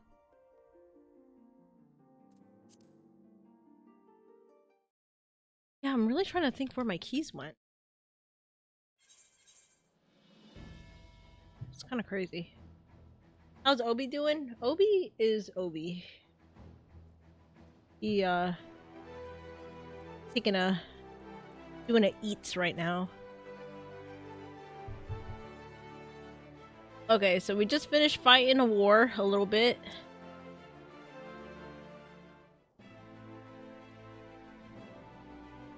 Let me take Spotify off the screen for a sec.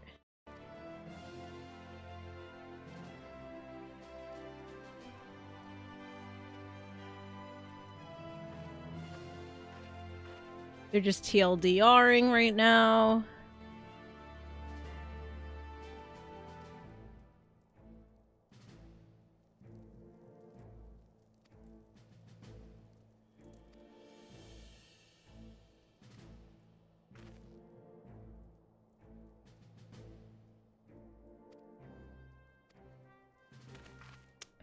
Oh, I forgot to take off my sweater. Hold on.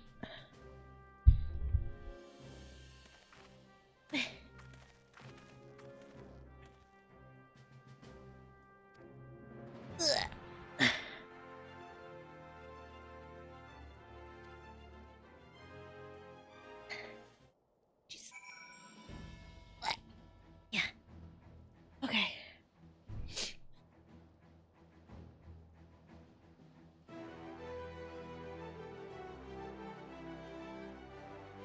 Okay, so we're going to the Rising Stones.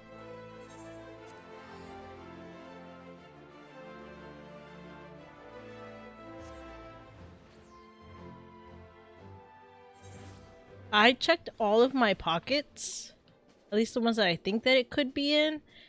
It's not in my pocket, so the only place it could be in is my friend's car or deep in my couch cushions. And I doubt it's in my couch cushions because I never sat at the couch with my headphones, but it could be a possibility. Let me just text my friend. Be like, hey, I think my keys are in your car.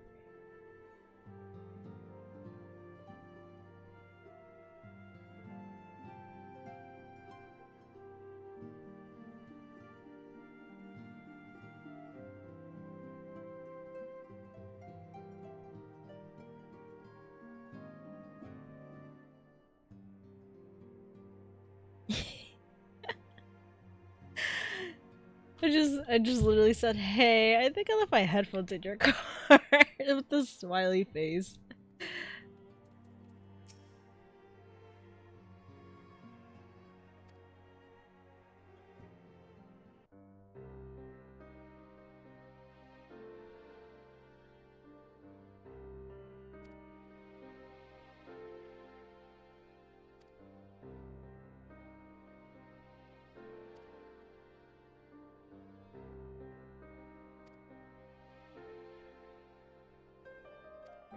Hey.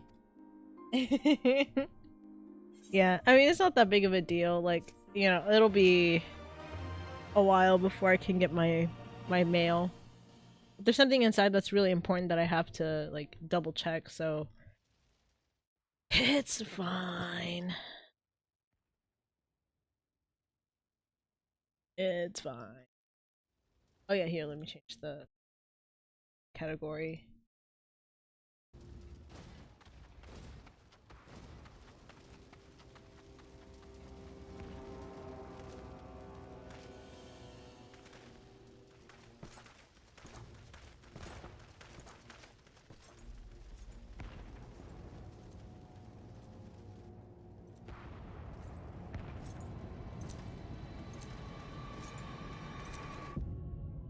Ah, Xenos.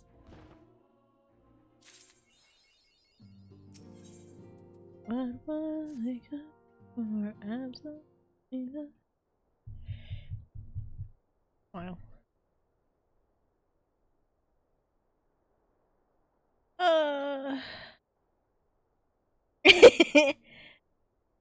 Yeah. My friend goes unlucky. I was like, yeah.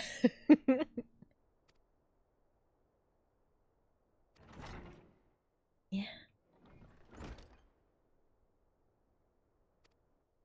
Who that? Oh, Maxima.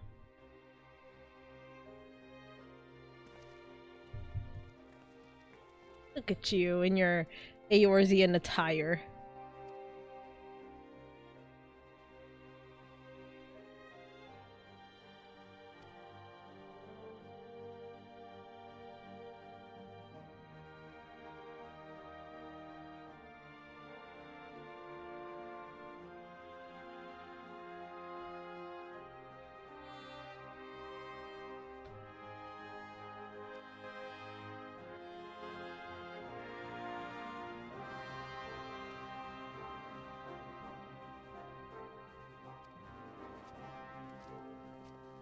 Anyways, war, yeah.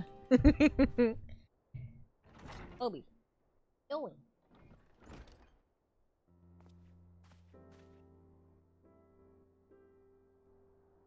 Obi, leave it. Because you're gonna mess with the router and then I'm not gonna have Wi-Fi and I'm gonna be very upset. Streaming. Down. Down. On. No, not on my leg. Down.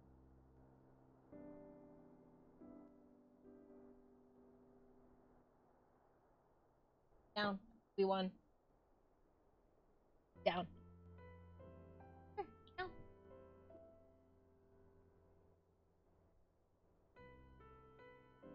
No. No uppies. No uppies. No. No uppies. Down.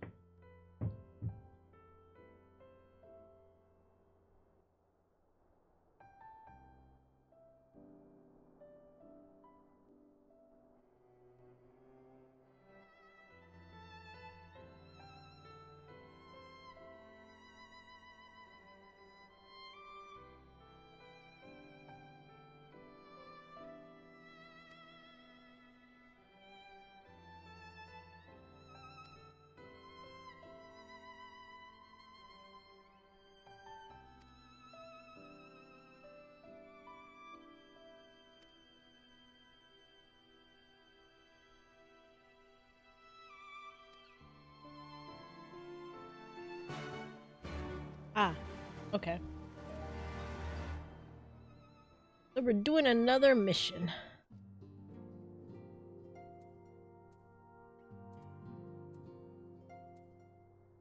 Oh, it's like right outside.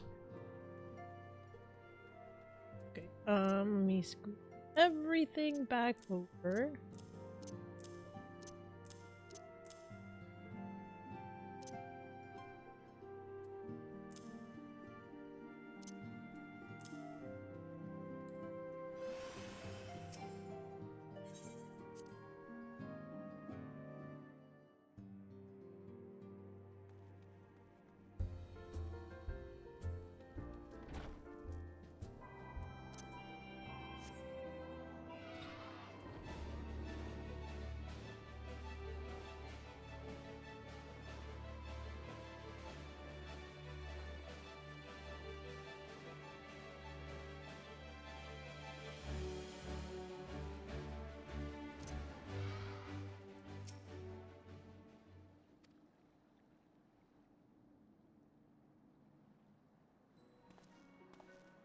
Sid! Hi, Sid. My other husband as well.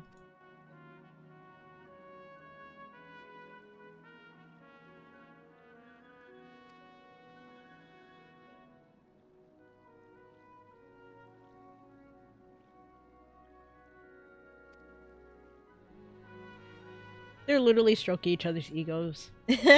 Maxima's like, oh, this guy right here? a revolutionary. People call him a traitor back home, but he's everything we want to be. And he's just like, nah, that's not true. I'm just following what's right. And then he's just like, yeah, well, regardless, I'm just humbled to be standing right next to him myself. And then they're talking about Gaius right now.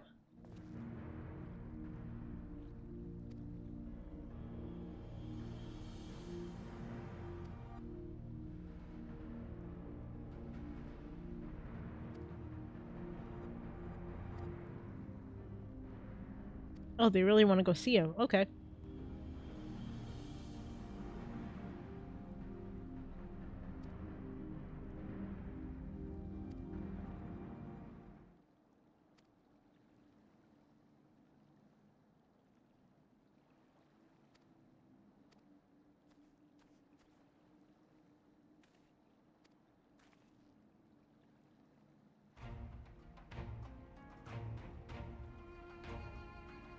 Oh, we gotta go back to Alamigo.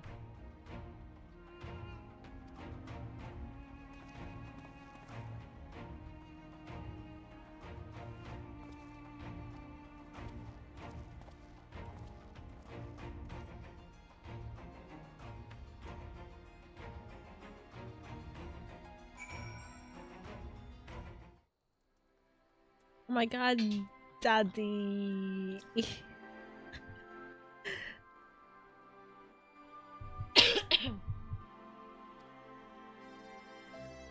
Daddy.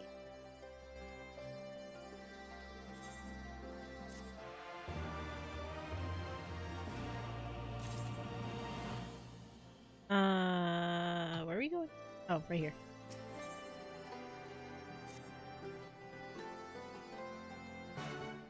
I just have a couple more quests to do. I think like 2 more quests to do, and then I'm done. I'm done with Storeblood, and then I'm going on to Shadowbringers. Excitement, excitement.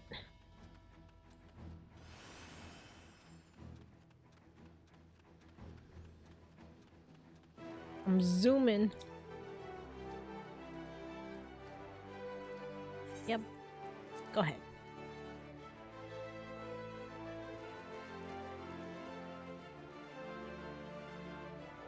There have been several skirmishes along the border, but as yet neither side has delivered a decisive blow.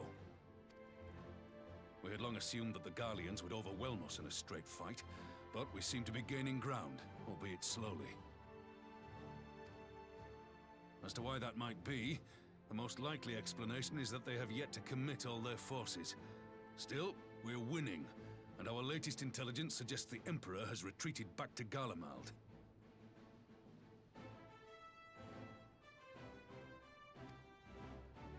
In light of this, we're considering launching an offensive with the aim of pushing the front line forward and giving ourselves some room to breathe.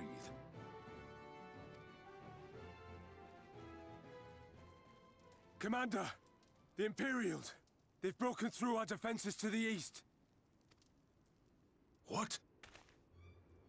Our scouts say their forces are being led by Lord Xenos. Lord Heian and Commander Hext have taken their troops to provide support, but we don't know how long they can hold out. So, they've been biding their time, waiting for his arrival, have they?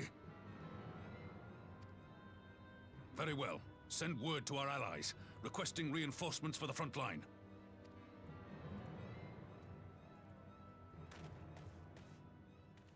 Should the worst come to the worst, I may need to enter the fray myself. But what of you? Do you still have the strength to fight?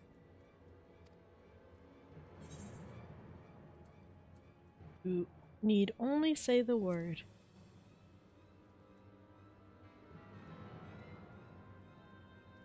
Much obliged. Given the choice, I'd take you over 100 soldiers.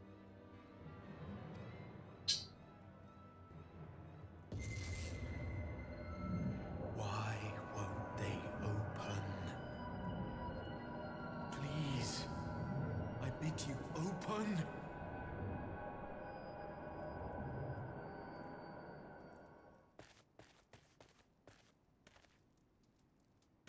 What's wrong? Is it the voice again? Are you sure you're in a fit state to do this? Also, why am I not wearing my ring? May Ralga grant us strength. My character's not wearing her wedding ring. Give 'em hell, lass. I, for my part, will defend this place to my dying breath.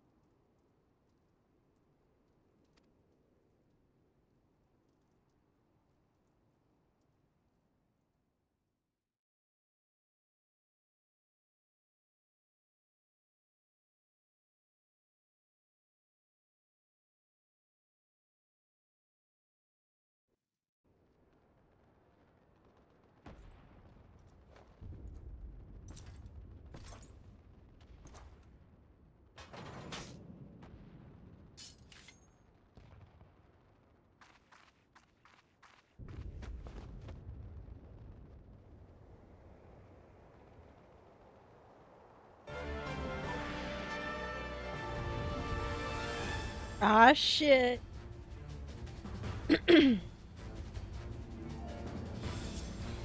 Oh yeah, buttons 1, 2, 3, and 4, my besties. Hey.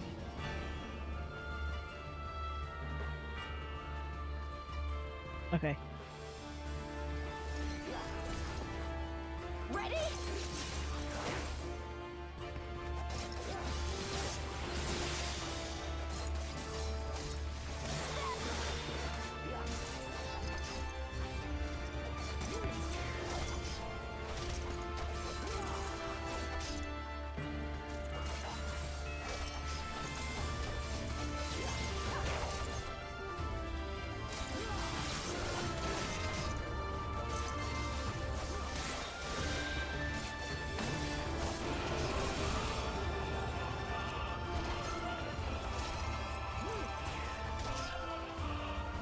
This one's for you, Ada.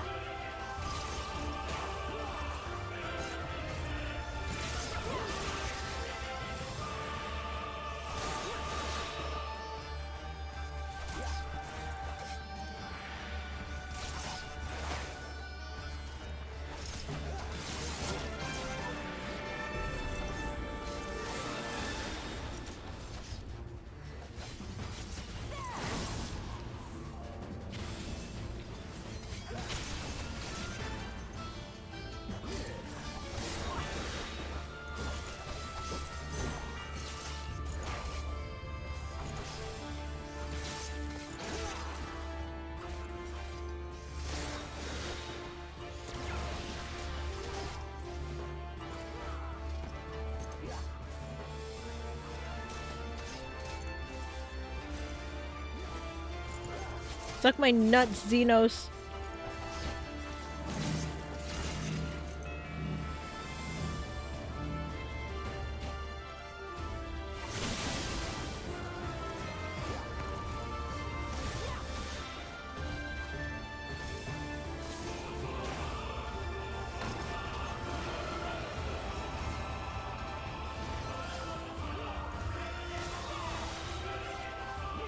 Okay, 20 foot. I don't know about that one, but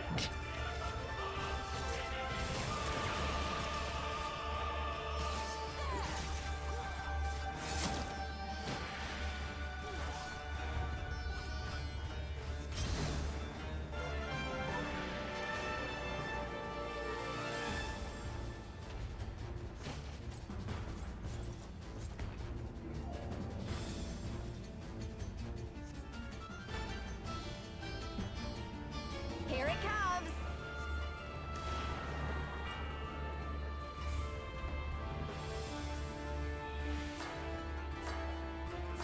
The weave of a shinobi's power.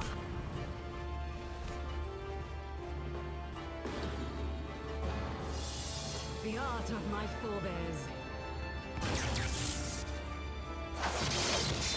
oh shit.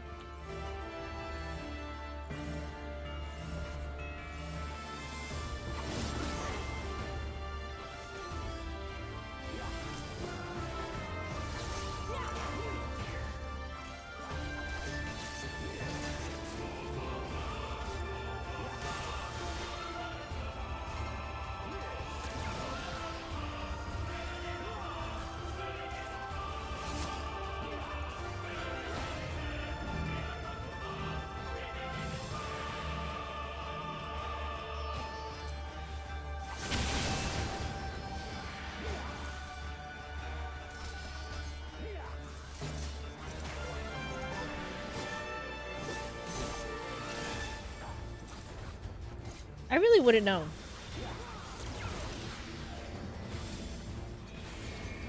The height is of no importance to me.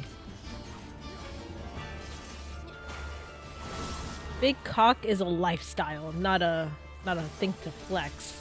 So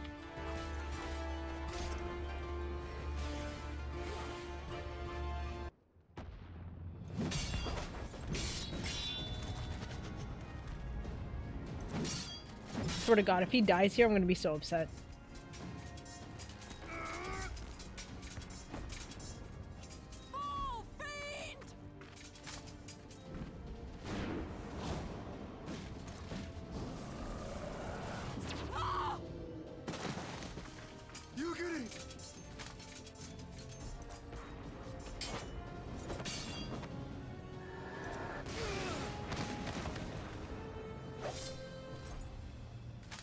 Damn you!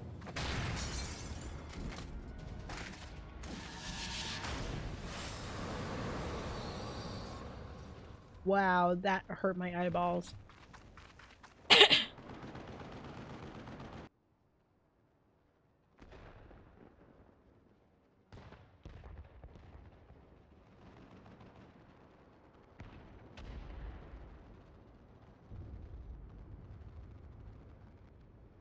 Magic with a Garlean body.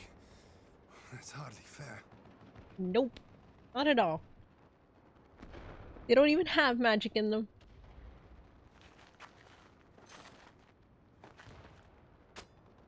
Still, he must be stopped, no matter the cost.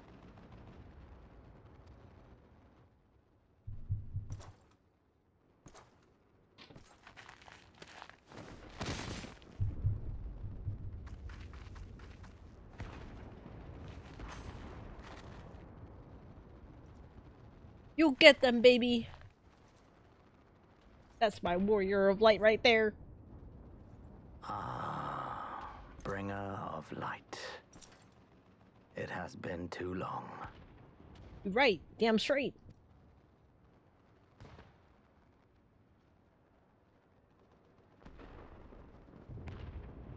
No words to mark our reunion? What's going on? So be it.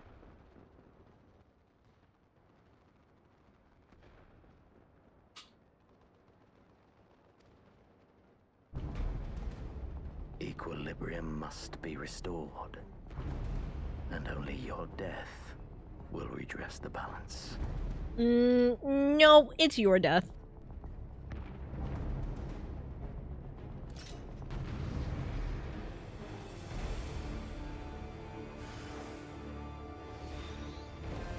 Right, go time, boys.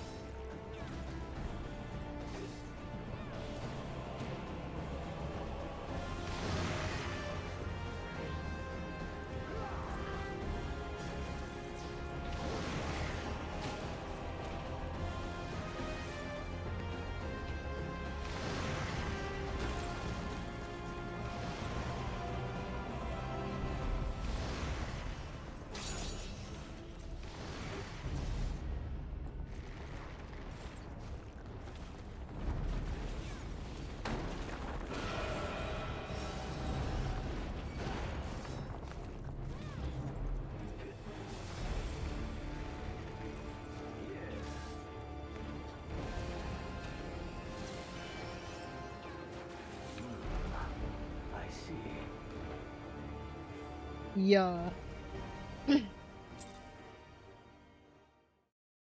I did it. I beat him a second time. First try.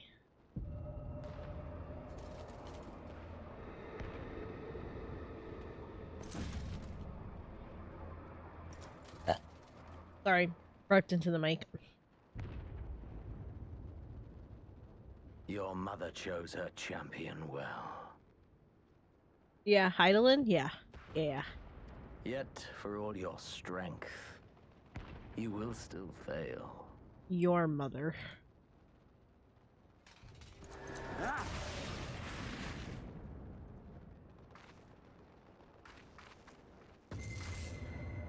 Please, I beseech you.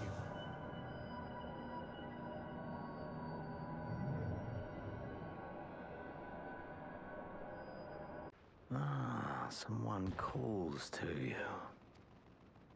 Too late, alas.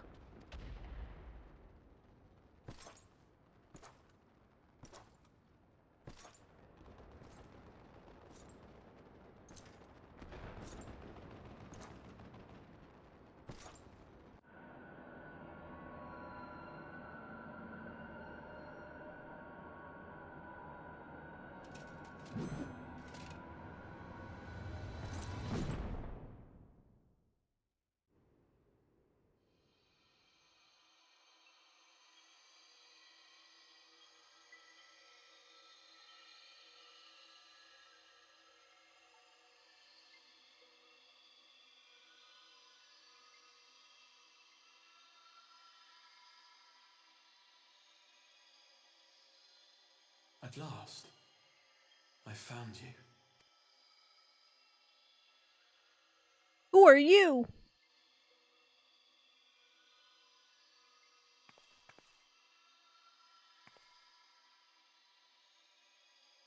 Please, there's no cause for alarm.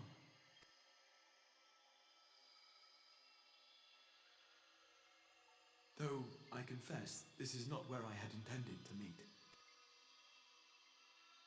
But the place of our meeting is of no consequence, like the war you wage. Win or lose, the path you walk leads only to oblivion. The better path leads you here, to me. I have need of your strength.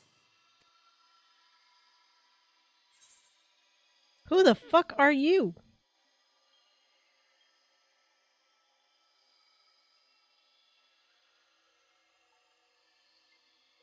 I'm afraid such questions will have to wait. We have precious little time, and your work is not yet done. Brother, he reminds me of like if you ever watched Fairy Tale, he reminds me of Jalal. Cause what's his like otherworld name? I keep forgetting. It's like something stupid. Starts with an S or something. Sigrin. That's his name. Something stupid. And I'm like, brother, why?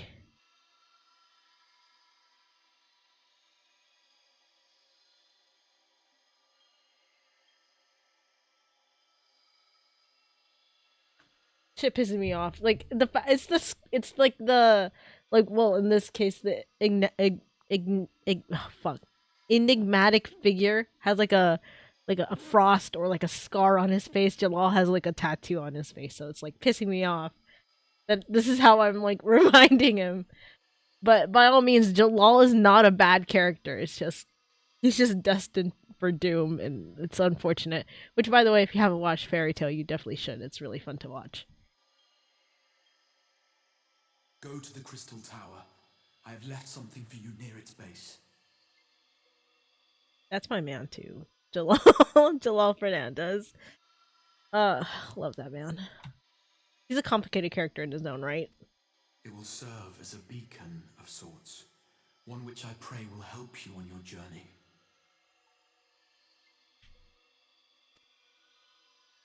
All you need do is find it.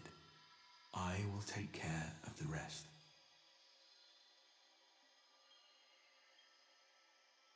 Yes, Mistigan is the pseudonym that he goes by, but Mistigan is Jalal, and Sigrin is the hologram that he uses. It's a whole thing. I don't want to spoil it for anybody, but yeah.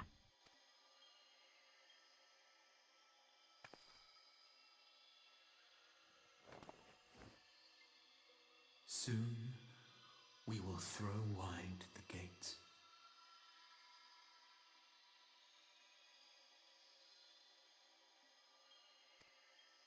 And the path to the first will be yours to walk at last.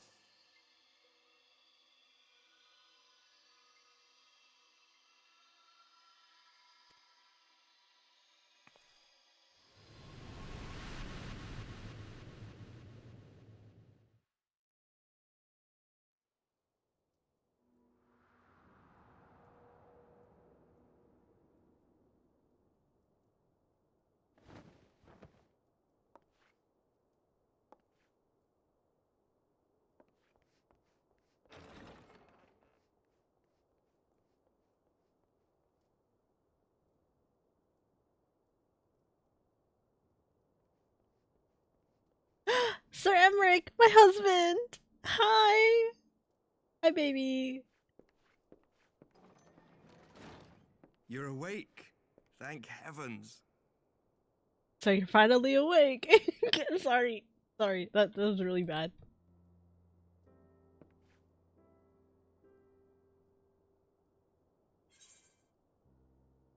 Where is Xenos? What happened to his ugly ass?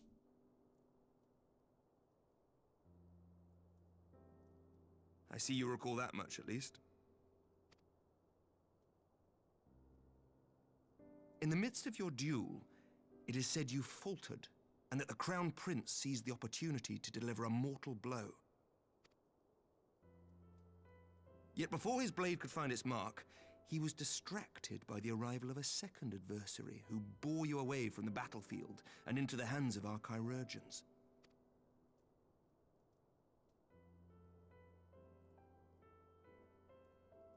Lest you wonder, he left before you awoke.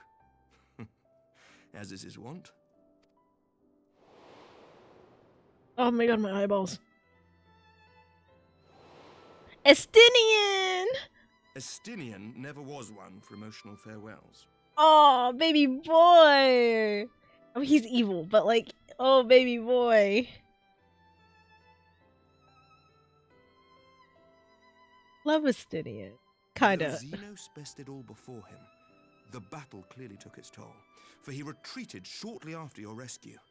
Seeing this, the remaining Imperial forces decided discretion was the better part of valor and pulled back, allowing us to re-establish our position. We have since received word of renewed unrest in the provinces, doubtless inspired by the efforts of the Eorzean Alliance and our Far Eastern allies. Nor does the good news end there. We have also come into possession of intelligence suggesting unrest within the Imperial Court. This would certainly explain why both the Emperor and Lord Xenos appear to have abandoned the fight.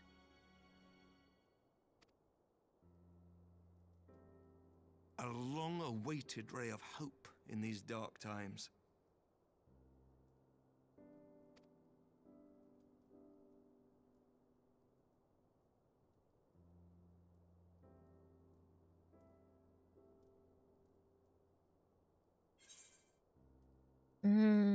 What of the other scions?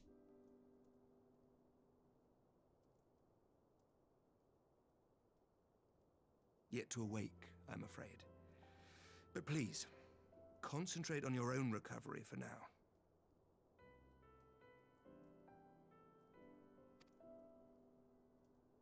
You have carried the hopes of some half-dozen nations, and we are all eternally grateful for your efforts. But no one is without their limits, not even you. Leave this fight to us, my friend. You have earned your rest. But before I forget, I was asked to deliver a message as soon as you awoke. A reminder that you are not alone, though many of your allies have fallen.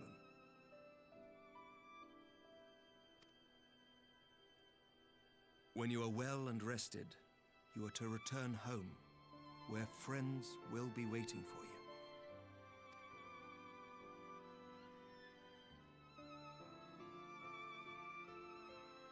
Now, if you will excuse me, I must return to the front. May we meet again soon, under happier circumstances. What does that mean? If all the Scions are like fallen, then who is waiting for me other than Cryo, Matoya, and Cryo and Tataru?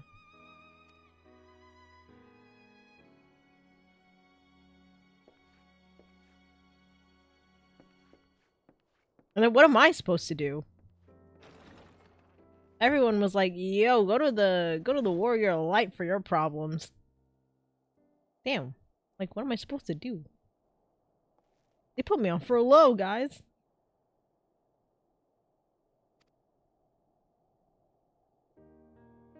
Oh?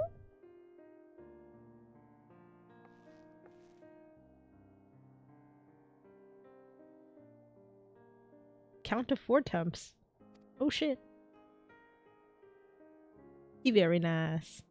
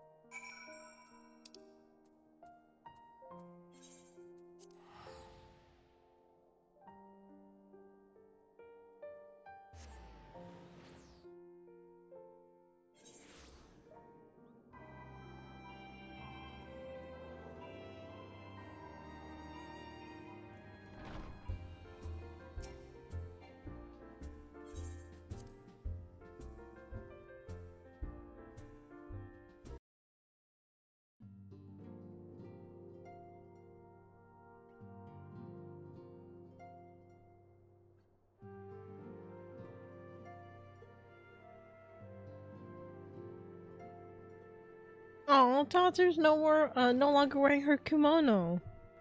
She's really cute in the kimono.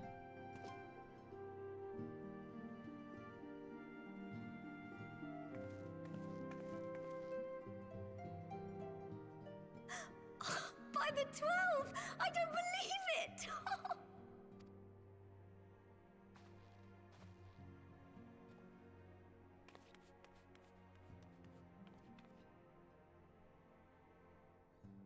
Oh.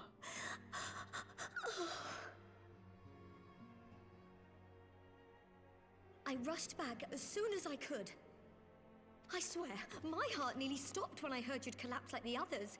What in heaven's name is going on?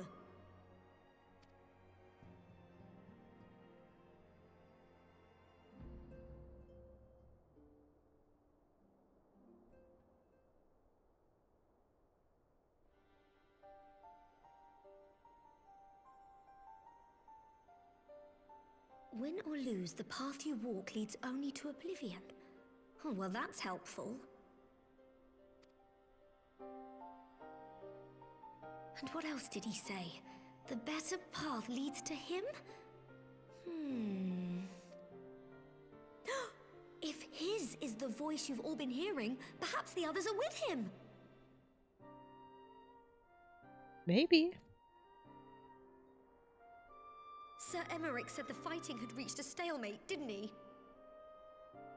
But if that monster masquerading as Xenos comes back... Thancred, Yestola, Urianger, Alphino, Alize... You're going to need all of them on your side to defeat him. And I forbid you from going to face him on your own, do you hear me?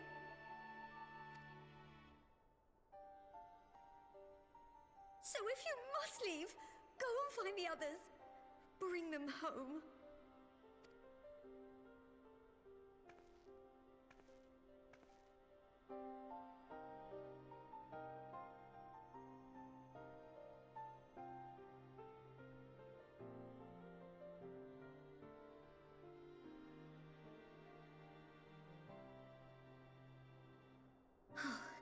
As for where to start, you said the stranger had left a beacon for you at the Crystal Tower, right?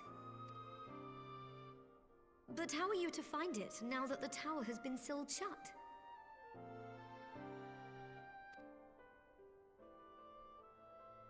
There has to be a way. If anyone would know, it's Sid and the researchers of St. Coinac's Find. Don't you worry, we'll find that beacon for you.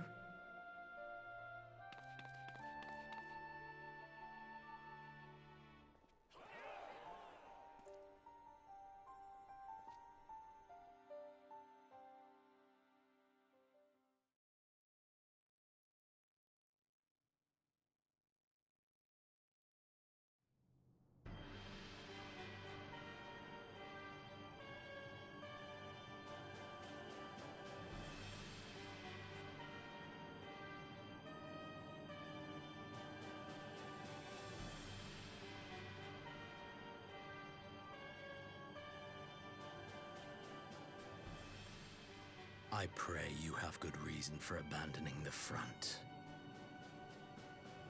How could I remain there while the rumor that my son is possessed by a demon spreads like a sickness here at home? I will not be made to fight for the throne a second time. But what of you? Did you not tell me you would destroy Eozia's champion with the ease that one might swat a fly? A minor setback. She will not escape me again. Where is your grandsire? I would have word with him. How should I know? Do you hide from each other's sight as well? I imagine he's doing what all Ascians do.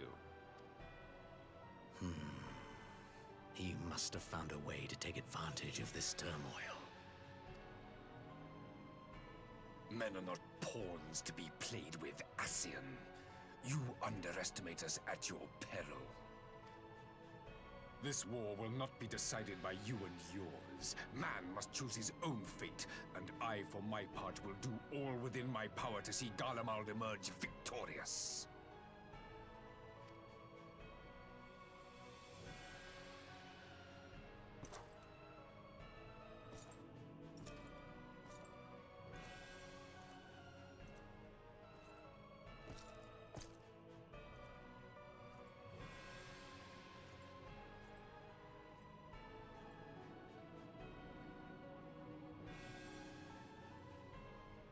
They don't. Pray forgive the intrusion, Your Radiance, but the requested preparations are now complete. We stand ready to begin production of Black Rose upon your order.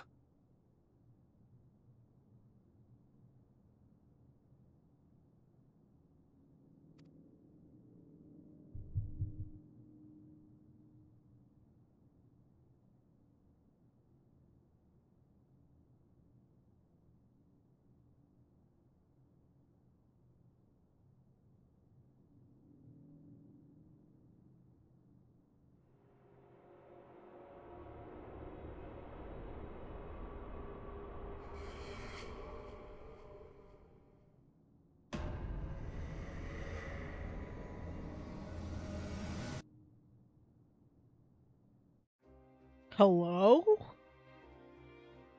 You need some sun or something. Yeah, I know, sorry. I don't know, man. I don't know. He needs to touch grass.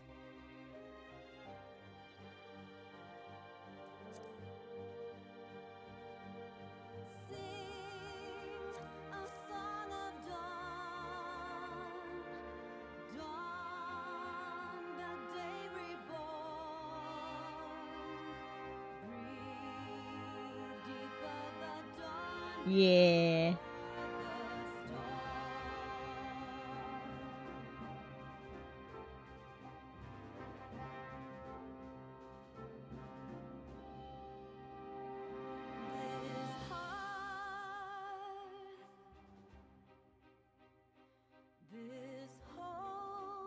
Oh, the art for you, Giddy.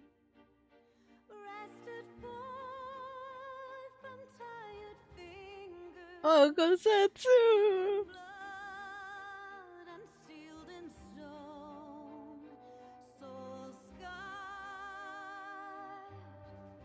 My favorite character, hands down, is Gosetsu. Yotsuyu was a second runner-up for that, because she was interesting.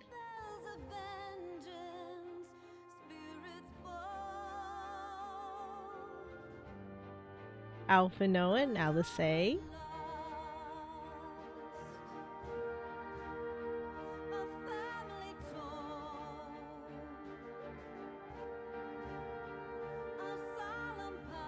enjoyed it. It was good. Like, out of all the ones that I've played, which is only 3 so far, I think it's like number 2. Heaven's Ward being like at the top of the top. I enjoyed Heaven's Ward.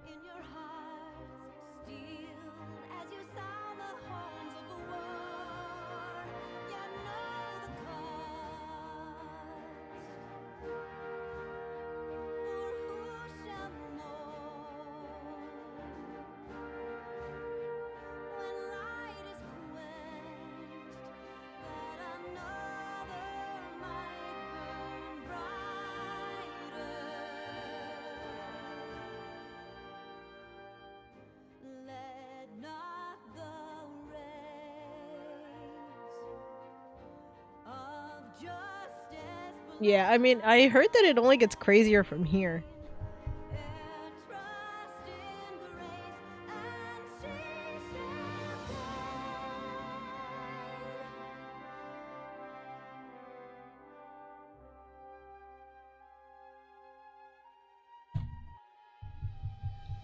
Oh my goodness.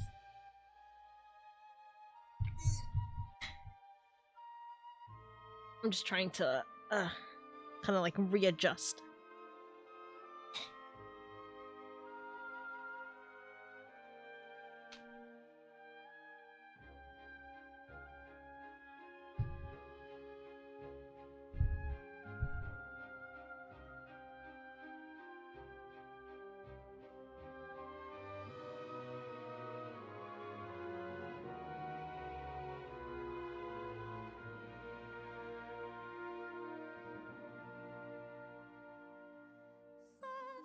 I don't know. The only thing that I personally did not enjoy was A Realm Reborn because of how long it took.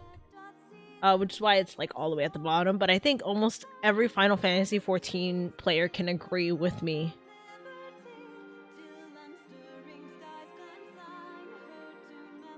Oh yeah, doing Praetorium as a black mage really made me mad. But I think the primal that took over Yotsuyu was like my favorite part of Stormblood. Oh, for sure. I agree. Playing Black Mage up until like level 30-ish is really, really fun. And then it starts getting harder and I'm like, well, I don't want to fucking do this anymore.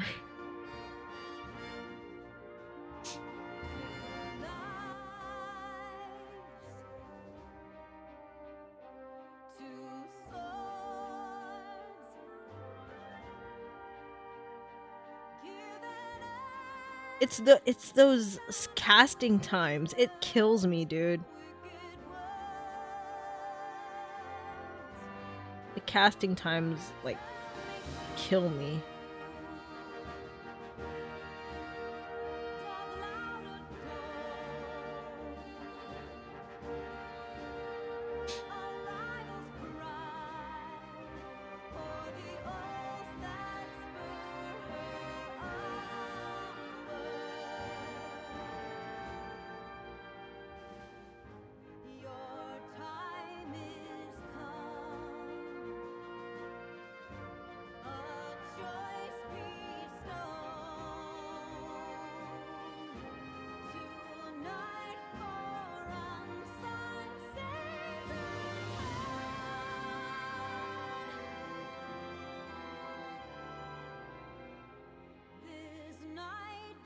Oh yeah, the music for Final Fantasy XIV is phenomenal. I won't disagree with that.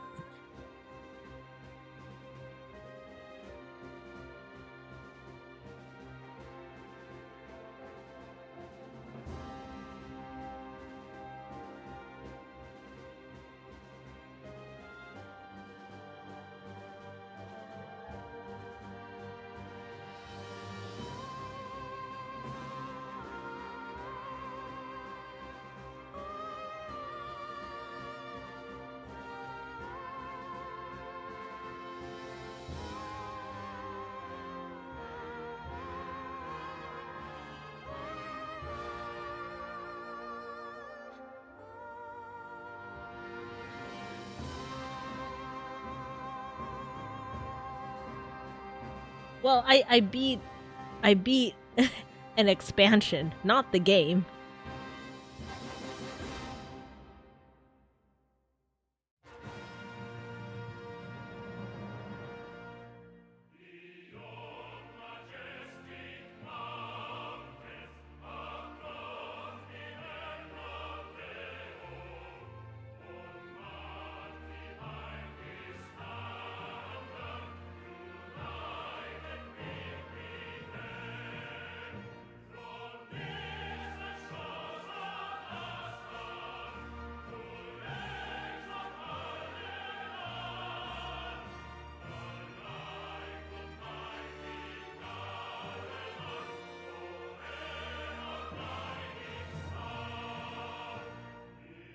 Yeah, Shadowbringers, here we come.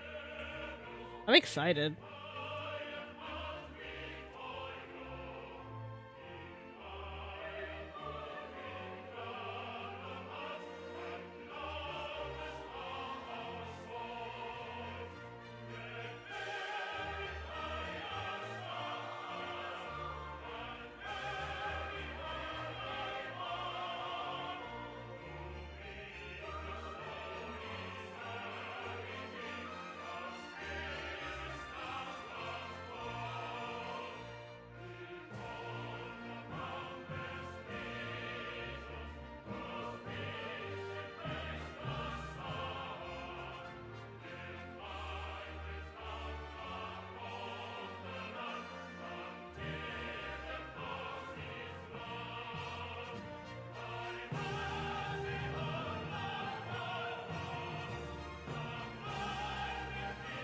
Alright, and I see if I can skip the... I can, okay. There's nothing really happening in the credit scene. It's not like a Marvel Endgame type of thing, so...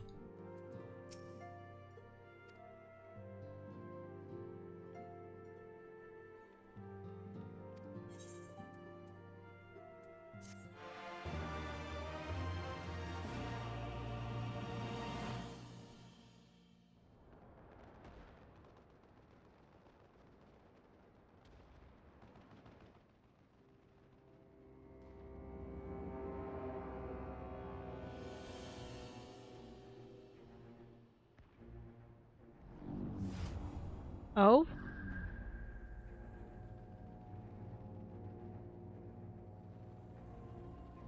My enemy. My friend. Had I been but a step faster.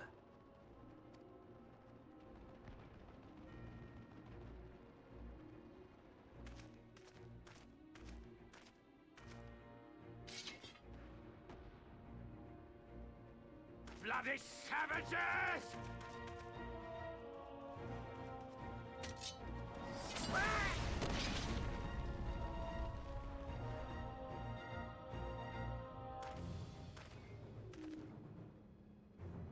A pity your hunt leads you elsewhere.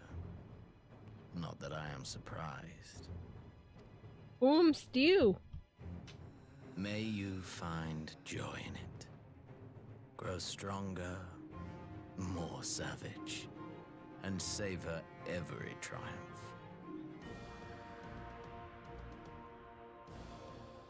Stew.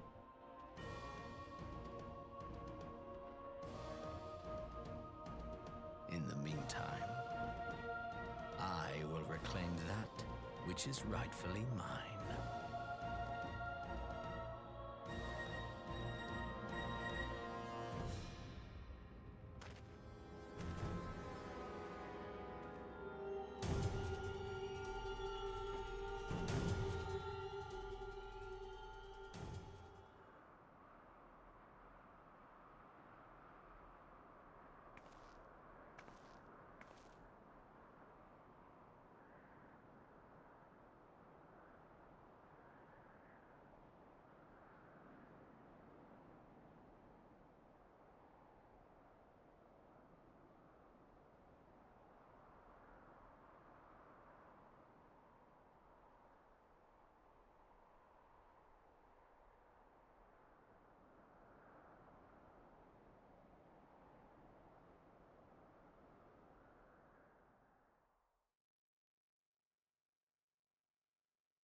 In the midst of a requiem for heroes, a voice rings out across time and space.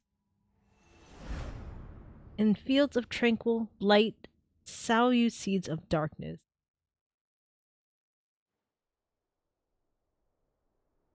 Sow you seed of darkness. There you go. Yippee!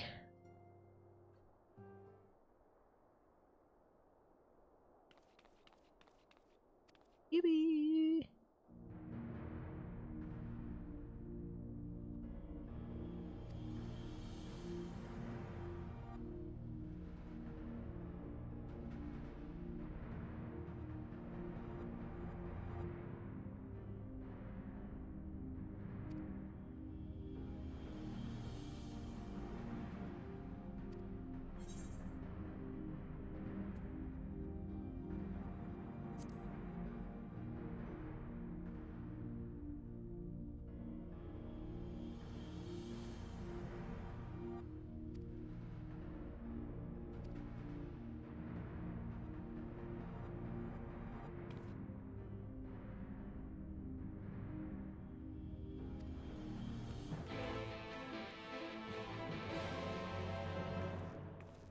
Oh, that's how you know you're in a new expansion.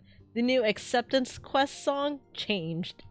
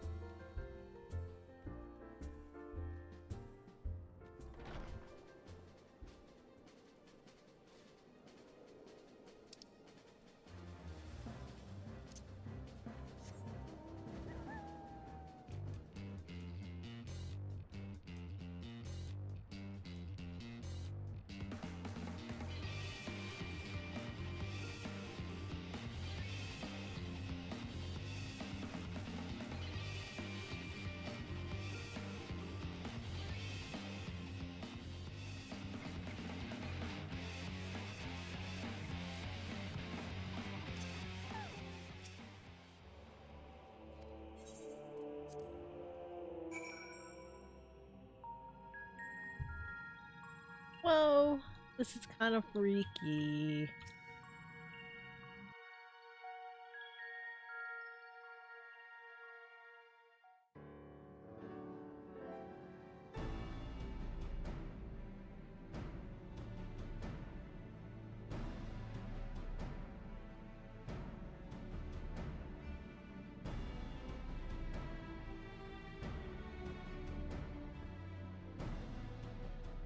Look how many people there are! Should we get to it then? Pick up anything that seems the least bit device-like, and we'll make ourselves a pile. Well, if it isn't the hero of the hour, maybe you'll change our look. We've found bugger all without you. Biggs! Wedge!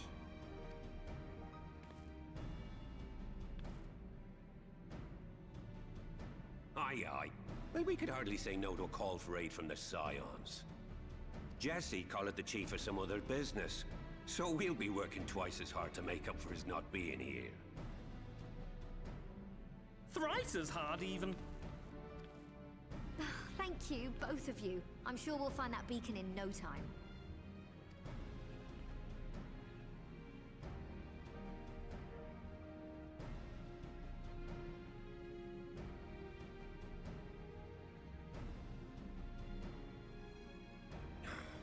I'm not seeing anything out here.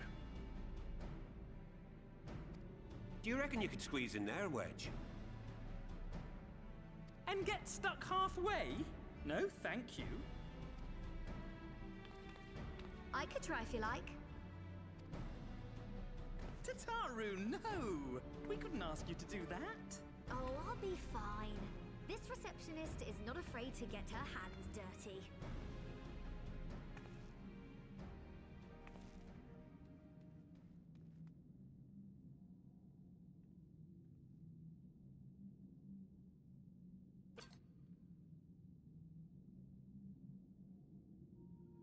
Sorry, I meant to say, the scholars haven't finished their preliminary...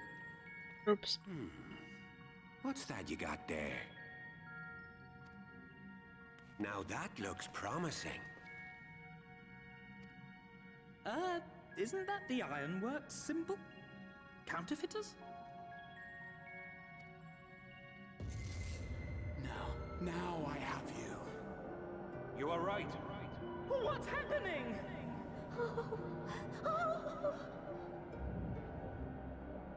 Stay with me. Focus on my voice. Let expanse contract. Eon become instant. Wait, this must be it. The device. Oh, this is supposed to happen. Throw wide the gates that we may pass. Oh, safe journey, warrior of light. Find our friends and bring them home.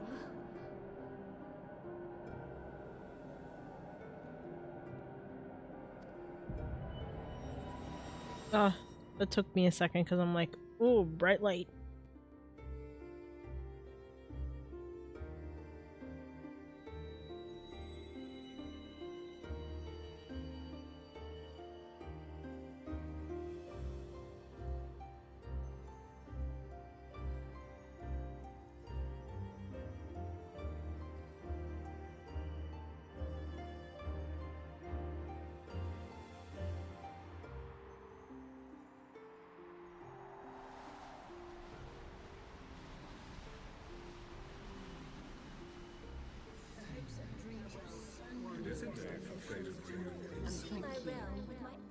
The dawn's light will shine again. Oh, do not look at me so. You're slaves to a tyrant. There's no freedom in that. This is one battle you cannot fight. Away with you. I must say your spirited accounts always comes in well condition. We did everything right. Everything that was asked of us, and still it came to this.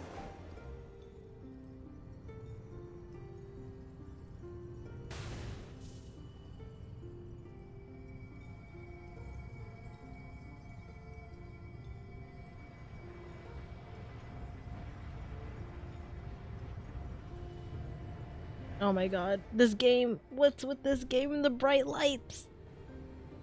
Is that Minfilia? Your time has not yet come. It's Minfilia. Okay. My eyeballs! Minfilia, please!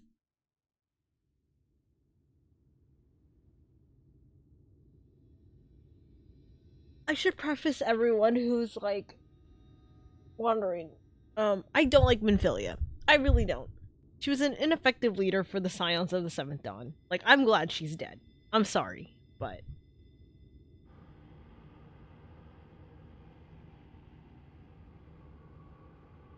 Wims? Is that the Warrior of Darkness?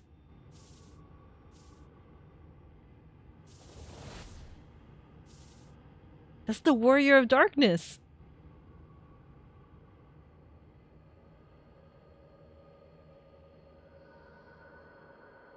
I thought he passed on into, like, the ether to, like, go back to his time.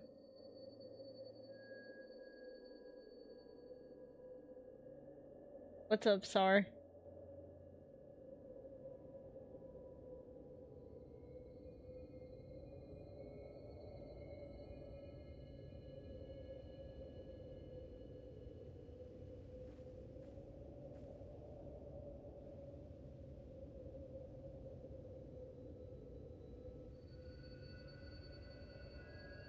Oh my god. Final Fantasy, my eyeballs, please! You're burning into my retinas! From endless dreams I awake.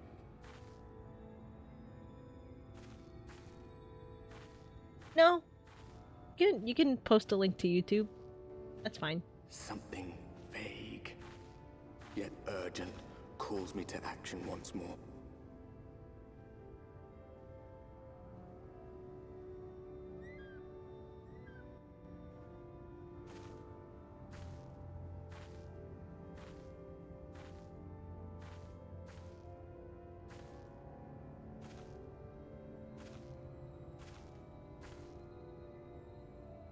I will only ask if it has copyrighted music to let me know so I could, like... split the audio.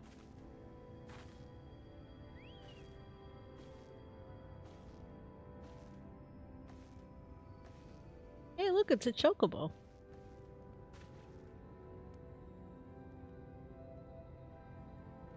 Hello, dude smoking pipe. To meet someone out here who's not a peddler themselves. What brings you into the wilds this time of night? Okay, let me just load it onto Opera and then pause it so I don't spoil myself with the content in it.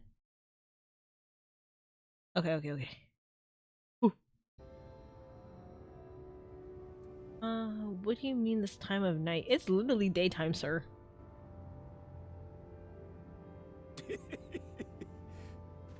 Well, if it ain't the oldest joke in the book. Me granddad, God rest his soul, used to tell that one to the barman at kicking out time.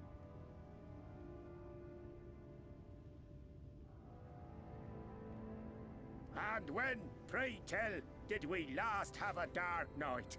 You rotten old drunk yet, he'd reply.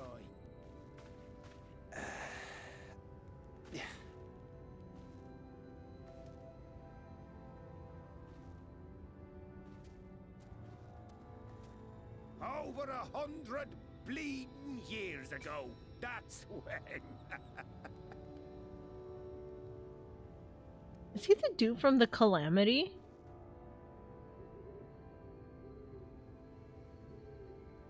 Us. You got that look down to a T. I'd almost think you meant it. Ah, got to you, did they? Poor beggar. That explains it then.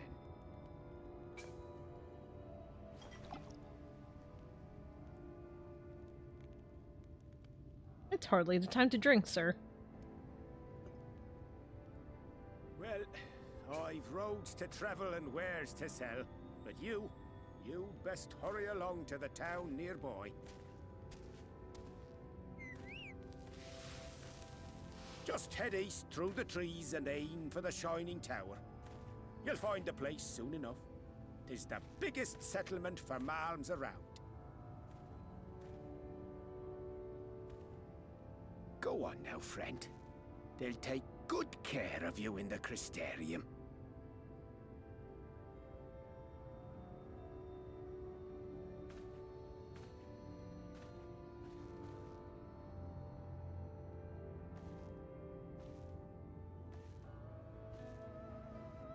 Yeah, I would have told my warrior of light to fuck right off if I saw them walking in the middle of the woods.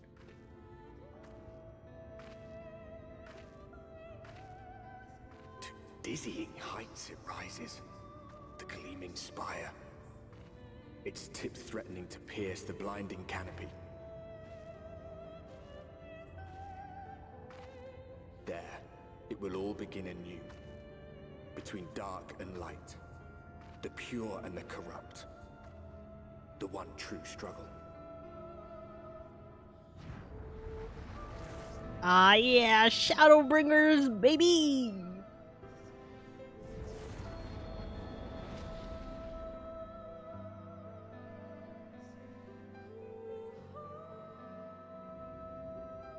Okay. Take a brief breather for SAR's favor.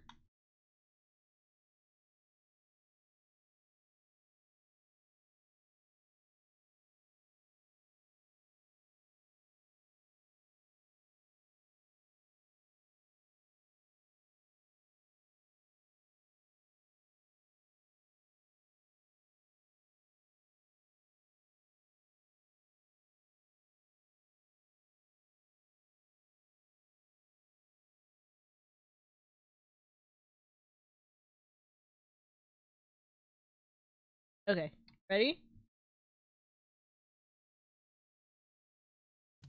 Hey Tom, we playing Final Fantasy 14? No, I'm not ready yet. I gotta get prepared. You don't need to train, just play the game. Why are you doing this? For Shadowbringers, dude. I'm training to be the warrior of darkness. I must become the darkness. You You must become a better roommate. Hey, you don't need that sword, man. You're not the warrior of darkness. Yes, I am. Look at my sword. You're from West London. That's the really nice part of London. Relax, man. You all right? Yeah, well, you know, not gonna be the warrior of darkness, so. It's not about trying to be the ultimate Final Fantasy master. It's what's in here that matters. And what's in there is a gamer. You can do this. You got this. You think so? It's video games, yeah. I never really thought about it like that. Yeah, this is buttons. Let's just go and play. Yeah. You can become the warrior of darkness. Final Fantasy XIV Shadowbringers. Pre-order today. Available July 2nd. No. All that training, all those push-ups, and you die 20 seconds into the game. Thought we said we were gonna be more positive about this.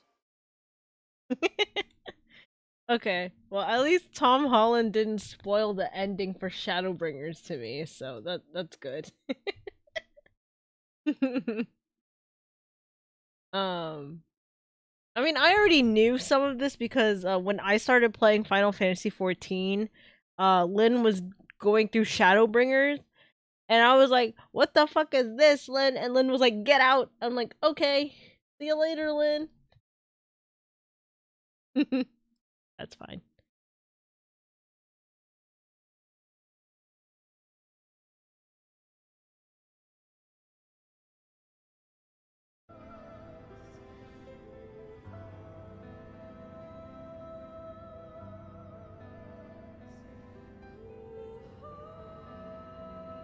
Okay.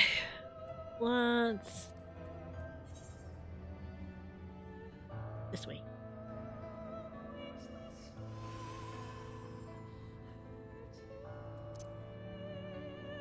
It's not that way. Okay.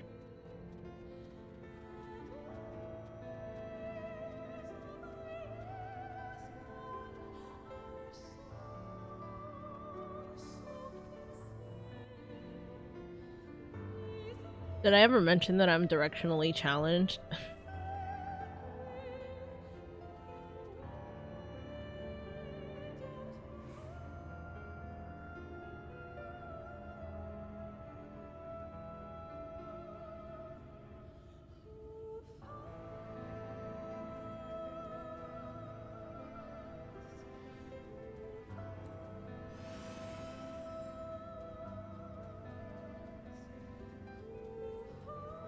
Okay.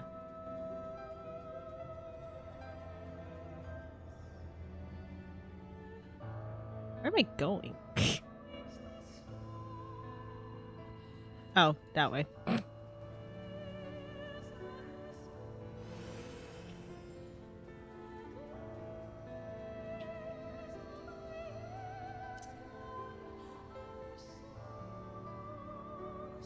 That way. Fine.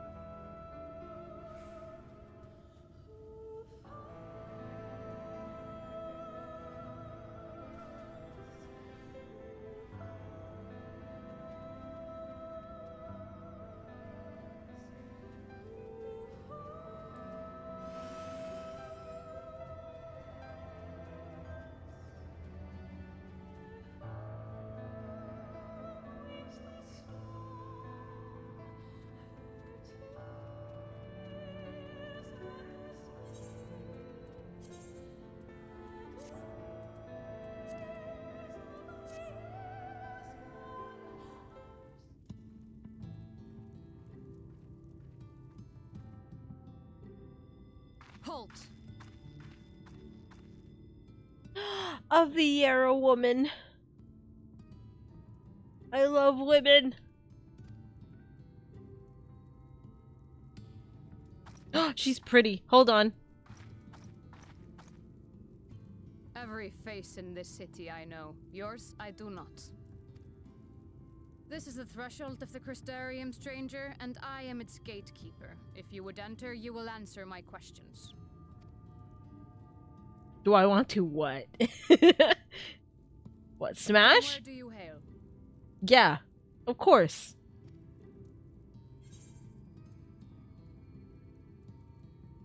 Source.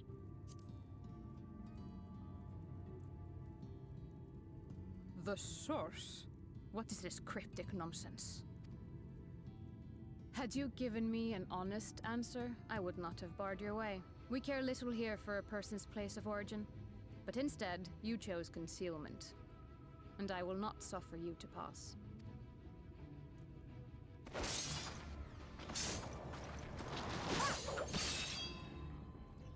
Ow. She's hot and strong.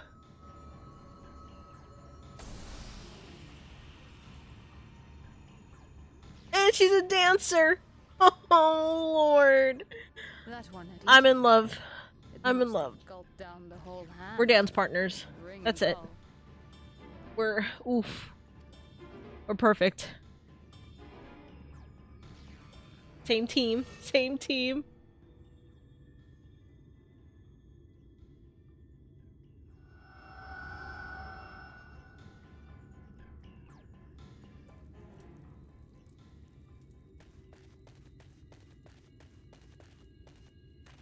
Everything all right, Captain? Alphino?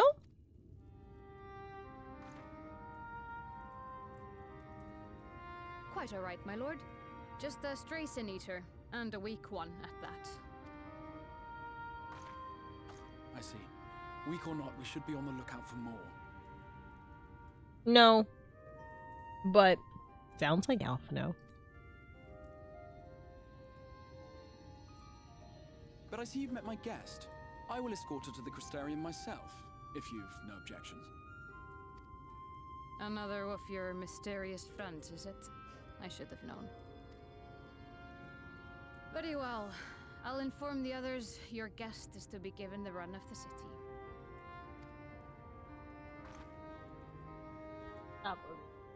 Pray forgive my less than cordial welcome. May the rest of your stay with us be a pleasant one. Listen, there's no stealing because she was mine first. So.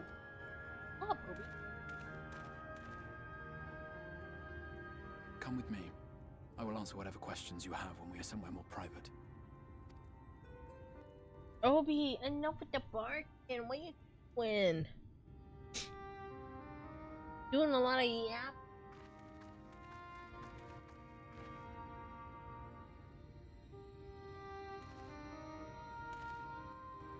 Right then, before we plunge into the wheres and wherefores, let me first thank you for answering my summons.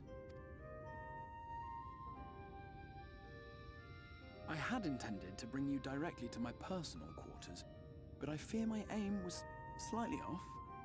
That you are still able to make the crossing unharmed is a great relief. And so, we come to the question of where. The realm in which you now find yourself belongs to one of the 13 reflections, or shards. The first, to be precise, even if its inhabitants are largely oblivious to the fact. As to wherefore, having been awarded the rather grandiose title of Crystal Exarch, I, in my capacity as caretaker of the Crystarium, thought to seek the aid of you and your companions.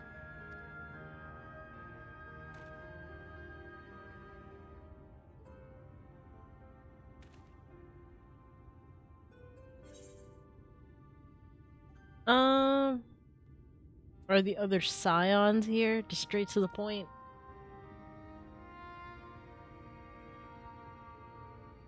That is a question with no simple answer.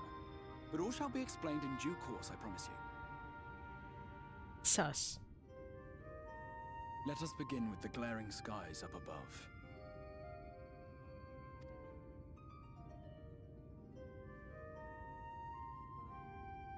Here in the first, the world has been all but consumed by primordial light.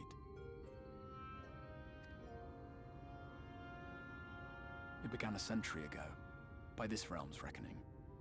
A luminous flood swallowing everything in its path.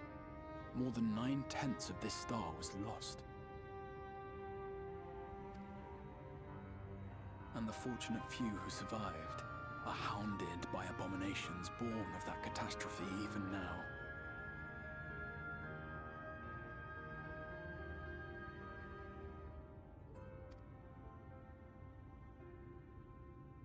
Sin Eaters, we call them. The creature you saw earlier was one such monstrosity.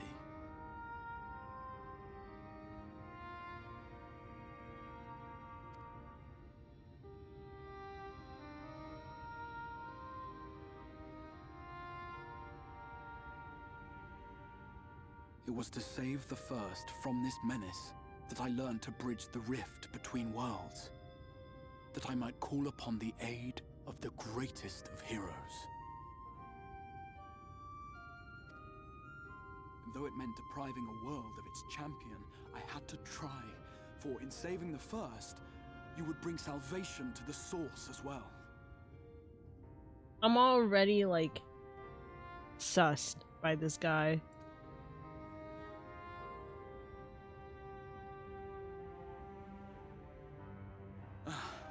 But what manner of host harangues his guests in the middle of the road? Let us continue our talk within the Crystarium.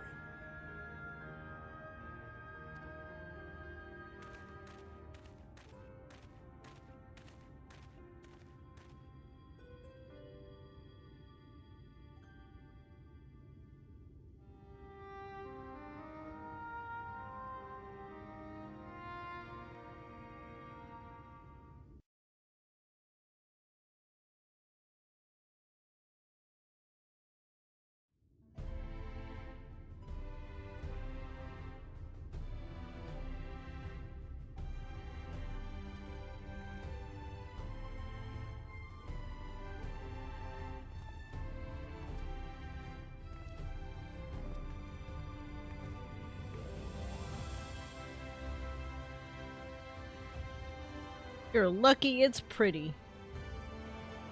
Such a proud and vibrant city. The sole sanctuary for the living in a world all but resigned to oblivion. Each stone was laid with hope. The town itself a symbol, a monument to defiance in the face of death. No would-be hero could fail to answer its call. For who among us does not yearn for salvation?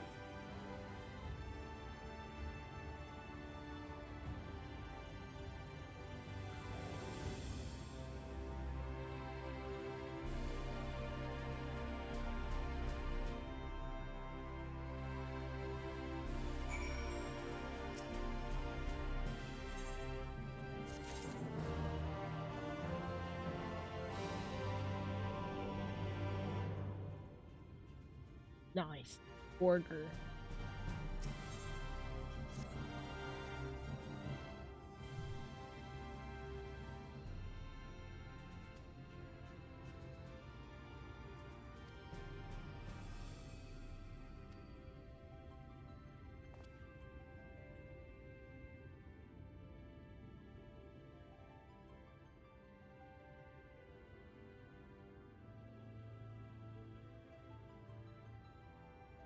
Nah, I'm good. That pizza got me full anyway.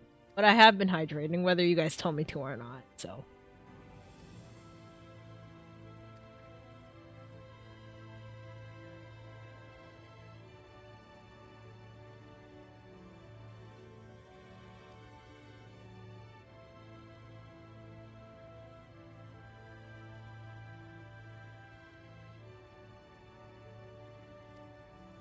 I put a limit on it so nobody can abuse it.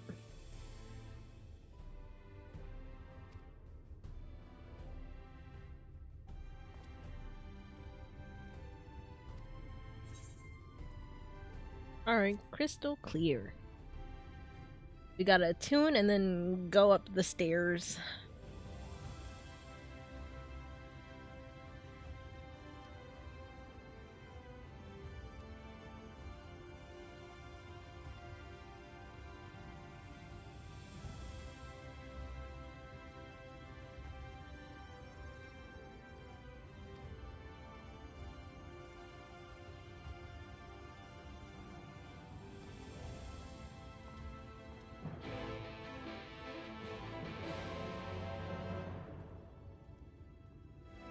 The music is a lot louder in this expansion, I'm coming to realize.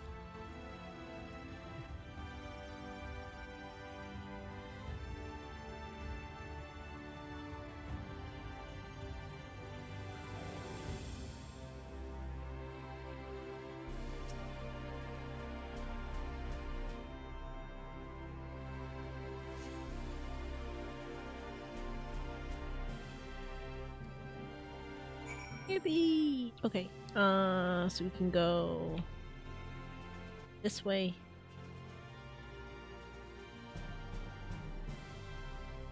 I do from time to time. Tomorrow I actually will be back streaming at 5 p.m. EST because I have to go to work. And I will be doing so until Thursday. Friday, Saturday, I work at night and I can't stream. I've done a full week of streams before.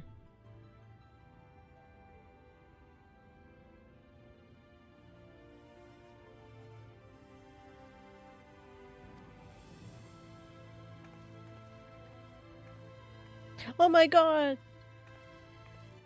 The cat people, I forget their names. Chat, be smart. What are the cat people's names in Final Fantasy XIV? Starts with an H or something. I'm actually Mikote.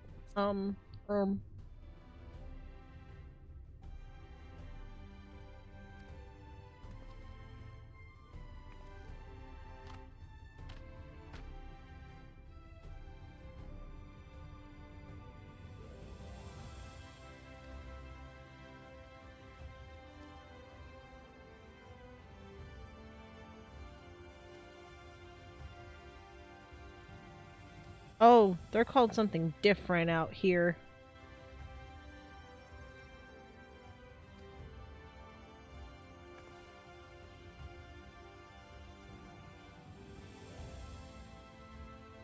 No, the Hylian is the, like the elf-like people.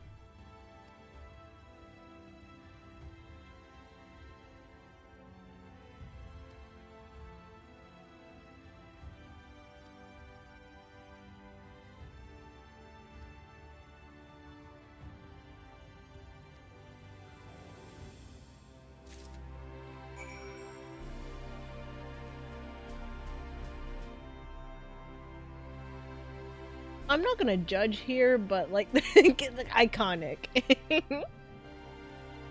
Iconic. Retainer. Furia. Gemstone Trader. Ooh, a mender. Mend my stuff. Repair. You. Ooh, a shard. Mikote? No, that's what I am. That's what my Warrior of Light is, a Mikote. I'm talking the big cat people. The one that look like tigers.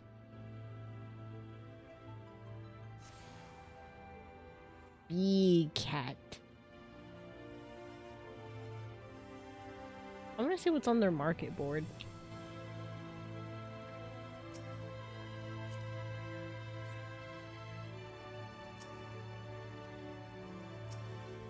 Oh, I gotta do more stuff before I can do. Okay.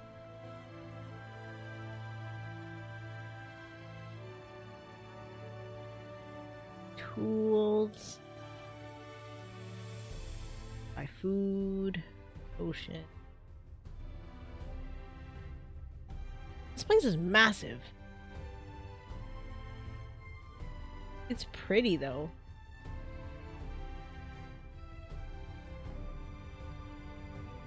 There's so many fucking shards. Holy shit.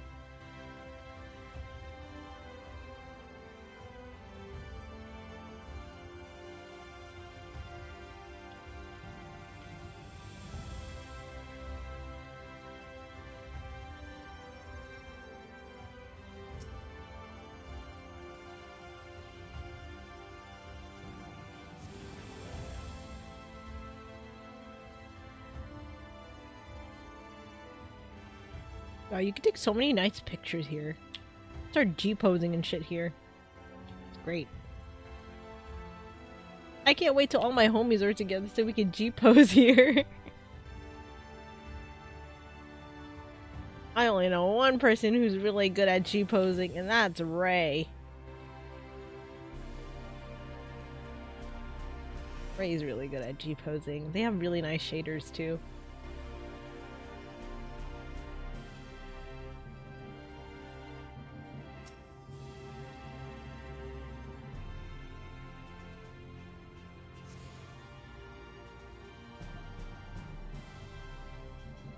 I think so. Not super sure. Couldn't even tell you if you were right or not.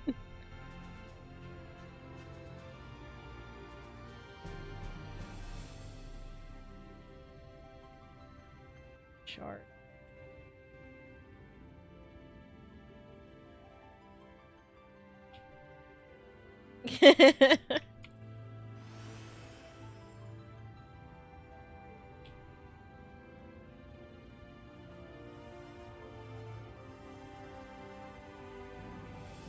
Here? Nope. It must be all the way up here. Shard?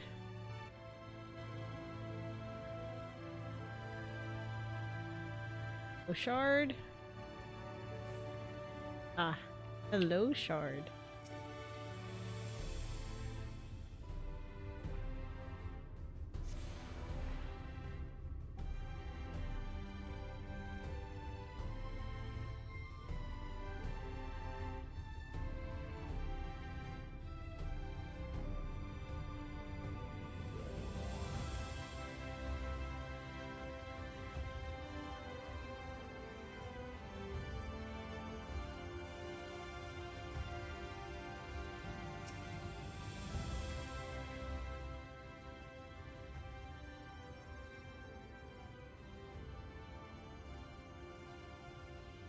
Fishies in the pond! Oh my goodness!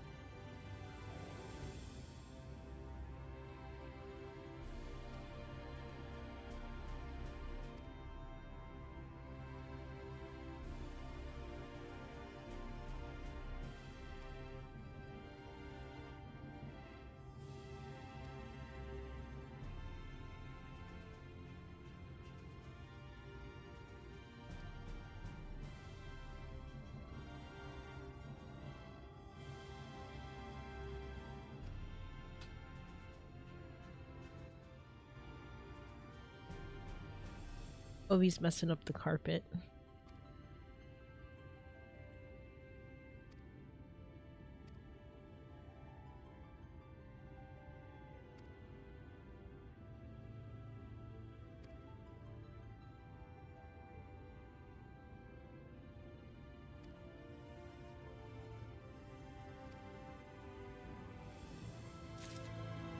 Alright.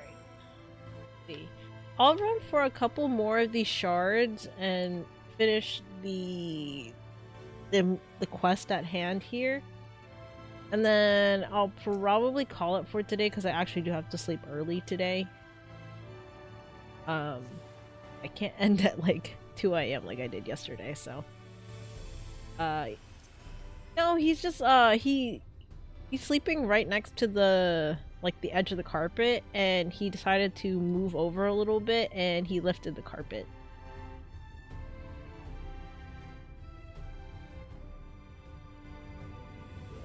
Where the shard at?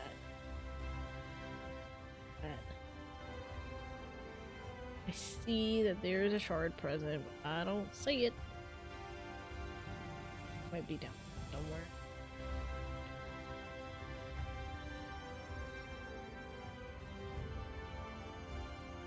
I'm jumping.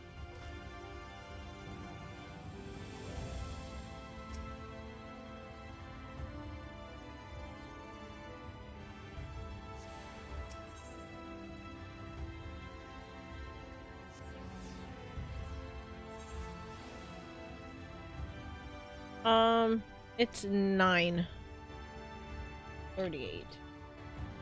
36, sorry. 9:36.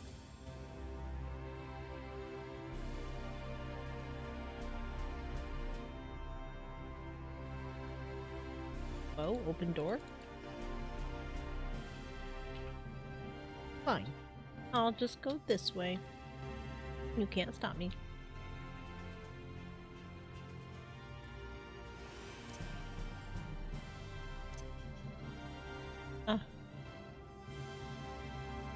Wait, is he?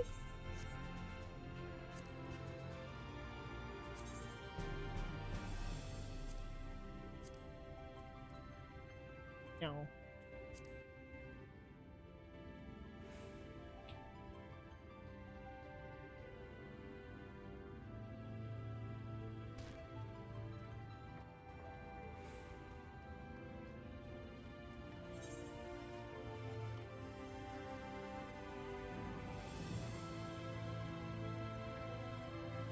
Where the heck do I go?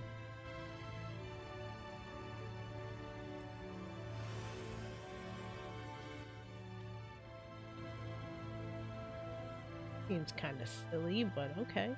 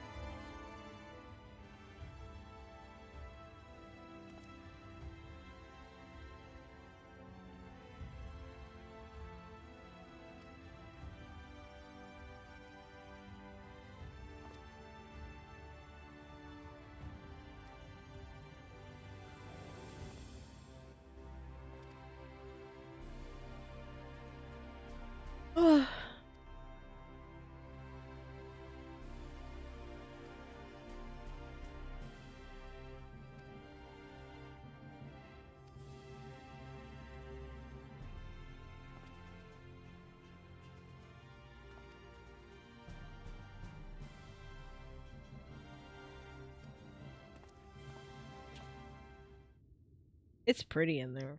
I would spend a lot of time in this library then.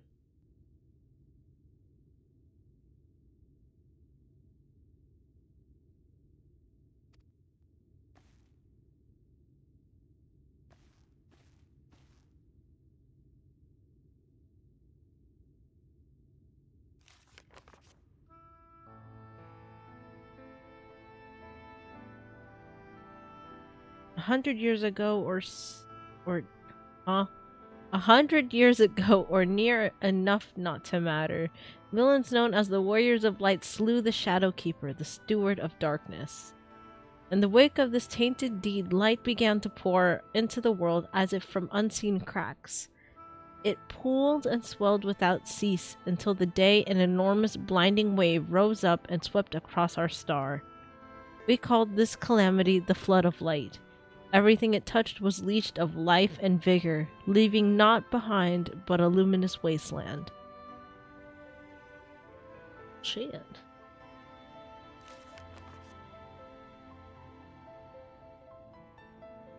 Yet, just when it seemed that all would be lost, a savior appeared before us.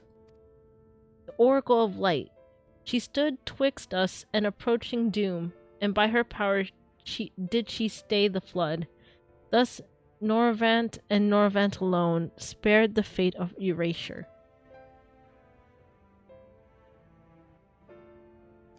I'm struggling to read. Tragedy would, however, arrive in another form.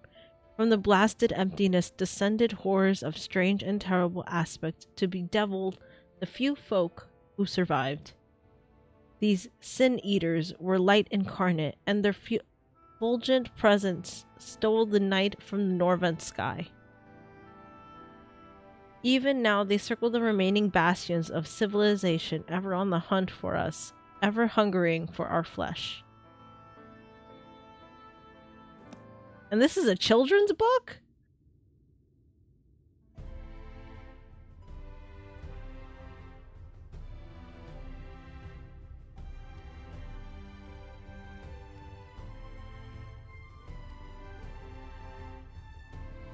Damn.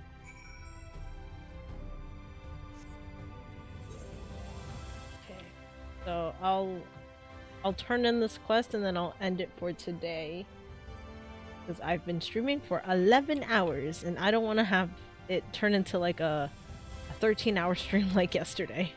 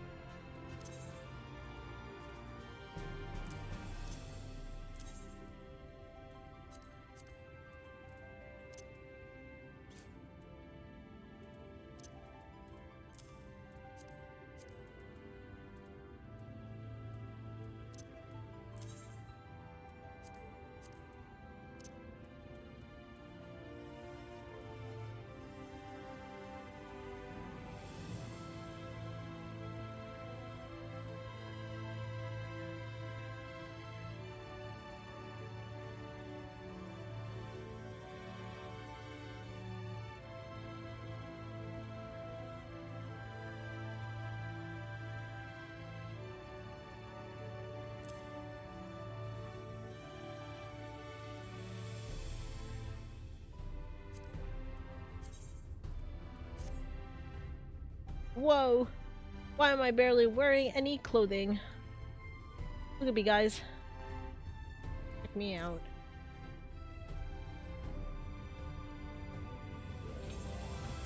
I feel I belong to the grasslands.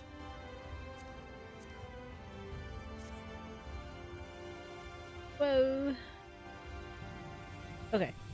This is where I'm gonna end it for today. Alright! So, we got 2 Shadowbringers. Yippee!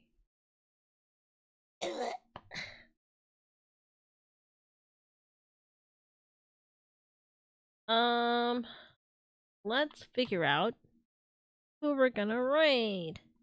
Wow. Let's see if one of my friends are streaming.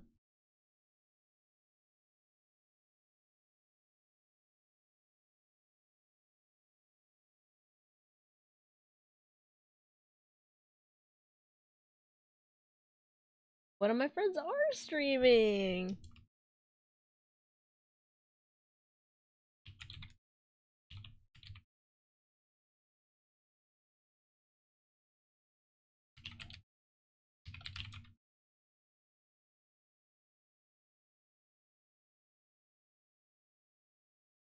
Okay.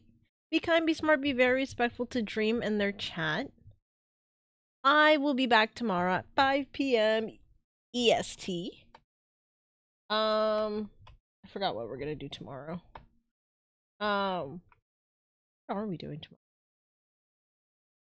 tomorrow? Tomorrow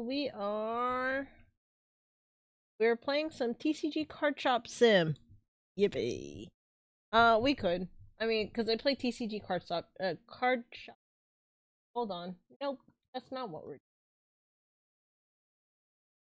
scheduled.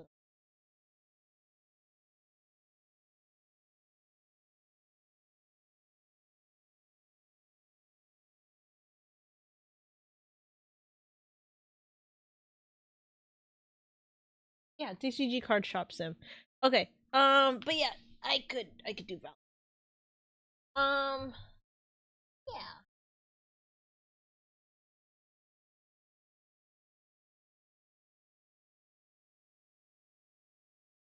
Working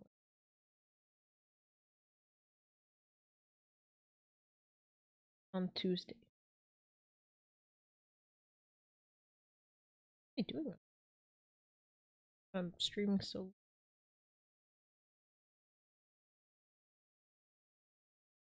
Huh. Okay. Well, see ya.